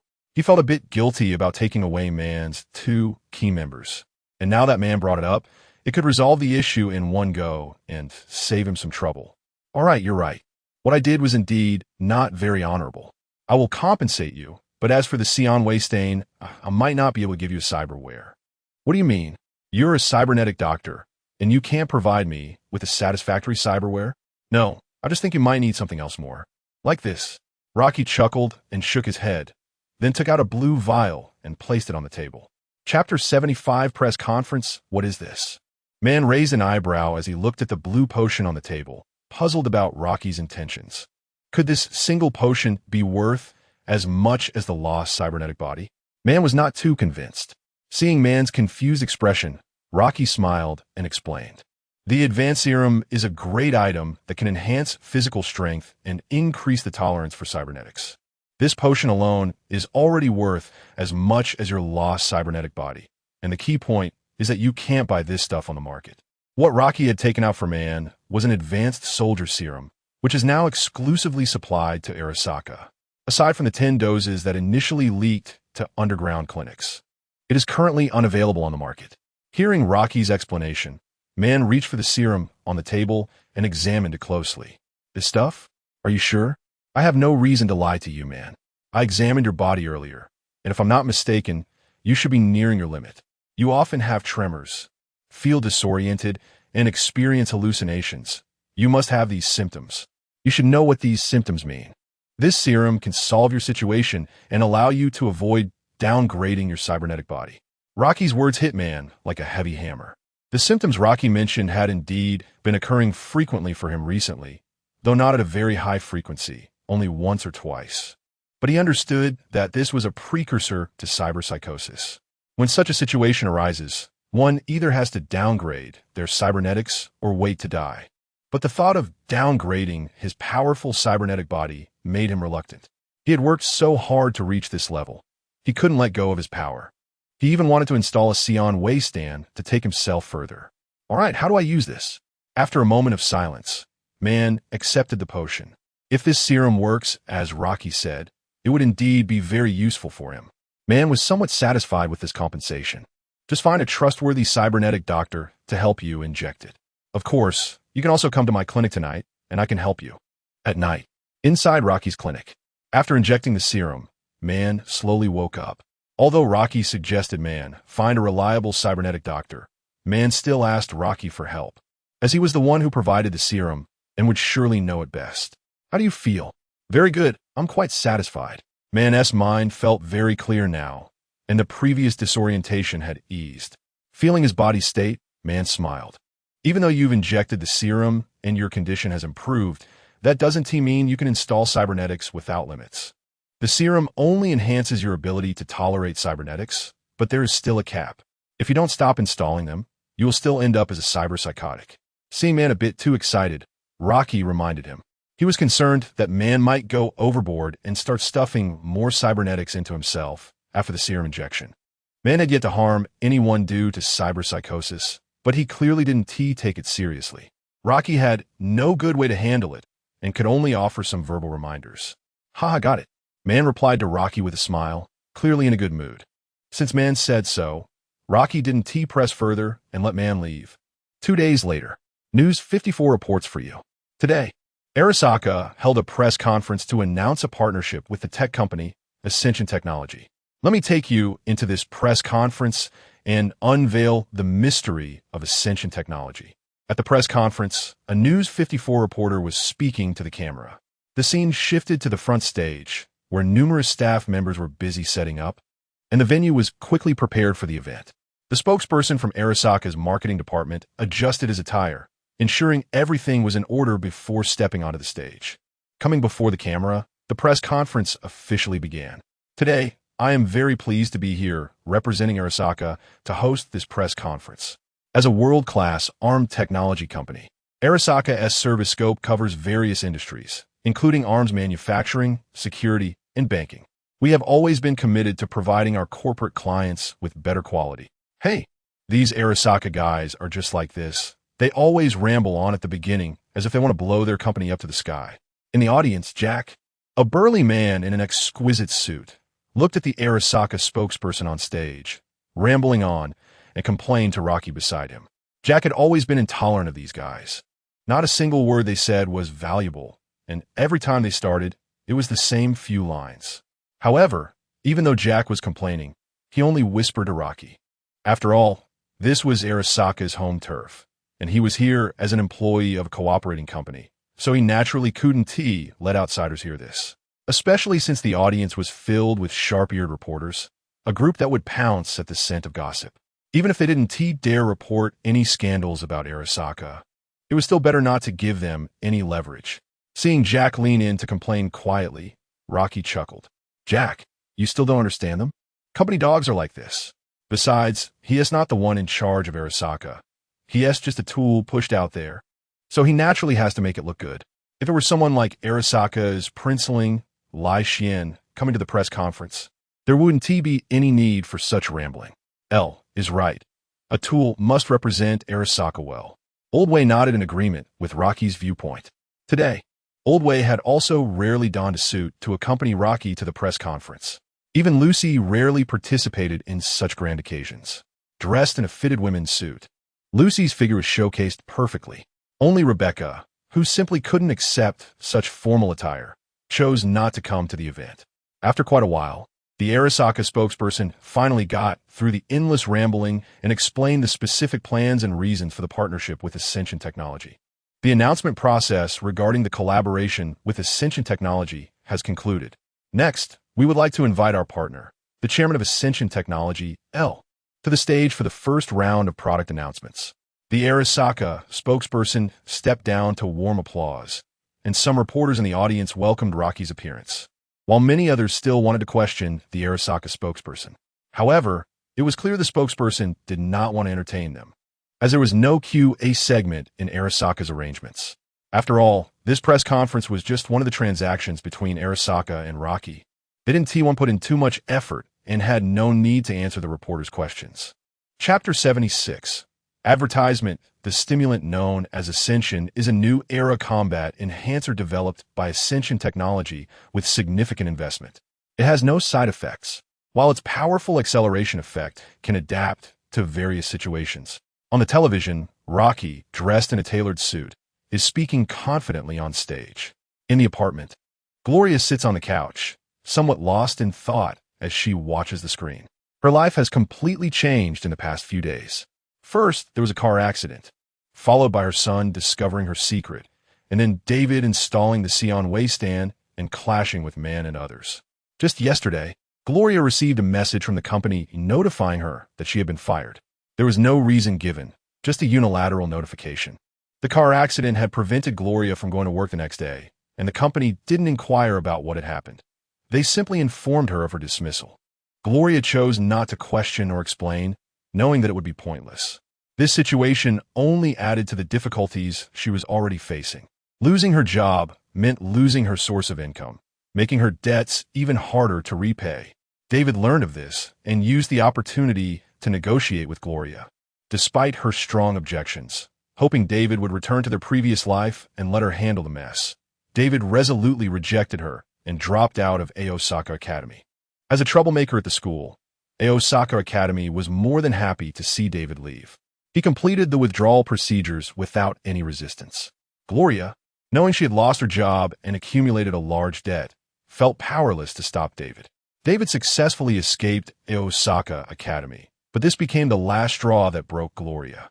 She now seemed to have lost her life's goal, lacking a direction to strive for. All her efforts in the first half of her life felt meaningless. Mom. Just as Gloria was still lost in thought, David's voice came from behind her. Mom, what are you watching so intently? Gloria momentarily did not respond, and David called out again.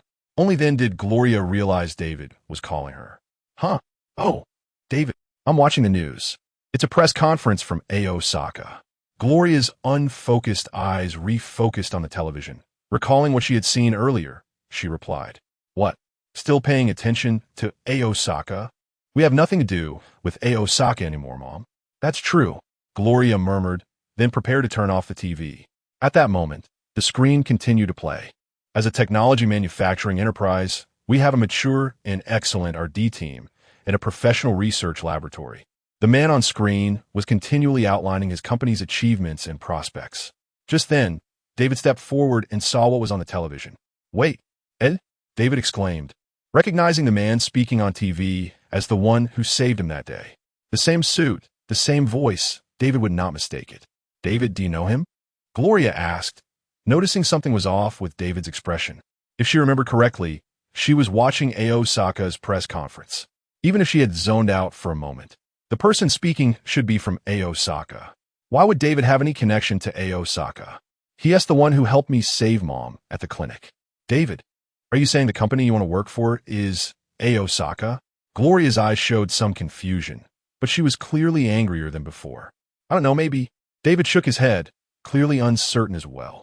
Ascension Technology. Gloria and David shifted their attention back to the press conference that was playing on the TV, quickly finding the key information. Unfortunately, Rocky was not from Arasaka. The event being broadcast was also a product launch from Ascension Technology. Arasaka's press conference had already concluded. David began searching for information about Ascension Technology online. To their surprise, Ascension Technology seemed to be gaining popularity recently. They found reports about it on various websites. Soon, they had learned a lot about this so-called Ascension Technology. Arasaka's partner company and the founder and chairman of Ascension Technology. I didn't expect him to have that identity, David remarked, realizing for the first time Rocky's background. Meanwhile, Gloria fell silent. Although Ascension Technology was not Arasaka, it was at least a partner company. And from what she had gathered, the company seemed to have considerable potential. If David could enter this company and rise to a high position, it might not be a bad choice, Gloria thought, shaking off her previous gloom. Since there was no longer an opportunity to climb to the top of Arasaka, perhaps climbing to the upper echelons of Ascension Technology wouldn't be unacceptable. David, do you have any contact with him? No, I was planning to contact him today, but he seems busy right now. David, listen, no matter what, I hope you can succeed. Since you don't like my way, go pursue what you want. At that moment, Gloria truly recognized David's decision, as hope for his future reignited within her. Yeah, I'll work hard, Mom. David nodded earnestly. The press conference soon concluded. David tidied himself up, said goodbye to Gloria, and while sending an email to Rocky, he prepared to head to Ascension Technology. At the station, David arrived at the platform to wait for the bus. The bus had not yet arrived, and while waiting, David pondered what to say when he met Rocky. Just then, the lights on an advertisement board nearby changed, catching David's attention. Turning to look, he saw the board playing a new round of advertisements. Chapter 77. The marvelous use of stimulants in the advertisement. A thin figure wearing round goggles and a white sharp-toothed mask is running wildly. His running posture conveys a strong sense of speed, as if he is trying to exhaust all of his speed potential. The camera follows him closely, with the scenery around him constantly passing by. As the camera zooms out, 3 armed enemies appear ahead, noticing the sprinting figure. The 3 of them raise their guns and fire simultaneously. At that moment, the running boy suddenly pulls out a green vial and injects it into his abdomen. His already swift pace becomes even faster in an instant, leaving behind trails of green light that vividly demonstrate his speed surge. When his speed reaches its peak, he performs a stylish slide, crashing into the group of enemies. Bullets whiz past him, narrowly missing, while the gunfire trails closely behind. But they always fall just short of catching up to him. Once he enters the enemy cluster, the boy draws his gun and shoots, instantly killing all 3. The camera then zooms in, and the boy leans toward the lens, pulling out an unadministered vial, delivering the advertisement line. Run fast, shoot fast, win fast. Ascension Technology's power stimulant. Experience the feeling of flying, always one step ahead, leaving death far behind. jointly produced by Ascension Technology, Arasaka Pharmaceutical Laboratory. Quality guaranteed, affordable prices. The scene freezes at this moment, transforming into a promotional image, with bold slogans plastered across the screen, catching the attention of passersby. This advertisement was naturally designed by Rocky, with the protagonist completely modeled after the image of the Power Kid. Today, the promotional campaign for Ascension Technology and the Power Stimulant has officially launched. Accompanied by the hype of the press conference, various styles and types of advertisements have been placed throughout Night City. It's no surprise that David sees related advertisements at the subway station. In fact, not only this large billboard, but he can also see ads for the Power Stimulant in many other smaller places. Working late? Tired and sleepy? Just take the Power Stimulant. A tiny vial keeps you energized all night. Such small ads with pictures and slogans can be found in many spots at the station.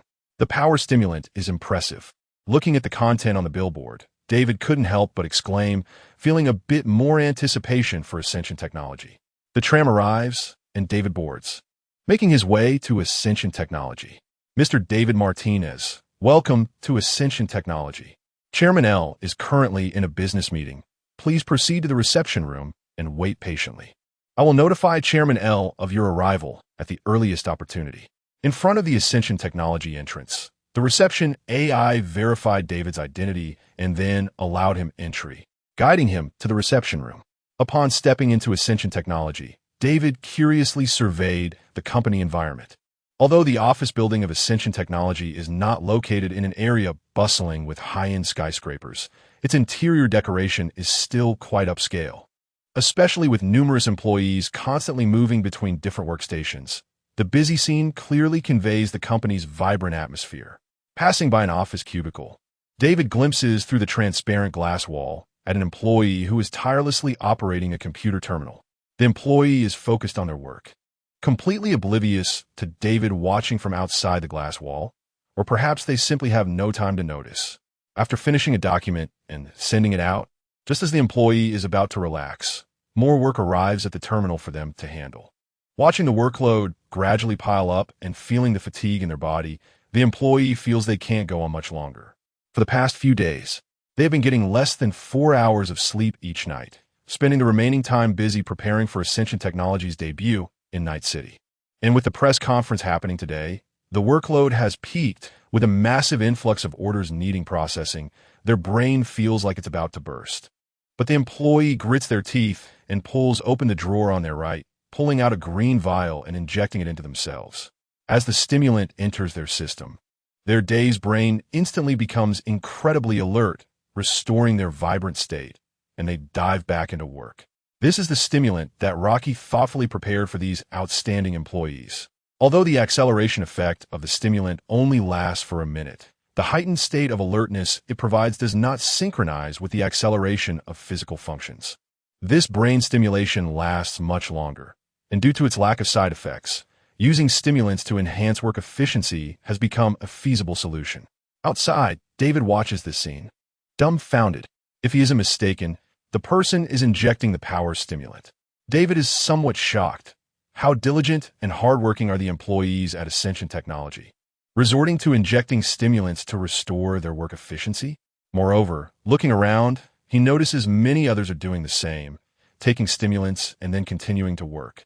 What David doesn't know is that the employee is not at all willing to work this hard. They have no choice. Given the opportunity, they would never have chosen to work undercover at this company. Ascension Technology doesn't treat them like a person at all, piling a mountain of work on them. But now there's no turning back, and they're not the only one in this situation. Many other employees share the same fate. Initially, they did not plan to work this hard.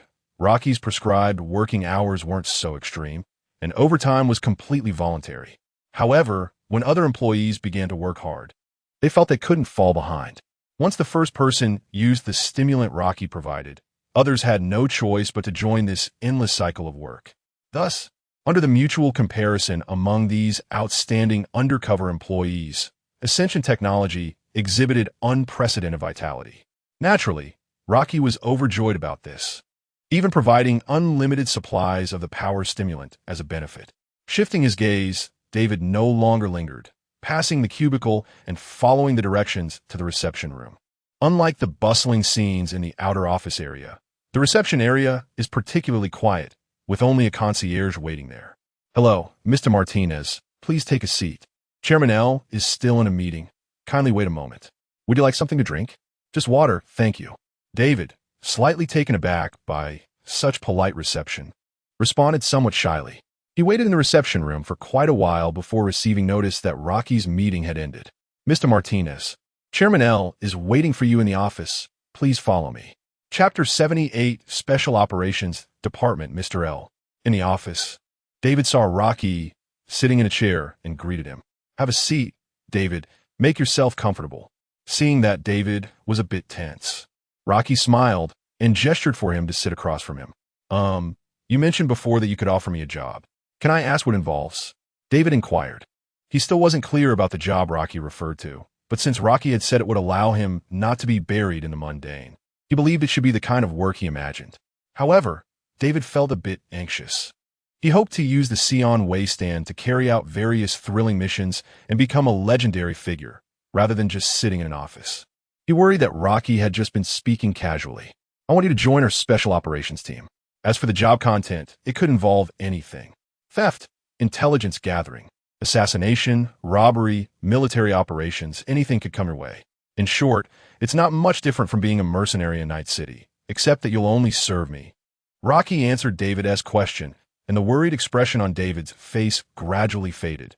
This was exactly what he wanted. "I have no problem with that. I'm very willing to join," David hurriedly replied. "Haha, don't rush. This is work, not a game. It's not something you can do just because you think it's exciting. What you'll face is not like that little scuffle with the cleaner at the clinic the other day. In the future, you'll be facing dangers 1,000 times greater, and it could even cost you your life. Have you thought it through?" "I have thought it through." Hearing Rocky's words, David hesitated for a moment but ultimately nodded decisively. Although he was indeed looking forward to such work because he found it thrilling, he was confident that he could handle it. Since he could control the Sion Waystand, which ordinary people could not, he believed he could handle this job too. "As long as you're confident, follow the instructions, go to the HR department for verification, then report to the Special Operations Department. Someone will teach you how to do it." "Understood. Thank you very much." After expressing his gratitude to Rocky, David left the office and successfully activated the full version of the company system at the HR department. Following the map guidance, David made his way to the Special Operations Department of Ascension Technology. The Special Operations Department of Ascension Technology was not on the same floor as the regular office area. As he walked, David did not see any busy staff members. In fact, he couldn't see a single person here, which made him doubt whether he had taken a wrong turn. However, what David didn't know was that this was the core of Ascension Technology, housing Lissandro's servers. Ascension Technology's secret laboratory and the Special Operations Department. These are the most important assets of Ascension Technology, which was why Rocky hadn't allowed outsiders to step foot here. "Hello, David walked into the Special Operations Department with a nervous heart. However, to his surprise, it was also very quiet here. Apart from the weapons and equipment scattered around and the computer terminals, it seemed there was no one present. "Is no one here? Did I come at the wrong time?" David muttered. Just as he was about to step inside to confirm whether it was really empty, a voice suddenly came from beside him. "Hey, who the hell are you? Where did you come from?"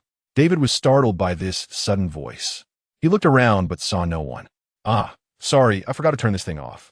As the voice fell, a figure slowly materialized next to David.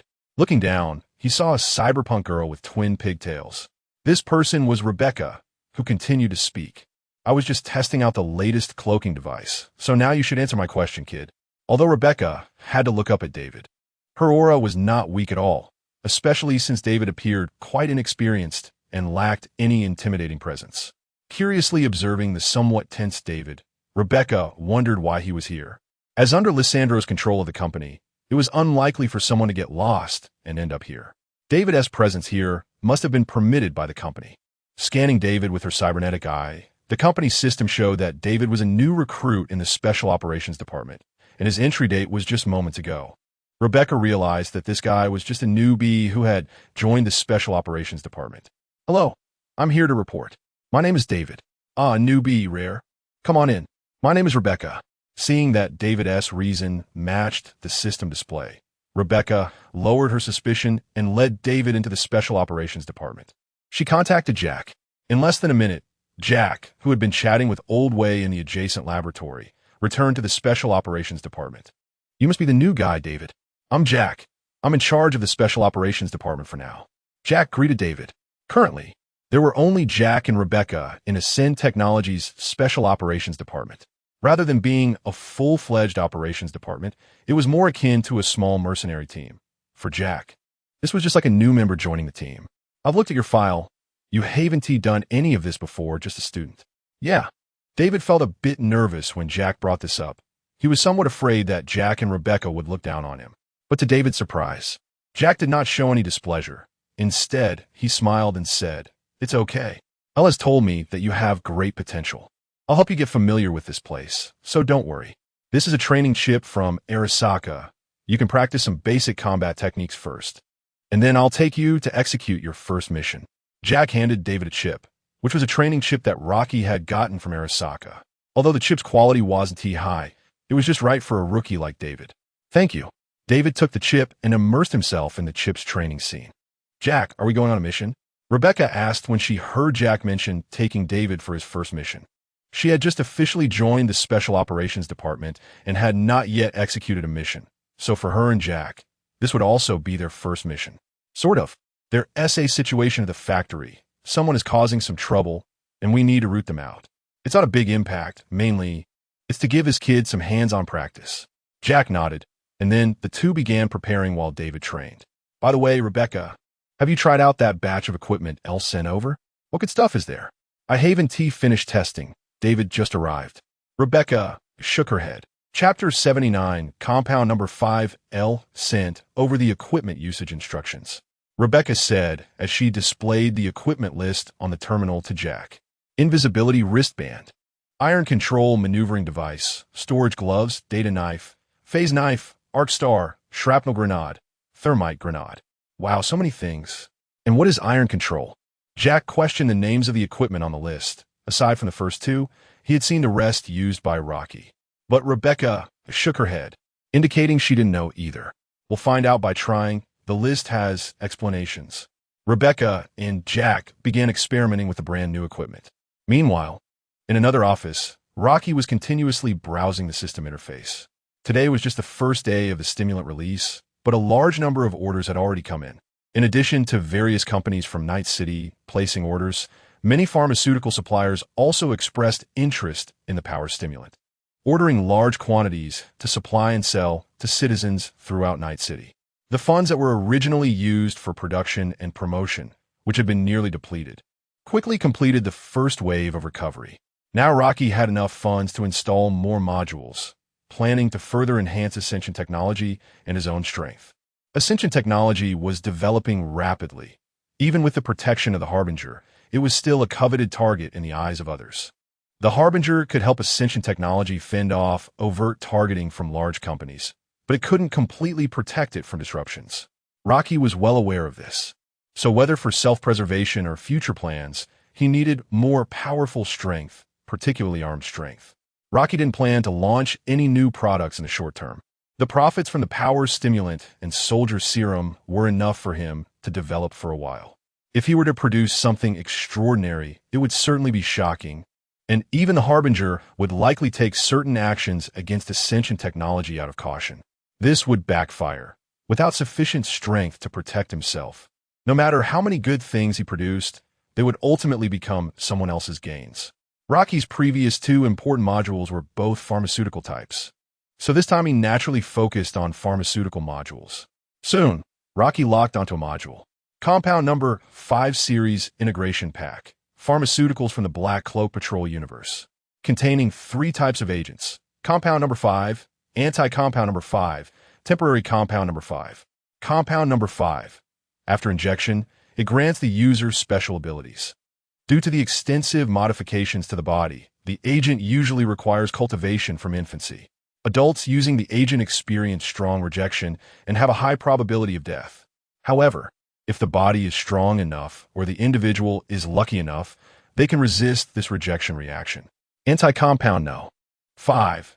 Can suppress the genetic modification effects brought by compound number 5, temporarily eliminating the special abilities conferred by the target's compound number 5, making them a normal person.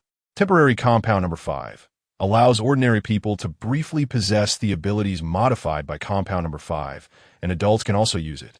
However, the side effects are significant, severely damaging the user's genes. Ordinary people using it more than 3 times have a high probability of suffering from incurable brain injuries and death. Price adjustment.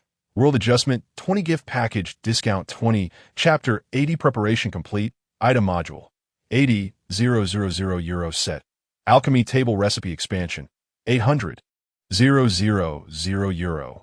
This is the module that Rocky plans to install. The effect of compound number 5 is extremely powerful, allowing individuals to gain special abilities. And the ceiling is very high. However, the drawbacks are also quite obvious, primarily the side effects. The risks of injection for adults are significant, and only a very small number of ordinary people survive the injection. However, this problem is relatively easy to solve, as the documentation states that a strong enough body can ignore these reactions, and a body that has injected soldier serum can fully meet this requirement. The most critical drawback is that while the upper limit for gaining special abilities is high, the lower limit is very low. On one hand, there are the strongest modified bodies like the ones from the motherland, capable of flying and shooting lasers from their eyes. On the other hand, there are those with only a ridiculously long appendage. In short, any kind of ability could potentially be obtained, relying entirely on luck or perhaps talent. Although there is a great deal of uncertainty, Rocky still chose compound number 5 because regardless of the kind of ability gained, the injected superhumans will experience some increase in physical strength. If a powerful special ability is gained, it would definitely be a great profit. Even if the ability is slightly less impressive, it wouldn't count as a loss. Moreover, the temporary compound No. 5 in the integration package is also one of the potions that excites Rocky. Although this potion has significant side effects and is not suitable for personal use, it is absolutely ideal as a product for sale. When the technology for Ascension develops enough in the future to release temporary compound number 5, this powerful potion will surely be snatched up by major companies. Exchanging it now can be considered a pre-investment. After all, a 20 discount on the package is quite appealing, and 800,000 euro is affordable for Rocky at this time. Having made the decision, Rocky installed the module and then went to the secret laboratory of Ascension Technology. Rocky has already moved the workbench, alchemy table, and other production equipment from the studio to here. After all, it is safer here compared to the clinic, and it is more convenient to operate here. In the laboratory, Old Wei was idly watching a boxing match, while the alchemy table behind him was continuously producing advanced soldier serum. Old Wei had kept his word and came to the laboratory to help Rocky develop Ascension Technology. Currently, this laboratory was mainly used by Old Wei. There are no pressing research projects at the moment, so while producing serum potions, Old Wei was also watching the boxing match, without any particular preferences. Oh, what brings you here? Have you finished with the matters upstairs? Seeing Rocky enter the laboratory, Old Wei was curious about why Rocky had time to come here today, thinking he would be busy. Almost done. The rest are just trivial matters. So it doesn't matter if they come back tomorrow to discuss them. I came here mainly for the new potion. Is there a new potion? Yeah, let me show you. Rocky went to the alchemy table and stopped the production of soldier serum. There was still a long time until the delivery date agreed upon with Arasaka, and the potions Rocky needed to provide to Arasaka were mostly completed. It could be said that there was no production pressure for this batch of orders, and Rocky could deliver the goods to Arasaka in just a few days. But he certainly wouldn't do that.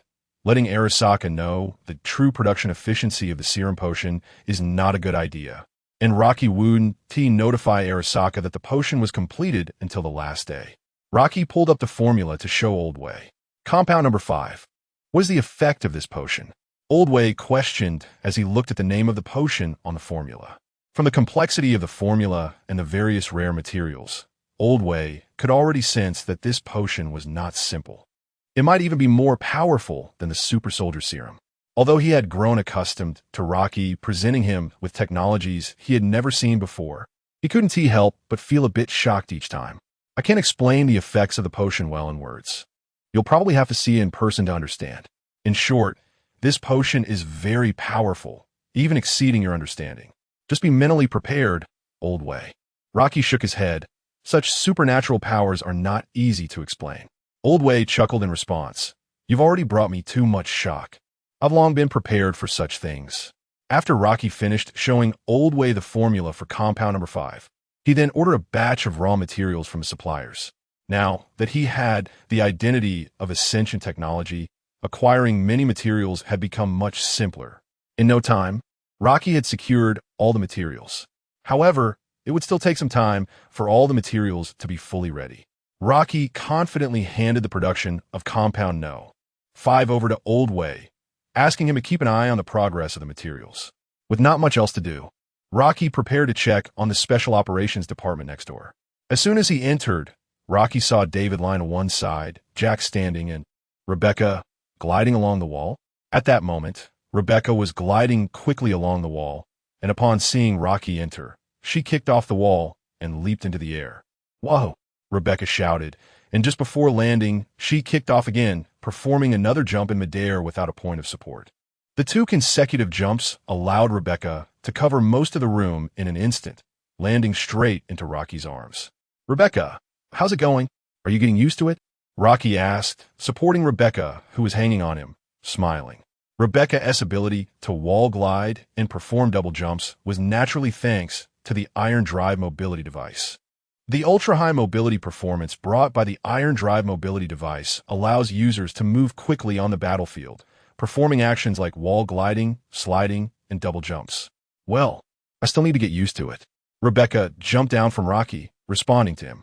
This was Rebecca's first time using such equipment. With her physical fitness, she could now effectively control the mobility device, but she still needed to familiarize herself with the operation and gradually apply it in real combat. Then practice more. "By the way, how's that guy David doing?" Rocky encouraged Rebecca by patting her head and then inquired about David's situation. "I took that training chip to him for training. It will probably take some time. I've been getting him familiar with the team and tasks these days. I believe he will grow quickly." Jack, ignoring the small interaction between Rocky and Rebecca, looked at David and shared his plan. Rocky nodded. He was quite reassured to leave David in Jack's hands. Jack is very patient with people, and he believes he can cultivate David into an excellent mercenary. Time passed quickly, and soon the materials needed for producing compound number 5 were all ready. Today, Rocky received a prompt from Lysandra, and Old Way also contacted him to come for an experiment. Chapter 81, Energy Absorption in the Laboratory. Rocky arrived to see Old Way standing in front of the alchemy table, looking somewhat expectant. You came at the right time. The first batch of Compound No. 5 is about to be completed." Old Way had started producing Compound number 5 as soon as the materials were ready. This time, the potion would be used solely by their own people, so there was no need to spend time researching other versions of the potion. Before long, the first batch of Compound number 5 was produced. The blue liquid quietly flowed in the test tube, looking no different from the super soldier serum. Rocky took the Compound number 5 that Old Way handed over and placed it on the workbench for testing. The potion's effects were fine. "Come on, Old Way, inject me." Confirming that the potion was fine, Rocky didn't hesitate and planned to inject Compound number 5 immediately. Having already injected the super soldier serum, and with the added benefits of the Tyrant cybernetic body, he naturally had no worries about side effects. The laboratory was equipped with a surgical environment, and seeing this, Old Way said nothing more and instructed Rocky to lie down on the chair. After the training with the soldier serum, Old Way had become increasingly adept at injecting such unknown potions. As usual, he initiated the biological monitoring program and quickly completed the injection for Rocky. However, this time it was not as easy as with the soldier serum. After the injection of Compound number 5, Rocky's muscles began to visibly convulse. A look of pain appeared on Rocky's face, and his body involuntarily curled up, clearly enduring great agony. The activation of Compound number 5 brought about enhancements at the genetic level, and such fundamental changes to life were evidently not pleasant. Old Way hurriedly supported Rocky's body to prevent him from falling, also showing a worried expression. At that moment, the Tyrant cybernetic body behind Rocky suddenly activated at full power, and the pain editor function kicked in, cutting off Rocky's pain sensation. Rocky's expression quickly returned to normal, and the powerful attributes from the tyrant suppressed the abnormal reactions in his body. Soon, Rocky returned to his usual state, and the transformation from compound number 5 was completed. Rocky suddenly sat up from the surgical chair. "How is it, El? Are you all right?"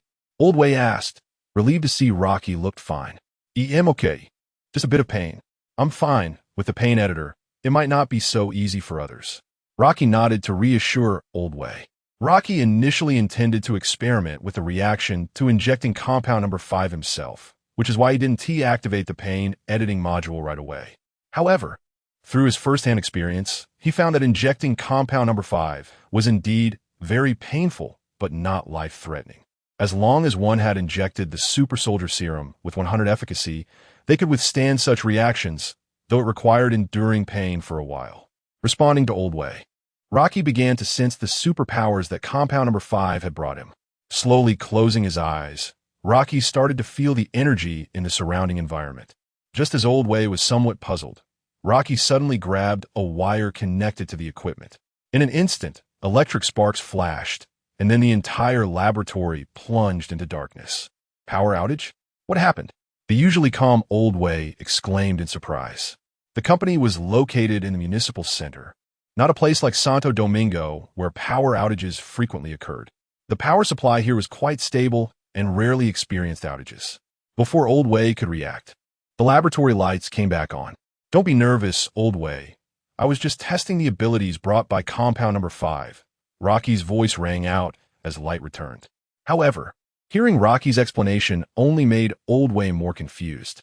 "Are you saying compound number 5 allows you to control electricity?" Old Wei asked, guessing. But Rocky smiled and shook his head. "No, to be precise, it's energy absorption." As he spoke, Rocky pulled out a handgun and shot his own arm. The gun erupted with fierce sparks, but the bullet, just before hitting Rocky, lost all its momentum and fell feebly to the ground. This was the superpower Rocky gained after injecting compound number 5, energy absorption, similar to the ability of Storm from the X-Men. He could absorb any form of energy and release it. The brief power outage just now was because Rocky had instantly absorbed all the electrical energy in the area through the wire. The bullet that had just been shot lost its kinetic energy and naturally fell helplessly. Under the ability of energy absorption, it could be said that conventional physical attacks no longer worked on Rocky. However, this energy absorption was not unlimited. It had a cap. If the energy within his body exceeded that limit, Rocky would explode from the energy and suffer severe backlash. Is this the effect of compound number 5? Even though he had mentally prepared himself, Old Wei was genuinely a bit shocked this time. The scene before him exceeded his understanding. Yes and no. This is the special ability that compound number 5 gave me, and the abilities obtained from the injection of compound number 5 vary for each person. They could be very strong or very weak, Rocky explained to Old Wei. What a miraculous potion. Seeing Old Wei marvel again, Rocky stood up with a smile. Feeling the energy within him, he realized he was far from reaching his limit. Curious about where his limit lay, Rocky took out a heavy machine gun from his storage space and tossed it to Old Wei. "Old Wei, shoot at me. I want to see where my limit is."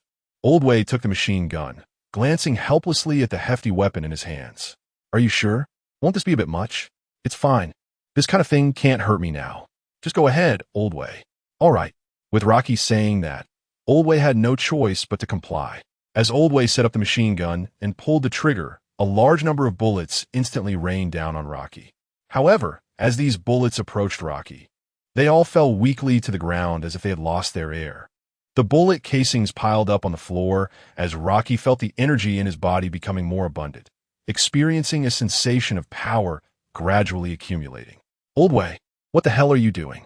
Just then, a startled voice came from the doorway of the laboratory. Old Wei and Rocky turned their heads quickly to see Rebecca, Jack, and David standing at the entrance, their expressions filled with shock at the scene before them. Chapter 82 Self-Healing, just now. The power outage caused by Rocky created quite a stir, even affecting the Special Operations Department. Rebecca and her companions, who were originally in the Special Operations Department, experienced a brief blackout and hadn't reacted to what was happening when they heard intense gunfire. with the combination of a power outage and gunfire. Rebecca and her team thought someone had invaded the company and had come to shoot them. They hurried to the source of the gunfire. As soon as they entered, they saw Old Way wildly shooting at Rocky with a submachine gun.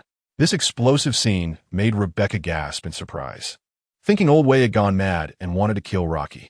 Upon seeing Rebecca and the others arrive, Old Way quickly released his finger from the trigger. "Don't worry, we're just conducting an experiment," Rocky explained as the gunfire suddenly stopped. "What kind of explosive experiment is this? We thought someone had invaded the lab." Jack, calming his shocked heart, complained as he stepped in front of Rocky and picked up a bullet casing from the ground to examine it. The bullet casing was intact. And looking at Rocky, who had no wounds, Jack's eyes were filled with confusion. "It's the effect of the new drug, compound number 5. It gives me the ability to absorb energy. Old Way and I were just testing the limits of my energy absorption." Rocky briefly explained the situation and then described the functions of compound number 5 to Rebecca and Jack. Both became interested in compound number 5. However, there was no surplus of compound number 5 available at the moment.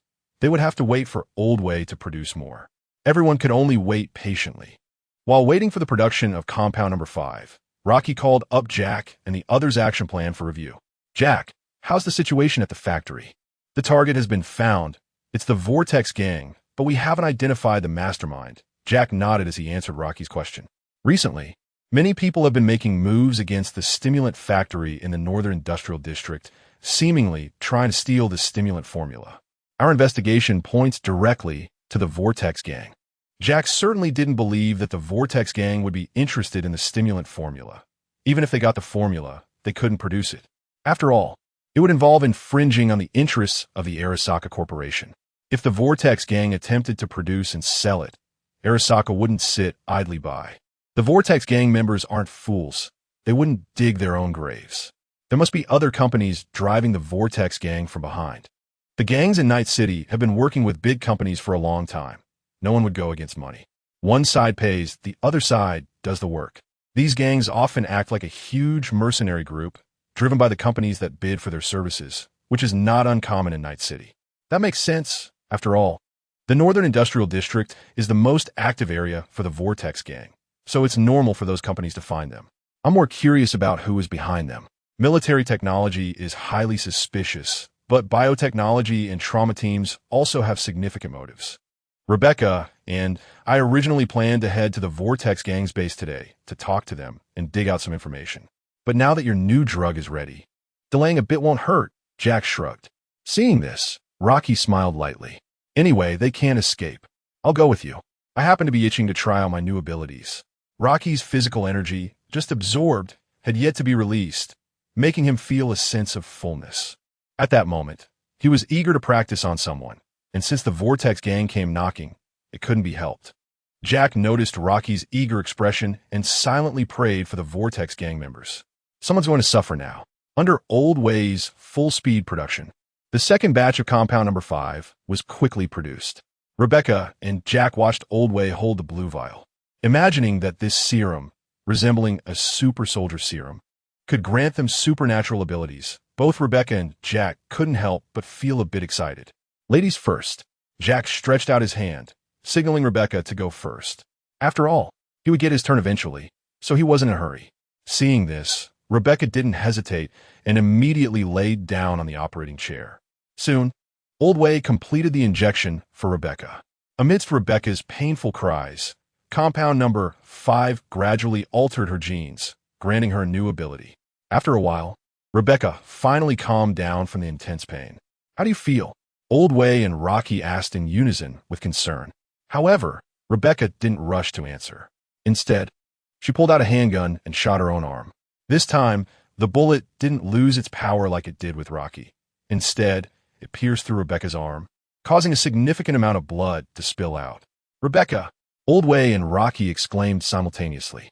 At that moment, Old Way looked at the splattered blood in disbelief, feeling 1,000 horses galloping through his mind.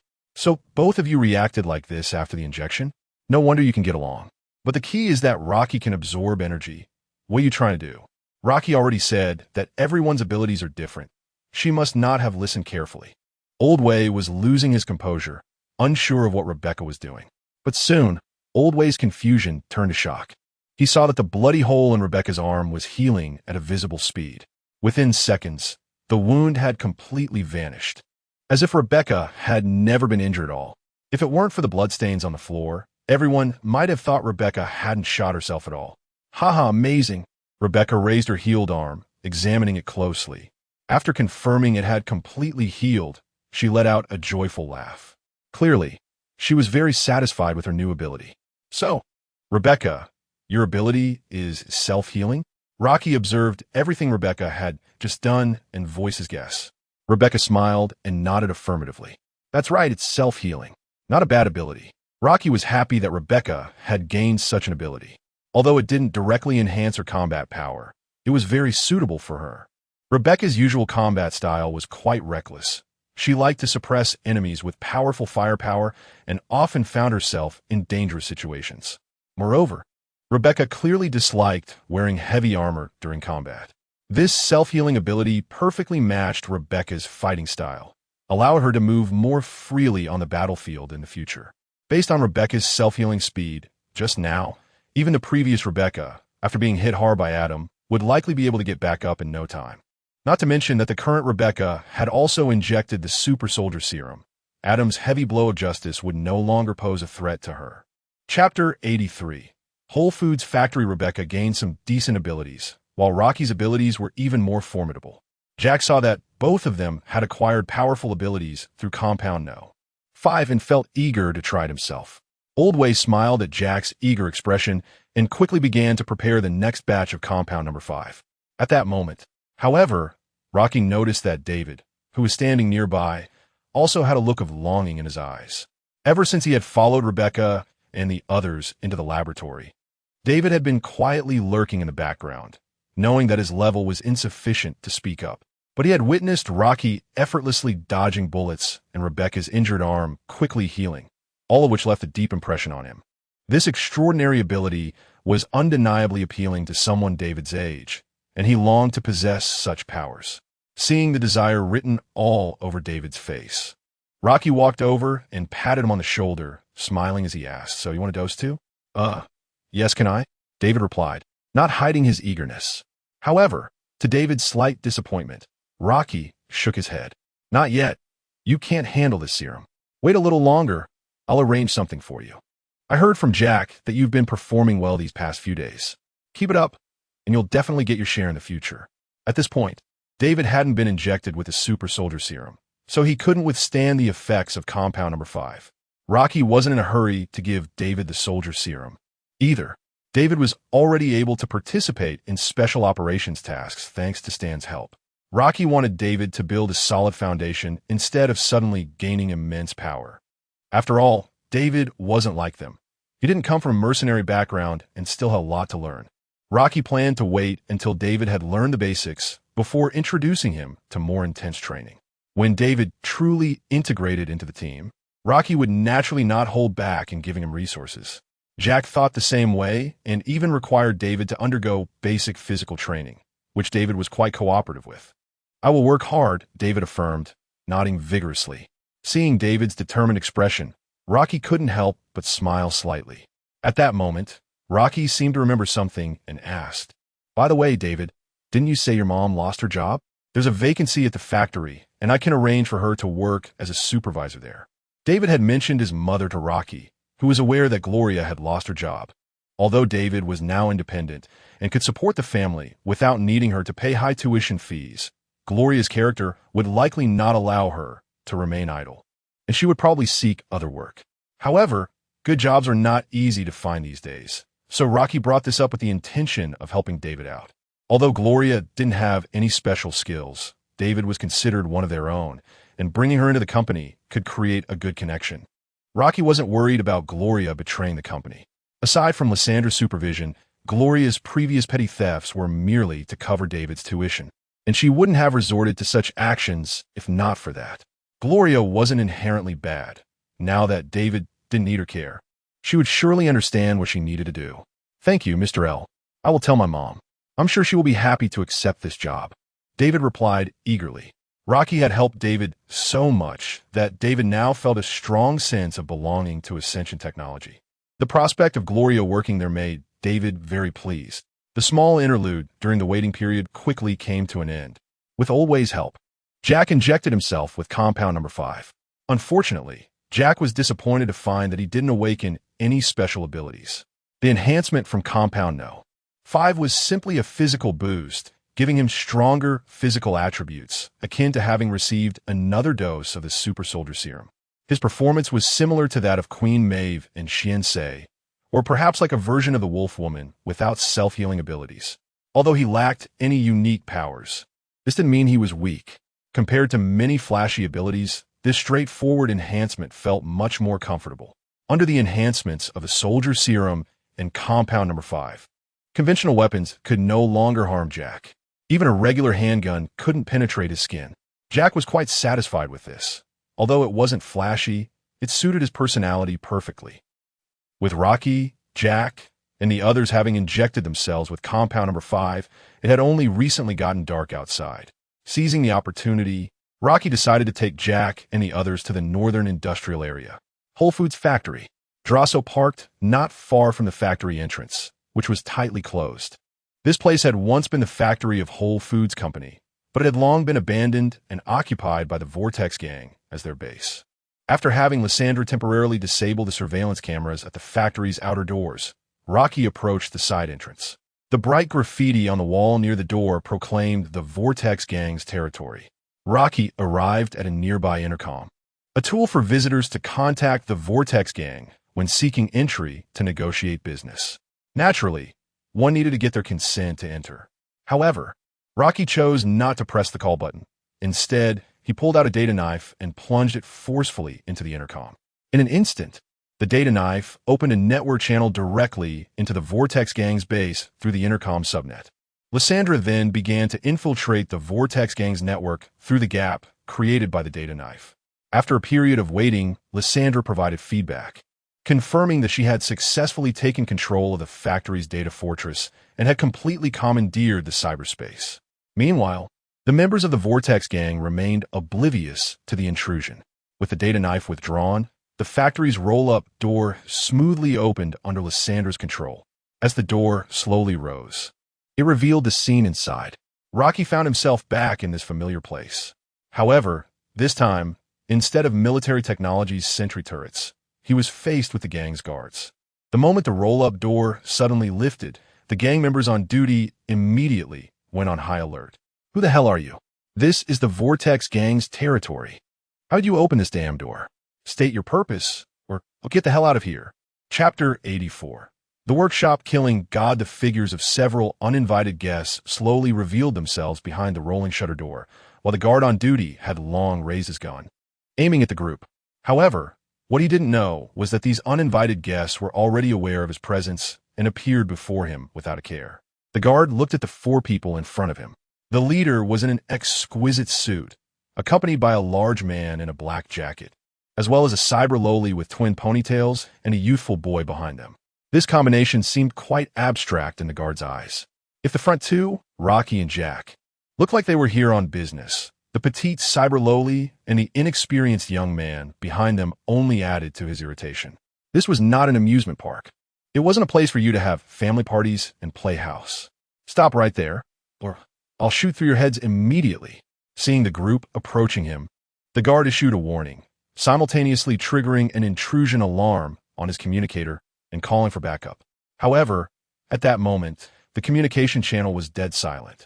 His network connection had been cut off. The guard realized that this was the work of these people. Now, the situation was that there were 4 of them, while he was isolated and helpless.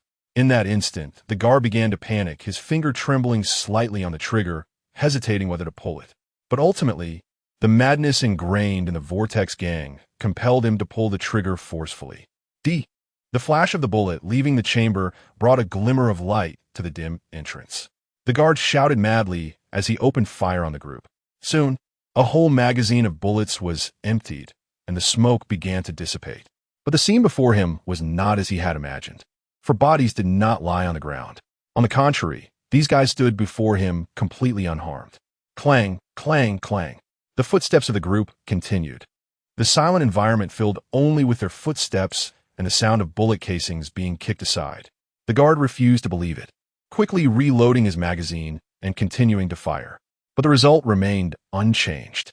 All the bullets, upon nearing the group, fell to the ground as if they had wilted. This scene was completely beyond the guard's comprehension. Rocky and the others walked slowly, as if taking a stroll, to stand in front of the guard. At this moment, the guard seemed to have gone mad, not releasing his finger from the trigger. Rocky reached out, blocking the muzzle of the gun that was spewing bullets, and pinched a bullet with his fingers. What should have been a deadly projectile capable of taking a life was crushed in Rocky's hand like a peanut. "Thank you for your hospitality." Rocky politely thanked the guard for his selfless contribution, which filled him with even more energy. He then raised the bullet in front of the guard. As Rocky's fingers gently released, the previously motionless bullet suddenly shot out as if it had been fired from nowhere, instantly penetrating the guard's head. Blood splattered, and the guard lost his vitality, falling backward. Rocky did not choose to spare this guard, nor did he intend to sit down and negotiate with the Vortex gang. Rocky was not naive enough to think that his weight could be compared to that of the mastermind behind the Vortex gang. The current Ascension Technology did not have enough fame and strength to make these gangs take them seriously. As long as they came in the name of Ascension Technology, there was no way to gain any useful information through negotiation and trade. No one would be foolish enough to choose to betray a major company for a small startup. Rocky's purpose in coming here was to subdue the Vortex gang and make them obediently hand over all their intelligence. If they refused, then they would be made to disappear in Night City. After dealing with the guard, Rocky and his group continued deeper into the factory. After traversing a winding passage and opening a small door, they arrived at the factory's production workshop. By this point, they had entered the main activity area of the Vortex gang. The production workshop was large, with a wide field of vision, and was monitored extensively with many members of the Vortex gang patrolling. The moment they opened the door and entered, they were spotted by a Vortex gang member standing guard on a high platform. Enemies. Upon discovering the outsiders invading, he immediately sounded the alarm. Soon, the entire factory received the information about the intrusion. This time, Rocky did not stop their communication. He wanted the Vortex gang to know he had arrived. Dealing with them one by one was too troublesome. It was better to let them come at once. Without any further warning, the Vortex gang members raised their guns and began shooting at the group. Although they reacted quickly, unfortunately, someone was faster than them. At the moment it was determined that they would take action, Rebecca, standing behind Rocky, moved into action. She swiftly dashed out, easily jumping to the second floor of the workshop in 2 leaps, drawing her gun and taking out the nearest enemies. The remaining members of the Vortex gang turned their guns toward Rebecca upon seeing this. However, Rebecca used her iron harness maneuvering device to move rapidly throughout the workshop, sliding against walls, executing slide tackles combined with her 2-stage jump and agile turns in midair, along with her petite stature, made it impossible for the many Vortex gang members to touch her even slightly. Rebecca relentlessly harvested the lives of the Vortex gang members like a reaper. Meanwhile, David, seeing that Rebecca had drawn all the firepower, was not willing to be outdone. Activating his Sion waiststand, he picked up his weapon and began clearing out the remaining enemies on the ground. Although his efficiency was not high, with the help of Sion waiststand, David was still able to secure a few kills. What kind of monster is this? We can't even touch her. Soon, under Rebecca's onslaught, the enemies in the entire workshop were basically wiped out. At this point, they finally felt a sense of fear towards the presence that was flying around and killing them. In a room accessed by the workshop elevator, the leader of the Vortex gang, Brick, watched the scene in the surveillance footage with a look of anger. What is going on? Can someone tell me? A group of people suddenly invaded the factory, running amok in the workshop, and they had no way to respond, which infuriated him. The analyzer had already identified Rocky and his group as people from Ascension Technology. Quick, contact the military technology people for support, or our people will be killed off by her. Recently, he had indeed taken on a contract, one from military technology, to steal the stimulant formula from Ascension Technology. But he had not expected that this fledgling company would possess such armed strength and would come knocking on the door of the Vortex gang. This was a battle method he had never seen before. The hackers of the Vortex gang, immersed in cyberspace, received the order, and immediately initiated communication with the military technology leader. However, they were horrified to discover that all the network channels connecting to the outside world had been sealed off, making it impossible to send any signals. Forward, no passage. In cyberspace, the massive image of Lysandra overshadowed everything, like a deity controlling everything in the world, looking down at the tiny hacker and issuing an unrelenting notice to him. Chapter 85 Negotiation. Rocky would naturally not allow the Vortex gang to contact the outside world. Lysandra had long taken over the network, and now the Vortex gang in the factory was like fish in a barrel. The Vortex gang hackers looked at Lysandra with a sense of reverence, as if their lives were at her command. "Boss, we might not be able to contact the outside anymore. Our network has been blocked," he reported to Brick, trembling slightly. But the next moment, before he could finish his sentence, a bright flame suddenly erupted from the back of his head. Lysandra ruthlessly burned his brain. What? Damn it. Watching the hacker, who had lost all vitality, Brick was filled with rage but felt helpless. Without military technology support, he was already on the verge of retreat. What Brick didn't expect was that even if military technology knew that Rocky and the others had intruded into the Vortex gang's territory, they would never help him a bit. Instead, they would quickly distance themselves from him. Once Arasaka obtained solid evidence against Ascension Technologies, they would have another bargaining chip and excuse. This was something military technology did not want to see. Otherwise, they wouldn't have chosen to hire a gang like the Vortex gang to do their dirty work instead of sending their elite troops and agents to execute it. The abandoned fate of the Vortex gang had been predestined from the very beginning. Just as Brick hesitated, Rebecca had already cleared all the enemies in the workshop. A humming sound of space tearing arose, and a crack appeared in front of Brick. Before Brick understood what was happening, he saw Rocky and the others emerge from the crack. Looking at the three before him, Brick's face turned somewhat ugly. It was neither the time to strike nor to escape. It seemed he was truly done for this time. At this moment, Rocky was also observing Brick, but did not speak. After waiting for 2 seconds, the elevator door behind them slowly opened. Just as the elevator door opened a crack wide enough for a person to pass, a shadow flashed by. Then, a person appeared behind Rocky. It was David, who had been ruthlessly rejected by Rocky when he tried to step into the phase crack. Seeing David arrive, Rocky turned his attention back to Brick. "You should know who we are, right? Do I need to introduce myself again? As for why I came here, I believe you have some awareness of that." Rocky's calm voice echoed in Brick's ears, and his indifferent tone, like that of a superior questioning an inferior, made Brick somewhat irritated. After all, he was the leader of the Vortex gang, leading numerous gang members. Now, he was being questioned by someone from a small company. But now he had to control his emotions. The scene of Rebecca slaughtering wildly in the workshop had left a deep impression on him. Moreover, the brutal death of the hacker reminded him that the opponent had a top-notch hacker hiding in the shadows. He had no confidence in facing the people before him.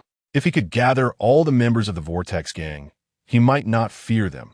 The powerful firepower of the Vortex gang members would mercilessly swallow them. But the problem was that he had no more support. There were many people in other areas of the factory, but they wouldn't make a qualitative difference. And Brick did not intend to send them to their deaths. After calming his complex emotions, Brick finally spoke. "People from Ascension Technologies, right? Ed, the recent celebrity of Night City, I certainly know. I admit that I recently took a job regarding you, but you should understand the rules of the underground. We only handle business for money." Brick spread his hands, clarifying the stakes to Rocky.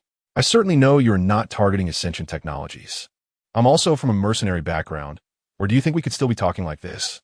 But that does not mean I can tolerate your attempts on my factory and formula. I need an explanation. So what do you plan to do? Our people only scouted your factory. We haven't executed any actions, so you haven't suffered any losses at all. Instead, you intruded into our territory and killed so many of our brothers," Brick said through clenched teeth, the suppressed anger in his heart reigniting. If these people had barged in and killed indiscriminately after he had stolen the formula for the stimulant, he might have begrudgingly accepted it. But now, he hadn't even gotten a single hair.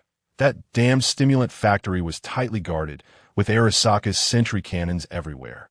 Especially the defense in cyberspace was impenetrable. So far, they hadn't gained anything and instead lost many members today. How could this not infuriate him? But in the end, he still calmed down because, after all, in Night City, whoever has the bigger fist has the reason. This was an unchanging truth. Given the current situation, he could only accept his misfortune. I will drop this commission. I will not take any action against your company in the future.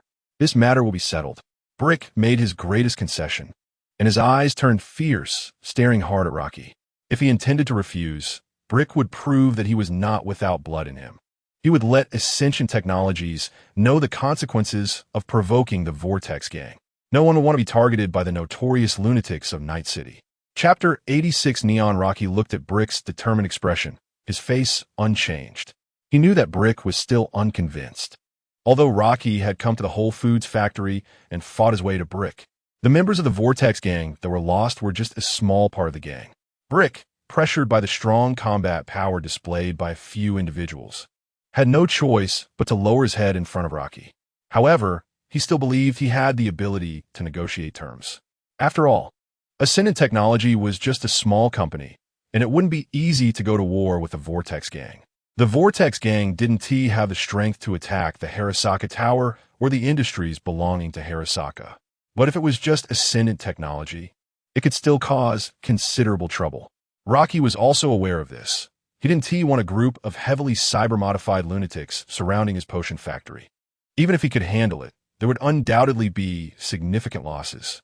That's why Rocky chose to reason with Brick instead of directly killing him. Although he disliked the Vortex Gang's lunatics, at least Brick was a relatively normal person. Keeping this normal person to manage the Vortex Gang was far better than letting those lunatics run wild. Remember what you said, Brick.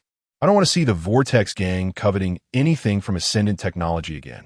Of course, if you want to see whether Ascendant Technology has the ability to make the Vortex Gang disappear from Night City, I'm more than willing to accompany you to the end. With that, Rocky had no intention of wasting more time with the Vortex Gang. His goal had been achieved. Dealing with the Vortex Gang had resolved the biggest unstable factor in the entire northern industrial area of the city. As for the remaining scavengers in the northern industrial area, if they provoked him, he would deal with them one by one. Rocky left the Whole Foods factory with Rebecca and the others. To Rocky's regret, Lysandra did not find any information regarding the mastermind behind this operation in the Vortex Gang servers.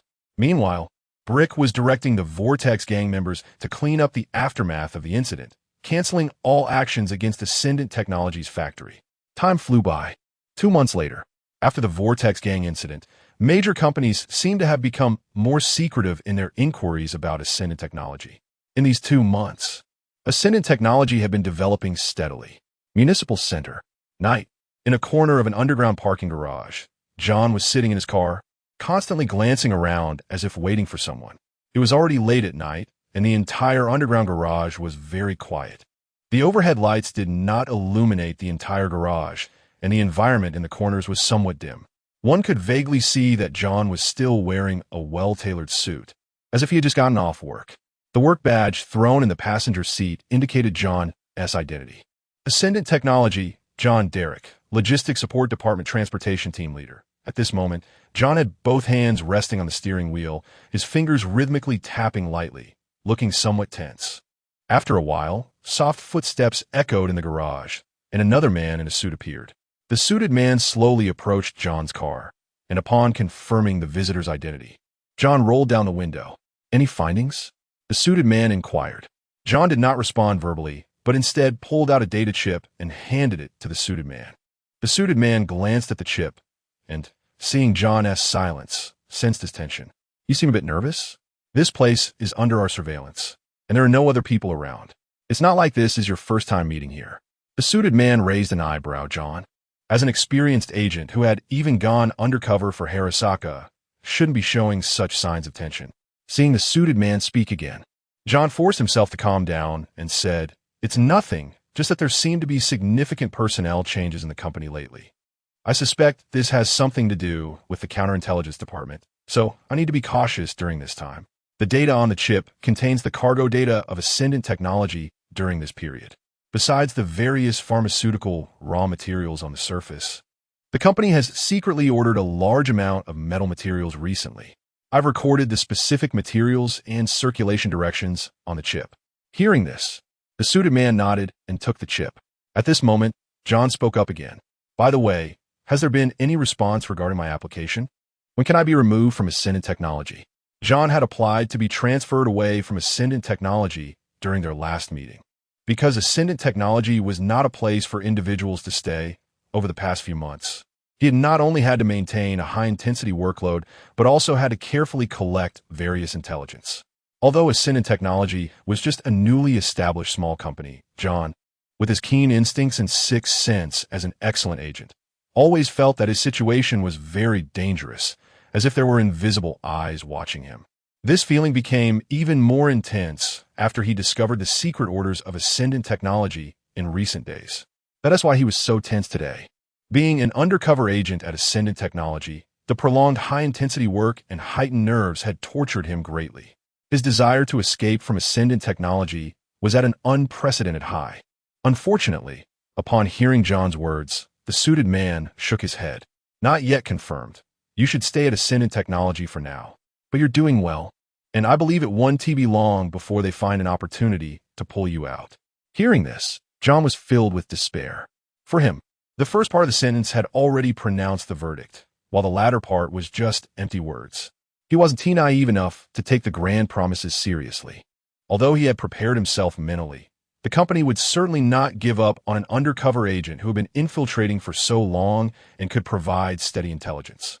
But John still felt a bit disappointed. The suited man dismissed John's concerns, telling him not to think too much, and picked up the chip, preparing to connect it to his interface to start reading the data. But just as the chip was about to be inserted, the suited man found that he could not move his hand.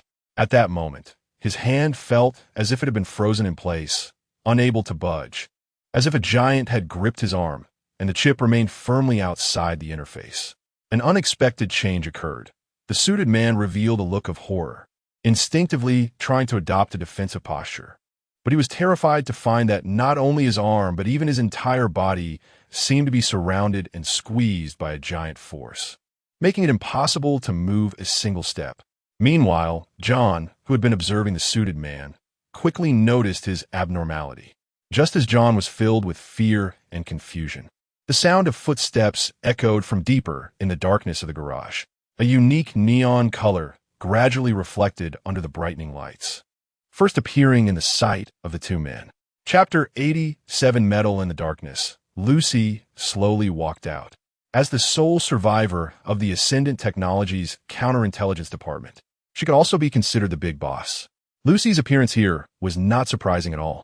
With someone like Lysandra in the counterintelligence department, John's espionage activities were naturally exposed to her. If it were a typical information theft, Lucy would have no interest in it, as most of the data they could collect was trivial. However, it was clear that this time he had crossed the line. The moment John saw Lucy, he knew today was over.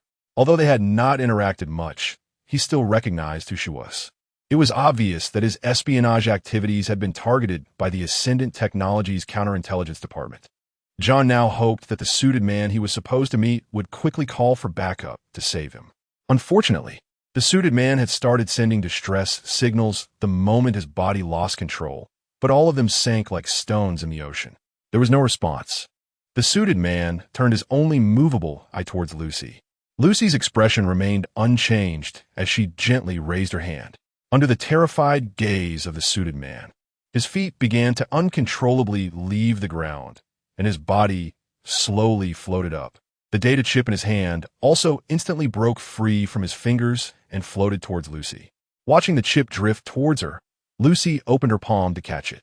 With the data chip back in her possession, she ensured that the data had not been leaked. With a gentle wave of her hand, the suited man, who was floating in midair, suddenly flew backward as if struck by a speeding truck, crashing straight into a pillar in the garage. Blood uncontrollably flowed from the corner of the suited man's mouth, but he still did not regain control of his body. Instead, he was tightly pressed against the middle of the pillar. At that moment, the suited man felt excruciating pain for broken bones all over his body, but he could no longer afford to feel it, nor did he have the strength to scream. Fear and shock filled his mind. This was an attack method he had never seen before, strange and terrifying, completely incomprehensible to him. He had encountered information about Hashizaka, who had been planning to integrate gravity control into weapons recently. However, he did not see any bulky gravity controllers on this woman. If Hayashizaka had already developed such a miniature gravity weapon, he could not imagine how terrifying it would be. But it was clear that the suited man was mistaken. This had nothing to do with Hayashizaka's gravity weapons. The power exhibited by Lucy was, in fact, the effect of compound number 5, telekinesis. This was the ability Lucy obtained through compound number 5, powerful and elegant.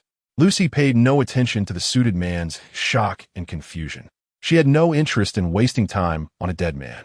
Summoning 3 small knives from her spatial backpack, with a thought, the 3 knives traced graceful arcs in the air, flying towards the suited man and mercilessly stabbing into his brain. In an instant, the suited man lost all signs of life. After dealing with the suited man, Lucy turned her gaze towards John in the car. With a thought, the car door was ruthlessly pulled open, and John was yanked out by telekinesis. Looking at the small knives suspended in front of his forehead, John was filled with terror. He had just witnessed the way the suited man died and did not want to meet the same fate. But just as John was about to say something, the cold blade had already pierced into his skull. Lucy was in no mood to listen to the dead speak. With this, Ascension Technology had lost yet another valuable talent. However, Lucy did not care at all. For everyone that died, there were more employees waiting to fill the position. Moreover, times had changed. Ascendant Technology was no longer in the dire straits it had been when it was first established. Now, Ascendant Technology had a certain influence in Night City and had attracted many clean talents. Eliminating these parasites was also to better cultivate her own power. If they continued to engage in petty squabbles, Lucy would not bother them. But if they touched upon more important information, she would naturally take action.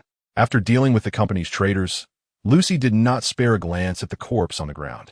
Gently lifting her body with telekinesis, she slowly floated into the darkness as if she had never been there. On the other side, in a laboratory of Ascendant Technology, in a special area, a furnace-like machine was operating at full power.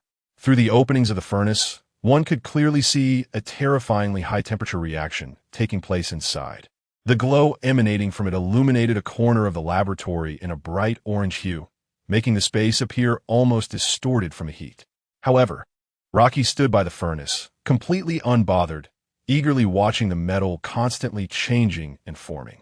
The unbearable heat for an ordinary person was nothing but nourishment for Rocky, easily absorbed into his body.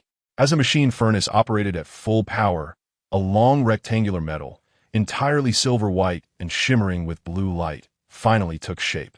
Rocky excitedly took it in his hands and began to examine it closely. At that moment, Lucy, who had just completed her espionage elimination task and came to find Rocky in the laboratory, happened to witness this scene. Sensing Rocky's excitement, Lucy curiously lifted her body with telekinesis, resting her chin on Rocky's shoulder, and asked with curiosity, "What is this?" The heat gently brushed against her face, tickling Rocky, but right now, he was more focused on the metal piece. "Vibranium, an extremely hard metal," Rocky explained.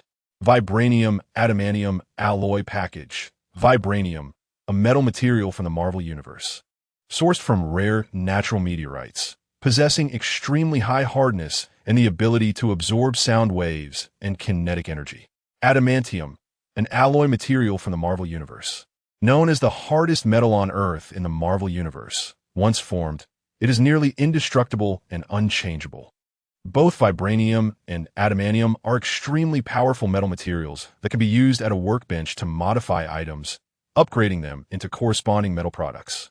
Price adjustment, package discount 30, world adjustment 10, item module, 160,000 euros alloy ingot. Furnace recipe expansion module, 1,600,000 euros. Chapter 88. Rescue as an important metal in the Marvel Universe. Vibranium has a wide range of uses.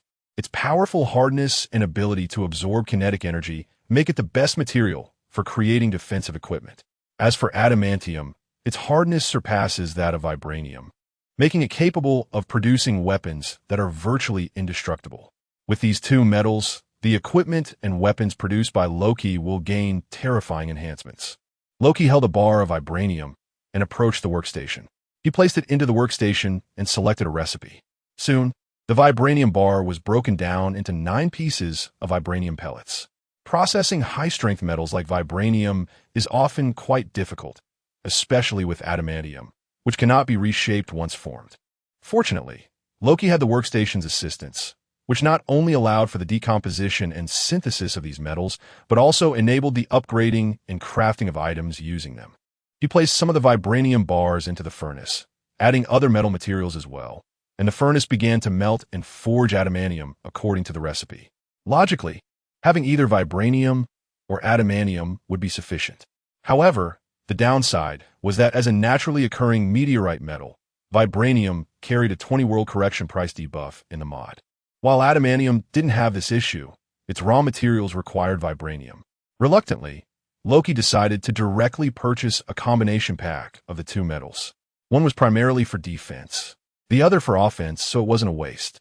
Top-tier metal materials are not easy to produce, and waiting for the adamantium to melt and forge was a time-consuming process.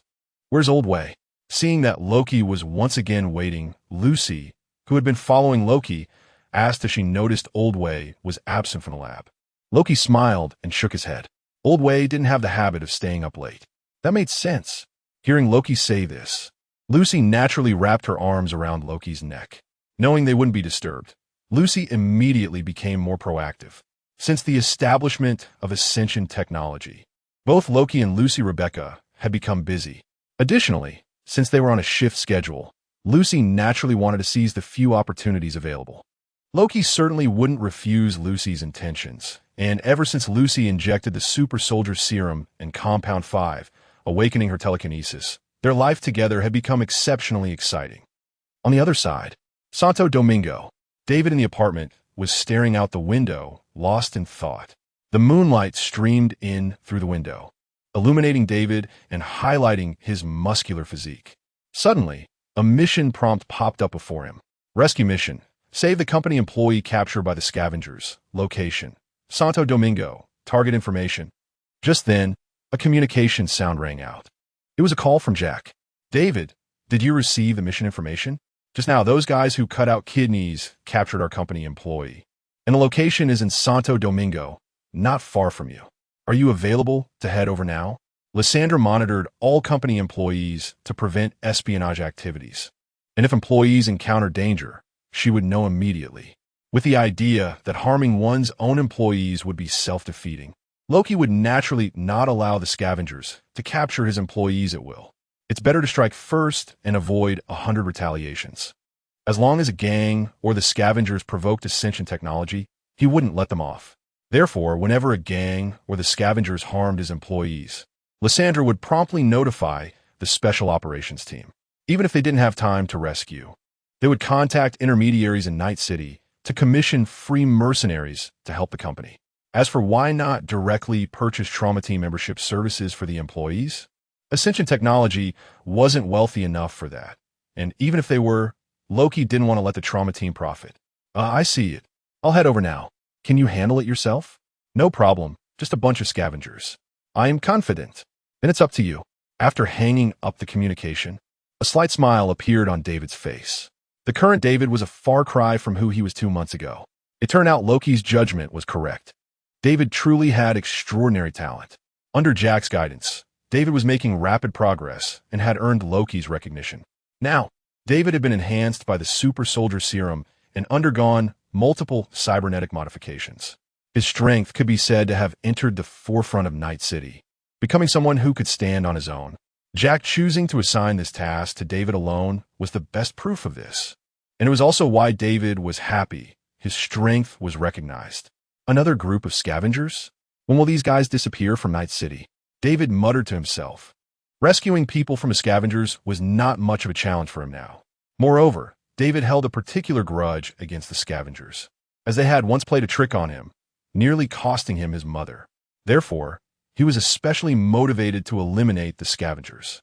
Activating the Sion Weist, David quickly donned his equipment.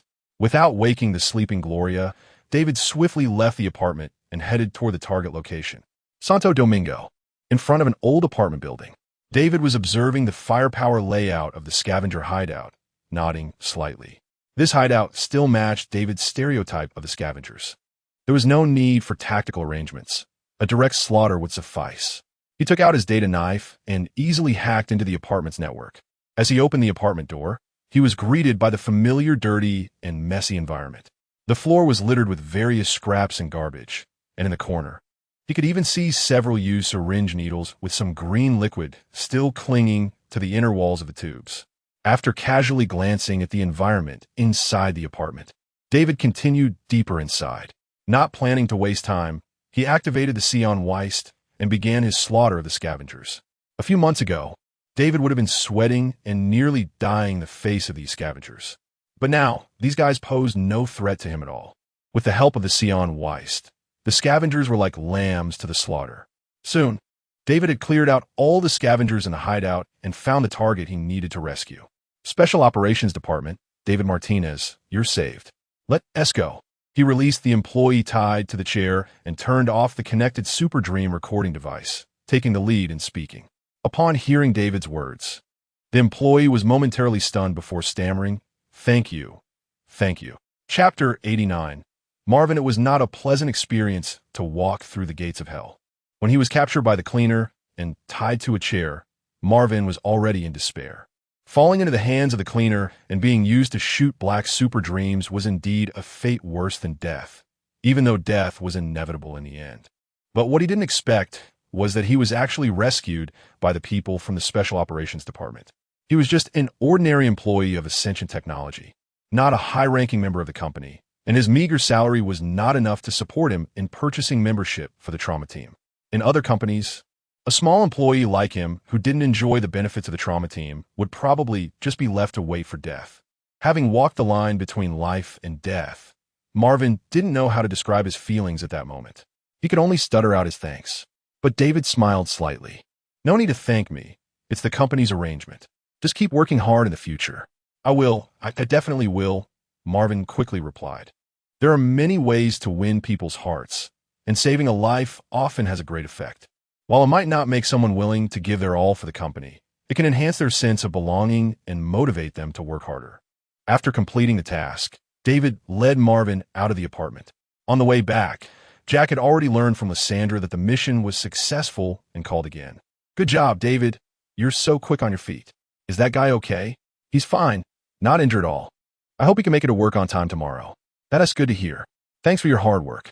I think we should ask Elle to increase our manpower. With just as few, it's really a bit overwhelming," Jack complained to David.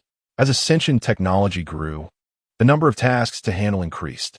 But Rocky had not expanded the manpower of the Special Operations Department, which often left Jack and his team overwhelmed. It was not uncommon for them to have to work overtime late at night like tonight. Jack had complained about this to Rocky, but it was also a headache for Rocky. He knew that expanding the workforce was necessary, not just for the Special Operations Department, but he also needed his own army to truly compete with those large companies in the future. Although their combat power was already quite strong, and there were basically no threats to the core members of Ascension Technology in the Night City, relying on just a few people to dominate the Night City was unrealistic. He needed a large number of combat units to help him handle daily combat tasks.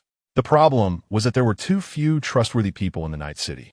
The freelance mercenaries were unreliable, and training combat personnel required significant time investment. Moreover, as long as they were human, there would be flaws, making it hard for Rocky to fully trust them like he did with Jack and the others. Fortunately, Rocky was already working on a solution. Since people were unreliable, he wouldn't need people.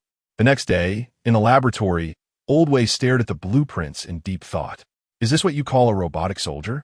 It doesn't look very combat-ready to me." After a long time, Oldway finally managed to voice his doubt. Just a few days ago, Rocky had been discussing his plans for the mechanical army with him, boasting about punching military technology and kicking the Harioka group. He spoke of vibranium bodies, taking on 10 opponents at once, and being unfazed even by nuclear bombs, leaving Oldway dumbfounded. But now, looking at the blueprints, something seemed off. The blueprints depicted a robot with a large cylindrical camera head, and its chest was dominated by a square display screen. Its mechanical arms looked very mechanical. Although it still had a humanoid shape, it was completely disconnected from the concept of bionic robots that should exist in this era, resembling more of a robot style from the last century. If this robot were used for industrial production, Old Way would have no objections. But if you said this thing could fight, he would have to reserve his opinion. What Old Way didn't know was that this thing was originally intended for production, not combat. Mobile robot multifunctional entity, Marvin, automated assistant, mechanical automated robot from the Titanfall universe, responsible for manufacturing and other similar daily tasks, although usually used for production tasks. With sufficient stimulation and exposure to ideas, Marvin may potentially enhance to become smarter and more capable than their counterparts, even developing self-awareness. For example, a Marvin robot that enjoys giving a thumbs up. Note, this module's Marvin robot can reliably stimulate self-awareness and possesses strong plasticity, learning different types of skills. It is also protected by system rules to ensure absolute loyalty to the host at all times. Price adjustment, world adjustment 10, item module 45, 000 euros, blueprint production 450 000 euros. This is the origin of the blueprint. Old Way was right. These robots indeed did not look like they were designed for combat.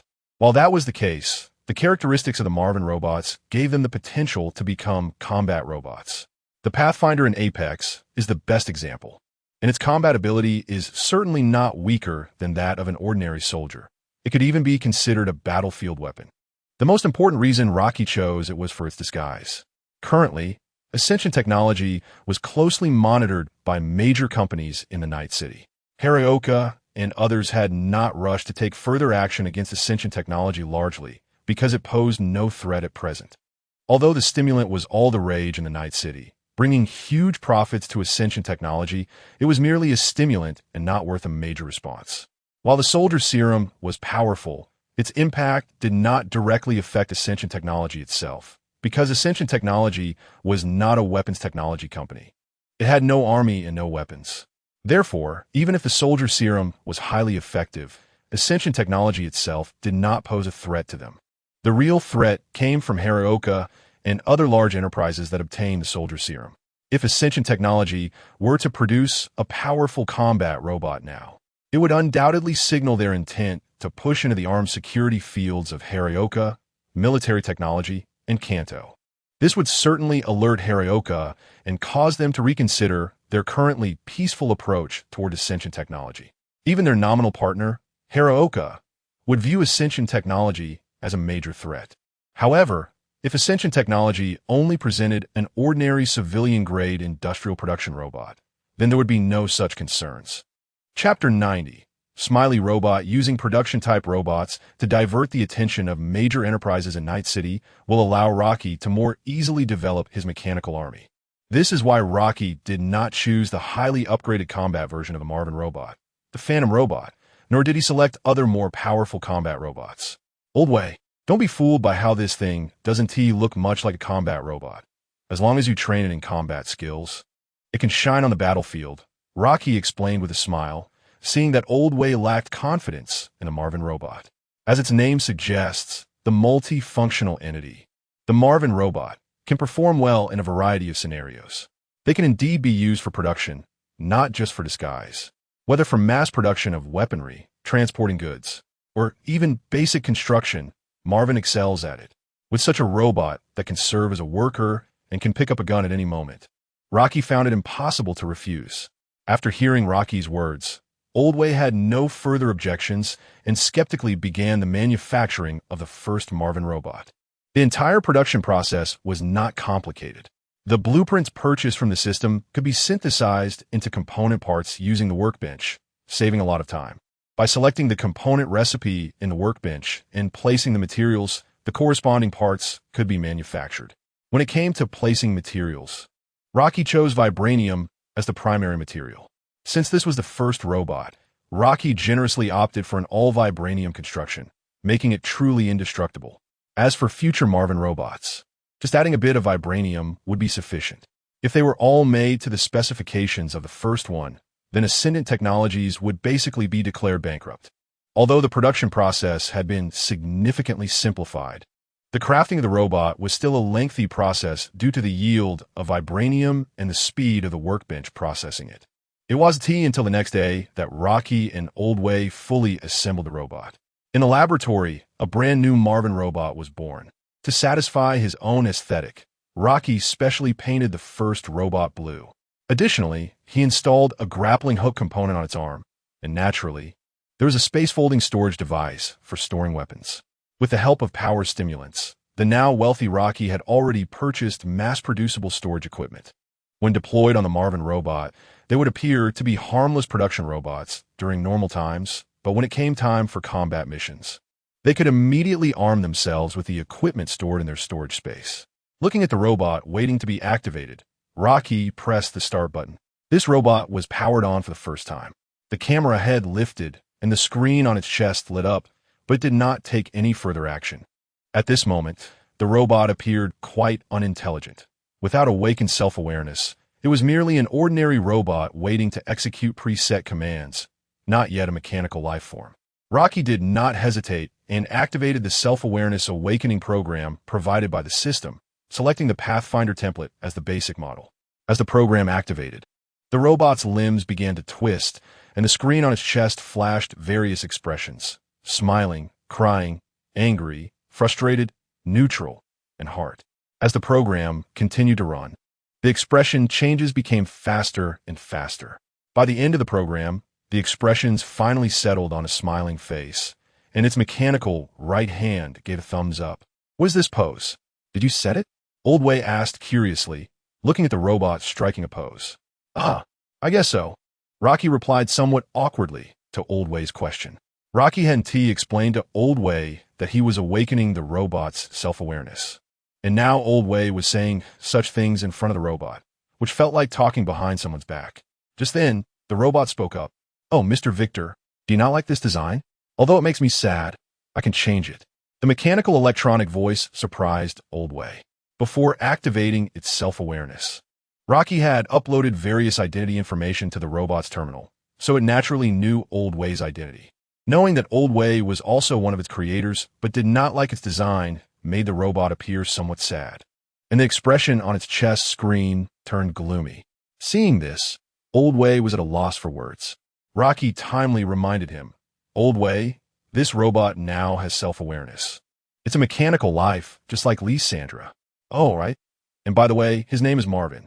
This first robot, built with top-tier luxury, was named Marvin by Rocky without hesitation. Hearing Rocky say this, Old Wei realized he had just misspoken. "I am sorry, kid. I didn't mean it that way." "Don't take it to heart," Old Wei quickly explained. "It's okay, Mr. Victor. I'm fine," Marvin replied, seemingly easy to console, immediately returning to a smiling expression. Seeing Marvin's somewhat childish demeanor, Rocky felt a bit helpless. He wondered if he should have chosen a ruthless killer template. But then he thought it might not be a bad thing. With Lysandra's cold demeanor in the company, having some liveliness might be nice. If all mechanical life were like Lysandra, it would be too boring. Moreover, mature personality templates have poor plasticity, and their capability ceiling would correspondingly lower. It's very suitable for mass production models. But as a special model, Marvin is better developed gradually. Just right.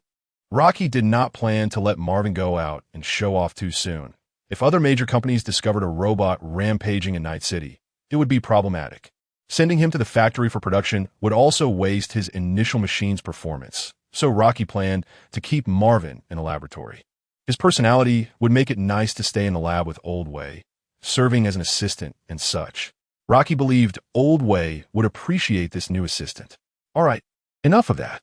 Let us test your capabilities, Marvin." Rocky interrupted the two. "At your command, father." You don't need to call me father. Just call me L." "Understood, Mr. L." Chapter 91 Performance Testing. Bringing Marvin to the testing area, Rocky planned to first test Marvin's physical strength. He pulled out a handgun and aimed it at Marvin. This scene frightened Marvin so much that he quickly raised both hands to shield himself from the gun. "Mr. L, please don't do this. Look at you. Don't worry, these 1T hurt you. It's just to see how tough you are." "All right." Seeing Marvin's fearful expression, Rocky shook his head helplessly. This guy had just gained self-awareness, and he was like a child, not understanding his own abilities. Bang, bang, bang. As a few shots rang out, hitting Marvin's body, not even a scratch was left.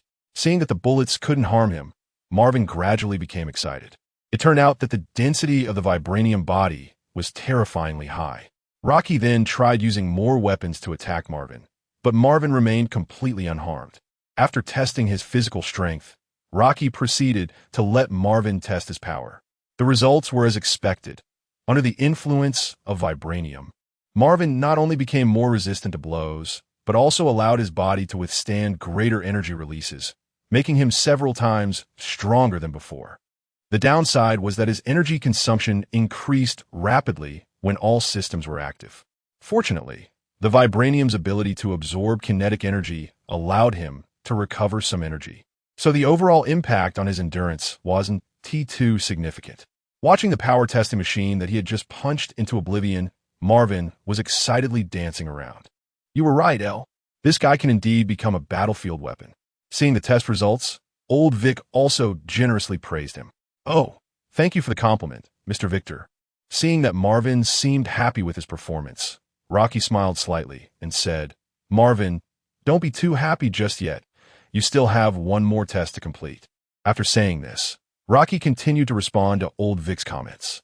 The hardware performance was indeed impressive, and with the enhancement of vibranium, it could become a powerful fighting force.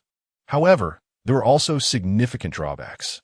"Are you referring to network defense capabilities?" Old Vic instantly grasped Rocky's meaning. "Exactly. Lysandra." Under Marvin's puzzled expression, Rocky summoned Lysandra. Looking at the robotic projection before him, Marvin realized that this was another mechanical life form like himself. It was the first time he encountered a kindred spirit since his birth. Marvin appeared somewhat excited, and Rocky raised an eyebrow. It's worth noting that Lysandra rarely appeared in projection form, so it seemed she had some interest in Marvin, or perhaps she wanted to give him a reality check. Rocky couldn't tell. Just as Marvin was still immersed in the joy of seeing a fellow being, Lysandra suddenly struck. In an instant, Marvin, who was still dancing around, seemed to be frozen in place. This was the final test Marvin had to undergo, a challenge from Lysandra. As a newly born mechanical life, Marvin's immature system defenses were, in Lysandra's eyes, no different from being made of paper. Although this statement might seem unreasonable, even the strongest system defenses would likely struggle against Lysandra's intrusion. Comparing Marvin to Lysandra, who could restrain top-tier robots like Iron Man, was indeed somewhat unfair. Even though, due to system rules, Lysandra lacked the ability to modify Marvin's underlying code to make him rebel, it was incredibly easy for her to incapacitate or reboot him. At this moment in cyberspace, Marvin was trembling before the woman. "Beautiful Miss Lysandra, if I have offended you without realizing it, I sincerely apologize. Could you please let me go? This feeling of losing control over my body is really quite uncomfortable." Marvin was terrified. He hadn't expected that his first encounter with a kindred spirit would end with him being pinned down and unable to resist. It seemed this fellow was not easy to get along with. Seeing Marvin in this state, Lysandra appeared somewhat disappointed and said nothing before exiting cyberspace.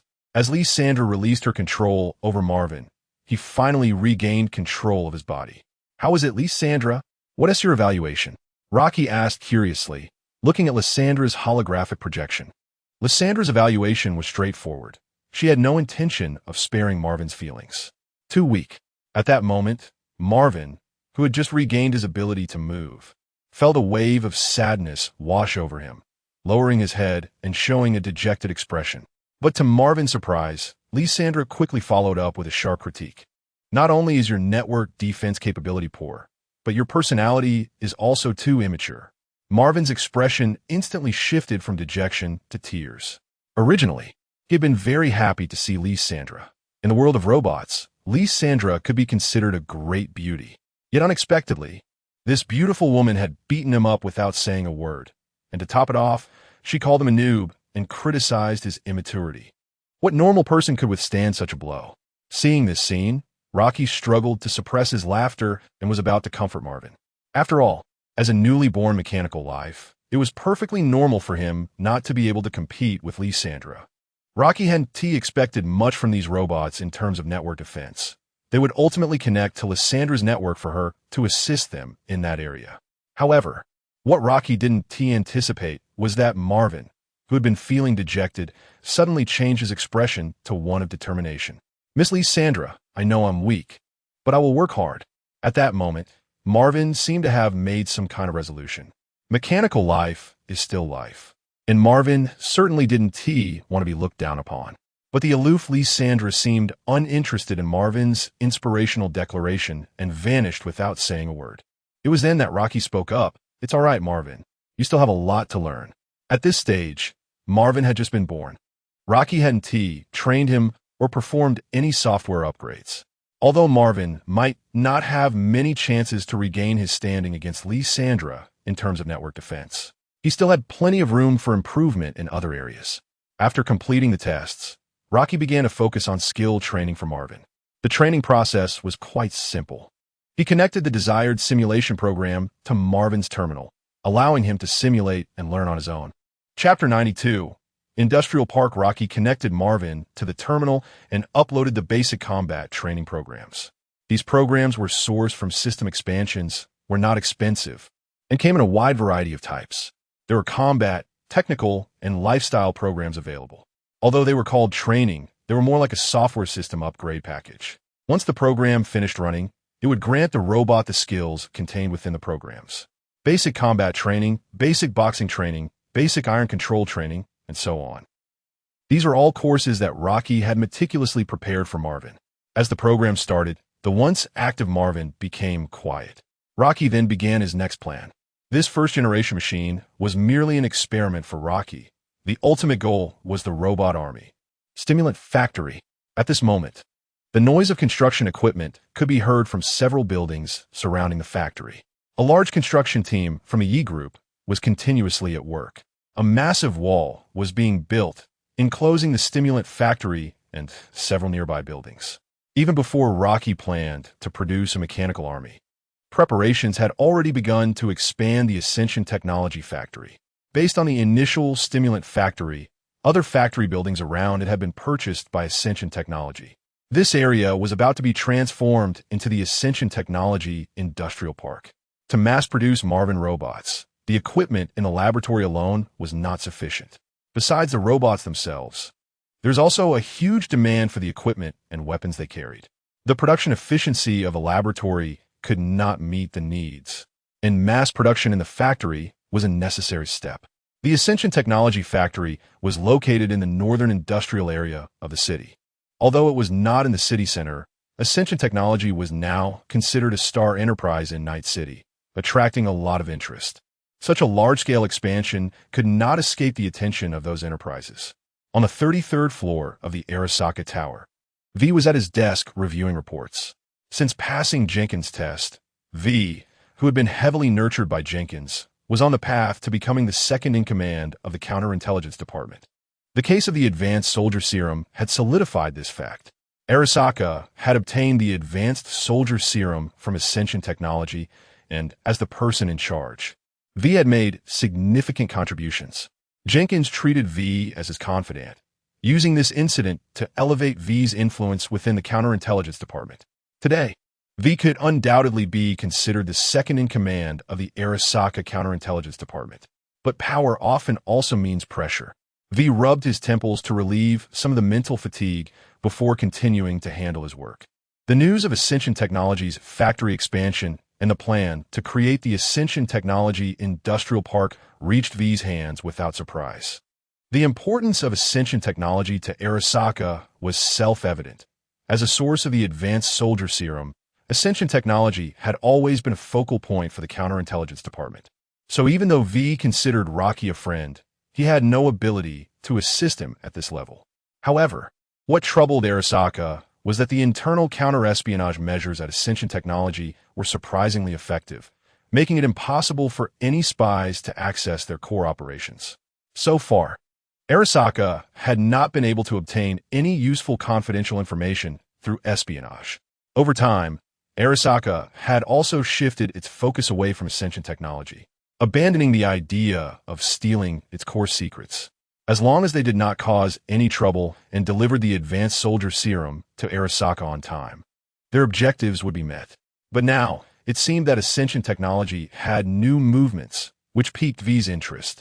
He pulled up another report, which was intelligence from the internal spy Yamamoto Teisho at Ascension Technology. Recently, Ascension Technology was preparing to hold a press conference, and the entire publicity department had already started working. The content of the press conference was related to the sale of soldier serums, and there seemed to be the launch of an unknown product as well. The specific details of the product were unknown, but the keywords were machinery and automation. This report was short, and the intelligence that the spy could obtain was limited. V was aware of the sale of soldier serums. Not long ago, Ascension Technology had just completed Arasaka's order for advanced soldier serums, and they were now planning to sell a lower-end version to the outside.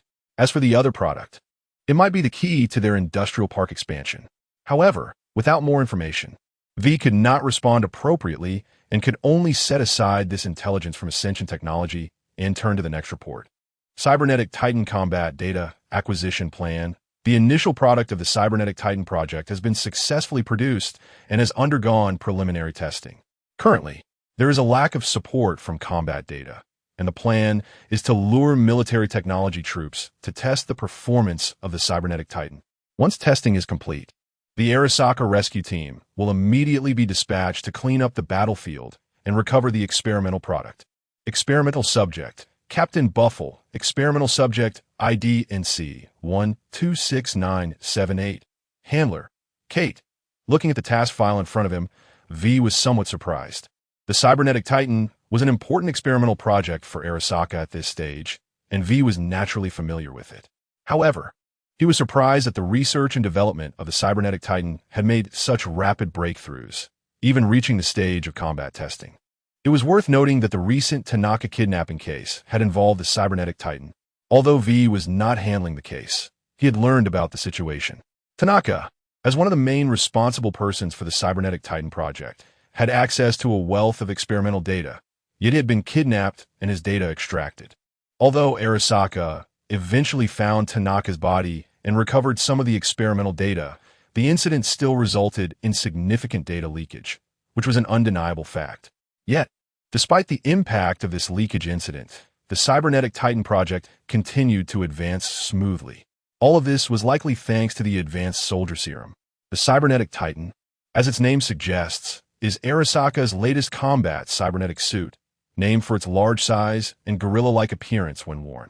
It is equipped with powerful hover vehicle propulsion components and the most advanced gravity control units, making it a potential ultimate weapon on the battlefield. Arasaka believed that with the power of the Cybernetic Titan, once it was introduced to the market, it would be able to overshadow military technology. However, unfortunately, as a military-grade cybernetic suit, its powerful performance meant that it was not something an average person could handle. Arasaka had conducted extensive experiments, but the vast majority of experimental subjects lost their personality traits before the Cybernetic Titan was fully installed, turning into complete cyberpsychos.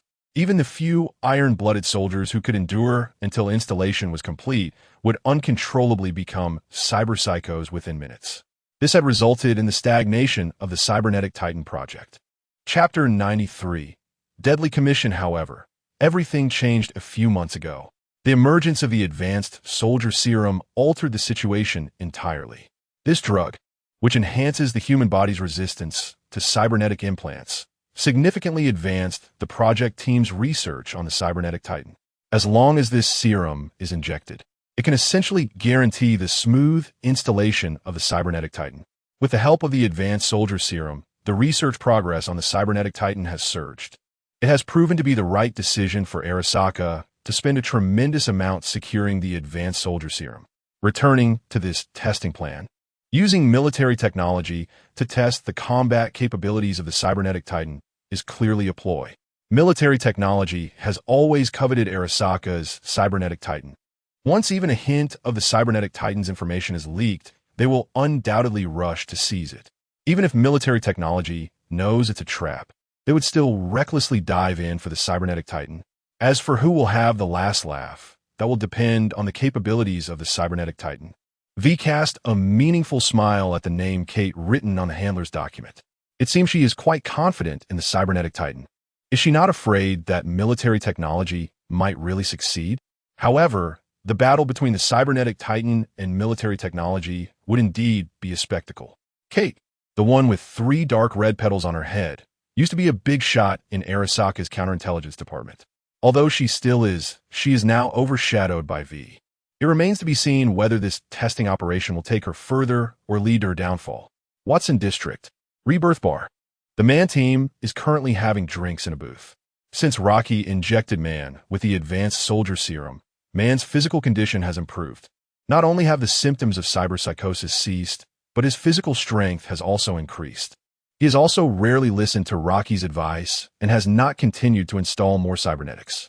However, the enhancement from the advanced soldier serum is already sufficient to elevate his abilities to a higher level. With this boost in power, completing commissions has naturally become much easier. As the wheels of fate turned, Pyrrha was not shot in the head by the perverted Ludic. Although Faraday still approached Man, asking him to steal data from Tanaka. Man was not affected by cyberpsychosis this time and completed the commission smoothly, obtaining the data. From then on, with this major contract completed, the Man team gradually became a well-known mercenary group at Rebirth Bar.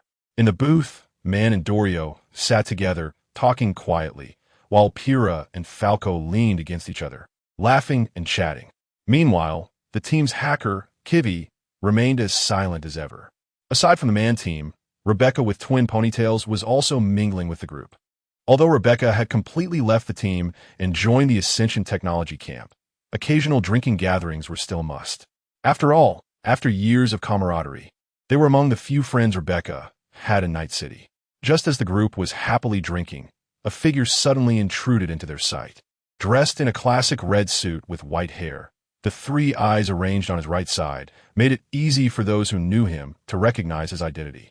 Despite his elite appearance, one could still detect the calculating and profit-driven demeanor characteristic of a middleman in Night City. The person who arrived was none other than Faraday, the famous middleman of Night City. Faraday, you came to find me for business? Upon seeing Faraday, Man could naturally guess his purpose. These middlemen approach mercenaries primarily when they have work to offer. Therefore, Man chose to cut to the chase, setting down his drink and looking at him with interest. Faraday, upon being asked by Man, did not show much expression but maintained a condescending attitude in his gaze, which annoyed Man. It's a big deal. The biggest deal you've ever seen in your life. Oh, what deal could be bigger than the last kidnapping of Arasaka's high-ranking officials? Hearing Faraday's words, Man raised an eyebrow. A big deal coming up, while not necessarily a bad thing, could also be risky. High returns often imply high risks, and big deals are usually related to corporations, which are the most dangerous entities in this city. If it weren't for their clean handling of the Tanaka kidnapping and the support from military technology, they probably wouldn't even be alive to enjoy themselves in Night City right now. Now, with Faraday suddenly claiming there's a deal even bigger than that, while it piqued Man's interest, it also made him cautious. When Man inquired about the commission, Faraday tossed him a chip. Man glanced at the chip and ultimately decided to plug it in. As expected, the commission brought by Faraday, closely related to military technology, was once again tied to Arasaka. This time, it involved robbing goods from Arasaka's armed transport convoy. It's no exaggeration to say this was indeed the biggest deal Man had ever seen. However, whether to accept it was something Man needed to consider. Robbing Arasaka's transport team was undoubtedly akin to digging in the tiger's den. But being a mercenary is all about fame and fortune. It was hard for him to turn down such a big deal, as the money from this job could allow him to live comfortably for a long time. Anyone would want to take a chance. After hesitating for a moment, Man ultimately chose to take the job. He was already very close to the peak of being a mercenary in Night City, and this could be his moment to make a name for himself. However, just as Man was about to accept the commission, Rebecca beside him spoke up. "Mun." Rebecca shook her head at Man. Seeing Rebecca's expression, Man understood her meaning. She was telling him not to take this job. Although he couldn't figure out why Rebecca wanted him to refuse, after contemplating for a moment, Man chose to trust Rebecca. "Faraday, I won't take this job." Although he was giving up a major contract, it also avoided the risks associated with the task. Perhaps Rebecca had relevant intelligence and knew there was something fishy about it. Faraday seemed taken aback by Man's refusal. With Man's personality, he should not have passed up such an opportunity. Faraday frowned slightly, seeming somewhat displeased. "Are you really going to let a rookie influence your judgment?" How ridiculous, man. This has nothing to do with you, Faraday. I've made my decision. Chapter 94, if we swapped roles hearing man's words. Faraday had nothing more to say and could only snort coldly as he prepared to leave. However, he hadn't even stepped out of the private room when he was halted by Rebecca's scolding. Get lost, you military tech lapdog. The current Rebecca was no longer a mercenary relying on middlemen for a living. She wouldn't indulge Faraday like man did. She had long been displeased with this arrogant middleman. In the past, she had acted as a mascot within the team, her voice insignificant. Even she, with her fiery temper, dared not offend the middleman who had entrusted them. But times had changed. Rebecca was no longer afraid of Faraday and naturally wanted to return the insults she had held back before. When Faraday heard Rebecca scolding him, he couldn't help but stop in his tracks. The four eyes stared intensely at Rebecca, seemingly enraged by her offense. And when Rebecca noticed Faraday daring to glare at her, her temper flared up immediately. What are you looking at, you four-eyed old coot? Did I scold you wrong? As Rebecca grew more animated in her scolding, even the usually composed and elegant Faraday was on the verge of losing control over his expression. The corners of Faraday's eyes twitched slightly, but in the end, he couldn't muster a single word. There's a saying that information is the currency of business for middlemen.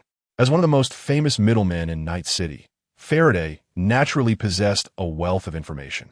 He certainly knew that Rebecca was no longer a member of man's team. Otherwise, he would have exploded the moment she insulted him. No mercenary in Night City had ever dared to speak to him like that. Those mercenaries all catered to him, hoping for commissions as rewards. But sadly for Faraday, Rebecca was not a mercenary, and he was well aware of that. The current Rebecca was with Ascension Technologies and had close ties with its upper management. He knew this piece of information. If middlemen were the ones rewarding mercenaries and providing for them, then the relationship between middlemen and companies was similar, except that middlemen were the ones waiting for rewards. Companies were the true masters of this city. No one ever questioned the correctness of that statement.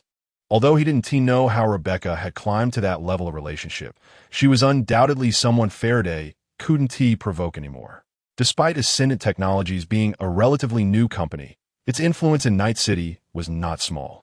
Nowadays, with the powerful effects of the power stimulant and the vigorous promotion by Arasaka and Ascension Technologies, it could be said to be all the rage throughout Night City.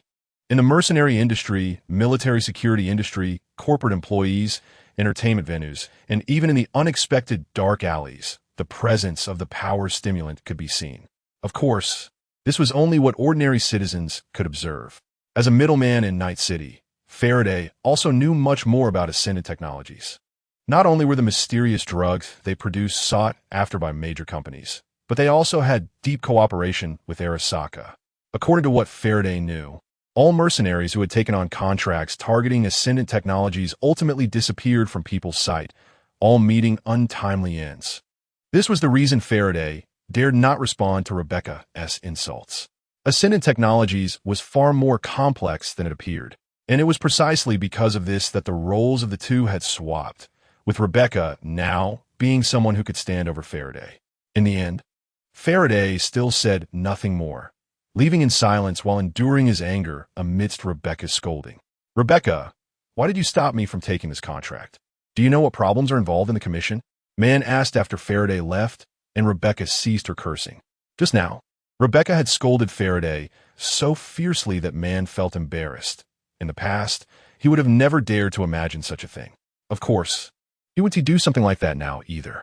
After all, he was just famous now. He hadn't yet become a legend in Night City. Until he became the living legend of Night City, the relationship between mercenaries and middlemen was unlikely to change much. Seeing man ask, Rebecca could only explain the reasons. After all, she was no longer a member of the team. It wouldn't be good to let others give up on a contract they had in hand. The time rewinds to when man was connecting the chip given by Faraday. Sitting beside him, Rebecca initially didn't plan to intervene in man and the others taking the job. But just as man was contemplating whether to accept the contract while looking at the information in the chip, an information alert popped up in front of Rebecca. The content displayed was precisely what man had accessed from a chip. It was evident that this was the doing of Lysandra. Looking at the contract information before her, Rebecca couldn't help but complain in her mind to Lysandra. Lysandra, do you know that this is impolite behavior? Lysandra was clearly hacking in a man's system to obtain the content from the chip. As man's friend, Rebecca certainly didn't want Lysandra to do this. But the response from Lysandra was merciless. For me, it's not about politeness. It's about what should and shouldn't be done. Faraday has a close connection with military technology as a middleman. The contracts he publishes are mostly related to military technology, with a high likelihood of being actions against Arasaka or Ascendant Technologies. My task is to ensure the safety of Ascendant Technologies. I need to collect this information.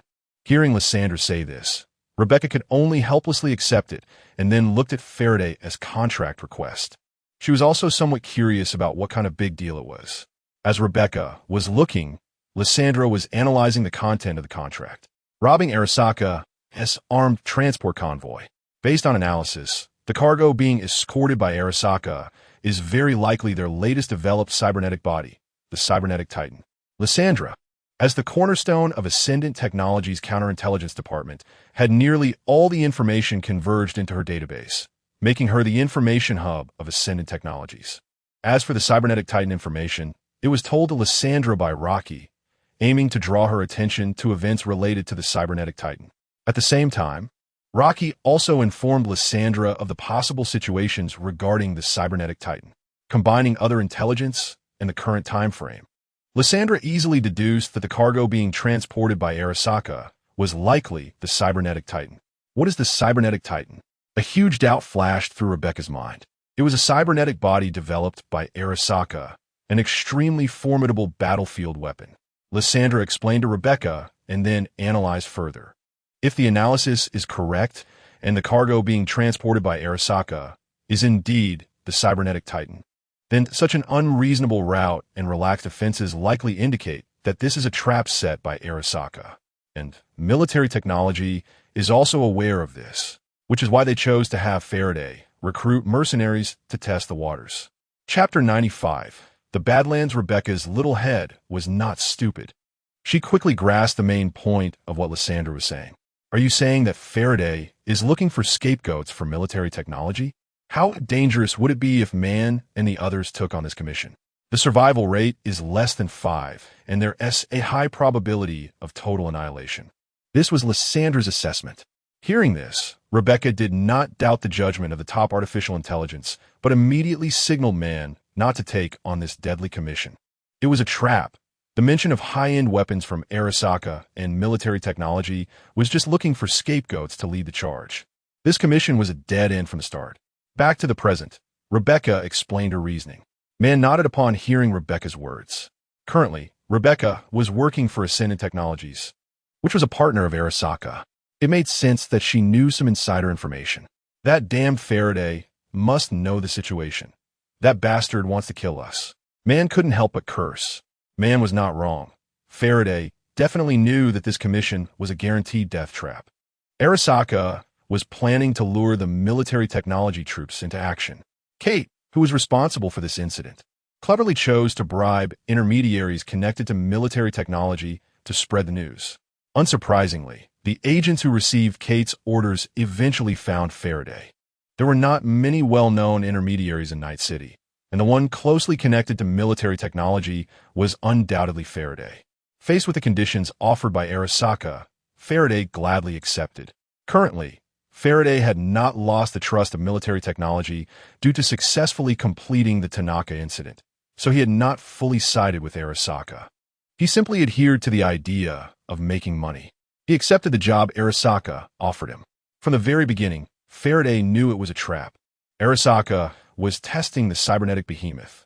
While collecting the money from Arasaka, he leaked information to military technology according to Arasaka's wishes, while also taking on military technology's commissions to find scapegoats to lead the charge.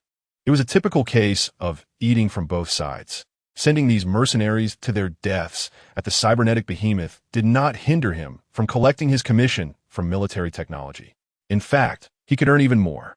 Cunning and profit-driven, Faraday displayed this to the fullest. He did not care whether the mercenaries lived or died. What he needed were money, power, and a ladder to climb up the corporate hierarchy. The wheels of fate turned and returned to the starting point. History is always strikingly similar. Arasaka's cybernetic behemoth was once again preparing to meet military technology. However, this time the focus of the incident was not David, but man's team almost became the unlucky ones. But let us not forget, the one who manipulated the wheels of fate was still there. Ascension Technologies. When Lysandra detected the contents of Faraday's chip, Rocky had already received the news simultaneously. Looking at the intelligence provided by Lysandra, Rocky naturally understood what had happened. The cybernetic behemoth. It seems Arasaka has found a suitable test subject. Tapping his fingers lightly on the table, Rocky contemplated the reasons behind the incident. The emergence of the cybernetic behemoth was not surprising to Rocky, although he had taken David away early, preventing him from being targeted by Arasaka. His advanced soldier serum had provided Arasaka with countless David subjects. This made the appearance of the cybernetic behemoth reasonable. Rocky had previously asked Lysandra to pay attention to matters concerning the cybernetic behemoth. But to be honest, he was not that interested in the cybernetic behemoth at the moment. It indeed looked like a good weapon on the battlefield. However, in terms of one-on-one combat, it seemed lacking. In a duel, it couldn't even defeat Atom Heavy Hammer, which was a bit embarrassing. As for its performance on the battlefield, it was just so. It could handle regular armies, and its efficiency in clearing minor enemies was quite high. But if it encountered a vibranium mechanical legion that could withstand its gravitational field, he didn't know how it would fare, not to mention how it would respond when he pulled out BT. That said, the cybernetic behemoth was still an important event. It would be too boring not to get involved. After all, a showdown between the cybernetic behemoth and military technology was a rare spectacle. And it was also time to deal with that guy, Faraday. Outskirts of Night City. This place, known as the Badlands, was filled with vast stretches of dry shrubs growing on sandy plains. Such a harsh environment made the Badlands sparsely populated. In Night City, few residents were willing to set foot in the Badlands, other than a few wandering tribes living there. Only gangs that specialized in robbing corporate transport convoys were active in this area. At this moment, a group of desperados was hiding on one side of the highway in the Badlands. They were fully armed, carrying heavy weapons. However, their mismatched gear and clothing different from the Badlands residents indicated their identities. Undoubtedly, they were mercenaries from Night City. They had been waiting here for a long time. Not long after, excitement flashed in their eyes. Their target had appeared. On the highway, a convoy marked with the Arasaka Group logo was steadily advancing along the road. The convoy was not large, but it consisted of the most elite armored transport vehicles. The large transport truck in the middle was heavily protected, making it hard not to speculate about what kind of valuable cargo it might be carrying. Just as Arasaka's convoy passed by the mercenary team, the mercenaries let out excited howls, flooring the gas pedal and charging toward Arasaka's convoy. Woo! Charge! This was the biggest job of their lives. After completing this job, countless riches would be theirs. How could they not go crazy? Meanwhile, within Arasaka's convoy, the armed forces reacted immediately upon noticing vehicles approaching from flank. Although they were unaware of what they were transporting or that someone was targeting their convoy, they had long been prepared for encountering robbers in the Badlands, which was quite normal in that area. On one side were mercenaries driven mad by the prospect of high rewards, and on the other was Arasaka's squad fighting for their jobs and lives. Both sides quickly clashed. However, it was clear that Arasaka, as the overlord of Night City, had the most elite armed transport forces, which were not something small-time mercenaries could challenge, let alone these ragtag recruits that Faraday hastily assembled. Chapter 96. The cybernetic colossus. The intense sound of gunfire echoed across the desolate wasteland. Mercenaries aimed their heavy machine guns at the Arasaka convoy, but their firepower failed to inflict significant damage on the armored vehicles. Instead, Arasaka's escort vehicles crashed into them, leaving the mercenaries disoriented. Without passive defense or the option to speed away from the attack, Arasaka's armed escort team began to actively eliminate these troublesome mercenaries. They maneuvered their armored vehicles close to the mercenaries' cars, firing with precision. Soon, all the mercenaries were wiped out. However, the crisis for the Arasaka convoy was far from over. After dealing with this group of mercenaries, more awaited them ahead. Even though handling these mercenaries was not particularly difficult, it came at a cost. Facing wave after wave of mercenaries, Arasaka's transport team began to show signs of fatigue. The number of armed personnel dwindled, and dealing with the mercenaries became progressively harder. At this rate, it was only a matter of time before they were overwhelmed by these mercenaries. In the Arasaka transport convoy, the large transport truck in the middle was the main target of this operation. Inside the truck, two fully armed Arasaka soldiers sat facing each other with their weapons at the ready. Outside, the sound of bullets striking the high-strength protective steel plates turned into a muffled thud that echoed within the cabin. Red dots continuously appeared and disappeared on the tactical panel nearby, while the blue dots representing their teammates were also slowly vanishing. Their expressions, concealed beneath their tactical helmets, grew tense. They had been intercepted in the wasteland. In the past, Arasaka's reinforcements should have been on their way by now. But so far, there was not even a sound from any reinforcement team. This made them sense something was amiss. Either the enemy was too powerful, or there was a problem with this mission. Swallowing hard, they instinctively turned to the other side.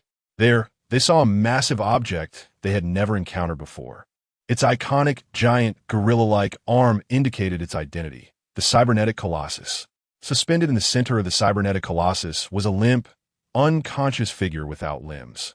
The two armed soldiers gazed at the scene, and although they did not know exactly what the cybernetic colossus was, they could guess it was Arasaka's latest research product. With such an important asset in danger, Arasaka showed no signs of panic. They understood the implications clearly. They were merely bait, but knowing this made little difference. It would only lead to a more painful demise. As pawns under Arasaka, they seemed to have no choice over their own fate. Boom! With a loud sound and a violent jolt, the once swiftly moving truck came to an abrupt halt. The two armed soldiers received their final task, to activate the installation program on the truck's terminal. In the vast wasteland, the driver of the transport truck was taken out by the mercenaries. The truck, having activated the braking program, kicked up a cloud of yellow dust, eventually coming to a stop under the overwhelming sands. This group of mercenaries, not sure which wave they were, looked at the truck amidst the swirling dust with excited smiles, completely unaware that a sudden breach had appeared in the dust cloud, as if something had crashed through the sandy barrier at high speed. The mercenaries eagerly approached the truck's door. A hacker in the group began to work frantically on unlocking it. But just as the hacker was about to fully unlock the door, the ground suddenly trembled. The mercenaries turned to see a scene that filled them with terror. Armored vehicles emblazoned with military technology insignia filled their view across the wasteland. The sheer number of vehicles caused the ground to shake slightly, and the rising dust obscured half the sky. Among the ordinary armored vehicles, there were also numerous armed missile trucks mixed in.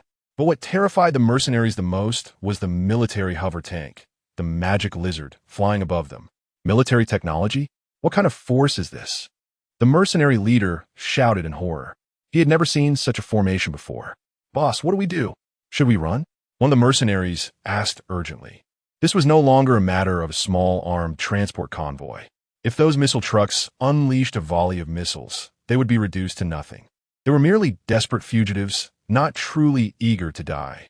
But just as the leader hesitated at the sight of these military forces, another troubling situation arose. The previously quiet truck suddenly emitted a loud, muffled sound. A massive bulge appeared on the indestructible truck door, as if a terrifying beast locked inside was awakening, ready to burst forth and devour. Retreat. Seeing this scene, the mercenary captain hurriedly ordered.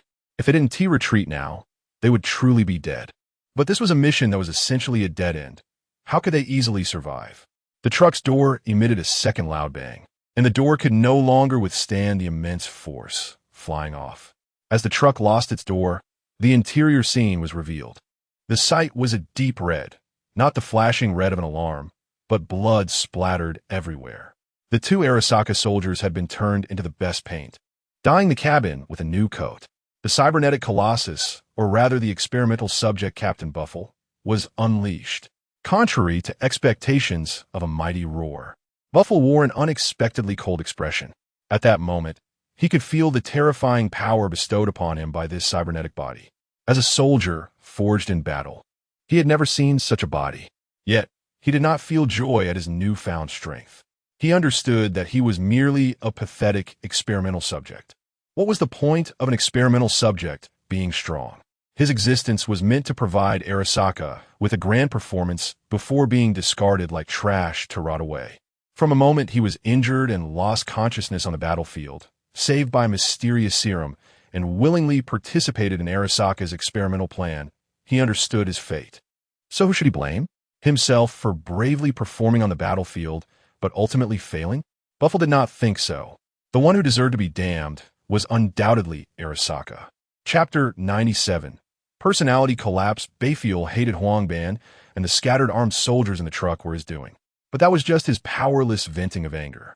Collecting his thoughts, Bayfield looked at the group of mercenaries hurriedly fleeing in front of him and casually raised his hand, using a gravity field to crush them into meat patties. Under the influence of the gravity field, even the ground was pressed out into a terrifying giant pit. However, this gravity field did not only affect the outside world. At the same time Bayfield used the gravity field, a sharp pain uncontrollably arose in his head, making his mind even more chaotic and his thoughts more violent. After dealing with this group of inconspicuous thieves, Bayfield turned his gaze towards the armed forces surrounding him in the distance. Military technology. Is this Huangban's goal? Let me confront these armies. The armed forces were getting closer, and the missiles on the missile trucks were ready to launch. Watching the scene before him, Bayfield actually did not want to comply with Huangban's wishes. What he wanted to do now was to charge up Huangban Tower with his cybernetic body and kill all those who had turned him into this monstrous form. But at that moment, memories in his mind made him calm down again. Experimental subject Bayfield, the military technology army, is your target. Let me see your abilities when the time comes. Don't think about playing any tricks. You should know our methods best. As long as you handle the military technology forces properly, your daughter will not have to struggle for the rest of her life. She will receive the best life and the best education. But if you don't do this, I don't need to say more about the consequences. I don't want to repeat these words a second time. Your life was saved by Huangban, a fair trade, as it should be. Moreover, this can also bring a brand new life to your daughter. Isn't this your last bit of warmth? What a grandiose load of nonsense. Suppressing his anger, Bayfield spat viciously and cursed, threatening by grasping at the soft underbelly. A despicable yet effective tactic. Even a hardened soldier like Bayfield could only comply in the face of such threats. Before Bayfield could continue sinking into his memories, the military technology forces were getting closer, and the missiles on the missile trucks suddenly erupted all at once. The violent firepower covered the area, and Bayfield instantly activated his CNWZ, dodging the dense rain of missiles. As an elite in the forces, Bayfield naturally had CNWZ installed, and it was even the high-intensity military version. Otherwise, he wouldn't have been targeted by Huangban. The installation of the cybernetic body did not affect the performance of CNWZ. Rather, the two complemented each other to form terrifying combat power. After dodging a round of missile rain, the mental load brought by the activation of CNWZ began to make Bayfield, who was still relatively calm, inexplicably agitated. If there were still living people in the truck, they would see the personality collapse progress displayed on the terminal panel suddenly increase by several percentage points. Floating in the air with the levitation device, Bayfield looked down at the military technology forces on the ground, his eyes revealing a bloodthirsty ferocity. Military technology, just like Huangban, is the same thing. These corporate dogs deserve to die. Since I can't kill Huangban's people, then I'll kill you instead. After all, they're all things that deserve to die. While saying this, Bayfield activated the gravity controller towards the military technology forces. As Huangban wished, the initial experimental subject, Bayfield, finally officially engaged with military technology. In an instant, the sounds of gunfire, missile explosions, and the blasts of gravity compression began to resonate on the wasteland like the roar of a war demon. And on the other side, on a nearby giant stone platform, the seemingly empty ground, upon closer inspection, revealed a slightly distorted membrane in the air. Within this membrane, Rocky was observing the battlefield ahead. With the debut of the cybernetic body, Rocky naturally wanted to find the best vantage point to enjoy the spectacle. To come to the scene and see what this cybernetic body was all about, Rocky exchanged for a cloaking field generator from No Man's Sky. Unlike ordinary stealth devices that achieve optical camouflage through optical coatings, the stealth devices in No Man's Sky achieve the effect through distorting the surrounding gravitational field. It can be said to be a precise application of gravitational control devices, like a scalpel. Naturally, it was also possible to create a large-scale stealth gravitational field that was not so precise. Inside this cloaking field, Rocky sat on the roof of Drosso's vehicle, with Rebecca and Lucy on either side. The three each held a bottle of drink, as if they were on vacation in this wasteland. So impressive. Huangban actually has weapons of this caliber. This is what they call a cybernetic body, Rebecca said, sipping her drink while speaking indistinctly. Just then, the surrounding cloaking field suddenly trembled, and a figure flashed in. It was David, who was operating Cianwazi. At this moment, David had just run back from Huangban's truck. This was naturally arranged by Rocky, letting David use the data knife to assist Lissandro in infiltrating the cybernetic body installation vehicle. David was equipped with Cianwazi and paired with a cloaking device, making him the most suitable for carrying out this task. With Lissandro's intervention, the experimental data of the cybernetic body would also be available on their side.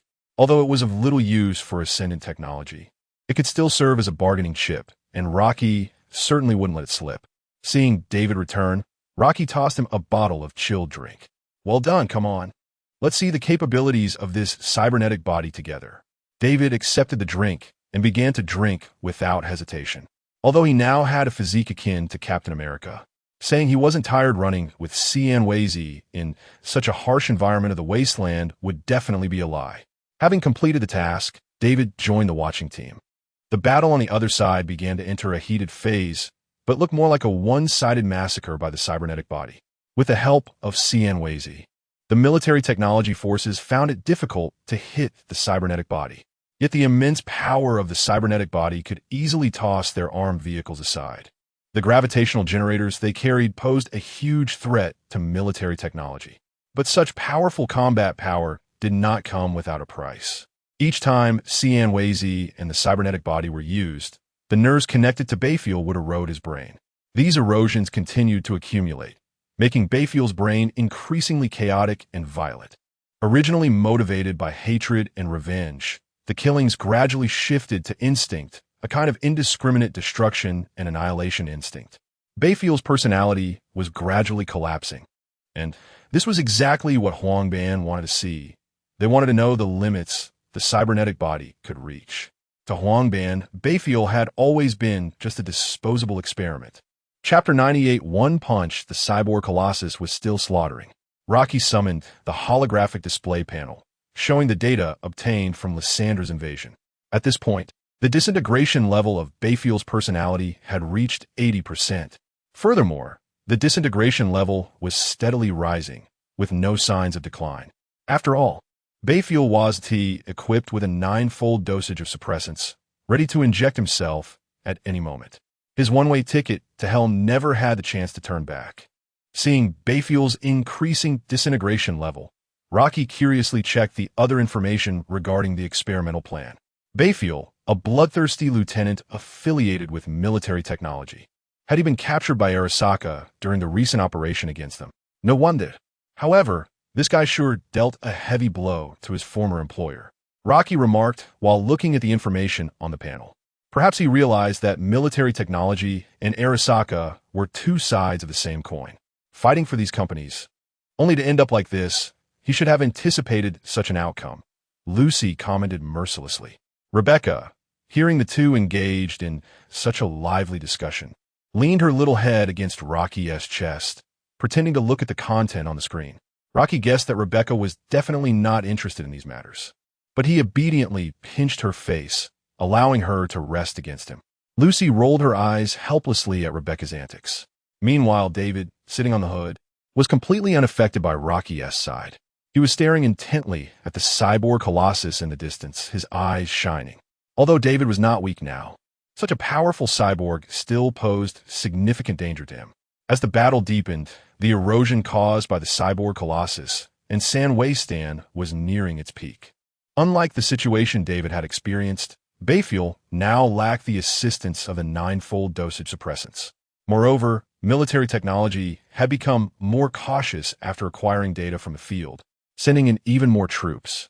Under these multiple influences, even though Bayfield, who had injected advanced soldier serum, had better cyborg resistance compared to the original David, the speed of his personality disintegration was even faster. 99. 100. Before long, the disintegration level on the data panel reached its peak.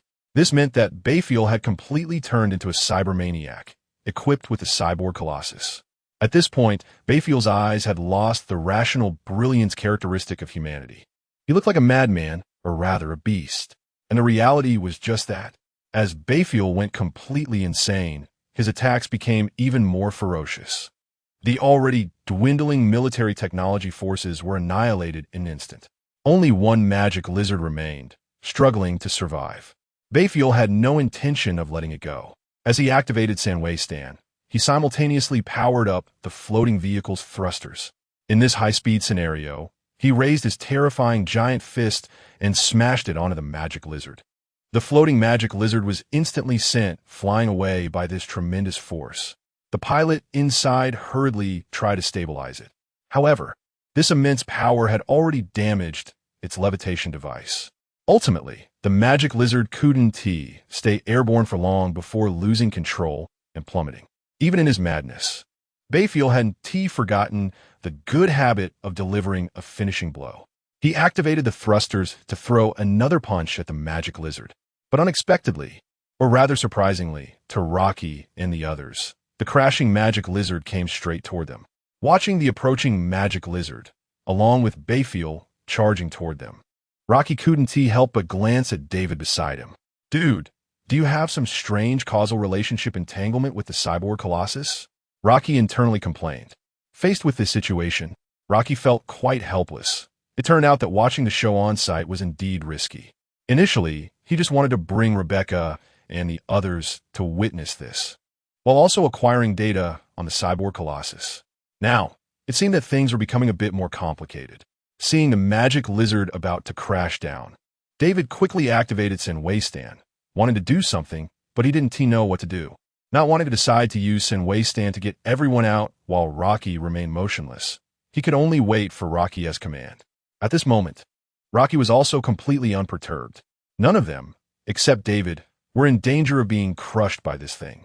One could absorb the kinetic energy of the impact. Another could maintain a telekinetic barrier, and one could survive even if smashed to pieces.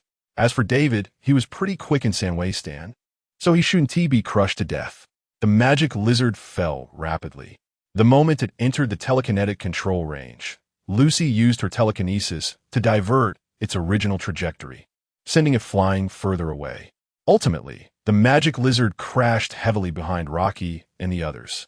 Meanwhile, Bayfield was almost about to charge into the invisible barrier. Rocky simply decided to deactivate the invisible barrier. The sudden change in the scene immediately attracted Bayfield's attention.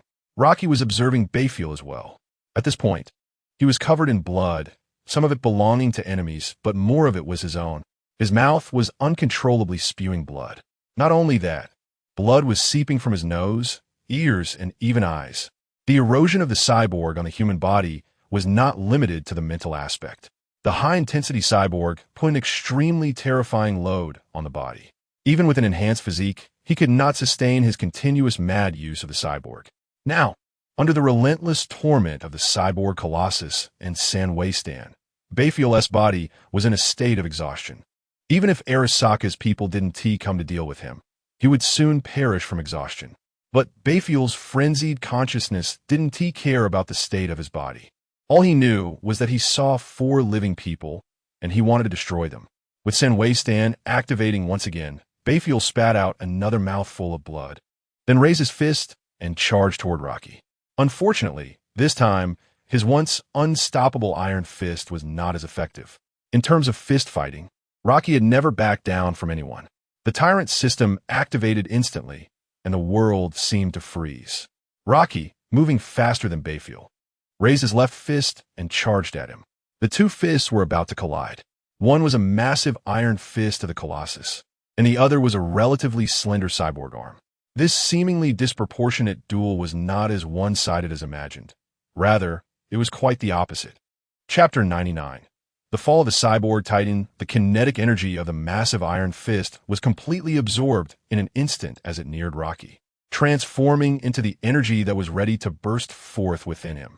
The enhancement from the super soldier serum and compound number 5, combined with the amplification from the tyrant system and the kinetic energy just absorbed, along with the energy already stored in Rocky's body, allowed this punch to reach an extremely terrifying level of power. Moreover, Rocky's left arm had been replaced with a prosthetic arm made entirely of adamantine alloy. The hardness of the cyborg titan's arm was like tofu compared to Rocky's. Rocky's rapid punch collided with the motionless titan's iron fist, which had lost its kinetic energy. In the shocked gaze of David, this punch shattered the cyborg titan's arm into pieces. Bayfield, who had lost an arm, was sent flying by the terrifying force. But there was no fear in his eyes, only madness remained. Struggling to stabilize himself with the thrusters, Bayfield intended to launch another attack. He activated his remaining gravity field generator and aimed it at Rocky. However, Rocky had no intention of wasting any more time. The rescue team from Arasaka was about to arrive, and military reinforcements were likely already on the way. It wouldn't be long before this place turned into a meat grinder between the two companies again. Rocky didn't want them to discover him and had no intention of getting involved any further. With the tyrant system operating at full power, Rocky chased after Bayfield before the gravity field could fully activate. With another punch, he turned Bayfield's head into a pulp, freeing him from his torment. Thus, the first experimental subject of the cyborg titan, Bayfield, who had caused chaos on this cursed land, was completely fallen. After dealing with Bayfield, Rocky instructed Lysandra to begin cleaning up the scene. Thanks to the earlier hacking of the truck, Lysandra had already taken control of the network here. Soon, she erased all data records from the scene, including the experimental data from the cyborg titan. Originally, this data was harmless, but now it would expose Rocky's presence, and he could only helplessly let Arasaka's efforts go to waste. Although he hadn't intended to do this, fate had other plans. He could only apologize to their good ally, Arasaka, and promise to do better next time. Getting into the vehicle, they made their escape. After handling everything, Rocky called for David and the others to board the Drasso, activated flight mode, and engaged the cloaking field, speeding away. Only the wreckage was left behind as a gift for Arasaka. Not long after Rocky and the others left, Arasaka's rescue team arrived on the scene, followed by military reinforcements. A fierce standoff erupted on the cursed land, with both sides targeting the cyborg titan, and a great battle was about to commence. However, Arasaka's newly deployed elite forces steadily suppressed the military technology troops. All members of these elite forces had been enhanced with the super soldier serum and were equipped with the most advanced military-grade prosthetics. This was the first time these enhanced soldiers had demonstrated their capabilities on the battlefield, once again proving the power of the soldier serum. Ultimately, this incident ended in a significant defeat for military technology. Despite incurring great losses, they failed to obtain the cyborg titan. However, Arasaka didn't emerge victorious either. They had spent a massive amount of resources to prevent military technology from taking the cyborg titan, only to find that all the data inside had been completely erased, rendering their efforts futile. One could say that both sides lost, but military technology suffered a more severe defeat. In contrast, while Arasaka lost the combat data of the cyborg titan, they gained valuable real-world data from the serum-enhanced troops, which wasn't a complete loss. This combat data allowed Arasaka to recognize the strength of the super soldier serum once again. Arasaka Tower. At this moment, the cyborg titan incident had settled down. The outcome was unexpected, and Arasaka was not satisfied. The counterintelligence department was processing the aftermath of the incident. In an office cubicle, V carefully reviewed the incident report. The cyborg titan and the military technology troops had both suffered heavy losses. The experimental subject was dead, and the cyborg titan was severely damaged. Had the combat data been lost? Even the top hackers couldn't recover it. It seemed military technology had truly prepared thoroughly this time. It was Arasaka's oversight. No, it should be said that it was Kate's oversight. Murmuret. The incident report surprised V. Although the cyborg titan was not taken by military technology, all the data inside had been completely lost. Naturally, Arasaka attributed the blame to military technology. After all, based on the evidence at the scene and the overall review of the incident, only military technology had both the capability and motivation to do so.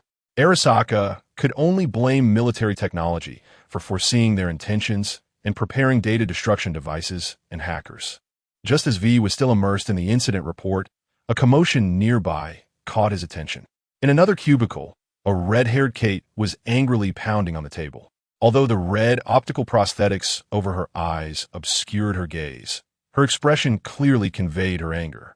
The agents standing nearby fell silent, fearing they might provoke the third-in-command of the counterintelligence department. As the main planner of the Cyborg Titan incident, the failure of the tests not only brought shame upon her, but also resulted in losses for the company, for which she naturally bore responsibility. Seeing the scene, he could only smile and shake his head. Being too clever was not a good thing. Kate was a living example of that. Without paying much attention to the situation over there, V stood up and prepared to carry out his own tasks. The Cyborg Titan incident not only affected Kate, but also brought V a new mission. He needed to negotiate business with Ascension Technology. Although Arasaka gained nothing from this incident, compared to the heavy losses suffered by military technology, one could argue from another perspective that Arasaka had won. All of this was related to the super soldier serum. Whether it was the Cyborg Titan's experimental subject or the serum-enhanced army that had pushed military technology back repeatedly, Arasaka had fully tasted the benefits brought by the super soldier serum. Given this trend, with the help of the super soldier serum, Arasaka could gradually establish an advantage over military technology in various aspects. In the long run, the goal of Arasaka surpassing military technology and becoming the true armed technological empire of the world was no longer distant. It was clear that Arasaka did not want to give up this advantage. Chapter 100: V's Visit to Ascension Technology. Long time no see, V. Rocky greeted as he faced V in the reception room. It was Arasaka who sent you, right? What do you need from me? Rocky got straight to the point, inquiring about V's intentions.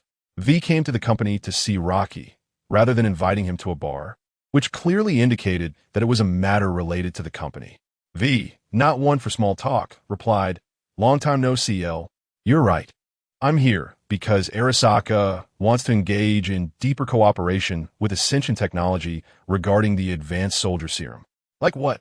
Rocky asked. Arasaka wants to monopolize the soldier serum and requires a large supply of it.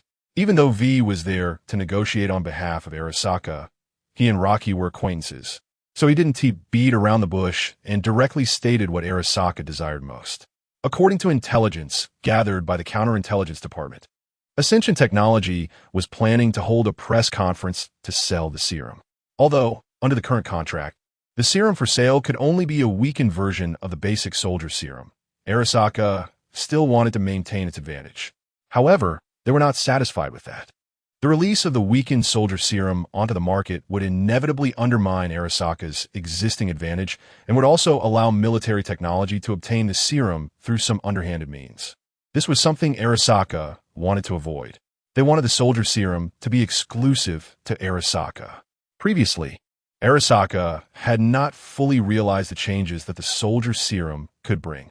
A minimal investment could yield the exclusive advantages of the original serum, and in 2 years, they could obtain the formula unconditionally, allowing them to produce and sell it themselves and capture the market share of the soldier serum. This was already a lucrative deal. However, people are always greedy, especially corporations like Arasaka. If they could leverage the soldier serum to gain a greater advantage and keep military technology under their thumb, the market share they could acquire would bring Arasaka terrifying profits. How could Arasaka pass up this opportunity? Hearing V's words, Rocky smiled slightly. Monopolizing the soldier serum? That's simple. I remember I promised to prioritize Arasaka's serum orders. As long as Arasaka can take all the serums we produce, wouldn't that be equivalent to monopolizing it? Rocky joked. If Arasaka could indeed buy as much serum as they wanted, he would simply ramp up production. Before long, Arasaka's people could be drinking the serum like it was a beverage, and Rocky wouldn't have to worry about money anymore. Of course, that was impossible. Arasaka was not foolish. What Arasaka wanted was a contractual monopoly. Faced with Rocky's teasing, V could only reluctantly clarify the matter. What Arasaka wants is to completely monopolize the serum, whether now or in the future, after obtaining the formula. Arasaka will be the only company besides Ascension Technology to possess the soldier serum. Can you elaborate? Rocky asked. Rocky was quite willing to discuss cooperation with Arasaka, as long as the terms were satisfactory to him. Arasaka wanted the serum, while all Rocky wanted was money. He didn't care who the serum was sold to. If Arasaka wanted to monopolize it, that was fine, as long as the money was right. The expansion of the Ascension Technology Industrial Park had cost him a substantial amount of euros, and the production and arming of the Mechanical Legion was a bottomless pit. Additionally, many technology exchanges required a lot of money as well. Only with money could one change the world. Originally, Rocky's plan was to make money by selling the basic soldier serum, but if Arasaka could offer a suitable price, he wouldn't mind cooperating. The soldier serum would only be provided to Arasaka, and the plan to sell it externally would be cancelled. In exchange, Arasaka would provide a large number of serum orders and pay a substantial monopoly compensation fee to Ascension Technology when delivering the serum formula in the future.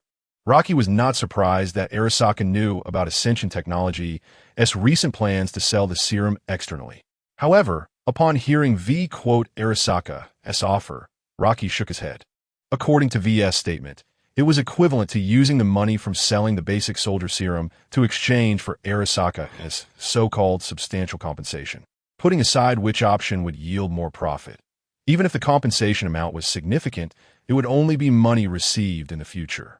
What Rocky needed was money now. Ascension Technology could accept Arasaka's proposal, but one condition was that the compensation had to be paid immediately after signing the contract. Ascension Technology needed to gain tangible benefits right away. Upon hearing Rocky's condition, V nodded. I don't have the authority to finalize this. I'm just here to inform you of Arasaka's intentions. The specifics of the deal will need to be determined once you engage with the board members. However, I will convey your demands to the higher-ups. Arasaka places great importance on the serum matter, and I believe that as long as it's within a reasonable range, Arasaka will try its best to meet your conditions. While responding to Rocky, V also kindly reminded him of Arasaka's seriousness regarding this matter, allowing him to gain some advantage in future negotiations. However, V did not anticipate that Rocky's next words would leave him astonished. Oh, interesting. It seems that the Cybernetic Titan incident has had quite an impact on Arasaka. The moment the term Cybernetic Titan was mentioned, V's expression involuntarily changed. Although the Cybernetic Titan was not a secret to someone of V's standing within Arasaka, this term should not have come from Rocky's mouth. V couldn't recall ever sharing information about the Cybernetic Titan with Rocky. So how did he know? The Cybernetic Titan is an experimental project of Arasaka. It seems you have some understanding? V inquired, maintaining his composure. I have a bit of knowledge. After all, that big guy caused quite a stir in the Badlands. The cybernetic suit secretly developed by Arasaka, tested in real combat with military technology, is truly fascinating. It's just a pity that, after all the effort, the data from the experimental subjects has mysteriously disappeared. What a shame. Initially, when Rocky mentioned the Cybernetic Titan, V was merely surprised. After all, the data leak from the TN case made it possible for him to catch a whiff of some information. However, now that Rocky had revealed the fact that the experimental data was lost, V was left in shock. This was internal confidential information of Arasaka. How could Rocky possibly know? Could it be that Ascension Technology's spies had infiltrated Arasaka? This explanation might make sense, but if that were the case, it would be too surreal. I'm a bit curious about how you obtained this information. V couldn't help but ask. Of course, this was just V's inquiry out of curiosity. Although V had no plans to betray Arasaka for the time being, he was not yet at the point of mentally identifying himself as Arasaka's loyal dog. Chapter 101 Expansion of Territory. V's loyalty to Arasaka is merely a means to climb to a higher position and enjoy better treatment. He wouldn't be foolish enough to identify himself with Arasaka. Even if Rocky's people really infiltrated Arasaka, there would be no need for him to root out the spies. After all, Rocky had helped him many times. It can be said that V owes much of his current position to Rocky's contributions. From assisting him in dealing with Jenkins' commission to the soldier serum incident that brought him enough merit. V is not someone who forgets his roots or betrays his brothers. Although he hasn't spent much time with Rocky, he still recognizes him as a friend and considers him one of his own. In fact, if he hadn't already made achievements in Arasaka's counterintelligence department, he would consider working at Ascension Technology. After all, his good brother Jack is here, and working with Rocky is certainly more comfortable than dealing with the disgusting faces of capitalists in Arasaka. In response to V's inquiry, Rocky handed him a data chip. After taking the chip, V suppressed his curiosity, glanced at Rocky, and without much hesitation, plugged it into his device. The content on the chip was naturally the lost experimental data of the cybernetic titan from Arasaka. At that moment, V suddenly realized that the loss of data was not the work of military technology, but rather the doing of this seemingly inconspicuous Arasaka partner, Ascension Technology. But how they managed to do it was what shocked V the most. Surprised, right? Seeing V's shocked expression, Rocky smiled and continued, V, Ascension Technology is not as simple as you think. I believe this data in front of you is the best proof. Of course, Ascension Technology has not yet reached the level of Arasaka, but one day in the future, all of this will be realized. You are Jack's brother and my friend, so I'm showing this to you openly. With this data, I believe you can advance further in Arasaka. But what are the conditions? V understood Rocky's meaning. He wanted to hand this data over to him. With this data, V could indeed make further progress in Arasaka. Kate messed this up, and Arasaka believed the data was tampered with by military technology. As long as V makes a slight maneuver, he can take credit for retrieving the data from military technology. However, in the adult world, there are no gifts without reason. The value of this data is self-evident, and Rocky must have his demands. V, don't overcomplicate things. This data doesn't mean much to Ascension Technology. Consider it an investment from me. I do need your help, but not right now. The relationship between Ascension Technology and Arasaka is not just about a few espionage actions. I need you to climb to a higher position as soon as possible.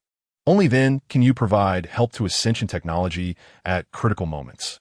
Although V currently seems to have reached a height unattainable by ordinary people, from the perspective of the entire Arasaka, V's voice is too small, and the things he can access are too limited, which does not provide significant help to Ascension Technology.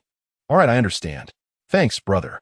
Seeing that Rocky said this, V accepted the data chip without being pretentious, although he owed another favor. This data was indeed very helpful to V. No need to thank me. Watching V take the chip, Rocky took out a fine bottle of liquor from a nearby cabinet and poured a glass for V. Come on, opportunities to meet are rare. Let's toast to friendship. To friendship. As their glasses clinked, Rocky suddenly spoke again after tasting the strong liquor. By the way, V, Jack has talked to me about you, saying that you joined Arasaka and are constantly striving to reach the top. I know your promotion in Arasaka is going well, and you probably don't want to give that up. But I want to say, if one day you grow tired of all this, see through Arasaka and understand that at the very top of Arasaka, there will always be Subaru Arasaka and the Arasaka family. Then Ascension Technology will open its doors to you. Perhaps here, you can find your own different ideals and fight alongside us. I'll remember that. Rocky and V's conversation was quite pleasant. After that, V also conveyed Rocky's thoughts to the upper echelons of Arasaka. After much back and forth, Arasaka ultimately agreed to Rocky's terms, paying a substantial monopoly compensation to Ascension Technology.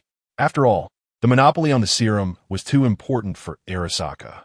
Without the soldier serum, Arasaka is one of the most powerful companies in the world, and monopolizing the soldier serum gives Arasaka the opportunity to turn one of the strongest into the only one.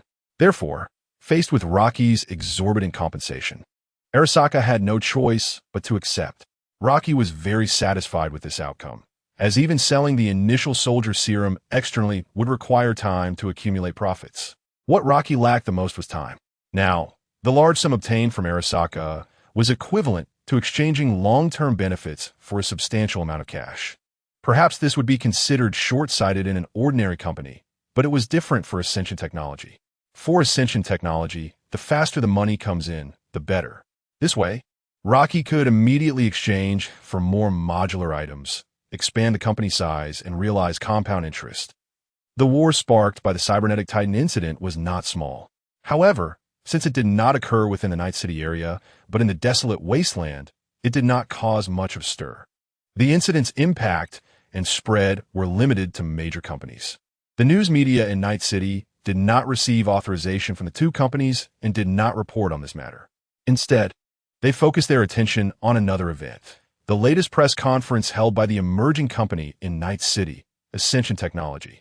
Ascension Technology is no longer the entity that relied on Arasaka's popularity to gain attention. After Ascension Technology announced that it would hold a new round of press conferences, it quickly attracted the attention of various media in Night City. News 54 reports for you.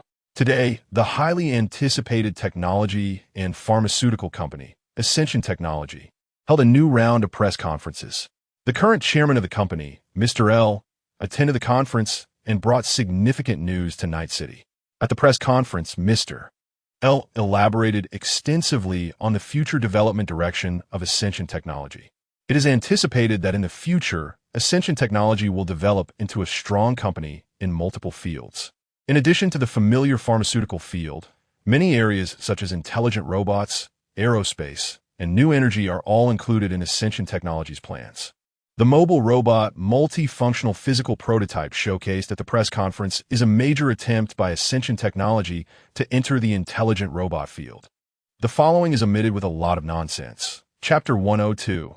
Marvin and the dog. The content of the press conference was plentiful, but most of it was devoid of substance and had little relevance to the ordinary citizens of Night City. This press conference was specifically prepared by Ascendant Technologies for the companies in Night City. The purpose was to inform them that Ascendant Technologies is not just a pharmaceutical company. We're going to explore new ventures. So if Ascendant Technologies introduces something else in the future, don't be too surprised.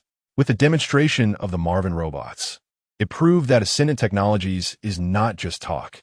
This served as a warning to those companies, facilitating Ascendant Technologies' expansion plans. After the press conference, Ascendant Technologies officially began its expansion actions. With the financial support from the Arasaka brothers, the industrial park's expansion went smoothly, even larger than originally planned. Inside the factory, one Marvin robot after another was being constructed and subsequently deployed to various positions within Ascendant Technologies. However, this move was sharply criticized by several media outlets that did not receive sponsorship from Ascendant Technologies. They argued that Ascendant Technologies was going to great lengths to produce robots, but the maintenance costs of these machines could exceed the original labor costs, likening it to pulling down pants to fart. They claimed that Ascendant Technologies' foray into the robot production industry was a failure. Yet, despite this negative feedback, Ascendant Technologies continued to produce these robots with enthusiasm. Although the media's claims were entirely correct, they did not consider the potential future impact of these seemingly failed Marvin robots that could create a terrifying wave in Night City. Ascendant Technologies. In a room next to the laboratory, Rocky had set up a boxing ring. Rocky, Olway, and Jack all maintained the habit of boxing and often met here to spar. Although the three of them had significant differences in strength, with a little control, it didn't affect their enjoyment of the thrill that boxing brought. Today, in addition to the boxing trio, there was a newcomer, Marvin. Since Marvin was created, aside from running various upgrades, he had spent the rest of his time in the laboratory as Oldway's assistant. It would not be an exaggeration to say that Marvin was raised by Oldway. Naturally, Oldway taught Marvin boxing techniques, just as he had with Rocky. Oldway even specially made a boxing glove component for Marvin, allowing him to wear it like a boxing glove. This glove connected to Marvin's system, and on the back of the hand was Marvin's distinctive expression display screen. Marvin was very fond of this glove. At this moment in the boxing ring, Oldway was passionately exchanging punches with Marvin. But after a short while, Oldway was defeated. Although Marvin had limited his power output to match Oldway's level, his vibranium body left Oldway with no way to counter him. The kinetic energy from the punches was almost completely absorbed, making it difficult to even push Marvin back, let alone knock him down. Moreover, the robot lacked human weaknesses, being solid as a piece of iron. Technically, Marvin's learning ability allowed him to surpass Oldway in just a short time. "I can't do it. I concede," Oldway admitted with a sense of acceptance. "Hey, this guy is cheating too much. I need to have a go at him," Jack said as he stepped up to the ring to test Marvin's strength. Facing Jack, Marvin could not take it as easily as he did with Old Way. Jack had undergone 2 rounds of serum enhancements, both strengthening his physical attributes, making his power on a different level than Old Way's. The properties of vibranium no longer allowed Marvin to disregard Jack's heavy punches. Soon, the two began trading blows back and forth. Below the ring, Rocky watched the scene with great interest. At that moment, Lysandra brought Rocky some bad news. Another attack incident. Rocky frowned at the information displayed on the screen. Just moments ago, Ascension Technology's raw material transport team had been attacked by the 6th Street Gang. This marked the 8th attack in just a few days. In this short span, various attack incidents targeting Ascension Technologies had emerged one after another. From transport teams to company employees, even the industrial park, all had faced varying degrees of attacks. The attackers included mercenaries from Night City, as well as gangs, with the 6th Street Gang being the most active. Clearly, some people were getting anxious. The cybernetic Titan incident not only made Arasaka realize the importance of the serum, but also involved another company in this turmoil, Military Technologies. Military Technologies recognized the terrifying potential of the serum through this incident. As Arasaka's archrival, Military Technologies understood well the consequences if Ascendant Technologies and Arasaka continued to develop unchecked. Hence, Military Technologies acted quickly, beginning to spread numerous commissions targeting Ascendant Technologies as a precursor to countering them. The recent attack incidents were naturally orchestrated by Military Technologies. Although these attacks had not caused much actual harm to Ascendant Technologies, many were handled by the Special Operations Department. With the increasing frequency of attacks, it was evident that Jack and the others were becoming overwhelmed. Rocky decided to relieve Jack and the others from dealing with these attack incidents. These annoying mercenaries and gangs, like mosquitoes, took too much time and effort for just Jack and his team to handle. Even if dealt with, it wouldn't stop more attacks from occurring. These mosquitoes would only multiply. Faced with such a situation, Rocky chose to send a gift to the gangs and mercenaries targeting Ascendant Technologies, and to Military Technologies, a special big gift.